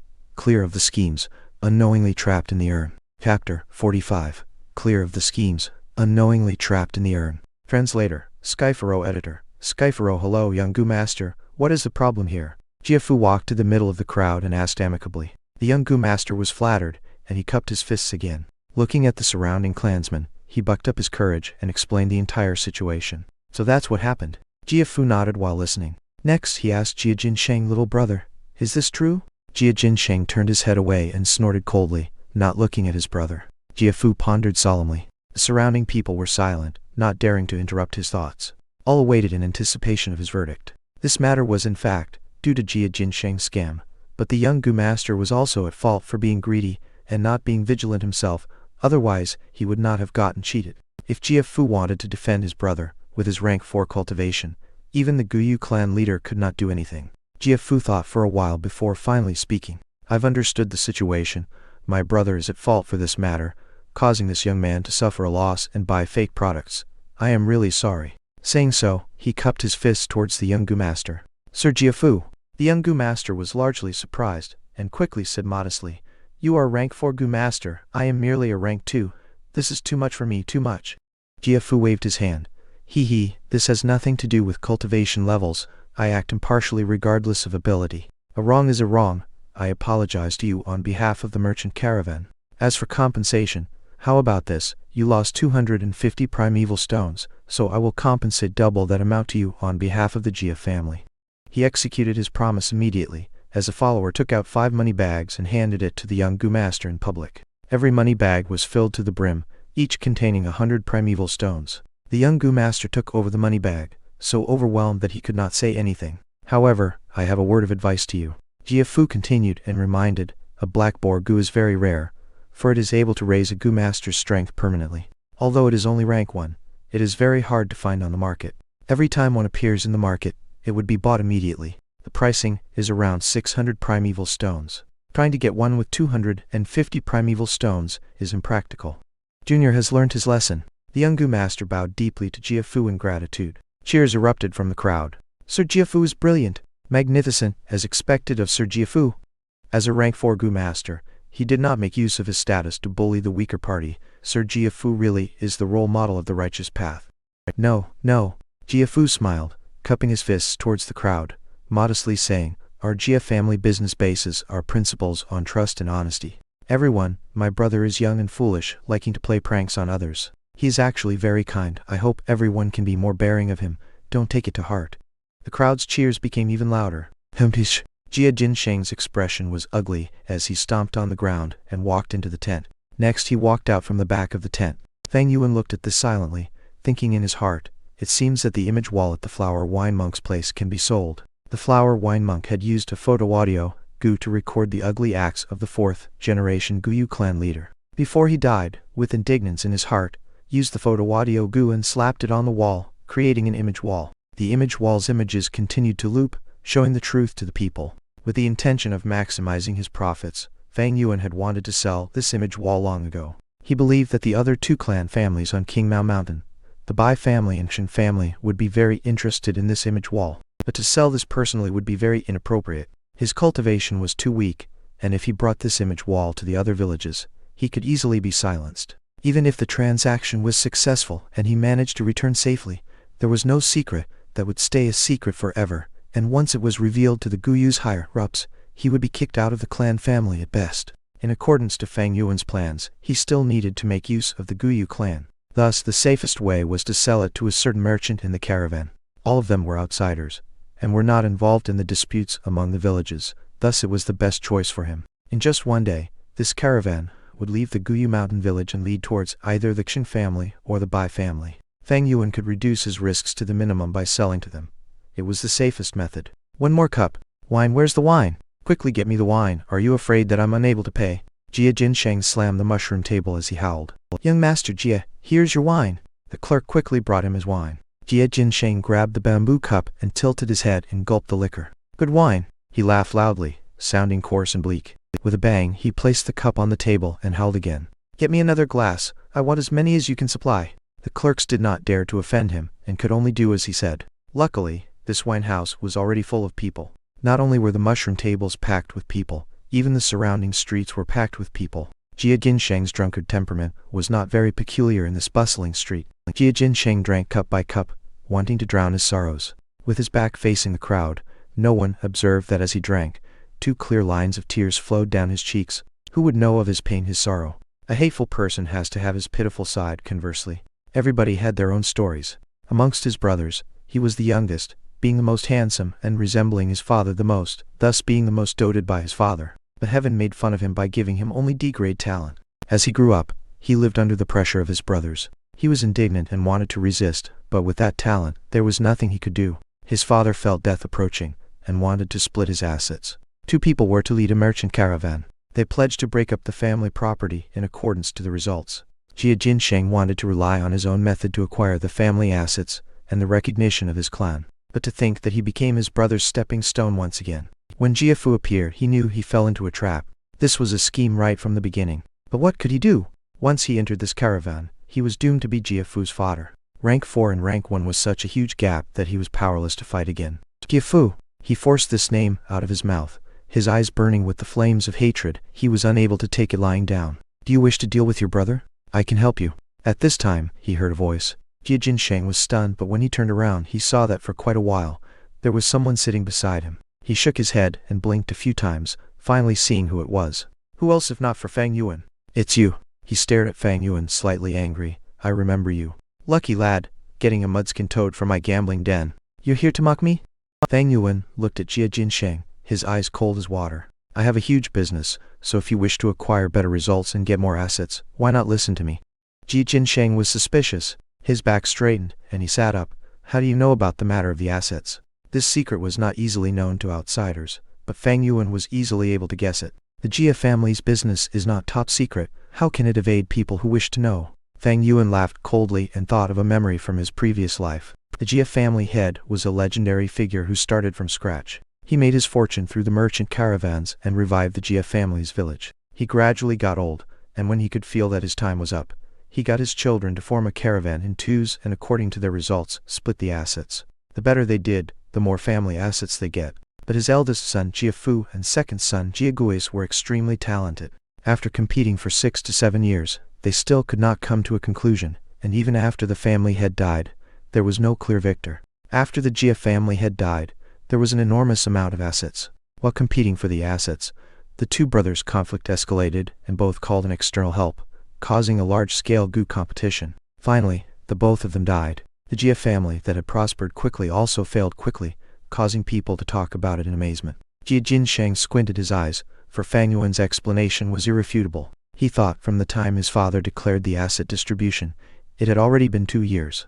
There are no impenetrable walls in the world, so even if someone found out about it, it's nothing strange. His real worry was whether this was another trap by Jiafu. But no matter what, there was no harm listening. Fang Yuan did not speak immediately. He surveyed the surroundings. This was the same wine cellar he came into in the afternoon. The shopkeeper operated independently, and at night, the shop was bustling with business.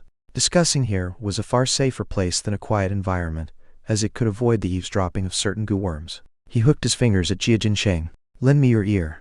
Jia Jinsheng unhappily snorted, but still slanted his head forward. After hearing Fang Yuan's description, he frowned and looked at Fang Yuan coldly. This business involves the 3 families on King Mao Mountain, and we merchants detest getting involved in other people's disputes. You were sent here by Jiafu to harm me, right? Fang Yuan had long expected for him to be suspicious. He did not bother to explain, but got up and left. In that case, I'll go talk to your brother. Jia Jinsheng squinted his eyes, staring at Fang Yuan. Only until Fang Yuan had left the wine shop did he lose his patience. He chased out of the tent and caught up to Fang Yuan. Don't go, we can have a talk. Fang Yuan placed both hands behind his back, staring at him from the side, coldly saying, I know you are suspicious of me, but now that your brother has you firmly caught, you're almost close to finished. If you choose to believe in me, there's still hope, if not you're doomed. Are you daring enough to take this bet? Jia Jinsheng's expression changed as he corrected and said, Jiafu is but only a little older. I have never acknowledged him as my brother. But you're right, I'm taking this bet. Fang Yuan said solemnly, 2,000 primeval stones, no haggling. Jia Jinsheng laughed bitterly. Too expensive. This trade involves high risk. The greater the risk, the greater the rewards. Fang Yuan shook his head, his attitude firm. If you sell it to those 2 families, you will only earn much more.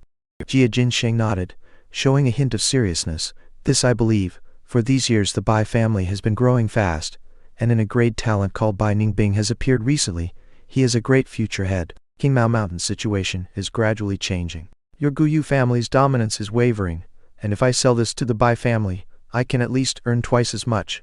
Hearing Jia Jinsheng's understanding of the King Mao Mountain's situation, Fang Yuan could not help but evaluate him again, thinking, This Jia Jinsheng, he is still a merchant family member after all, not those useless second generations. Jia Jinsheng sighed. Regardless of whether this is a trap, I'm jumping in. I promise you, 2,000 prime, evil stones it is. However, I want to see the merchandise first. Horse, come with me. Fang Yuan laughed as he led the way. Jia Jinsheng was already trapped in the urn, and the situation was fully in Fang Yuan's grasp. Chapter 46. Don't think too much when killing people. Chapter 46. Don't think too much when killing people. Translator, Sigma Editor. Sigma. Following his memories, Fang Yuan brought Jia Jinsheng to the cavern in the mountain. The two entered the crack in the stone, and the path became more narrow as their vision was dyed in darkness. Jia Jinsheng grew more vigilant as he was in an unfamiliar environment. Finally, he could not hold it in any further. I have a question. Jia Fu always treats people with honesty and is amicable with a good reputation. On the other hand, I lied and cheated, forcing transactions through coercion. Why did you choose to deal with me and not him? Fang Yuan's voice traveled through the stone crack. Because his cultivation is too high, so if he sees the image wall, he can choose to deal with me, or abandon the deal and just give the image wall to the Guyu clan head. I do not like giving the decision-making to others. Furthermore, I do not believe in integrity. The so-called prestigious reputation is just because the profits are small and are unable to incur his greed. More importantly, it was because Jia Jinsheng's position was special, for his cultivation was weak, and he was easy to manipulate. Fang Yuan was naturally not going to mention this, of course. Hee. Jia Jinsheng laughed dryly, his suspicions mostly gone immediately. That last sentence really resonated within me. The two finally got into the secret cave. Jia Jinsheng saw the image wall at once, and could not help but laugh loudly. Ha ha, I guessed right, you didn't lie to me. Fang Yuan stood behind him, laughing lightly, not saying anything. Jia Jinsheng looked at the wall, seeing the changing images and the animosity between the flower wine monk and the fourth generation clan leader. He looked at it once and retracted his gaze, looking at Fang Yuan, mocking. Your fourth generation ancestor doesn't look that strong, huh? Fang Yuan replied, this is nothing. The Guyu clan needed a hero, thus the fourth generation became a hero. Not long after, the Bai family needs a despicable scum, so the fourth generation will become a degenerate. Hero, scum, all these are just people's opinions. Well said. Jia Jinsheng laughed as he surveyed the cave. His sight was set on the corpse of the flower wine monk, and he stopped for a while before saying, what a pity, a rank 5 powerhouse. You've gotten much benefits from him, huh? A rank 5 Gu master's inheritance was significant. Jia Jinsheng's heart beat faster upon thinking of this, and he could not help but ask. Fang Yuan shook his head. It's been so long, most of the Gu are dead, I only got a liquor worm. Jia Jinsheng did not believe him. Don't lie to me, brother. As long as this deal goes through, we are accomplices. I won't reveal any information. Tell me honestly, what did you gain from this? Fang Yuan laughed coldly and did not bother replying him. Jia Jinsheng's response was anticipated, and this was also why Fang Yuan chose him over Jia Fu. Jia Jinsheng continued to say, at the very least, I know the flower wine monk has 1,000 Lai Earthwolf Spider 1. That is a rank 5 steed, type Gu with a large body and is proficient in burrowing underground. The flower wine monk was a demonic cultivator, and his ability to get about freely was mostly due to this 1,000 Lai Earthwolf Spider, allowing him to escape from the righteous cultivators. Oh, there's something like that? Fang Yuan frowned. Regarding the flower wine monk, he did not have much information. Jia Jinsheng smugly said, I came to your village last year and heard this legend, and I found it interesting, so I went home and researched about it. The 1,000 Lai Earthwolf Spider and flower wine monk were inseparable, and in my opinion, this cave should have been dug out by the spider. Otherwise, with the Qingmao Mountain's rich and heavy soil, how can a cave like this form? Brother, you don't have to conceal it anymore. The flower wine monk died here, so there's definitely his 1,000 Lai Earthwolf Spider here. Fang Yuan frowned even more deeply, feeling a sense of discomfort, his gaze grim. Yes, there are no other exits here. The 1,000 Lai Earthwolf Spider is massive, he would not have been able to squeeze out from the crack we just walked through. However, there is a possibility that the 1,000 Lai Earthwolf was plotted against and killed by the fourth generation. Seeing that image wall, even when the flower wine monk was fighting, he did not summon the 1,000 Lai Earthwolf Spider. That makes the situation even more peculiar. This cave is not formed naturally, thus it has to be created by the flower wine monk. Without the 1,000 Lai Earthwolf Spider, could there be any other methods? Jia Jinsheng looked at Fang Yuan suspiciously. Fang Yuan's frown swelled into a knot as he felt more and more uncertain. From Jia Jinsheng's information, he found out something. It appears as if there was a crucial point that he had missed out. He couldn't help but fall into deep thoughts.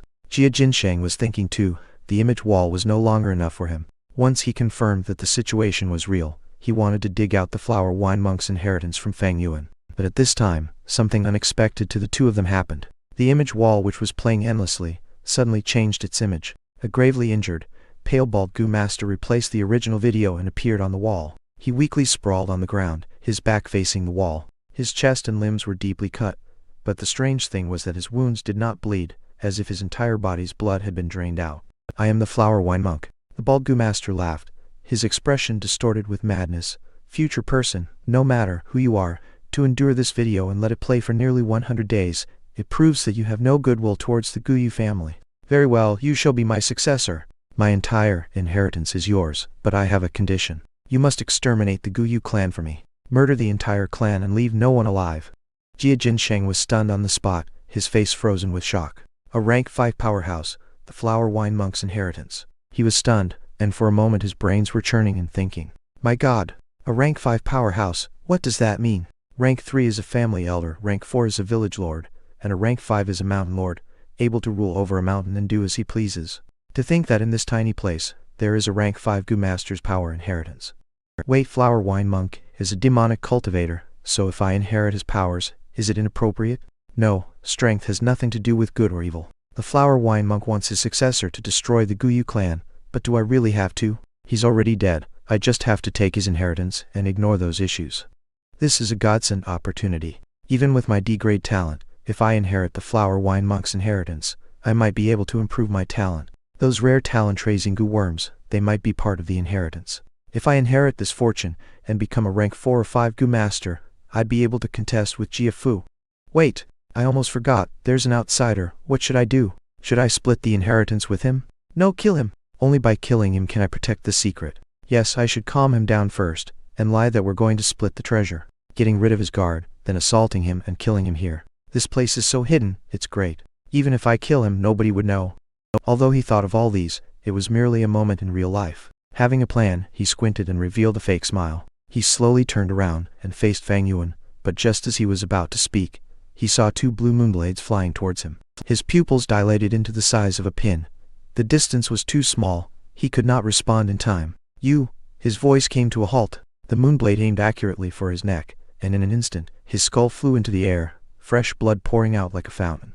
After 2 seconds, his corpse plopped on the ground. The scalding blood poured on the mountain walls, dyeing the withering vines red. Don't think so much when killing people. Fang Yuan looked at the corpse plainly, and then shifted his gaze towards the image wall. To think there was such a twist here. How interesting, he muttered as his eyes emitted an eerie glow. Chapter 47.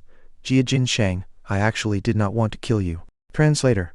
Sigma Editor. Sigma. The rain crashed down heavily. Gray clouds covered the sky, and the continuous mountains far away blended into a mass of black ink. The rain curtain interwove the heavens and earth together. Crack! The sky flashed bright abruptly, and a bolt of lightning cut across the sky like a silver snake. Then, in an instant, it was gone. Summer was approaching, and the end of spring's heavy rain seemed to bring about a trace of the warmth of summer. On Qingmao Mountain, huge expanses of jade-green spear bamboo stood tall and straight, resisting the winds and rain, the bodies of the bamboo straight like a spear as ever, the tips of the bamboo pointing towards the blue sky dome. In the Guyu village, row upon row of innumerable tall, pillared houses endured against the great rain's washing. Outside the village, the caravan had already set out on their journey once again. The rain is heavy, take note of the pavement. Don't fall behind. Goo Masters better pull your goo properly, especially the fat beetle. Don't block the mountain road anymore. You bunch of mortal martial fighters, better open your eyes wide and pay careful attention. Lose a single thing and you'll be paying for that. There was an endless stream of shouts rising and falling in succession from the merchant caravans. After stopping over at the Guyu village for 3 days, it was time for this merchant caravan to leave the place and follow the mountain path through Qingmao Mountain and head for their next destination. The heavy rain cleansed the heaven and earth, and the roads surrounding the village were paved with cobblestone.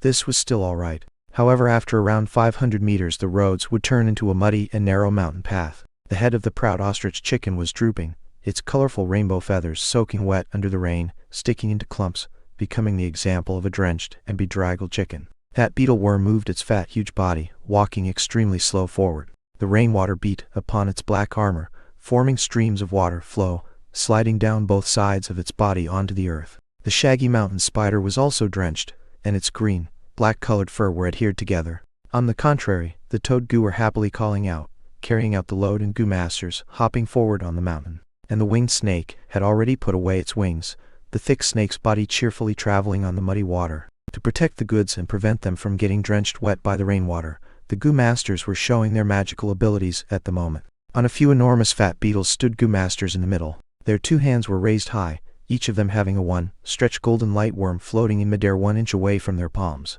The green copper primeval essence was like steam evaporating as it concentrated into the 1-stretched golden light worm's bodies. The entire goo flashed like a golden beam, acting as the heart, supporting a tremendous faint gold-colored bubble dome. The hemisphere-shaped bubble dome had a rather huge scope. It was able to completely cover 1 fat beetle worm and still have some leftover space. As the rain smashed upon the bubble dome, it would bounce away, just like hitting on an umbrella. However, this sort of 1-stretched golden light worm continuously consumed primeval essence, and in the long run the rank 1 goo masters would not be able to take it anymore. As expected, after a while, a goo master shouted, "No more, my primeval essence is almost exhausted. Who can take over?" "I can." Almost simultaneously, a goo master rushed forward and replaced his position. A few goo masters pulling the carriages or riding the mountain spiders activated the green silk goo in their bodies. Under its influence, their hair started to grow furiously. A normal person's hair had at least 100,000 strands. 100,000 strands of hair, each being 5 to 6 meters, intertwining and covering the goo master's body along with the steed, formed an impenetrable hair raincoat. The green silk goo was a rank 1 goo worm, often used for defense. It uses 30% of green copper primeval essence to activate, and was not a continuous expenditure type like the 1-stretched golden light worm. This green silk goo can be combined with the rank 1 black boar goo to become the rank 2 black mane goo. The black mane goo, when activated, would not only involve hair on the head, but also hair on all the pores. Within a few seconds, the goo master's body would gain a black mane protective armor. The black mane goo's advancement path was the rank 3 famous goo, steel mane goo. Other than the 1-stretched golden light worm and green silk goo, many of the caravan goo masters also chose the water spider goo. It can be seen that there was a thin layer of blue raincoat on their bodies. On the raincoat's surface, the water circulated randomly. As the raindrops hit onto the raincoat, it would immediately become part of the raincoat. Since the goo masters were continuously soaking under the raincoat on their bodies would grow thicker. Every now and then the goo masters would have to urge the water spider goo and discharge away the excess water. At this moment the thick raincoats would be reduced to the original thin layer. As for those mortal warriors, they were constantly on the move, watching over the goods on the muddy road. Most of them wore raincoats made of straw, but in their rush and confusion the straw raincoats had limited effect from avoiding the rain, so they were already drenched wet by the rainwater. "This accursed weather," the warriors cursed in their hearts. In the rainy weather, the mountain trail becomes even harder to walk on. Under this weather, martial artists might be strong physically, but they are still mortals. Once their bodies are drenched by rain and coupled with intensive labor, they would easily catch a cold. Getting a serious illness was the lightest consequence. Perhaps they might catch repercussions, and if they catch a certain tough disease, it might cause them to get gravely ill and abandoned on the trip itself. If they encounter slippery roads on the mountain trails, or encounter wild beasts and goo worms' attacks, they might lose their lives. The caravan may be big and have many goo masters, but every time they went on a journey, there would always be a great decrease in numbers. Mortal martial artists die the most, while goo masters also have injuries and casualties. If the caravan was unlucky enough to encounter large-scale migrating beasts, they might even get wiped out completely. Other than natural disasters, there were also human-caused problems. Among the villages, there might be those who do not welcome the caravan. Some villages like to rob the outsiders. "We're leaving, see you next year." Some of the goo masters sat on the goo worms and turned their bodies to bid farewell. At the entrance of the village, many people gathered as they sent the caravan off with their gazes. "You must come again next year." Reluctant to see them depart, the children shouted loudly. The adults had more complicated expressions. The road ahead is unforeseen. In these hard times, for those who are able to come to the village next year, how many would still be familiar faces? Be it at the merchant caravan, or in the village, it is not easy to earn a living. As the caravan left further and further, as the crowd dispersed, the cheerful and light-hearted market atmosphere had also subsequently disappeared. The original spot that had erected tents and shops was left now with a huge mess. The grass turf had been walked upon continuously by the crowd, grass roots and mud soil trampled out. The rainwater hit on its surface, immediately forming mud and numerous little potholes that collected muddy water. In addition to that, there was a lot of garbage left over. Thang Yuan stood on a secluded hillside, watching the merchant caravan from far away alone. The merchant caravan was like a fat and colorful flower python, snaking through the narrow mountain road under the gray heavy rain, slowly entering the dense mountain forest. "Ah, the heavens are sending their blessings," Fang Yuan sighed lightly. He held a butter-yellow paper umbrella, quietly standing in the rain. Fang Yuan wore the most plain flax cloth garment, his body slim, his skin bringing about the pale whiteness of a 15-year-old teenager, a settled clump of clean and short black hair atop his head.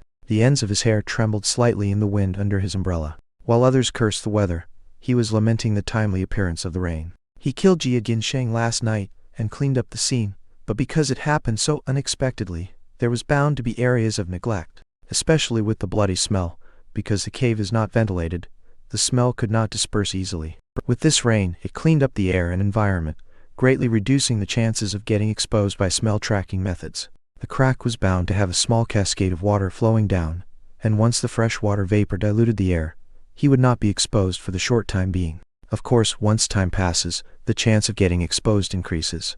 In this world there were all sorts of goo worms, and investigative methods were abundant. Even Fang Yuan only knew a portion of them. The rain produced pitter-patter sounds as it hit on the yellow umbrella. Then, following the shape of the umbrella, streams of water flowed down onto the limestones beneath Fang Yuan's feet, hitting and creating splashes. Seeing the caravan curve into a corner, completely disappearing into the forests, Fang Yuan did not show a sign of relief, but instead looked grim. Although Jia Jinsheng's cultivation was weak and had little talent, he had a special status. The caravan's people are all busy with business, thus no one found out that he's missing. But once some time passes, it'd definitely be found out. By then Jia Fu would return to investigate, and the real challenge would be then. The Jia family had intentionally arranged Jia Jinsheng and Jia Fu to be on the same caravan. He had deep intentions. In terms of cultivation, they are worlds apart. In terms of cunningness, they're also incomparable. Such an arrangement is to inflict a blow to Jia Jinsheng and let him be clear of reality, and live life peacefully. At the same time he is testing Jia Fu's nature, for if he is too overbearing on Jia Jinsheng, how can he hand the position of clan head to him?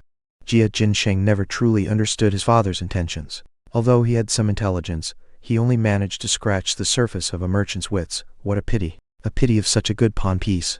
Fang Yuan felt regrettable in his heart. With 500 years of experience, he could easily see past the surface and understand the true nature of the situation. When he saw the dispute between the two that night, he could tell the complicated relationship between Jia Jinsheng and Jia Fu, and thus he had a vague plan formed in his heart from then on. In his plan, Jia Jinsheng was a very suitable pawn. His cultivation was weak, but he held a high position in the caravan, and although he had some wits, he had little experience. Thus Fang Yuan could easily manipulate him. Once controlled, this pawn would be extremely useful. For one, he could build a strong network of smuggling through his relationship, preparing up for usurping treasures from future killings. Secondly, Fang Yuan could hide in the background and use the image wall to stir up conflict among the King Mao Mountain's three families, causing a civil war and enabling him to be able to reap the rewards. Thirdly, Fang Yuan could rely on him to make his way into the Jia family interior. The future Jia family dispute caused a large-scale Gu fighting competition. It will be a huge affair with lots of benefits to gain. Fang Yuan could make use of this to acquire the greatest reward for himself. My cultivation is still too low, restraining me greatly in doing things. If there was a pawn for me to use, I can do some things that I cannot attempt myself. It is not only convenient, but also lowers the risk of doing so. If I get exposed, I can simply discard the pawn and stay safe myself. The surrounding people know the situation well and are loyal to the family, thus they aren't good to manipulate. Only an outsider like Jia Jinsheng can be used more efficiently to execute my plans. Unfortunately, I did not expect the Flower Wine Monk to leave behind his power inheritance. The Flower Wine Monk is a rank 5 Gu master. His inheritance is definitely more valuable than this pawn. Of course, it'd be good if he could get the best of both worlds, but in face of such treasure, Jia Jinsheng could not longer be controlled, thus he had to be discarded. Nothing will go smoothly forever in this world. Fang Yuan sighed and shook his head. The Flower Wine Monk's inheritance appeared and disrupted Fang Yuan's original plans. In addition, after the changes to the image wall, the videos and images were all gone, only showing a line written in blood, telling Fang Yuan to destroy the image wall and reveal a cavern entrance. Following the trail, he would be able to get the inheritance. The blood writing only appeared for a few breaths before vanishing, and the image wall also turned back into the most ordinary mountain wall. Fang Yuan spent the entire night cleaning up the murder scene, and had no time to break the wall. Killing Jia Jinsheng in a hurry, this would leave many problems for me in the future, and I am but only temporarily safe. Although I succeeded in getting rid of the evidence, there is bound to be trouble coming for me in the future. In this case, I would have to change my way of exposing the liquor worm. I cannot go to the secret cave behind the wall crack either. I have to stay in the mountain village for some time to anticipate investigation in the near future. Fang Yuan turned around and held his umbrella, walking in the rain towards the village. But this is fine too. I can spend a large amount of primeval stones during this period to refine to middle stage primeval essence. Using it, I can nurture my aperture and break through into the middle stage. Once I reach the middle stage, my power will double, allowing me to get the inheritance more easily and with greater confidence. A demonic cultivator's inheritance was not as mild and gentle as a righteous cultivator's, for there was often dangerous tests and tasks, and if one cannot get through, they'd have to pay the price with their life. The world is hard to predict, but it is precisely this that makes it interesting. Fang Yuan smiled coldly. The green mountain beneath the heavy rain extended continuously and unending, its green mixed with gray, appearing stifling and heavy. A gust of wind blew, and the raindrops inclined a little, hitting onto Fang Yuan's shoulder and attacking him with a burst of chilliness. He thought about Jia Jinsheng again. Sighing in his heart, he thought, Jia Jinsheng, actually I did not want to kill you. What a waste of a good pawn. Chapter 48. A Little Cute. Chapter 48. A Little Cute. Translator. Skyfaro Editor. Skyfaro. It rained for 4 days before stopping. The sun rose high into the sky, tearing away the rain curtain, seemingly like it was unveiling summer itself. The breath of summer had faintly started to come around. The weather became increasingly sunny and cloudless, sweeping away the sentimental breath of spring, and the temperatures slowly rose. In the night of spring, the lively dragonpill crickets had retreated, cowering away into the deep ground to lay eggs. The green spear bamboo specially found on King Mao Mountain had started to grow wildly, and nearly every day it would show an obvious increase in height. The grass and the trees began to change from emerald green into a dark green color. The never-ending green mountains started to look even more verdant and lush. The weather was clear for thousands of miles, blue like a crystal. Bang bang bang. At the training grounds in the academy, sounds of punches and kicks could be heard. After exchanging over 10 blows, Guyu Mobei was kicked in the abdomen by Fang Yuan, taking 5 to 6 steps backwards, leaving the designated circle drawn in the arena. The martial arts instructor stood before the stage and evaluated the situation. Seeing this, he immediately declared, Guyu Mobei has exited the stage. Guyu Fang Yuan wins for the 33rd consecutive time. He's challenged you again. Guyu Mobei gritted his teeth, his eyes staring right at Fang Yuan. But don't be arrogant. One day, I will defeat you. I can already feel it. That day is nearing. Fang Yuan looked at him expressionlessly, and then his eyelids drooped downwards. That kick earlier caused you to have internal bleeding. I'd advise you to treat that injury first. This small injury is nothing. Guyu Mobei was retorting halfway, when suddenly his expression changed and his throat gulped, vomiting a mouthful of blood. His face was pale. This was the first time he suffered this level of injury. His eyes could not help but show signs of fear. The martial arts instructor hurried over and pacified him. Don't worry about this level of injury. You just need to rest for a few days. Just stop practicing your punches and do not do vigorous exercises during this period. The moment he finished saying so, 2 healing Gu masters, who were waiting outside, rushed over and meticulously helped Guyu Mobei out. Guyu Mobei did not dare to say anything else, but he looked at Fang Yuan deeply in his eyes, filled with anger, hatred, regret, and indignance. Mobei has good martial techniques, but he couldn't beat Fang Yuan. Fang Yuan is too good. Basically no one can beat him. Mobei actually vomited blood. How scary. I don't want to fight a guy like this. Sigh, but the instructor said today is practice combat, up on the arena. Each of us needs to go up and fight once. The students stood outside the arena, some looking towards Fang Yuan in fear, some sighing non-stop, some were pale while others felt trepidation. Among them some were injured. A few held their bruised faces, some held their limbs, gasping for breath. Others laid on the ground, rubbing their thigh. Next, seeing that there were no challengers coming up, the instructor yelled. However, no one answered. Usually those who were courageous to challenge Fang Yuan were only Guyu Mobei, Guyu Kaichen and Guyu Fangzheng. These 3 were already beaten. Silence swept across the students as others even retracted their steps slightly. The instructor frowned on seeing their fearful expression. He could not help but think of the academy elder's words.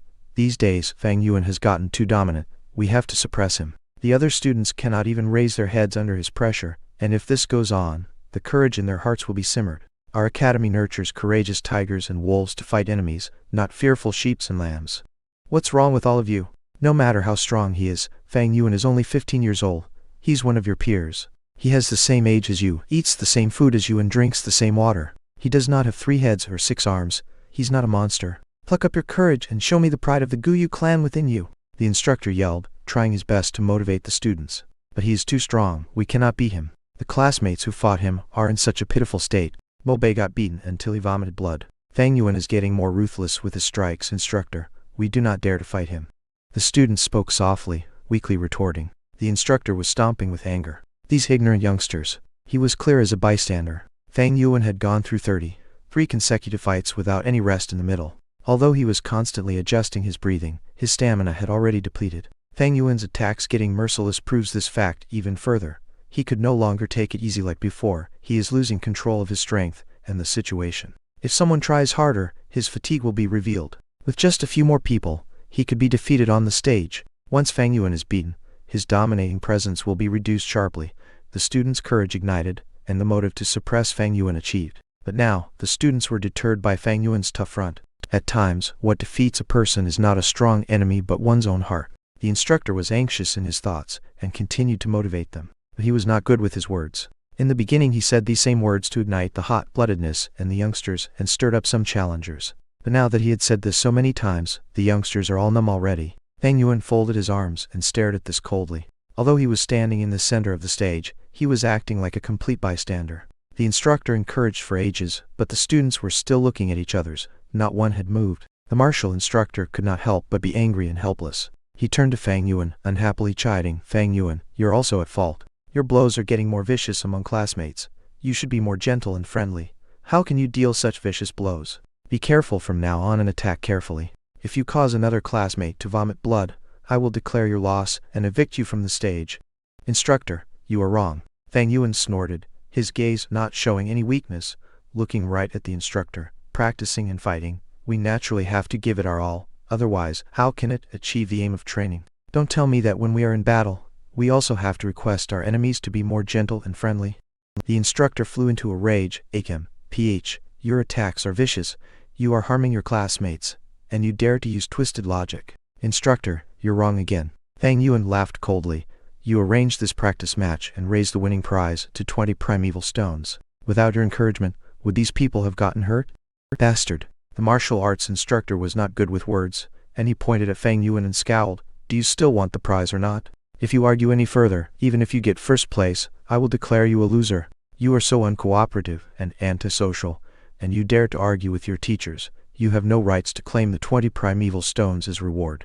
Fang Yuan laughed heartily. "It is but a competition that merely gives 20 primeval stones. Do you think I give a damn?" Saying so, he turned around and left. Under the class' distraught gaze, he walked out of the center of arena. Although he did not manage to sell the image wall, Fang Yuan still had several hundreds of primeval stones in his possession. Furthermore, his aim this time was not primeval stones. "You!" Seeing Fang Yuan really walking down the stage, the instructor was stunned without words, showing an expression of shock and confusion.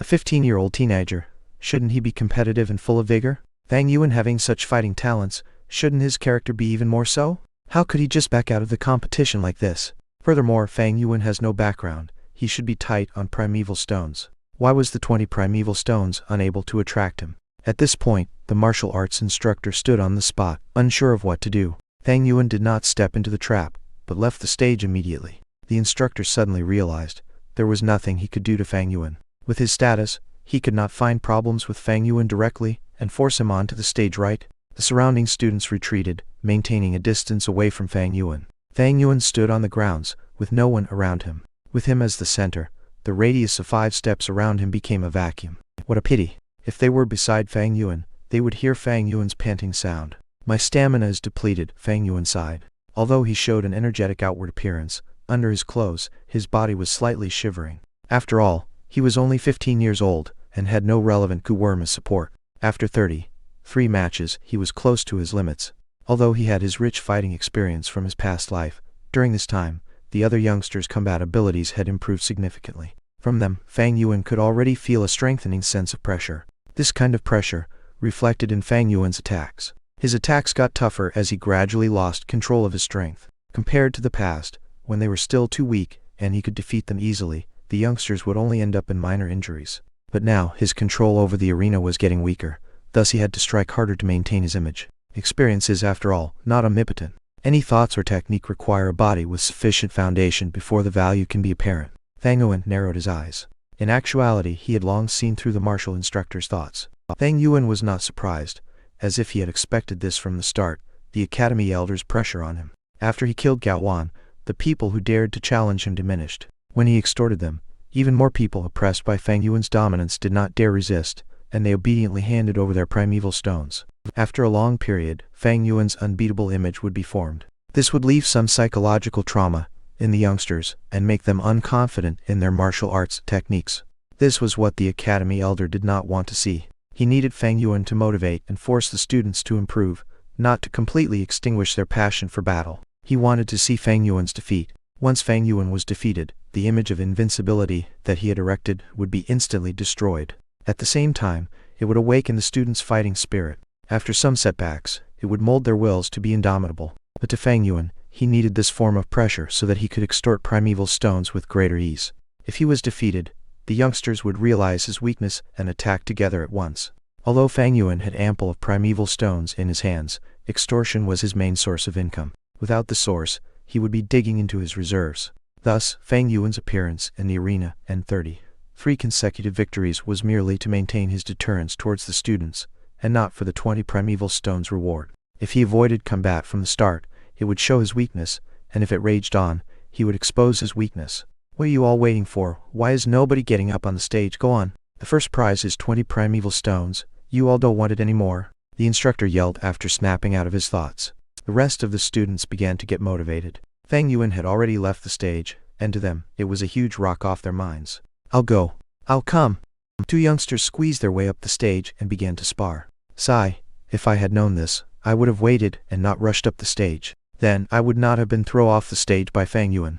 What a pity to think Fang Yuan left. He's really daring. See, even the instructor is at a loss for what to do with him. Hearing their whispers, the instructor felt his reputation crumbling. He was extremely agitated in his heart and wanted to punish Fang Yuan thoroughly. However, Fang Yuan had done nothing wrong, and leaving the stage on his own accord was allowed. The instructor was both helpless and moody. Finally, he looked at Fang Yuan and stared angrily at the latter. Fang Yuan's lips slightly curled up into an angle as he thought, such boorish methods, this instructor is a little cute. Chapter 49. Not afraid of Fang Yuan breaking out of their grasp. Chapter 49. Not afraid of Fang Yuan breaking out of their grasp. Translator, Skyfaro editor. Skyfaro, a pair of solemn eyes were staring at the faraway training grounds. The Academy Elder stood at the window of the third story, looking at everything that had transpired at the arena. He frowned deeply. The instant Fang Yuan left the stage, he felt a sense of peculiarity in his heart, not expecting Fang Yuan to do this.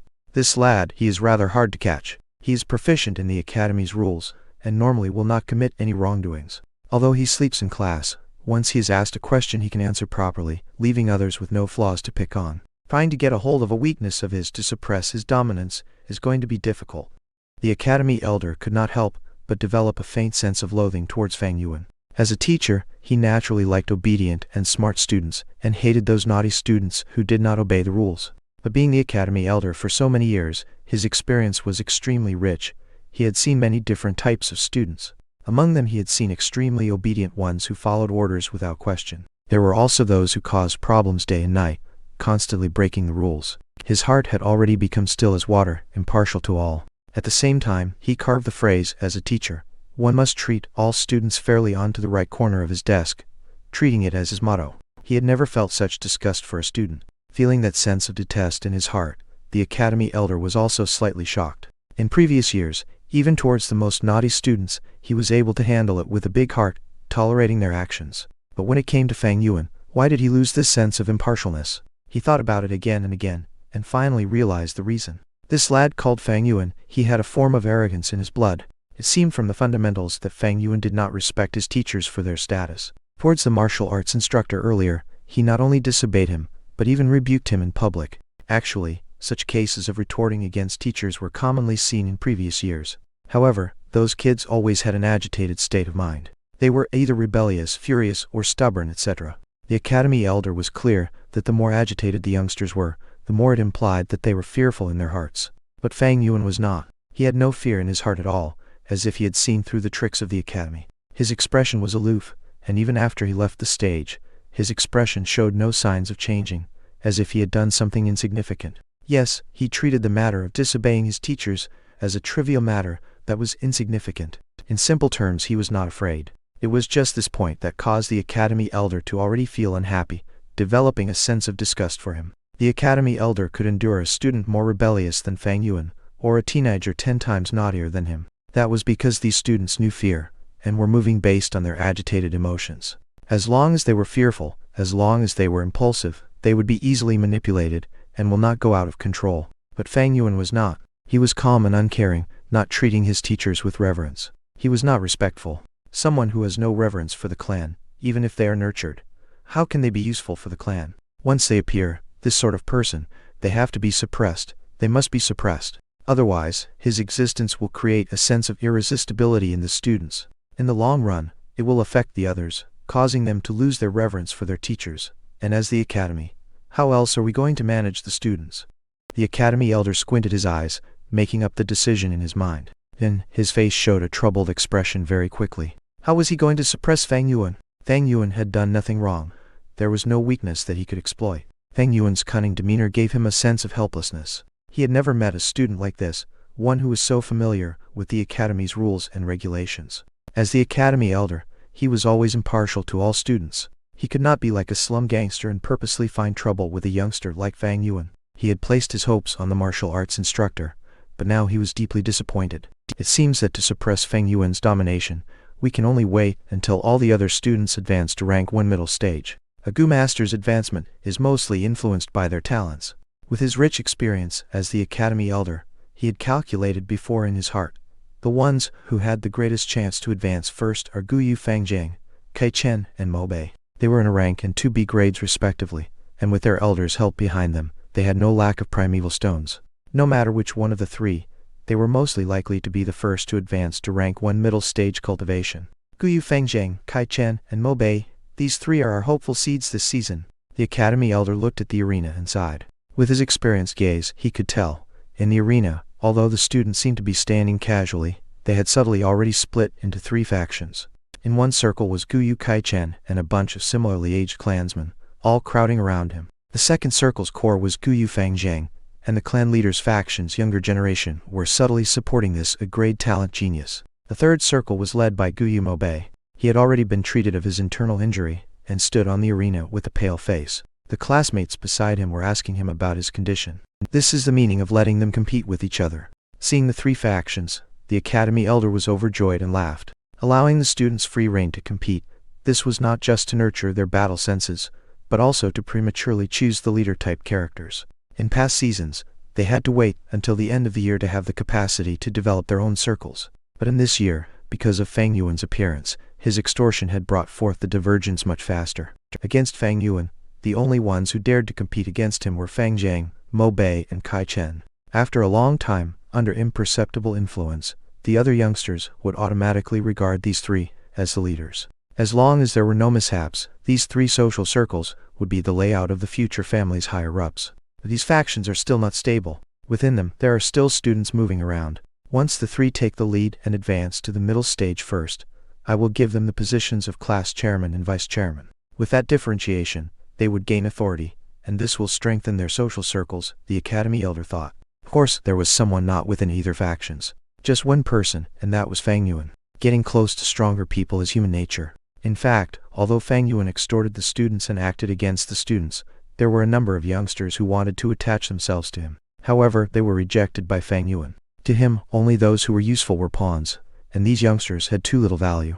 This was also another reason the academy elder hated Fang Yuan. He was too antisocial, not willing to integrate into the team. To such people like him, the clan's control over them was not as much as the other youngsters. The academy elder's gaze once again shot towards Fang Yuan in the arena. Fang Yuan stood alone at one corner with his hands behind his back, his eyelids slightly closed, allowing the students to fight for their prize. Even with the heated competition, his expression did not change the slightest. His surrounding was vacant, no youngster was willing to stand with him. Very evidently, he also did not wish for these people to be near him. Fang Yuan stood there alone, enshrouded in loneliness. He floated outside the factions. But I don't have to be too worried. This Fang Yuan is still young and can be changed slowly.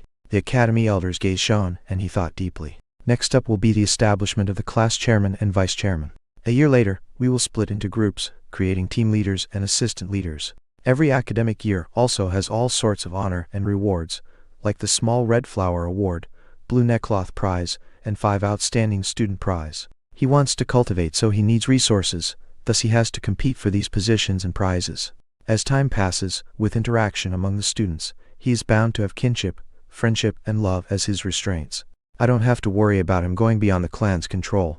These years, the Academy Elder had gradually understood something. When a new clan member is born, they would be brainwashed by the clan. First, they would be taught the clan's utmost value system. Next, they would go into moral education and learn about the beauty and importance of kinship, friendship, love. After that, they would be taught honor, and in the process of growing up, many resources such as prizes would be used to attract them. Using the family's assigned roles, they would choose and recruit the most loyal clansmen into their factions. Do not look down on the small roles like chairman or vice chairman, for once they become one of these roles, they would be part of the clan's administration. Under such a system with constant influence, on one hand it brings about the benefits of having authority and the sweetness of power, while on the other hand, it brings the problem of detaching from the system. A carrot in hand and a stick in the other, who can break away from this system? Even the wildest of people or the most lonesome ones would gradually become a part of the family. One without loyalty would also be nurtured into one with loyalty. Without kinship, friendship or love, they would still be developed. This is the power of the system. This is the power of rules. This is the clan's way of survival. Chapter 50, Middle Stage. Chapter 50, Middle Stage. Translator, Skypharo Editor. Skypharo nightfall arrived. The moon was like a silver plate, appearing among the clouds. The thinly spread stars decorated the surroundings. Guillermo Bay stood in the courtyard, raising his head up, his eyes glistening under the reflection of the moon. Little brother, I heard you got injured today. Behind him, his sister Guillermo Yan's voice resounded. Sister, you are worried that after being beaten, till I vomited blood today, I would have long-lasting trauma. Mo Bay turned around and curled his lips. Seeing her brother laughing, Mo Yan's heart felt at ease. Although she had truly worried, she said instead, No way, Big Sis here understands you best. Good brother, you have an indomitable will, the future head of our Mo family. How can you be frightened off by such a small injury? Haha, I knew sister doted on me the most. Mo Bay scratched the back of his head as he laughed sheepishly. You know what, sister? Under the glow of the moonlight, this 15-year-old teenager's eyes radiated brightly. Although I failed this time, I heard Fang Yuan panting during the match. Back then he easily beaten me in 2 or 3 strikes within calm and composed manner. But his gasping already revealed his weakness. He is definitely not as strong as everyone else thinks. One day, I will defeat him fair and square. Good, as expected of a good man from my Mo bloodline. Mo Yan laughed, patting her brother's head, showing concern on her face. However, you suffered internal injuries, so please don't practice your martial arts these few days. Don't touch my head, sister, I am already old enough. Mo Bay shrugged his head, using an unhappy tone. I understand what you are saying, I have a plan. These few days, I'm going to nurture my aperture walls, to completely break through from initial stage to middle stage and obtain the position of class chairman, and suppress Fang Yuan's dominance. I'll let him know that what truly matters to a Gu Master's cultivation is still talent. I'm glad you can think this way. I was only a vice chairman last time. If you manage to become chairman, it will fulfill my regrets too. Don't worry, sister. The position of chairman, I certainly must obtain it. At the same time, in the Kai family, inside the secret room, there was only one torch, attached to an opening in the limestone walls. The flame burned on, illuminating the small room. One of the 2 elders in power, Guyu Kai Lion, was sitting facing his grandson, Guyu Kai Cheng. The 2 sat on a praying mat with their shadows projected on the ground, wavering with the flickering of the flame. Guyu Kai Lion stretched out his hand, using his palm to touch Kai Cheng's abdomen area. Guyu Kai Chen's face was full of anxiety, his mind entering his aperture, suppressing the ripples in his primeval sea with all his concentration. In this world, there are no 2 identical tree leaves. Similarly to Gu Masters, there is no identical primeval essence as well. Once primeval essence from an external source enters the aperture, it will result in the natural resistance of the original primeval essence in the aperture. If Guyu Kai Cheng does not suppress it, and instead allows this primeval essence to resist, it will result in a clash between the essences. Such intensive reaction can cause great damage to the aperture. The aperture's primeval sea is the foundation and roots of a Gu Master's cultivation, and is of utmost importance. Once the aperture is damaged, at the very least one's cultivation may lower, but if it is severe, their latent talent may be lowered as well. Once the aperture is completely shattered, the Gu Master would die immediately. After a while, Guyu Kai Lion gradually stopped transmitting his primeval essence, slowly taking back his hand. Guyu Kai Cheng took a deep breath of relief, his tense body relaxing. Thank you, grandfather, for nurturing my aperture and transfusing primeval essence to me every 3 days. It has been hard on you. Guyu Kai Lion's forehead was full of sweat, and he sighed and said, This is inevitable. Your talent is only C grade, so if we rely on your ability alone to rise to middle stage, it'll take a long time. The time will usually be twice of a B grade and 4 times of an A grade. In such a situation, your talent will be exposed. Thus, even if this method is dangerous, we have to use it. Grandson understands grandfather's intentions. As long as you understand. The old man sighed. This method also has another sequela. After your aperture has been nurtured by my silver primeval essence, although the silver primeval essence has a greater effect, it is still an external source of primeval essence to you. Henceforth, even if your aperture walls change from a light wall to a water wall, it would still be mixed with my energy. The more external energy there is, the more impure your aperture will be, and this will stifle your talent, limiting your development in the future. Guyu Kai Cheng bit his lips. Grandfather, for the future of the Kai family, I am willing to sacrifice my future prospects. Guyu Kai Lion was pleased, stroking his beard. It is good that you have such thoughts. But the heavens always leave a glimmer of hope for you are not hopeless yet. If we can find the cleansing water Gu, it will be able to cleanse your aperture walls and flush out all the external energies in your aperture C, removing this sequela. In addition, I have also used my relationships to search for a liquor worm for you. This worm is able to help a rank 1 Gu master refine their primeval essence and raise it by one small realm. In this way, the primeval essence that is refined will be your body's own primeval essence and not an external one. Using this way to nurture, your aperture leaves no repercussions and risks. It is a much better nurturing effect. Guyu Kai Lion was overjoyed. Thank you, grandfather. However, the liquor worm is hard to find. Among the rank 1 Gu worms, the liquor worm, boar Gu, and bookworm etc.